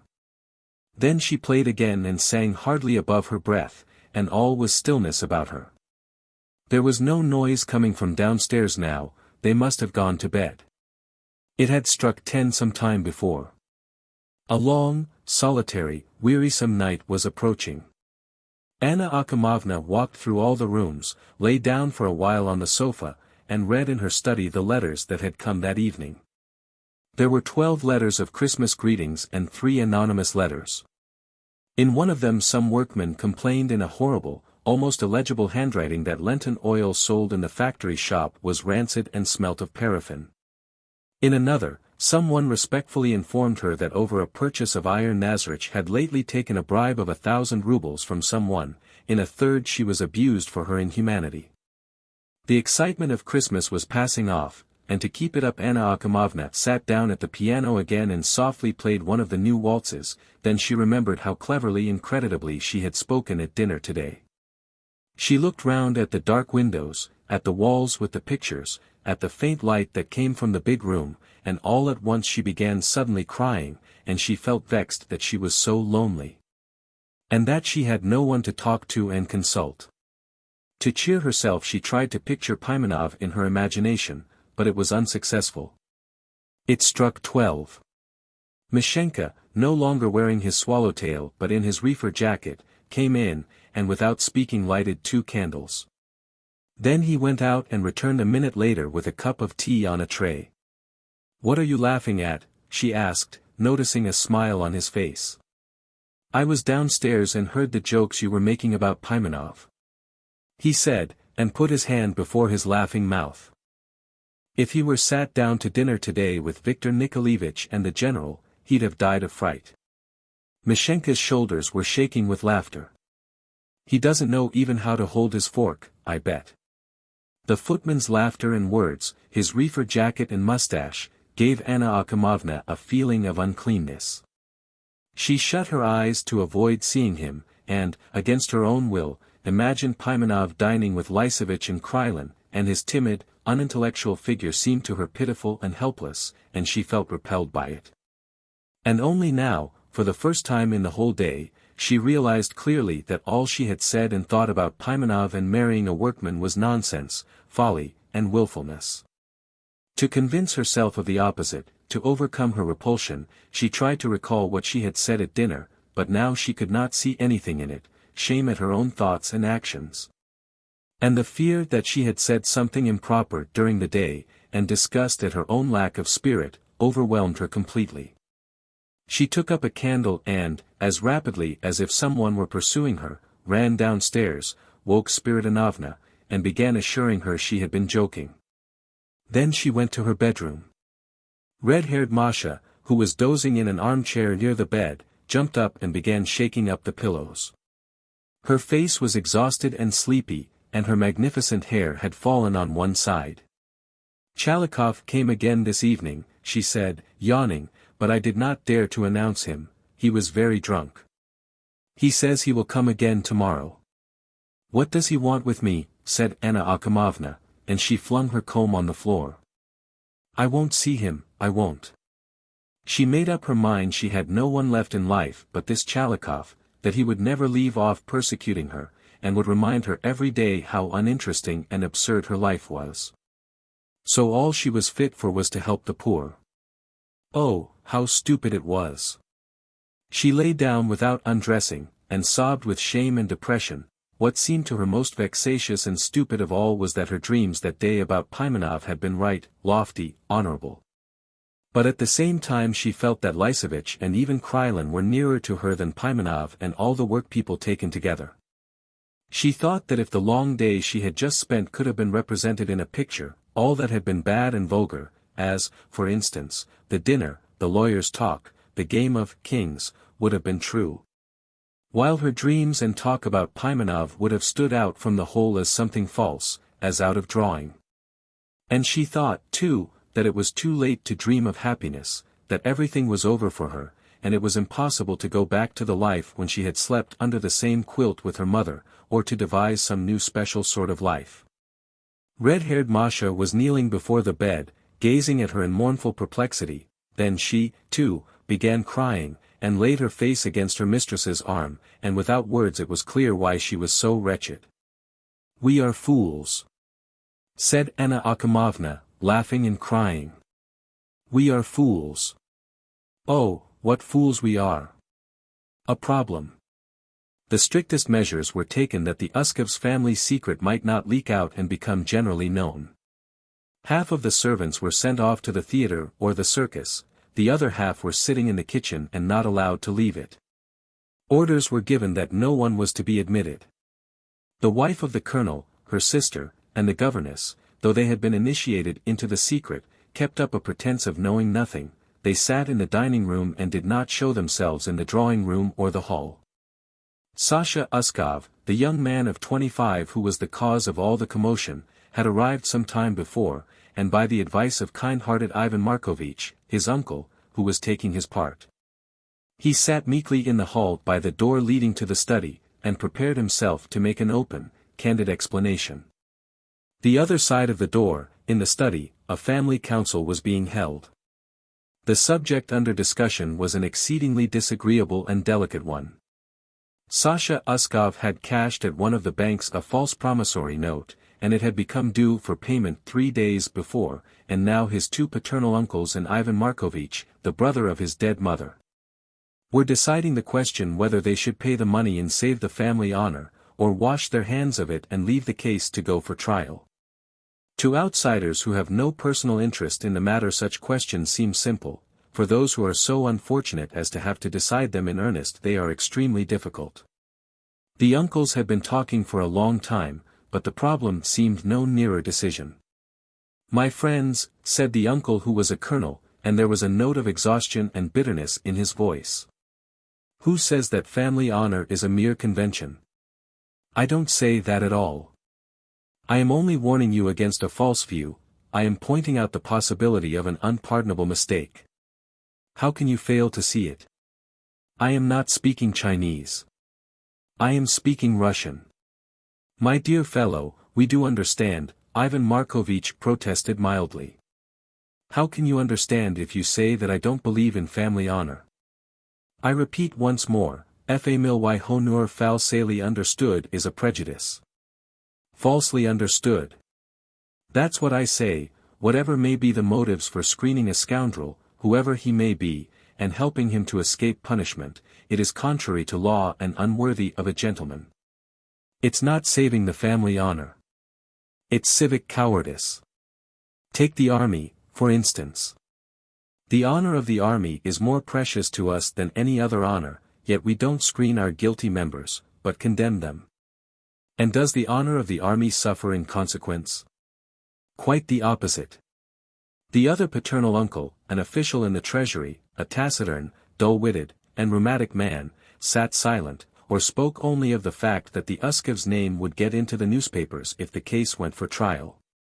His opinion was that the case ought to be hushed up from the first and not become public property, but, apart from publicity in the newspapers, he advanced no other argument in support of this opinion. The maternal uncle, kind-hearted Ivan Markovitch, spoke smoothly, softly, and with a tremor in his voice. He began with saying that youth has its rights and its peculiar temptations. Which of us has not been young, and who has not been led astray? To say nothing of ordinary mortals, even great men have not escaped errors and mistakes in their youth. Take, for instance, the biography of great writers. Did not every one of them gamble, drink, and draw down upon himself the anger of right-thinking people in his young days? If Sasha's error bordered upon crime, they must remember that Sasha had received practically no education. He had been expelled from the high school in the 5th class, he had lost his parents in early childhood, and so had been left at the tenderest age without guidance and good, benevolent influences. He was nervous, excitable, had no firm ground under his feet, and, above all, he had been unlucky. Even if he were guilty, anyway he deserved indulgence and the sympathy of all compassionate souls. He ought, of course, to be punished, but he was punished as it was by his conscience and the agonies he was enduring now while awaiting the sentence of his relations. The comparison with the army made by the colonel was delightful, and did credit to his lofty intelligence. His appeal to their feeling of public duty spoke for the chivalry of his soul, but they must not forget that in each individual the citizen is closely linked with the Christian. Shall we be false to civic duty, Ivan Markovitch exclaimed passionately, if instead of punishing an erring boy we hold out to him a helping hand? Ivan Markovitch talked further of family honor. He had not the honor to belong to the Uskov family himself, but he knew their distinguished family went back to the 13th century. He did not forget for a minute either, that his precious, beloved sister had been the wife of one of the representatives of that name. In short, the family was dear to him for many reasons, and he refused to admit the idea that, for the sake of a paltry 1,500 rubles, a blot should be cast on the escutcheon that was beyond all price. If all the motives he had brought forward were not sufficiently convincing, he, Ivan Markovitch, in conclusion, begged his listeners to ask themselves what was meant by crime. Crime is an immoral act founded upon ill will. But is the will of man free? Philosophy has not yet given a positive answer to that question. Different views were held by the learned. The latest school of Lombroso, for instance, denies the freedom of the will, and considers every crime as the product of the purely anatomical peculiarities of the individual. Ivan Markovitch, said the colonel, in a voice of entreaty, we are talking seriously about an important matter, and you bring in Lombroso, you clever fellow. Think a little, what are you saying all this for? Can you imagine that all your thunderings and rhetoric will furnish an answer to the question? Sasha Uskov sat at the door and listened. He felt neither terror, shame, nor depression, but only weariness and inward emptiness. It seemed to him that it made absolutely no difference to him whether they forgave him or not. He had come here to hear his sentence and to explain himself simply because kind-hearted Ivan Markovitch had begged him to do so. He was not afraid of the future. It made no difference to him where he was, here in the hall, in prison, or in Siberia. If Siberia, then let it be Siberia, damn it all. He was sick of life and found it insufferably hard. He was inextricably involved in debt, he had not a farthing in his pocket, his family had become detestable to him. He would have to part from his friends and his women sooner or later, as they had begun to be too contemptuous of his sponging on them. The future looked black. Sasha was indifferent, and was only disturbed by one circumstance. The other side of the door they were calling him a scoundrel and a criminal. Every minute he was on the point of jumping up, bursting into the study and shouting in answer to the detestable metallic voice of the colonel. "You are lying. Criminal is a dreadful word, that is what murderers, thieves, robbers are, in fact, wicked and morally hopeless people." And Sasha was very far from being all that. It was true he owed a great deal and did not pay his debts. But debt is not a crime, and it is unusual for a man not to be in debt. The colonel and Ivan Markovitch were both in debt. What have I done wrong besides? Sasha wondered. He had discounted a forged note. But all the young men he knew did the same. Handrikov and Vaughan Burst always forged IOUs from their parents or friends when their allowances were not paid at the regular time, and then when they got their money from home they redeemed them before they became due. Sasha had done the same, but had not redeemed the IOU because he had not got the money which Handrikov had promised to lend him. He was not to blame, it was the fault of circumstances. It was true that the use of another person's signature was considered reprehensible. But, still, it was not a crime but a generally accepted dodge, an ugly formality which injured no one and was quite harmless, for in forging the colonel's signature Sasha had had no intention of causing anybody damage or loss. No, it doesn't mean that I am a criminal, thought Sasha. And it's not in my character to bring myself to commit a crime. I am soft, emotional. When I have the money I help the poor. Sasha was musing after this fashion while they went on talking the other side of the door. But, my friends, this is endless, the colonel declared, getting excited. Suppose we were to forgive him and pay the money. You know he would not give up leading a dissipated life, squandering money, making debts, going to our tailors and ordering suits in our names. Can you guarantee that this will be his last prank? As far as I am concerned, I have no faith whatever in his reforming. The official of the treasury muttered something in reply. After him Ivan Markovitch began talking blandly and suavely again. The colonel moved his chair impatiently and drowned the other's words with his detestable metallic voice. At last the door opened and Ivan Markovitch came out of the study. There were patches of red on his lean shaven face. "Come along," he said, taking Sasha by the hand. "Come and speak frankly from your heart. Without pride, my dear boy, humbly and from your heart." Sasha went into the study. The official of the treasury was sitting down. The colonel was standing before the table with one hand in his pocket and one knee on a chair. It was smoky and stifling in the study. Sasha did not look at the official or the colonel, he felt suddenly ashamed and uncomfortable. He looked uneasily at Ivan Markovitch and muttered. "I'll pay it. I'll give it back." "What did you expect when you discounted the IOU?" he heard a metallic voice. Handrikov promised to lend me the money before now." Sasha could say no more. He went out of the study and sat down again on the chair near the door. He would have been glad to go away altogether at once, but he was choking with hatred and he awfully wanted to remain, to tear the colonel to pieces, to say something rude to him. He sat trying to think of something violent and effective to say to his hated uncle, and at that moment a woman's figure, shrouded in the twilight, appeared at the drawing-room door. It was the colonel's wife. She beckoned Sasha to her, and, wringing her hands, said, weeping, "Alexander, I know you don't like me, but, listen to me, listen, I beg you." "But, my dear, how can this have happened?" "Why, it's awful, awful.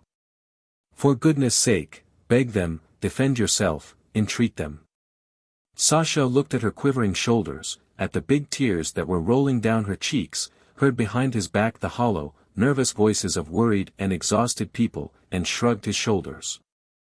He had not in the least expected that his aristocratic relations would raise such a tempest over a paltry 1,500 rubles. He could not understand her tears nor the quiver of their voices. An hour later he heard that the colonel was getting the best of it. The uncles were finally inclining to let the case go for trial. "The matter's settled," said the colonel, sighing. "Enough." After this decision all the uncles, even the emphatic colonel, became noticeably depressed. A silence followed. "Merciful heavens," sighed Ivan Markovitch. "My poor sister." And he began saying in a subdued voice that most likely his sister, Sasha's mother, was present unseen in the study at that moment. He felt in his soul how the unhappy, saintly woman was weeping, grieving, and begging for her boy. For the sake of her peace beyond the grave, they ought to spare Sasha. The sound of a muffled sob was heard. Ivan Markovitch was weeping and muttering something which it was impossible to catch through the door. The colonel got up and paced from corner to corner. The long conversation began over again. But then the clock in the drawing-room struck 2. The family council was over.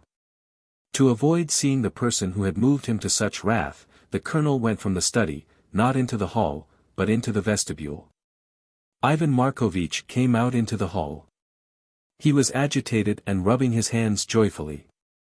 His tear-stained eyes looked good-humored and his mouth was twisted into a smile. "Capital," he said to Sasha. "Thank God. You can go home, my dear, and sleep tranquilly. We have decided to pay the sum, but on condition that you repent and come with me tomorrow into the country and set to work." A minute later Ivan Markovitch and Sasha in their greatcoats and caps were going down the stairs. The uncle was muttering something edifying.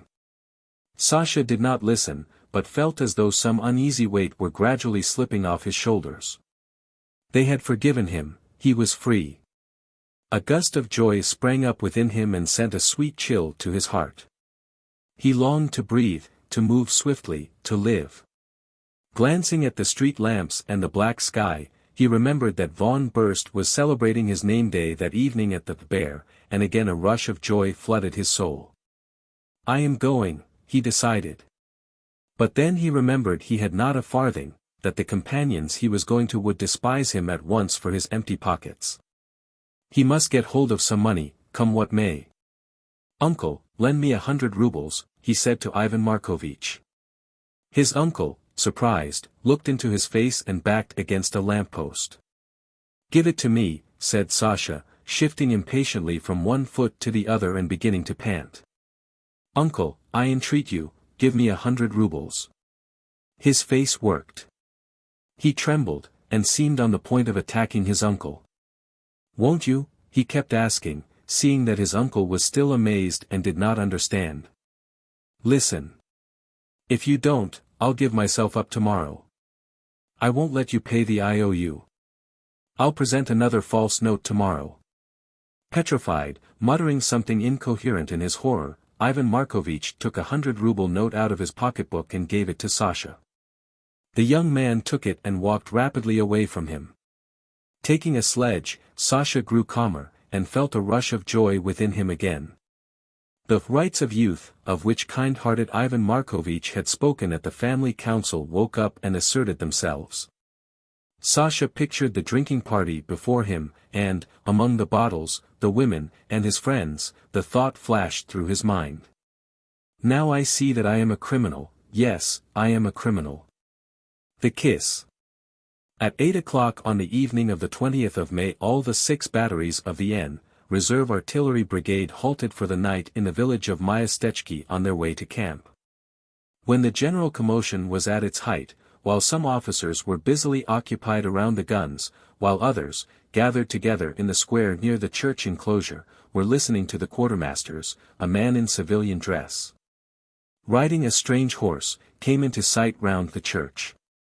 The little dun-colored horse with a good neck and a short tail came, moving not straight forward, but as it were sideways, with a sort of dance step, as though it were being lashed about the legs. When he reached the officers, the man on the horse took off his hat and said, "His Excellency Lieutenant General von Rabeck invites the gentleman to drink tea with him this minute." The horse turned, danced, and retired sideways. The messenger raised his hat once more, and in an instant disappeared with his strange horse behind the church. "What the devil does it mean?" grumbled some of the officers, dispersing to their quarters. "One is sleepy, and here this von Rabeck with his tea. We know what tea means." The officers of all the 6 batteries remembered vividly an incident of the previous year, when during maneuvers they, together with the officers of a Cossack regiment, were in the same way invited to tea by a count who had an estate in the neighborhood and was a retired army officer. The hospitable and genial count made much of them, fed them, and gave them drink. Refused to let them go to their quarters in the village and made them stay the night.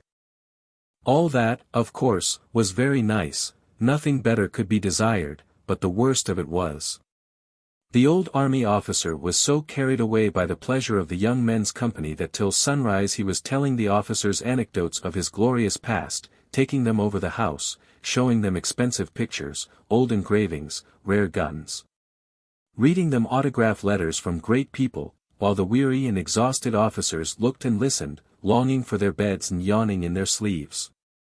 When at last their host let them go, it was too late for sleep. Might not this von Rabeck be just such another? Whether he were or not, there was no help for it. The officers changed their uniforms, brushed themselves, and went all together in search of the gentleman's house. In the square by the church they were told they could get to His Excellency's by the lower path, going down behind the church to the river, going along the bank to the garden, and there an avenue would take them to the house. Or by the upper way, straight from the church by the road which, half a mile from the village, led right up to His Excellency's granaries. The officers decided to go by the upper way. What von Rabeck is it, they wondered on the way. Surely not the one who was in command of the N. Cavalry Division at Plevna? No, that was not von Rabeck, but simply Rab and no von. What lovely weather! At the first of the granaries the road divided in two. One branch went straight on and vanished in the evening darkness, the other led to the owner's house on the right. The officers turned to the right and began to speak more softly. On both sides of the road stretched stone granaries with red roofs, heavy and sullen-looking, very much like barracks of a district town. Ahead of them gleamed the windows of the manor house. "A good omen, gentlemen," said one of the officers. "Our setter is the foremost of all. No doubt he scents game ahead of us." Lieutenant Lobitko, who was walking in front, a tall and stalwart fellow, though entirely without mustache, he was over 25, yet for some reason there was no sign of hair on his round, well-fed face. Renowned in the brigade for his peculiar faculty for divining the presence of women at a distance, turned round and said, "Yes, there must be women here. I feel that by instinct." On the threshold the officers were met by von Rabeck himself, a comely-looking man of 60 in civilian dress. Shaking hands with his guests, he said that he was very glad and happy to see them, but begged them earnestly for God's sake to excuse him for not asking them to stay the night. 2 sisters with their children, some brothers, and some neighbors, had come on a visit to him, so that he had not one spare room left. The general shook hands with every one, made his apologies, and smiled, but it was evident by his face that he was by no means so delighted as their last year's count, and that he had invited the officers simply because, in his opinion, it was a social obligation to do so. And the officers themselves, as they walked up the softly carpeted stairs, as they listened to him, felt that they had been invited to this house simply because it would have been awkward not to invite them. And at the sight of the footmen, who hastened to light the lamps in the entrance below and in the anteroom above, they began to feel as though they had brought uneasiness and discomfort into the house with them. In a house in which 2 sisters and their children, brothers, and neighbors were gathered together, probably on account of some family festivity, or event, how could the presence of 19 unknown officers possibly be welcome? At the entrance to the drawing-room the officers were met by a tall, graceful old lady with black eyebrows and a long face, very much like the Empress Eugenie. Smiling graciously and majestically, she said she was glad and happy to see her guests, and apologized that her husband and she were on this occasion unable to invite Messrs. Les Officiers to stay the night. From her beautiful majestic smile, which instantly vanished from her face every time she turned away from her guests, it was evident that she had seen numbers of officers in her day, that she was in no humor for them now. And if she invited them to her house and apologized for not doing more, it was only because her breeding and position in society required it of her. When the officers went into the big dining room, there were about a dozen people, men and ladies, young and old, sitting at tea at the end of a long table. A group of men was dimly visible behind their chairs, wrapped in a haze of cigar smoke. And in the midst of them stood a lanky young man with red whiskers, talking loudly, with a lisp, in English. Through a door beyond the group could be seen a light room with pale blue furniture. "Gentlemen, there are so many of you that it is impossible to introduce you all," said the general in a loud voice, trying to sound very cheerful. "Make each other's acquaintance, gentlemen, without any ceremony." The officers, some with very serious and even stern faces, others with forced smiles, and all feeling extremely awkward, somehow made their bows and sat down to tea. The most ill at ease of them all was Ryabovich, a little officer in spectacles, with sloping shoulders, and whiskers like a lynx's. While some of his comrades assumed a serious expression, while others wore forced smiles, his face, his lynx-like whiskers, and spectacles seemed to say, "I am the shyest, most modest, and most undistinguished officer in the whole brigade." At first, on going into the room and sitting down to the table, he could not fix his attention on any one face or object. The faces, the dresses, the cut-glass decanters of brandy, the steam from the glasses, the molded cornices, all blended in one general impression that inspired in Ryabovich alarm and a desire to hide his head. Like a lecturer making his first appearance before the public, he saw everything that was before his eyes, but apparently only had a dim understanding of it. Among physiologists this condition, when the subject sees but does not understand, is called psychical blindness. After a little while, growing accustomed to his surroundings, Ryabovich saw clearly and began to observe.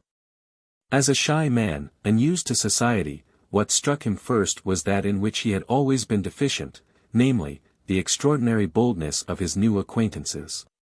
Von Rabeck, his wife, two elderly ladies, a young lady in a lilac dress, and the young man with the red whiskers, who was, it appeared, a younger son of von Rabeck, very cleverly, as though they had rehearsed it beforehand, took seats between the officers, and at once got up a heated discussion in which the visitors could not help taking part.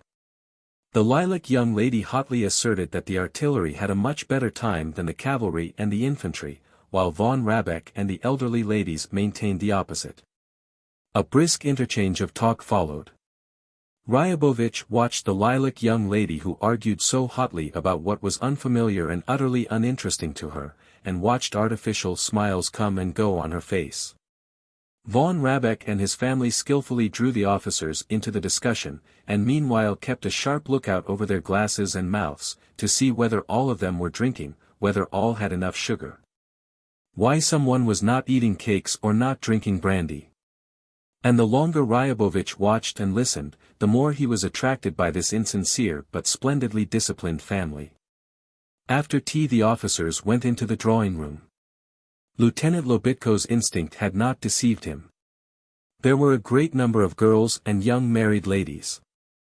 The setter lieutenant was soon standing by a very young, fair girl in a black dress, and, bending down to her jauntily, as though leaning on an unseen sword, smiled and shrugged his shoulders coquettishly. He probably talked very interesting nonsense, for the fair girl looked at his well-fed face condescendingly and asked indifferently, "Really?" And from that uninterested "really," the setter, had he been intelligent, might have concluded that she would never call him to heel. The piano struck up. The melancholy strains of a valse floated out of the wide open windows, and every one, for some reason, remembered that it was spring, a May evening. Every one was conscious of the fragrance of roses, of lilac, and of the young leaves of the poplar. Ryabovich, in whom the brandy he had drunk made itself felt, under the influence of the music stole a glance towards the window, smiled, and began watching the movements of the women, and it seemed to him that the smell of roses, of poplars, and lilac came not from the garden, but from the ladies' faces and dresses. Von Rabeck's son invited a scraggy-looking young lady to dance, and waltzed round the room twice with her. Lobitko, gliding over the parquet floor, flew up to the lilac young lady and whirled her away. Dancing began. Ryabovich stood near the door among those who were not dancing and looked on. He had never once danced in his whole life, and he had never once in his life put his arm round the waist of a respectable woman. He was highly delighted that a man should in the sight of all take a girl he did not know round the waist and offer her his shoulder to put her hand on, but he could not imagine himself in the position of such a man. There were times when he envied the boldness and swagger of his companions and was inwardly wretched. The consciousness that he was timid, that he was round-shouldered and uninteresting, that he had a long waist and lynx-like whiskers, had deeply mortified him, but with years he had grown used to this feeling, and now, looking at his comrades dancing or loudly talking, he no longer envied them, but only felt touched and mournful. When the quadrille began, young von Rabeck came up to those who were not dancing and invited 2 officers to have a game at billiards. The officers accepted and went with him out of the drawing-room. Ryabovich, having nothing to do and wishing to take part in the general movement, slouched after them. From the big drawing-room they went into the little drawing-room, then into a narrow corridor with a glass roof, and thence into a room in which on their entrance 3 sleepy-looking footmen jumped up quickly from the sofa. At last, after passing through a long succession of rooms, young von Rabeck and the officers came into a small room where there was a billiard table. They began to play. Ryabovich, who had never played any game but cards, stood near the billiard table and looked indifferently at the players, while they in unbuttoned coats, with cues in their hands, stepped about, made puns, and kept shouting out unintelligible words. The players took no notice of him, and only now and then one of them, shoving him with his elbow or accidentally touching him with the end of his cue, would turn round and say, "Pardon." Before the first game was over he was weary of it, and began to feel he was not wanted and in the way. He felt disposed to return to the drawing-room, and he went out. On his way back he met with a little adventure. When he had gone halfway he noticed he had taken a wrong turning. He distinctly remembered that he ought to meet 3 sleepy footmen on his way, but he had passed 5 or 6 rooms, and those sleepy figures seemed to have vanished into the earth. Noticing his mistake, he walked back a little way and turned to the right. He found himself in a little dark room which he had not seen on his way to the billiard room. After standing there a little while, he resolutely opened the first door that met his eyes and walked into an absolutely dark room. Straight in front could be seen the crack in the doorway through which there was a gleam of vivid light. From the other side of the door came the muffled sound of a melancholy mazurka. Here, too, as in the drawing-room, the windows were wide open and there was a smell of poplars, lilac and roses. Ryabovich stood still in hesitation. At that moment, to his surprise, he heard hurried footsteps and the rustling of a dress. A breathless feminine voice whispered, "At last." And 2 soft, fragrant, unmistakably feminine arms were clasped about his neck. A warm cheek was pressed to his cheek, and simultaneously there was the sound of a kiss. But at once the bestower of the kiss uttered a faint shriek and skipped back from him, as it seemed to Ryabovich, with aversion. He, too, almost shrieked and rushed towards the gleam of light at the door. When he went back into the drawing-room his heart was beating and his hands were trembling so noticeably that he made haste to hide them behind his back. At first he was tormented by shame and dread that the whole drawing-room knew that he had just been kissed and embraced by a woman. He shrank into himself and looked uneasily about him, but as he became convinced that people were dancing and talking as calmly as ever, he gave himself up entirely to the new sensation which he had never experienced before in his life.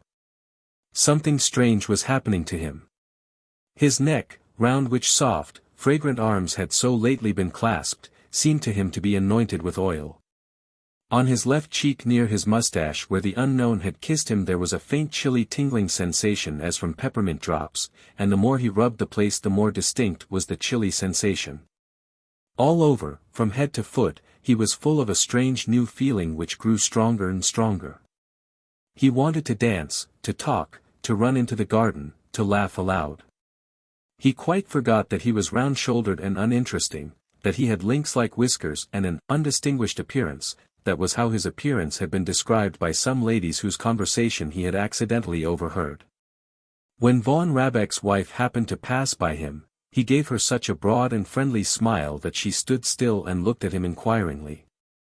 "I like your house immensely," he said, setting his spectacles straight. The general's wife smiled and said that the house had belonged to her father. Then she asked whether his parents were living, whether he had long been in the army, why he was so thin, and so on. After receiving answers to her questions, she went on, and after his conversation with her his smiles were more friendly than ever, and he thought he was surrounded by splendid people. At supper Ryabovich ate mechanically everything offered him, drank, and without listening to anything, tried to understand what had just happened to him. The adventure was of a mysterious and romantic character, but it was not difficult to explain it. No doubt some girl or young married lady had arranged a tryst with someone in the dark room. Had waited a long time, and being nervous and excited had taken Ryabovich for her hero. This was the more probable as Ryabovich had stood still hesitating in the dark room, so that he, too, had seemed like a person expecting something. This was how Ryabovich explained to himself the kiss he had received. And who is she, he wondered, looking round at the women's faces. She must be young, for elderly ladies don't give rendezvous. That she was a lady, one could tell by the rustle of her dress, her perfume, her voice. His eyes rested on the lilac young lady, and he thought her very attractive. She had beautiful shoulders and arms, a clever face, and a delightful voice. Ryabovich, looking at her, hoped that she and no one else was his unknown. But she laughed somehow artificially and wrinkled up her long nose, which seemed to him to make her look old. Then he turned his eyes upon the fair girl in a black dress. She was younger, simpler, and more genuine, had a charming brow, and drank very daintily out of her wineglass. Ryabovich now hoped that it was she. But soon he began to think her face flat, and fixed his eyes upon the one next her. It's difficult to guess, he thought, musing. If one takes the shoulders and arms of the lilac one only, adds the brow of the fair one and the eyes of the one on the left of Lobitko, then. He made a combination of these things in his mind and so formed the image of the girl who had kissed him, the image that he wanted her to have, but could not find at the table. After supper, replete and exhilarated, the officers began to take leave and say thank you. Von Rabeck and his wife began again apologizing that they could not ask them to stay the night. "Very, very glad to have met you, gentlemen," said von Rabeck, and this time sincerely, probably because people are far more sincere and good-humored at speeding their parting guests than on meeting them. "Delighted. I hope you will come on your way back. Don't stand on ceremony. Where are you going? Do you want to go by the upper way?" "No, go across the garden, it's nearer here by the lower way." The officers went out into the garden. After the bright light and the noise the garden seemed very dark and quiet. They walked in silence all the way to the gate. They were a little drunk, pleased, and in good spirits, but the darkness and silence made them thoughtful for a minute. Probably the same idea occurred to each one of them as to Ryabovich. Would there ever come a time for them when, like von Rabeck, they would have a large house, a family, a garden, when they, too, would be able to welcome people? Even though insincerely, feed them, make them drunk and contented? Going out of the garden gate, they all began talking at once and laughing loudly about nothing. They were walking now along the little path that led down to the river, and then ran along the water's edge, winding round the bushes on the bank, the pools, and the willows that overhung the water. The bank and the path were scarcely visible, and the other bank was entirely plunged in darkness. Stars were reflected here and there on the dark water. They quivered and were broken up on the surface, and from that alone it could be seen that the river was flowing rapidly. It was still. Drowsy curlews cried plaintively on the further bank, and in one of the bushes on the nearest side a nightingale was trilling loudly, taking no notice of the crowd of officers. The officers stood round the bush, touched it, but the nightingale went on singing. "What a fellow!" they exclaimed approvingly. We stand beside him and he takes not a bit of notice. What a rascal. At the end of the way the path went uphill, and, skirting the church enclosure, turned into the road. Here the officers, tired with walking uphill, sat down and lighted their cigarettes. On the other side of the river a murky red fire came into sight, and having nothing better to do, they spent a long time in discussing whether it was a camp fire or a light in a window, or something else. Ryabovich, too, looked at the light, and he fancied that the light looked and winked at him, as though it knew about the kiss. On reaching his quarters, Ryabovich undressed as quickly as possible and got into bed. Lobitko and Lieutenant Merzlyakov, a peaceable, silent fellow, who was considered in his own circle a highly educated officer, and was always, whenever it was possible, reading the Vestnik Evropy, which he carried about with him everywhere, were quartered in the same hut with Ryabovich. Lobitko undressed, walked up and down the room for a long while with the air of a man who has not been satisfied, and sent his orderly for beer. Merzlyakov got into bed, put a candle by his pillow and plunged into reading the Vestnik Evropy. Who was she? Ryabovich wondered, looking at the smoky ceiling. His neck still felt as though he had been anointed with oil, and there was still the chilly sensation near his mouth as though from peppermint drops. The shoulders and arms of the young lady in lilac, the brow and the truthful eyes of the fair girl in black, waists, dresses, and brooches, floated through his imagination. He tried to fix his attention on these images, but they danced about, broke up and flickered. When these images vanished altogether from the broad dark background which every man sees when he closes his eyes, he began to hear hurried footsteps, the rustle of skirts, the sound of a kiss, and an intense groundless joy took possession of him. Abandoning himself to this joy, he heard the orderly return and announce that there was no beer. Lobitko was terribly indignant, and began pacing up and down again. Well, isn't he an idiot? He kept saying, stopping first before Ryabovich and then before Merzlyakov. What a fool and a dummy a man must be not to get hold of any beer. Isn't he a scoundrel? Of course you can't get beer here, said Merzlyakov, not removing his eyes from the Vestnik Evropy. Oh. Is that your opinion? Lobitko persisted. Lord have mercy upon us, if you dropped me on the moon I'd find you beer and women directly. I'll go and find some at once. You may call me an impostor if I don't. He spent a long time in dressing and pulling on his high boots, then finished smoking his cigarette in silence and went out. Rabek, Grabek, Labek, he muttered, stopping in the outer room. I don't care to go alone, damn it all. Ryabovich, wouldn't you like to go for a walk? Receiving no answer, he returned, slowly undressed and got into bed. Merzlyakov sighed, put the Vestnik Evropy away, and put out the light. Hum. Muttered Lobitko, lighting a cigarette in the dark. Ryabovich pulled the bedclothes over his head, curled himself up in bed, and tried to gather together the floating images in his mind and to combine them into one whole. But nothing came of it. He soon fell asleep, and his last thought was that someone had caressed him and made him happy, that something extraordinary, foolish, but joyful and delightful, had come into his life. The thought did not leave him even in his sleep. When he woke up the sensations of oil on his neck and the chill of peppermint about his lips had gone, but joy flooded his heart just as the day before. He looked enthusiastically at the window frames, gilded by the light of the rising sun, and listened to the movement of the passers-by in the street. People were talking loudly close to the window. Lebedetsky, the commander of Ryabovich's battery, who had only just overtaken the brigade, was talking to his sergeant at the top of his voice, being always accustomed to shout. What else? Shouted the commander. When they were shoeing yesterday, your high nobility, they drove a nail into Pigeon's hoof. The vet put on clay and vinegar, they are leading him apart now. And also, your honor, Artemyev got drunk yesterday, and the lieutenant ordered him to be put in the limber of a spare gun carriage. The sergeant reported that Karpov had forgotten the new cords for the trumpets and the rings for the tents, and that their honors, the officers, had spent the previous evening visiting General von Rabeck.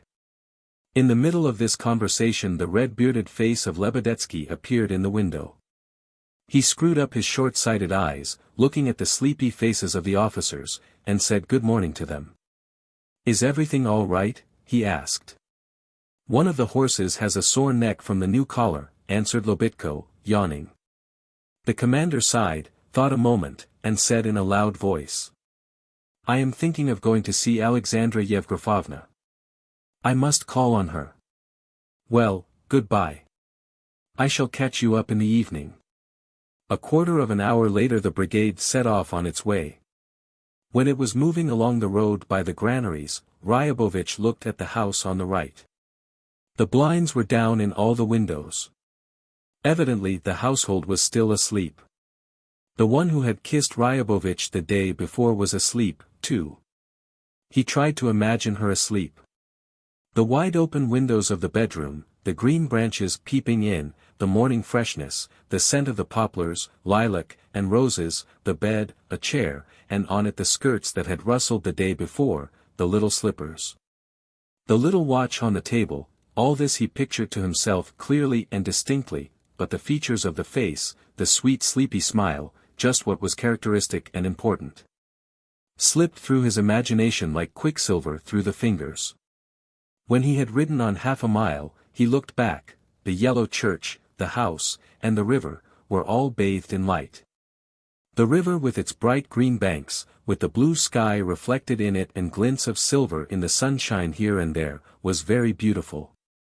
Ryabovich gazed for the last time at Myastetchki, and he felt as sad as though he were parting with something very near and dear to him. And before him on the road lay nothing but long familiar, uninteresting pictures. To right and to left, fields of young rye and buckwheat with rooks hopping about in them. If one looked ahead, one saw dust and the backs of men's heads; if one looked back, one saw the same dust and faces. Foremost of all marched 4 men with sabers. This was the vanguard. Next, behind, the crowd of singers, and behind them the trumpeters on horseback.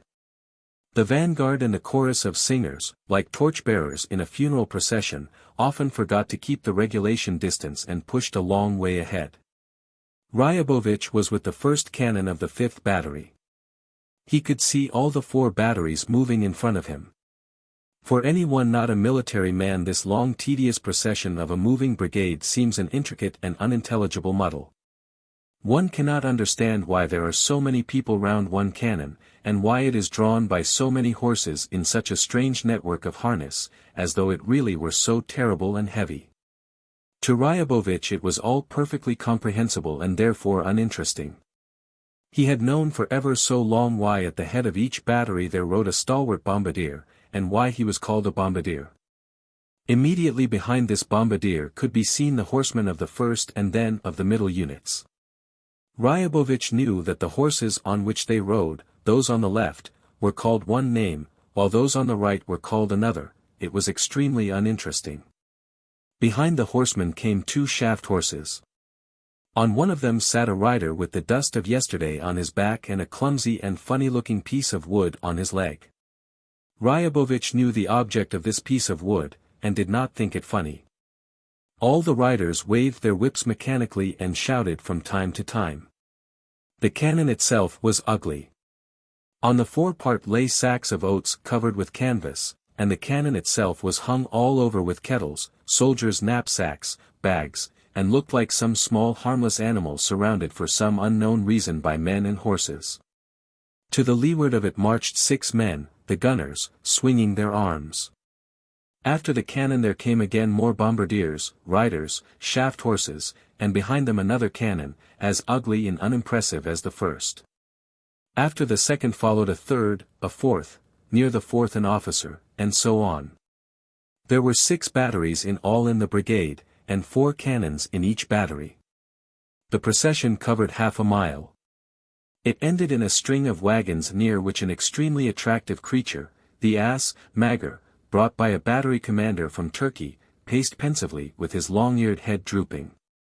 Ryabovich looked indifferently before and behind, at the backs of heads and at faces. At any other time he would have been half asleep, but now he was entirely absorbed in his new agreeable thoughts.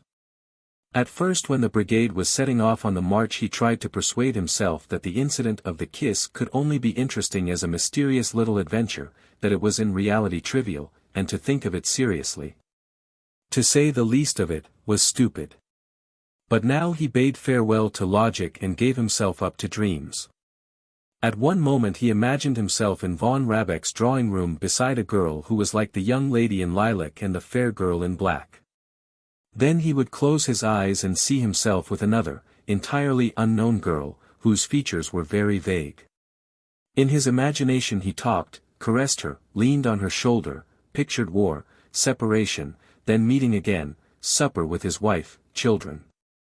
Brakes on, the word of command rang out every time they went downhill.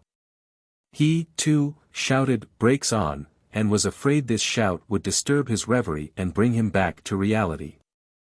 As they passed by some landowner's estate, Ryabovich looked over the fence into the garden.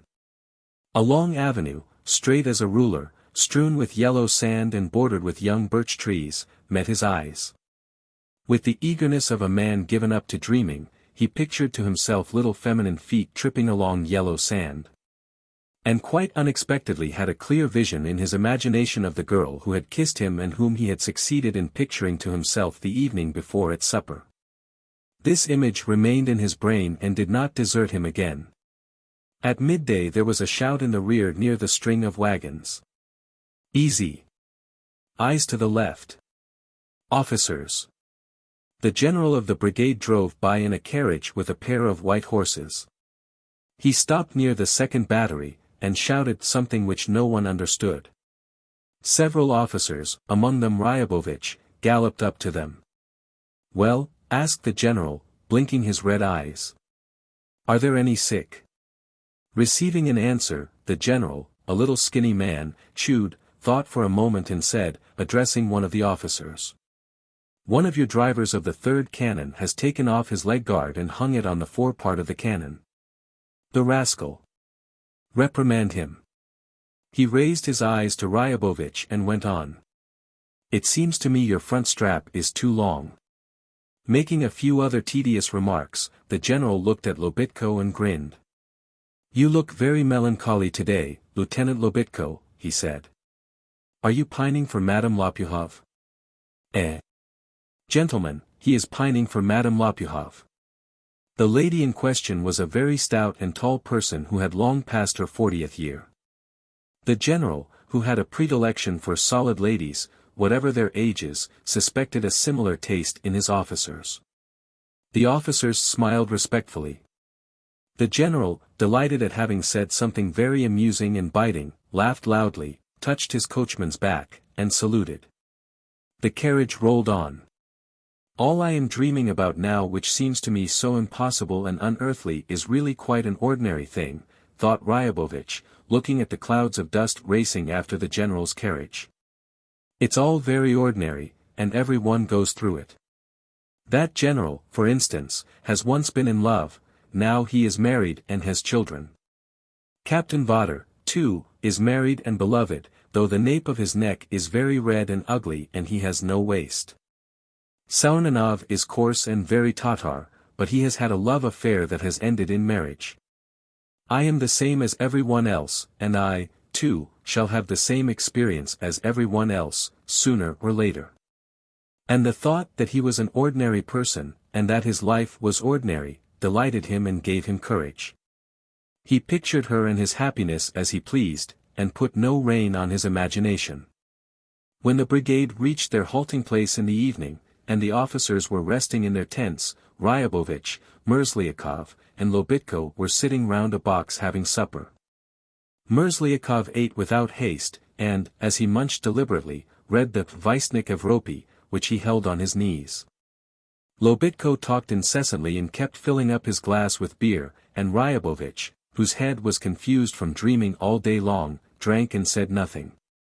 After 3 glasses he got a little drunk, felt weak, and had an irresistible desire to impart his new sensations to his comrades.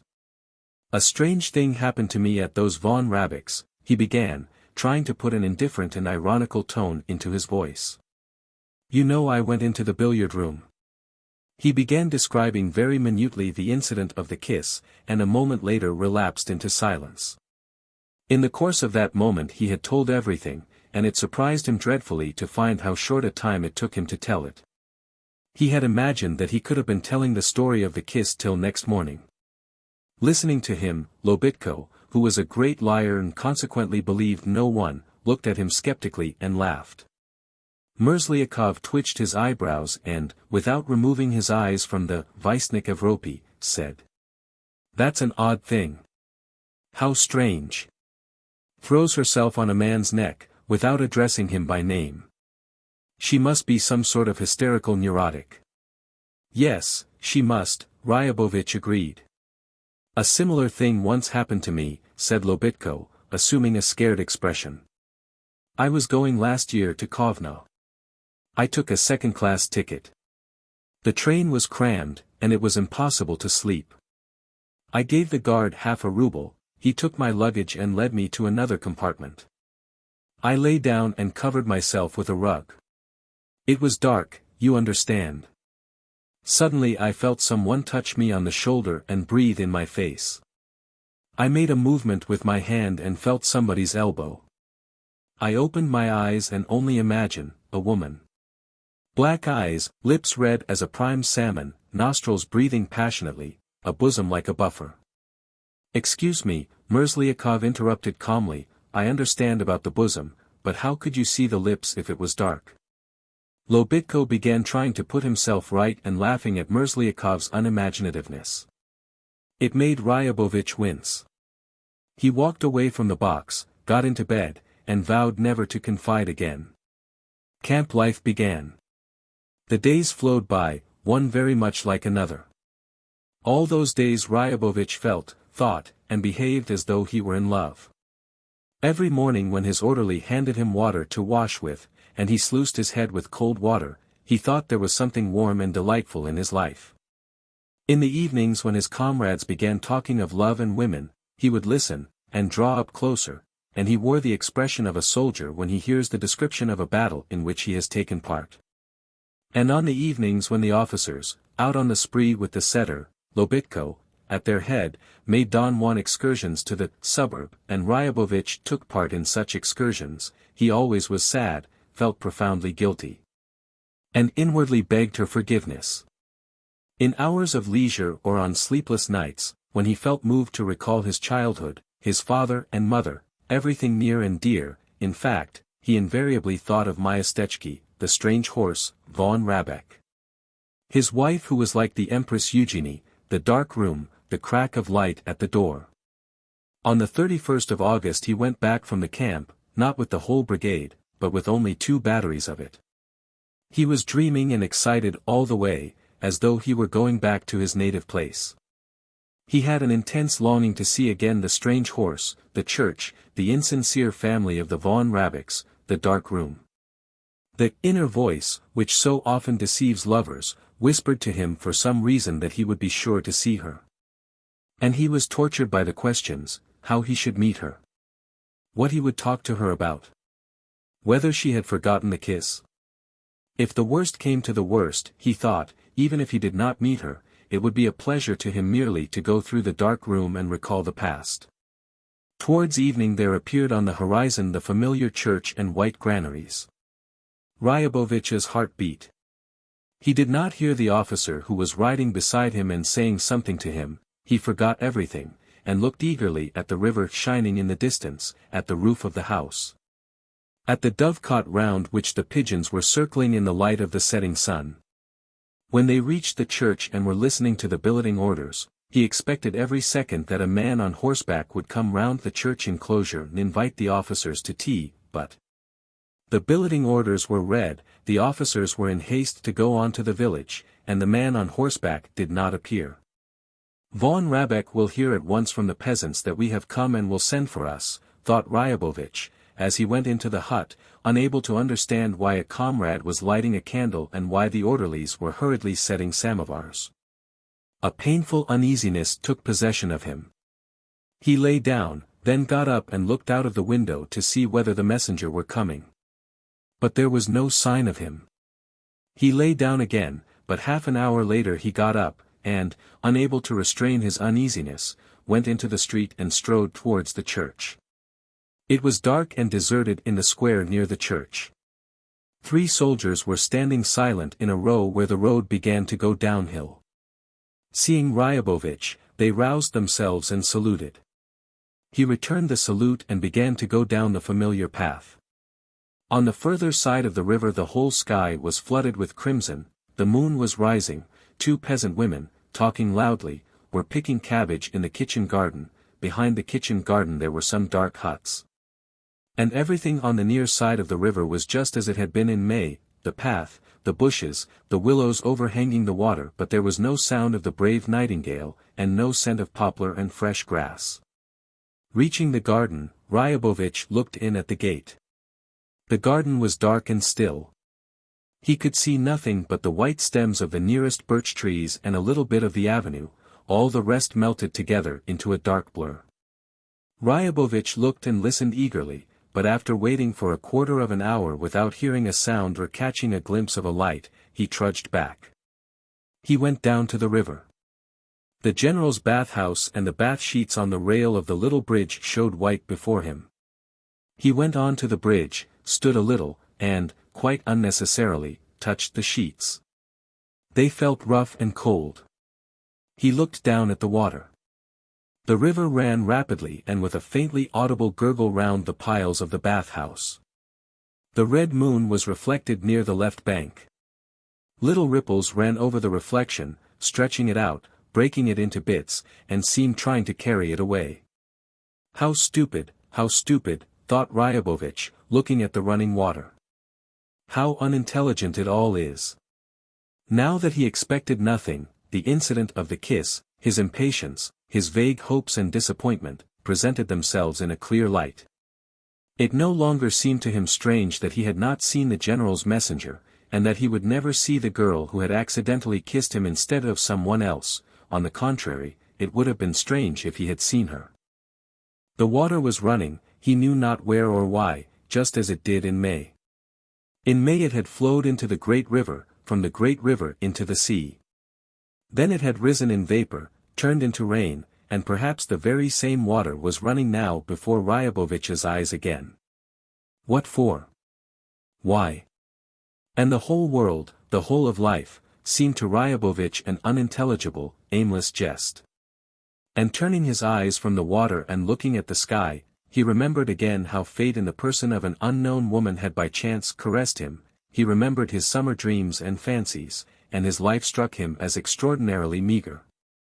Poverty-stricken, and colorless. When he went back to his hut he did not find one of his comrades.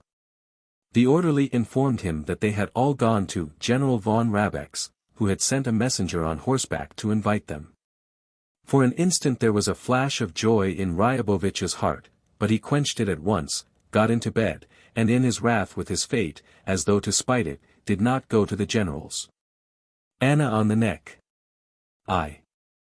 After the wedding they had not even light refreshments, the happy pair simply drank a glass of champagne, changed into their traveling things, and drove to the station. Instead of a gay wedding ball and supper, instead of music and dancing, they went on a journey to pray at a shrine 150 miles away. Many people commended this, saying that modest Alexeich was a man high up in the service and no longer young, and that a noisy wedding might not have seemed quite suitable. And music is apt to sound dreary when a government official of 52 marries a girl who is only just 18. People said, too, that modest Alexeich, being a man of principle, had arranged this visit to the monastery expressly in order to make his young bride realize that even in marriage he put religion and morality above everything. The happy pair were seen off at the station. The crowd of relations and colleagues in the service stood, with glasses in their hands, waiting for the train to start to shout, "Hurrah!" And the bride's father, Pyotr Leontyich, wearing a top hat and the uniform of a teacher, already drunk and very pale, kept craning towards the window, glass in hand and saying in an imploring voice, "Anyuta! Anya, Anya! One word. Anna bent out of the window to him, and he whispered something to her, enveloping her in a stale smell of alcohol, blew into her ear. She could make out nothing, and made the sign of the cross over her face, her bosom, and her hands. Meanwhile he was breathing in gasps and tears were shining in his eyes. And the schoolboys, Anna's brothers, Petya and Andrusha, pulled at his coat from behind, whispering in confusion. "Father, hush. Father, that's enough." When the train started, Anna saw her father run a little way after the train, staggering and spilling his wine, and what a kind, guilty, pitiful face he had. "Hurrah, ah," he shouted. The happy pair were left alone. Modest Alexeich looked about the compartment, arranged their things on the shelves, and sat down, smiling, opposite his young wife. He was an official of medium height, rather stout and puffy, who looked exceedingly well nourished, with long whiskers and no mustache. His clean-shaven, round, sharply defined chin looked like the heel of a foot. The most characteristic point in his face was the absence of mustache, the bare, freshly shaven place, which gradually passed into the fat cheeks, quivering like jelly. His deportment was dignified, his movements were deliberate, his manner was soft. "I cannot help remembering now one circumstance," he said, smiling. "When, 5 years ago, Kosaratov received the order of St. Anna of the 2nd grade, and went to thank His Excellency expressed himself as follows: 'So now you have 3 Annas, 1 in your buttonhole and 2 on your neck.' And it must be explained that at that time Kosaratov's wife, a quarrelsome and frivolous person, had just returned to him, and that her name was Anna. I trust that when I receive the Anna of the 2nd grade His Excellency will not have occasion to say the same thing to me." He smiled with his little eyes. And she, too, smiled, troubled at the thought that at any moment this man might kiss her with his thick damp lips, and that she had no right to prevent his doing so. The soft movements of his fat person frightened her. She felt both fear and disgust. He got up, without haste took off the order from his neck, took off his coat and waistcoat, and put on his dressing gown. "That's better," he said, sitting down beside Anna. Anna remembered what agony the wedding had been, when it had seemed to her that the priest, and the guests, and every one in church had been looking at her sorrowfully and asking why was she, such a sweet, nice girl, marrying such an elderly, uninteresting gentleman. Only that morning she was delighted that everything had been satisfactorily arranged, but at the time of the wedding, and now in the railway carriage, she felt cheated, guilty, and ridiculous. Here she had married a rich man and yet she had no money, her wedding dress had been bought on credit, and when her father and brothers had been saying goodbye, she could see from their faces that they had not a farthing. Would they have any supper that day? And tomorrow? And for some reason it seemed to her that her father and the boys were sitting tonight hungry without her, and feeling the same misery as they had the day after their mother's funeral. "Oh, how unhappy I am," she thought. "Why am I so unhappy?"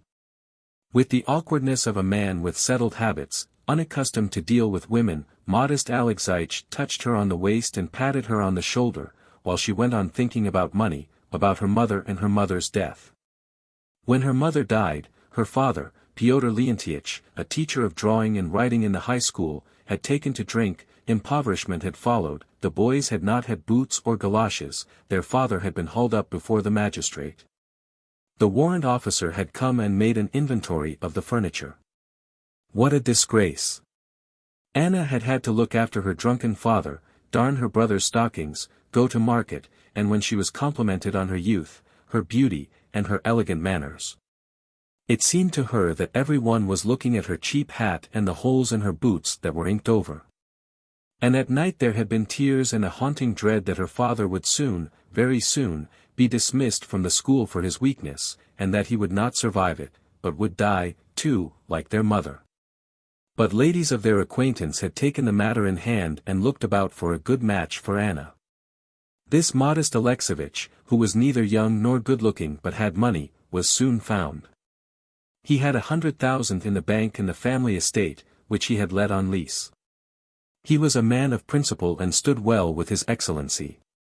It would be nothing to him, so they told Anna, to get a note from His Excellency to the directors of the high school, or even to the education commissioner, to prevent Pyotr Leontyevich from being dismissed. While she was recalling these details, she suddenly heard strains of music which floated in at the window, together with the sound of voices. The train was stopping at a station. In the crowd beyond the platform an accordion and a cheap squeaky fiddle were being briskly played, and the sound of a military band came from beyond the villas and the tall birches and poplars that lay bathed in the moonlight. There must have been a dance in the place. Summer visitors and townspeople, who used to come out here by train in fine weather for a breath of fresh air, were parading up and down on the platform. Among them was the wealthy owner of all the summer villas, a tall, stout, dark man called Ardanov. He had prominent eyes and looked like an Armenian. He wore a strange costume, his shirt was unbuttoned, showing his chest. He wore high boots with spurs, and a black cloak hung from his shoulders and dragged on the ground like a train. 2 boarhounds followed him with their sharp noses to the ground. Tears were still shining in Anna's eyes, but she was not thinking now of her mother, nor of money, nor of her marriage, but shaking hands with schoolboys and officers she knew, she laughed gaily and said quickly, "How do you do? How are you?" She went out onto the platform between the carriages into the moonlight, and stood so that they could all see her in her new splendid dress and hat. "Why are we stopping here?" she asked. "This is a junction. They are waiting for the mail train to pass." Seeing that Ardanov was looking at her, she screwed up her eyes coquettishly and began talking aloud in French. And because her voice sounded so pleasant, and because she heard music and the moon was reflected in the pond, and because Ardanov, the notorious Don Juan and spoiled child of fortune, was looking at her eagerly and with curiosity. And because everyone was in good spirits, she suddenly felt joyful, and when the train started and the officers of her acquaintance saluted her, she was humming the polka, the strains of which reached her from the military band playing beyond the trees. And she returned to her compartment feeling as though it had been proved to her at the station that she would certainly be happy in spite of everything. The happy pair spent 2 days at the monastery, then went back to town. They lived in a rent-free flat. When Modest Alexeyevich had gone to the office, Anna played the piano, or shed tears of depression, or lay down on a couch and read novels or looked through fashion papers. At dinner Modest Alexeyevich ate a great deal and talked about politics, about appointments, transfers, and promotions in the service, about the necessity of hard work, and said that, family life not being a pleasure but a duty. If you took care of the kopecks the rubles would take care of themselves, and that he put religion and morality before everything else in the world. And holding his knife in his fist as though it were a sword, he would say, "Every one ought to have his duties." And Anna listened to him, was frightened, and could not eat, and she usually got up from the table hungry. After dinner her husband lay down for a nap and snored loudly, while Anna went to see her own people. Her father and the boys looked at her in a peculiar way, as though just before she came in they had been blaming her for having married for money a tedious, wearisome man she did not love. Her rustling skirts, her bracelets, and her general air of a married lady, offended them and made them uncomfortable. In her presence they felt a little embarrassed and did not know what to talk to her about. But yet they still loved her as before, and were not used to having dinner without her. She sat down with them to cabbage soup, porridge, and fried potatoes, smelling of mutton dripping. Pyotr Leontyevich filled his glass from the decanter with a trembling hand and drank it off hurriedly, greedily, with repulsion, then poured out a second glass and then a third. Petya and Andrusha, thin, pale boys with big eyes, would take the decanter and say desperately, "You mustn't, father. Enough, father." And Anna, too, was troubled and entreated him to drink no more. And he would suddenly fly into a rage and beat the table with his fists. "I won't allow anyone to dictate to me," he would shout. "Wretched boys! Wretched girl! I'll turn you all out." But there was a note of weakness, of good nature in his voice, and no one was afraid of him. After dinner he usually dressed in his best. Pale, with a cut on his chin from shaving, craning his thin neck, he would stand for half an hour before the glass, prinking, combing his hair, twisting his black mustache, sprinkling himself with scent, tying his cravat in a bow. Then he would put on his gloves and his top hat, and go off to give his private lessons. Or if it was a holiday he would stay at home and paint, or play the harmonium, which wheezed and growled. He would try to wrest from it pure harmonious sounds and would sing to it, or would storm at the boys. Wretches! Good-for-nothing boys! You have spoiled the instrument. In the evening Anna's husband played cards with his colleagues, who lived under the same roof in the government quarters. The wives of these gentlemen would come in, ugly, tastelessly dressed women, as coarse as cooks, and gossip would begin in the flat as tasteless and unattractive as the ladies themselves. Sometimes modest Alexeyevich would take Anna to the theater. In the intervals he would never let her stir a step from his side, but walked about arm in arm with her through the corridors and the foyer. When he bowed to someone, he immediately whispered to Anna, a civil counselor. Visits at His Excellency's, or, a man of means has a house of his own. When they passed the buffet Anna had a great longing for something sweet. She was fond of chocolate and apple cakes, but she had no money, and she did not like to ask her husband. He would take a pear, pinch it with his fingers, and ask uncertainly. How much? 25 kopecks. I say. He would reply, and put it down, but as it was awkward to leave the buffet without buying anything, he would order some seltzer water and drink the whole bottle himself, and tears would come into his eyes. And Anna hated him at such times. And suddenly flushing crimson, he would say to her rapidly. Bow to that old lady. But I don't know her. No matter. That's the wife of the director of the local treasury. Bow, I tell you, he would grumble insistently. Your head won't drop off. Anna bowed and her head certainly did not drop off, but it was agonizing. She did everything her husband wanted her to, and was furious with herself for having let him deceive her like the veriest idiot. She had only married him for his money, and yet she had less money now than before her marriage. In old days her father would sometimes give her 20 kopecks, but now she had not a farthing. To take money by stealth or ask for it, she could not. She was afraid of her husband, she trembled before him. She felt as though she had been afraid of him for years. In her childhood the director of the high school had always seemed the most impressive and terrifying force in the world, sweeping down like a thunderstorm or a steam engine ready to crush her. Another similar force of which the whole family talked, and of which they were for some reason afraid, was His Excellency. Then there were a dozen others, less formidable, and among them the teachers at the high school, with shaven upper lips, stern, implacable, and now finally, there was modest Alexeyevich, a man of principle, who even resembled the director in the face. And in Anna's imagination all these forces blended together into one, and, in the form of a terrible, huge white bear, menaced the weak and erring such as her father. And she was afraid to say anything in opposition to her husband, and gave a forced smile, and tried to make a show of pleasure when she was coarsely caressed and defiled by embraces that excited her terror. Only once Pyotr Leontyitch had the temerity to ask for a loan of 50 rubles in order to pay some very irksome debt, but what an agony it had been. Very good, I'll give it to you, said modest Alexeyevich after a moment's thought. But I warn you I won't help you again till you give up drinking. Such a failing is disgraceful in a man in the government service. I must remind you of the well-known fact that many capable people have been ruined by that passion, though they might possibly, with temperance, have risen in time to a very high position. And long-winded phrases followed, inasmuch as. Following upon which proposition, in view of the aforesaid contention, and Pyotr Leontyitch was in agonies of humiliation and felt an intense craving for alcohol. And when the boys came to visit Anna, generally in broken boots and threadbare trousers, they, too, had to listen to sermons. Every man ought to have his duties. Modest Alexeyevich would say to them.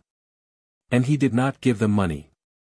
But he did give Anna bracelets, rings, and brooches, saying that these things would come in useful for a rainy day. And he often unlocked her drawer and made an inspection to see whether they were all safe. 2. Meanwhile winter came on. Long before Christmas there was an announcement in the local papers that the usual winter ball would take place on the 29th of December in the Hall of Nobility. Every evening after cards modest Alexeich was excitedly whispering with his colleagues' wives and glancing at Anna, and then paced up and down the room for a long while, thinking. At last, late one evening, he stood still, facing Anna, and said. "You ought to get yourself a ball dress. Do you understand? Only please consult Maria Grigoryevna and Natalia Kuzminishna." And he gave her 100 rubles. She took the money, but she did not consult anyone when she ordered the ball dress, she spoke to no one but her father, and tried to imagine how her mother would have dressed for a ball. Her mother had always dressed in the latest fashion and had always taken trouble over Anna, dressing her elegantly like a doll. And had taught her to speak French and dance the mazurka superbly. She had been a governess for 5 years before her marriage. Like her mother, Anna could make a new dress out of an old one, clean gloves with benzine, hire jewels. And, like her mother, she knew how to screw up her eyes, lisp, assume graceful attitudes, fly into raptures when necessary, and throw a mournful and enigmatic look into her eyes. And from her father she had inherited the dark color of her hair and eyes, her highly strung nerves, and the habit of always making herself look her best. When, half an hour before setting off for the ball, modest Alexeich went into her room without his coat on, to put his order round his neck before her pier-glass, dazzled by her beauty in the splendor of her fresh, ethereal dress. He combed his whiskers complacently and said. "So that's what my wife can look like. So that's what you can look like. Anyuta," he went on, dropping into a tone of solemnity, "I have made your fortune, and now I beg you to do something for mine. I beg you to get introduced to the wife of His Excellency. For God's sake, do. Through her I may get the post of senior reporting clerk." They went to the ball. They reached the Hall of Nobility, the entrance with the hall porter. They came to the vestibule with the hat stands, the fur coats. Footmen scurrying about, and ladies with low necks putting up their fans to screen themselves from the drafts. There was a smell of gas and of soldiers. When Anna, walking upstairs on her husband's arm, heard the music and saw herself full length in the looking-glass in the full glow of the lights, there was a rush of joy in her heart.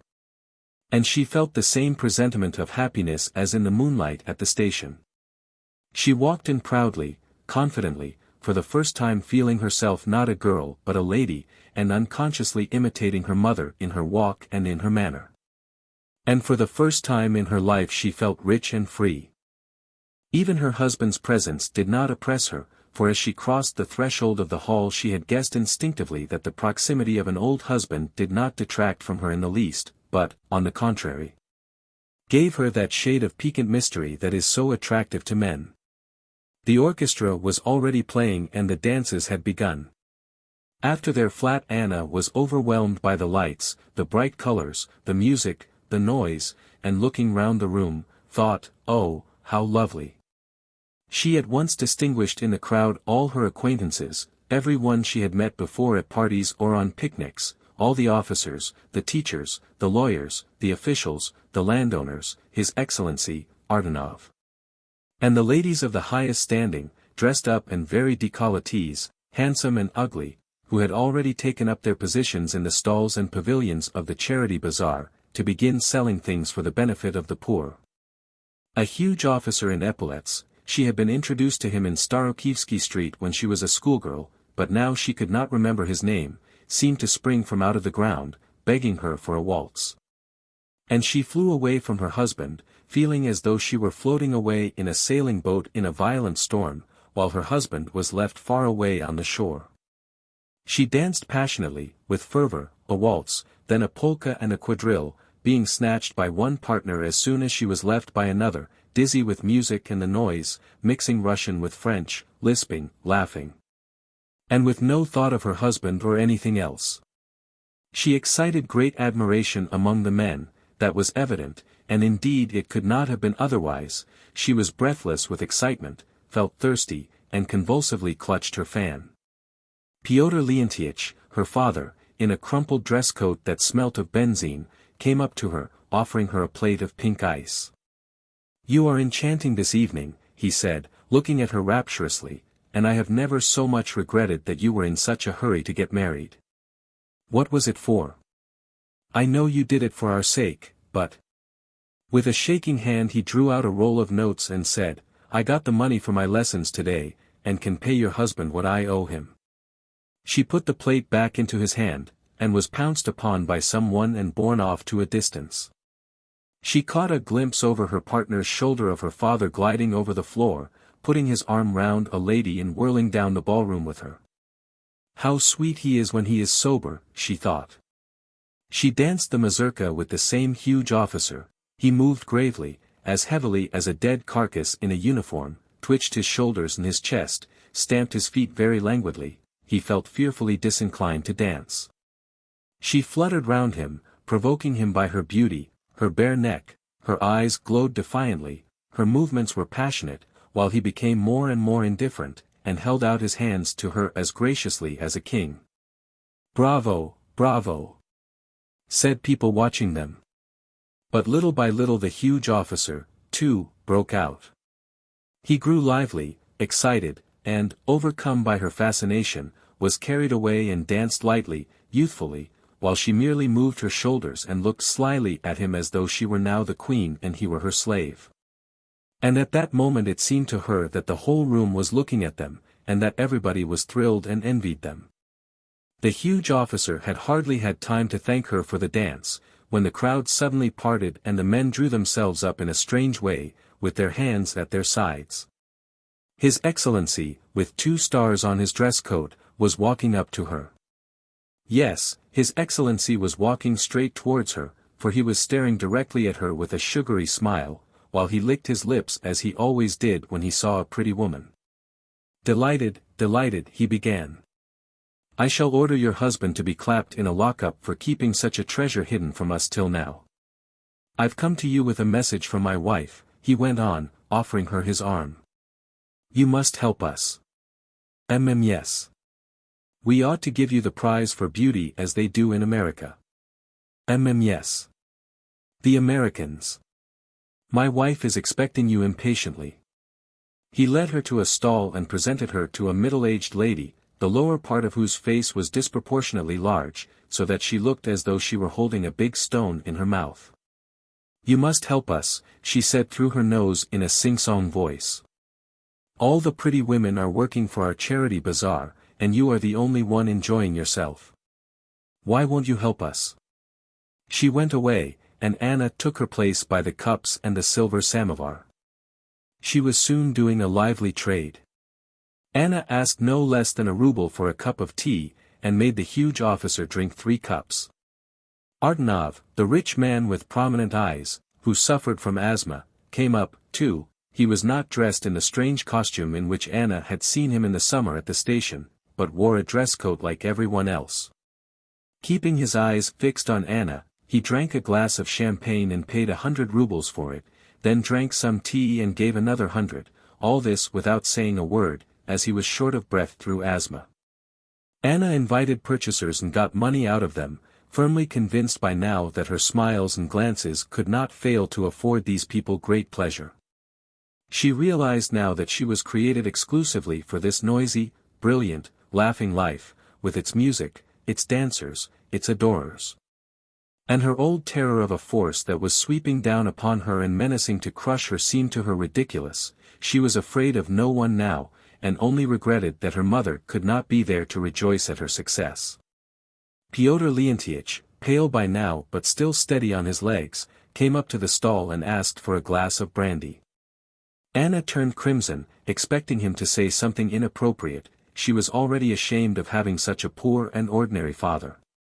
But he emptied his glass, took 10 rubles out of his roll of notes, flung it down, and walked away with dignity without uttering a word.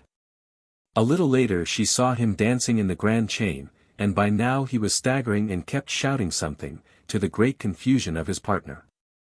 And Anna remembered how at the ball 3 years before he had staggered and shouted in the same way, and it had ended in the police sergeant's taking him home to bed, and next day the director had threatened to dismiss him from his post. How inappropriate that memory was.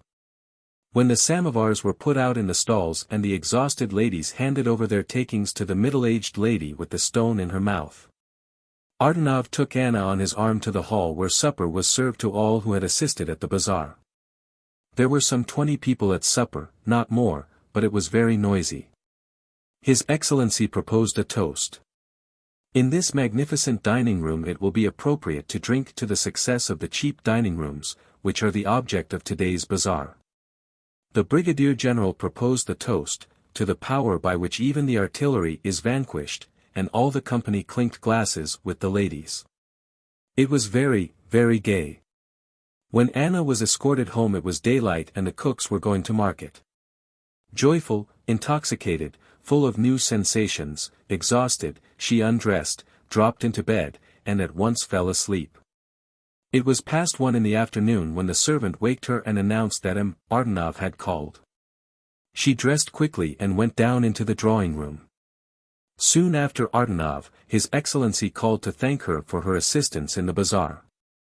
With a sugary smile, chewing his lips, he kissed her hand, and asking her permission to come again, took his leave, while she remained standing in the middle of the drawing room, amazed, enchanted, unable to believe that this change in her life, this marvelous change, had taken place so quickly. And at that moment Modest Alexeich walked in, and he, too, stood before her now with the same ingratiating, sugary, cringingly respectful expression which she was accustomed to see on his face in the presence of the great and powerful. And with rapture, with indignation, with contempt, convinced that no harm would come to her from it, she said, articulating distinctly each word: "Be off, you blockhead." From this time forward Anna never had one day free, as she was always taking part in picnics, expeditions, performances. She returned home every day after midnight, and went to bed on the floor in the drawing room, and afterwards used to tell every one, touchingly, how she slept under flowers. She needed a very great deal of money, but she was no longer afraid of Modest Alexeich, and spent his money as though it were her own, and she did not ask, did not demand it, simply sent him in the bills. Give bearer 200 rubles, or pay 100 rubles at once. At Easter Modest Alexeich received the Anna of the 2nd grade. When he went to offer his thanks, His Excellency put aside the paper he was reading and settled himself more comfortably in his chair. "So now you have 3 Annas," he said, scrutinizing his white hands and pink nails, "1 on your buttonhole and 2 on your neck." Modest Alexeich put 2 fingers to his lips as a precaution against laughing too loud and said, "Now I have only to look forward to the arrival of a little Vladimir. I make bold to beg your Excellency to stand godfather." He was alluding to Vladimir of the 4th grade, and was already imagining how he would tell everywhere the story of this pun, so happy in its readiness and audacity, and he wanted to say something equally happy.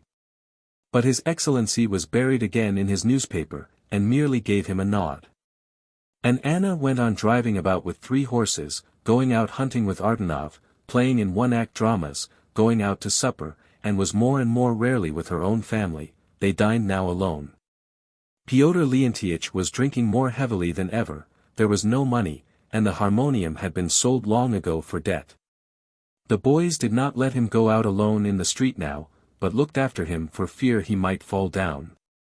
And whenever they met Anna driving in Starokivsky Street with a pair of horses and Ardanov on the box instead of a coachman, Pyotr Leontyich took off his top hat, and was about to shout to her, but Petya and Andrusha took him by the arm, and said imploringly, "You mustn't, father." "Hush, father. The teacher of literature." There was the thud of horses' hoofs on the wooden floor. They brought out of the stable the black horse, Count Nulin, then the white, Giant, then his sister Maika. They were all magnificent, expensive horses. Old Shelestov saddled Giant and said, addressing his daughter Masha, "Well, Marie Godefroy, come, get on. Hopla." Masha Shelestov was the youngest of the family. She was 18, but her family could not get used to thinking that she was not a little girl, and so they still called her Menya and Menyusa. And after there had been a circus in the town which she had eagerly visited, everyone began to call her Marie Godefroy. Hop la, she cried, mounting giant. Her sister Varya got on Maika, Nikitin on Count Nulin, the officers on their horses, and the long picturesque cavalcade, with the officers in white tunics and the ladies in their riding habits, moved at a walking pace out of the yard. Nikitin noticed that when they were mounting the horses and afterwards riding out into the street, Masha for some reason paid attention to no one but himself. She looked anxiously at him and at Count Nulin and said, "You must hold him all the time on the curb, Sergei Vasilitch. Don't let him shy. He's pretending." And either because her giant was very friendly with Count Nulin, or perhaps by chance, she rode all the time beside Nikitin, as she had done the day before, and the day before that. And he looked at her graceful little figure sitting on the proud white beast, at her delicate profile, at the chimney-pot hat, which did not suit her at all and made her look older than her age, looked at her with joy, with tenderness, with rapture. Listened to her, taking in little of what she said, and thought, "I promise on my honor, I swear to God, I won't be afraid and I'll speak to her today." It was 7 o'clock in the evening, the time when the scent of white acacia and lilac is so strong that the air and the very trees seem heavy with the fragrance. The band was already playing in the town gardens. The horses made a resounding thud on the pavement, on all sides there were sounds of laughter, talk, and the banging of gates. The soldiers they met saluted the officers, the schoolboys bowed to Nikitin, and all the people who were hurrying to the gardens to hear the band were pleased at the sight of the party. And how warm it was! How soft-looking were the clouds scattered carelessly about the sky, how kindly and comforting the shadows of the poplars and the acacias, which stretched across the street and reached as far as the balconies and second stories of the houses on the other side. They rode on out of the town and set off at a trot along the high road. Here there was no scent of lilac and acacia, no music of the band, but there was the fragrance of the fields, there was the green of young rye and wheat, the marmots were squeaking, the rooks were cawing. Wherever one looked it was green, with only here and there black patches of bare ground, and far away to the left in the cemetery a white streak of apple blossom. They passed the slaughter-houses, then the brewery, and overtook a military band hastening to the suburban gardens. "Polyansky has a very fine horse, I don't deny that," Masha said to Nikitin, with a glance towards the officer who was riding beside Varya. "But it has blemishes. That white patch on its left leg ought not to be there, and, look, it tosses its head. You can't train it not to now, it will toss its head till the end of its days." Masha was as passionate a lover of horses as her father. She felt a pang when she saw other people with fine horses, and was pleased when she saw defects in them. Nikitin knew nothing about horses, it made absolutely no difference to him whether he held his horse on the bridle or on the curb, whether he trotted or galloped. He only felt that his position was strained and unnatural, and that consequently the officers who knew how to sit in their saddles must please Masha more than he could. And he was jealous of the officers. As they rode by the suburban gardens someone suggested their going in and getting some seltzer water. They went in. There were no trees but oaks in the gardens. They had only just come into leaf, so that through the young foliage the whole garden could still be seen with its platform, little tables, and swings, and the crows' nests were visible, looking like big hats. The party dismounted near a table and asked for seltzer water. People they knew, walking about the garden, came up to them. Among them the army doctor in high boots, and the conductor of the band, waiting for the musicians. The doctor must have taken Nikitin for a student, for he asked, "Have you come for the summer holidays?" "No, I am here permanently," answered Nikitin. "I am a teacher at the school." "You don't say so," said the doctor, with surprise. "So young and already a teacher?" "Young, indeed. My goodness, I'm 26. You have a beard and mustache, but yet one would never guess you were more than 22 or 23. How young-looking you are." "What a beast," thought Nikitin. He, too, takes me for a whippersnapper. He disliked it extremely when people referred to his youth, especially in the presence of women or the schoolboys. Ever since he had come to the town as a master in the school he had detested his own youthful appearance. The schoolboys were not afraid of him, old people called him young man, ladies preferred dancing with him to listening to his long arguments, and he would have given a great deal to be 10 years older. From the garden they went on to the Shelestovs' farm.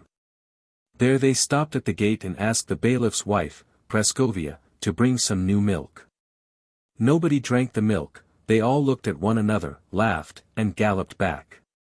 As they rode back the band was playing in the suburban garden, the sun was setting behind the cemetery, and half the sky was crimson from the sunset. Masha again rode beside Nikitin. He wanted to tell her how passionately he loved her, but he was afraid he would be overheard by the officers and Varya, and he was silent.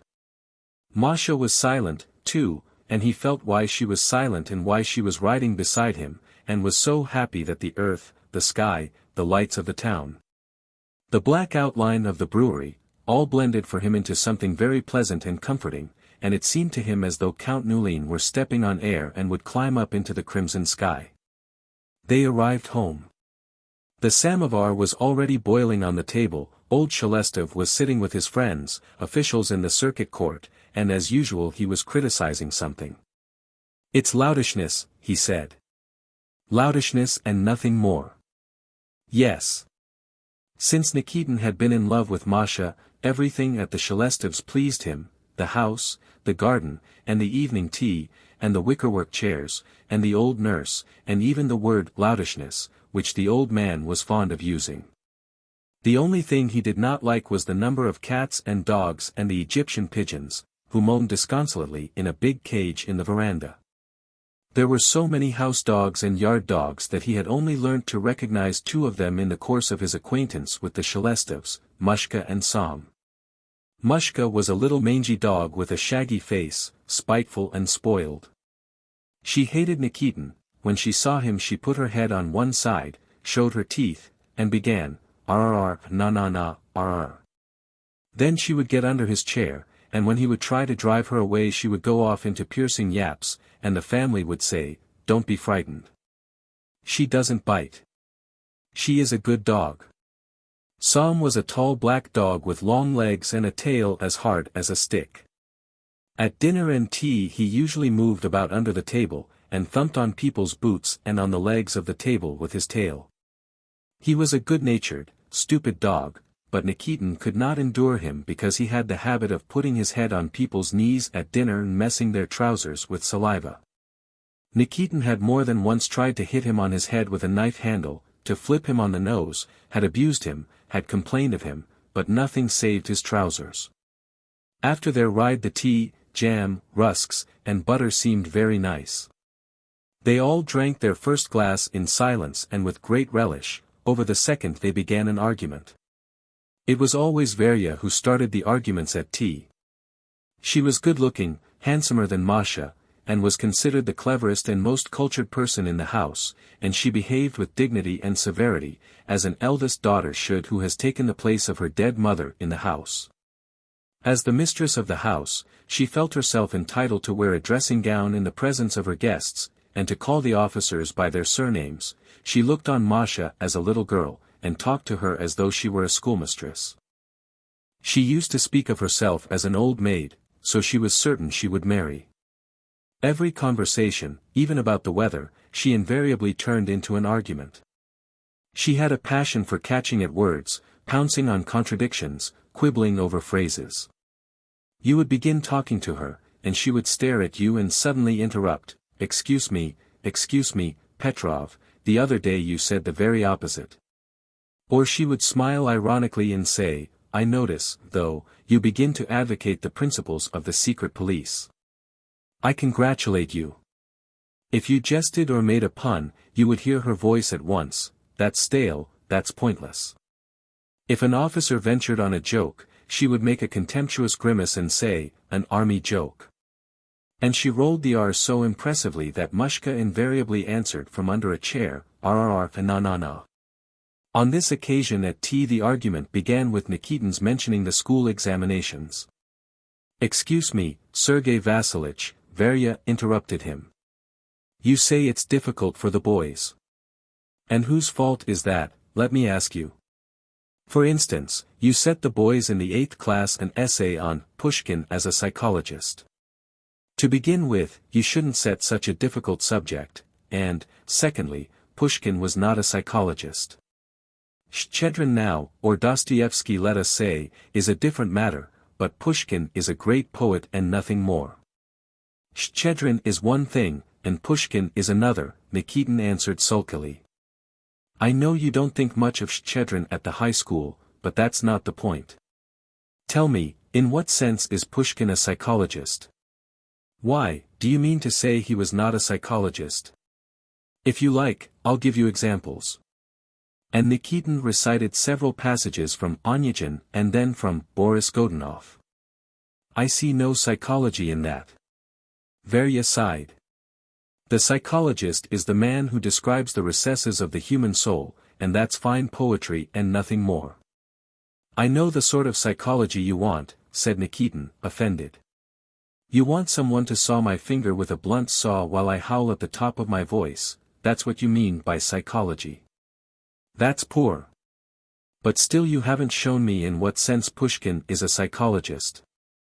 When Nikitin had to argue against anything that seemed to him narrow, conventional, or something of that kind, he usually leaped up from his seat, clutched at his head with both hands, and began with a moan. Running from one end of the room to another. And it was the same now, he jumped up, clutched his head in his hands, and with a moan walked round the table, then he sat down a little way off. The officers took his part. Captain Polyansky began assuring Varya that Pushkin really was a psychologist, and to prove it quoted 2 lines from Lermontov. Lieutenant Jernitz said that if Pushkin had not been a psychologist they would not have erected a monument to him in Moscow. That's loudishness, was heard from the other end of the table. I said as much to the governor, it's loudishness, Your Excellency, I said. I won't argue any more, cried Nikitin. It's unending. Enough. ACH, get away, you nasty dog, he cried to Sam, who laid his head and paw on his knee. Arr. Na, came from under the table. Admit that you are wrong, cried Varya. Own up. But some young ladies came in, and the argument dropped of itself. They all went into the drawing room. Varya sat down at the piano and began playing dances. They danced first a waltz, then a polka, then a quadrille with a grand chain which Captain Polyansky led through all the rooms, then a waltz again. During the dancing the old men sat in the drawing room, smoking and looking at the young people. Among them was Shibaldin, the director of the municipal bank, who was famed for his love of literature and dramatic art. He had founded the local musical and dramatic society, and took part in the performances himself, confining himself, for some reason, to playing comic footmen or to reading in a sing-song voice, The Woman Who Was a Sinner.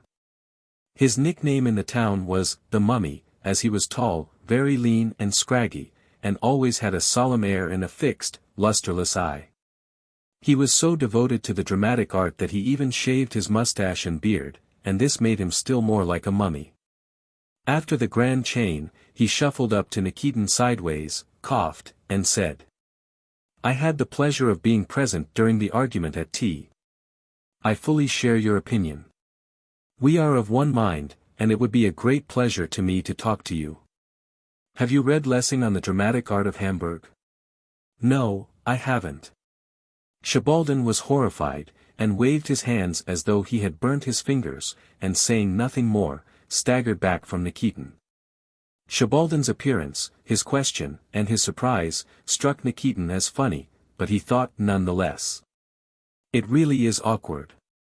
I am a teacher of literature, and to this day I've not read Lessing. I must read him. Before supper the whole company, old and young, sat down to play Fate. They took 2 packs of cards, 1 pack was dealt round to the company, the other was laid on the table face downwards. The one who has this card in his hand, old Shelestov began solemnly, lifting the top card of the second pack, is fated to go into the nursery and kiss nurse. The pleasure of kissing the nurse fell to the lot of Shibaldin. They all crowded round him, took him to the nursery, and laughing and clapping their hands, made him kiss the nurse. There was a great uproar and shouting. "Not so ardently," cried Shelestov with tears of laughter. "Not so ardently."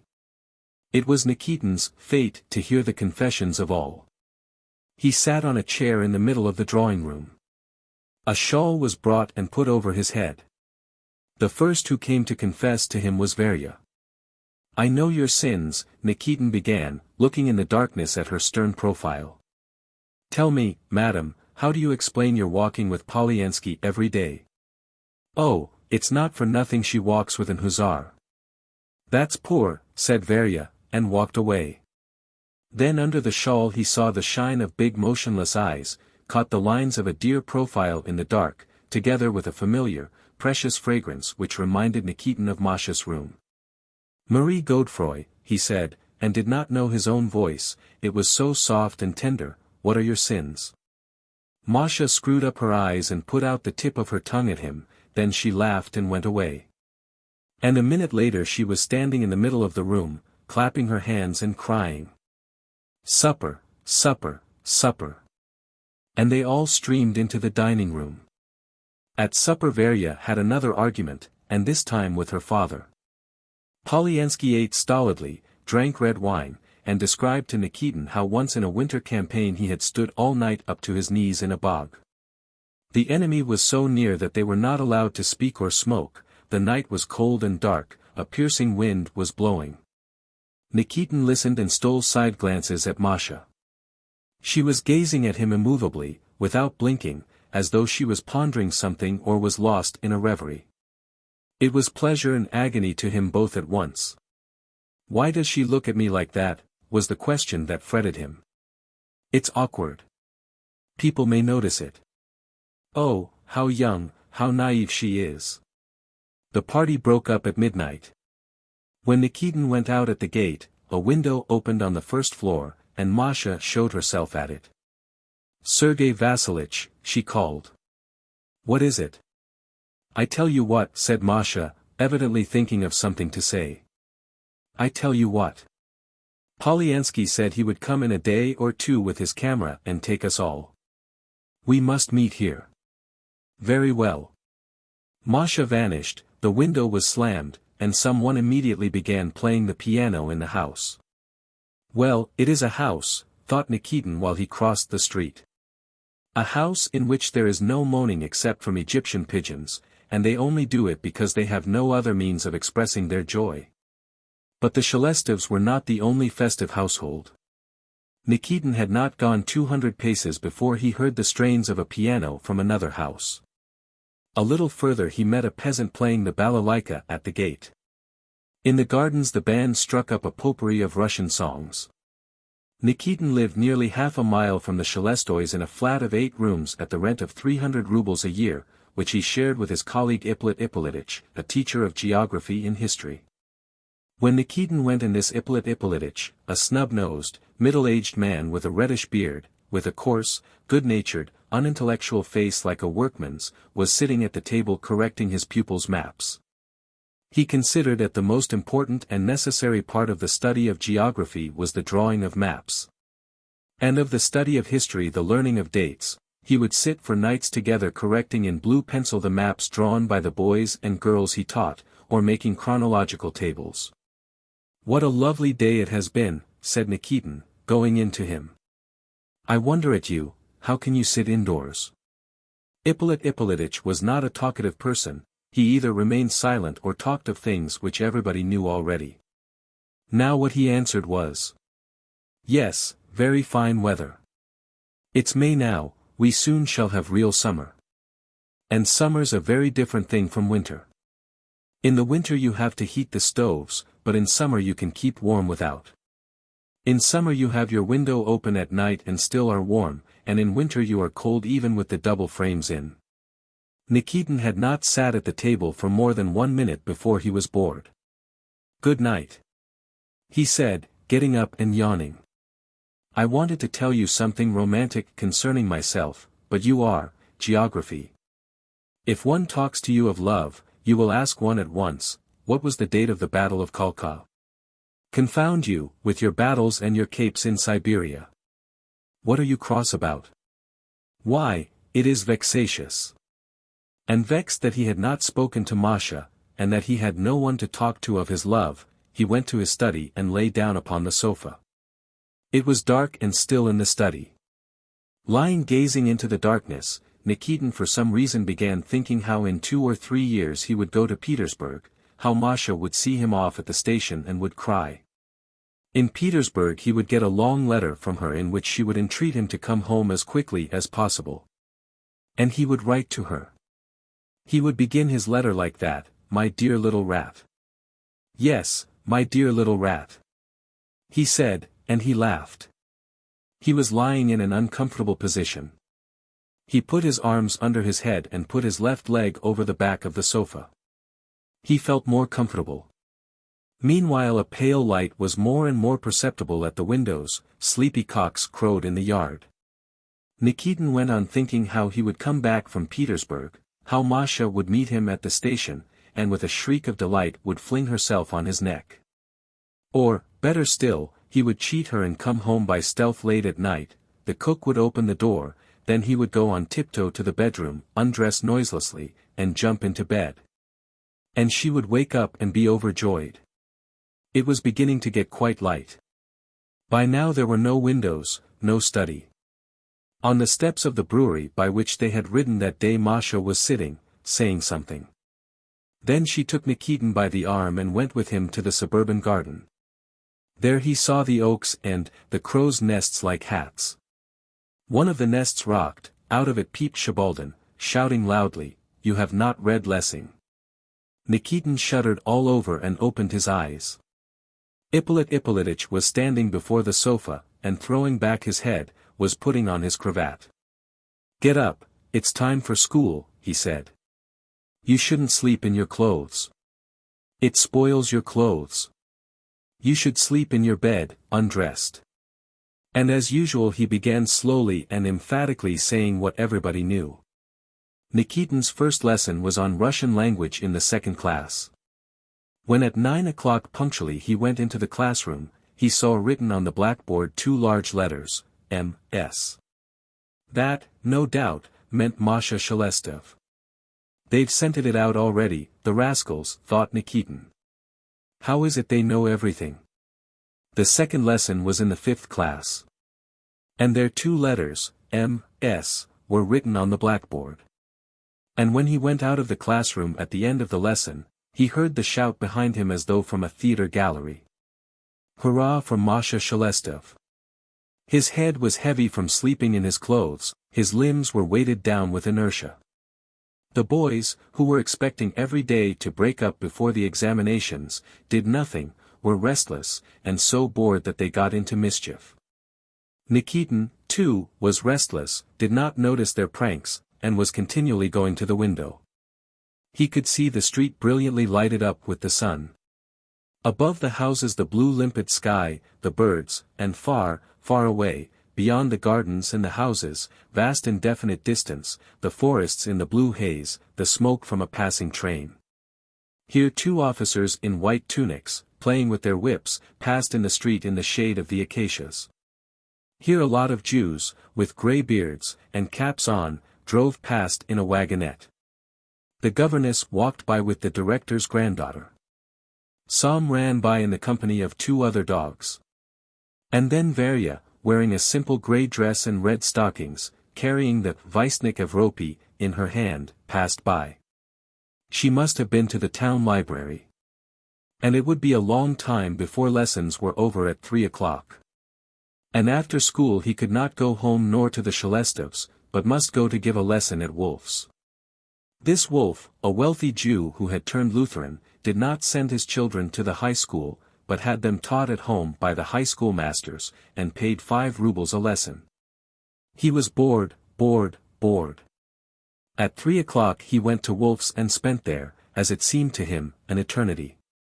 He left there at 5 o'clock, and before 7 he had to be at the high school again to a meeting of the masters, to draw up the plan for the viva voce examination of the 4th and 6th classes.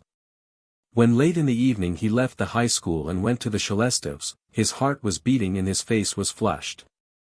A month before, even a week before, he had, every time that he made up his mind to speak to her, prepared a whole speech, with an introduction and a conclusion. Now he had not one word ready. Everything was in a muddle in his head, and all he knew was that today he would certainly declare himself, and that it was utterly impossible to wait any longer. I will ask her to come to the garden, he thought. We'll walk about a little and I'll speak. There was not a soul in the hall. He went into the dining room and then into the drawing room. There was no one there either. He could hear Varya arguing with some one upstairs and the clink of the dressmaker's scissors in the nursery. There was a little room in the house which had 3 names, the little room, the passage room, and the dark room. There was a big cupboard in it where they kept medicines, gunpowder, and their hunting gear. Leading from this room to the first floor was a narrow wooden staircase where cats were always asleep. There were 2 doors in it, one leading to the nursery, one to the drawing room. When Nikitin went into this room to go upstairs, the door from the nursery opened and shut with such a bang that it made the stairs and the cupboard tremble. Masha, in a dark dress, ran in with a piece of blue material in her hand, and, not noticing Nikitin, darted towards the stairs. "Stay," said Nikitin, stopping her. "Good evening, Godefroy. Allow me." He gasped, he did not know what to say. With one hand he held her hand and with the other the blue material. And she was half frightened, half surprised, and looked at him with big eyes. "Allow me." Nikitin went on, afraid she would go away. "There's something I must say to you. Only, it's inconvenient here. I cannot, I am incapable. Understand, Godefroy, I can't, that's all." The blue material slipped onto the floor, and Nikitin took Masha by the other hand. She turned pale, moved her lips, then stepped back from Nikitin and found herself in the corner between the wall and the cupboard. "On my honor, I assure you," he said softly. "Masha, on my honor." She threw back her head and he kissed her lips, and that the kiss might last longer he put his fingers to her cheeks. And it somehow happened that he found himself in the corner between the cupboard and the wall, and she put her arms round his neck and pressed her head against his chin. Then they both ran into the garden. The Shelestoys had a garden of 9 acres. There were about 20 old maples and lime trees in it, there was 1 fir tree, and all the rest were fruit trees, cherries, apples, pears, horse-chestnuts, silvery olive trees. There were heaps of flowers, too. Nikitin and Masha ran along the avenues in silence, laughed, asked each other from time to time disconnected questions which they did not answer. A crescent moon was shining over the garden, and drowsy tulips and irises were stretching up from the dark grass in its faint light, as though entreating for words of love for them, too. When Nikitin and Masha went back to the house, the officers and the young ladies were already assembled and dancing the mazurka. Again Polyansky led the grand chain through all the rooms, again after dancing they played Fate. Before supper, when the visitors had gone into the dining room, Masha, left alone with Nikitin, pressed close to him and said, "You must speak to Papa and Varya yourself, I am ashamed." After supper he talked to the old father. After listening to him, Shelestov thought a little and said, "I am very grateful for the honor you do me and my daughter, but let me speak to you as a friend. I will speak to you, not as a father, but as one gentleman to another. Tell me, why do you want to be married so young? Only peasants are married so young, and that, of course, is loudishness. But why should you?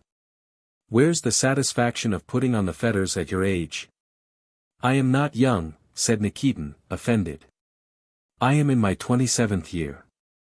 "Papa, the farrier has come," cried Varya from the other room. And the conversation broke off. Varya, Masha, and Polyansky saw Nikitin home. When they reached his gate, Varya said, "Why is it your mysterious Metropolitich never shows himself anywhere? He might come and see us." The mysterious Ippolit Ippolitich was sitting on his bed, taking off his trousers, when Nikitin went in to him. "Don't go to bed, my dear fellow," said Nikitin breathlessly. "Stop a minute, don't go to bed." Ippolit Ippolitich put on his trousers hurriedly and asked in a flutter. "What is it?" "I am going to be married." Nikitin sat down beside his companion, and looking at him wonderingly, as though surprised at himself, said. "Only fancy, I am going to be married. To Masha Shelestov. I made an offer today." "Well? She seems a good sort of girl. Only she is very young." "Yes, she is young," sighed Nikitin, and shrugged his shoulders with a careworn air. "Very, very young. She was my pupil at the high school. I know her. She wasn't bad at geography, but she was no good at history. And she was inattentive in class, too." Nikitin for some reason felt suddenly sorry for his companion, and longed to say something kind and comforting to him. "My dear fellow, why don't you get married?" he asked. "Why don't you marry Varya, for instance? She is a splendid, first-rate girl. It's true she is very fond of arguing, but a heart, what a heart. She was just asking about you. Marry her, my dear boy." He knew perfectly well that Varya would not marry this dull, snub-nosed man, but still persuaded him to marry her. Why? "Marriage is a serious step," said Ippolit Ippolitich after a moment's thought. "One has to look at it all round and weigh things thoroughly, it's not to be done rashly. Prudence is always a good thing, and especially in marriage, when a man, ceasing to be a bachelor, begins a new life." And he talked of what everyone has known for ages. Nikitin did not stay to listen, said good night, and went to his own room. He undressed quickly and quickly got into bed, in order to be able to think the sooner of his happiness, of Masha, of the future. He smiled, then suddenly recalled that he had not read Lessing. "I must read him," he thought. "Though, after all, why should I bother him?" And exhausted by his happiness, he fell asleep at once and went on smiling till the morning. He dreamed of the thud of horses' hoofs on a wooden floor. He dreamed of the black horse Count Nulin, then of the white giant and its sister Maika, being led out of the stable. 2.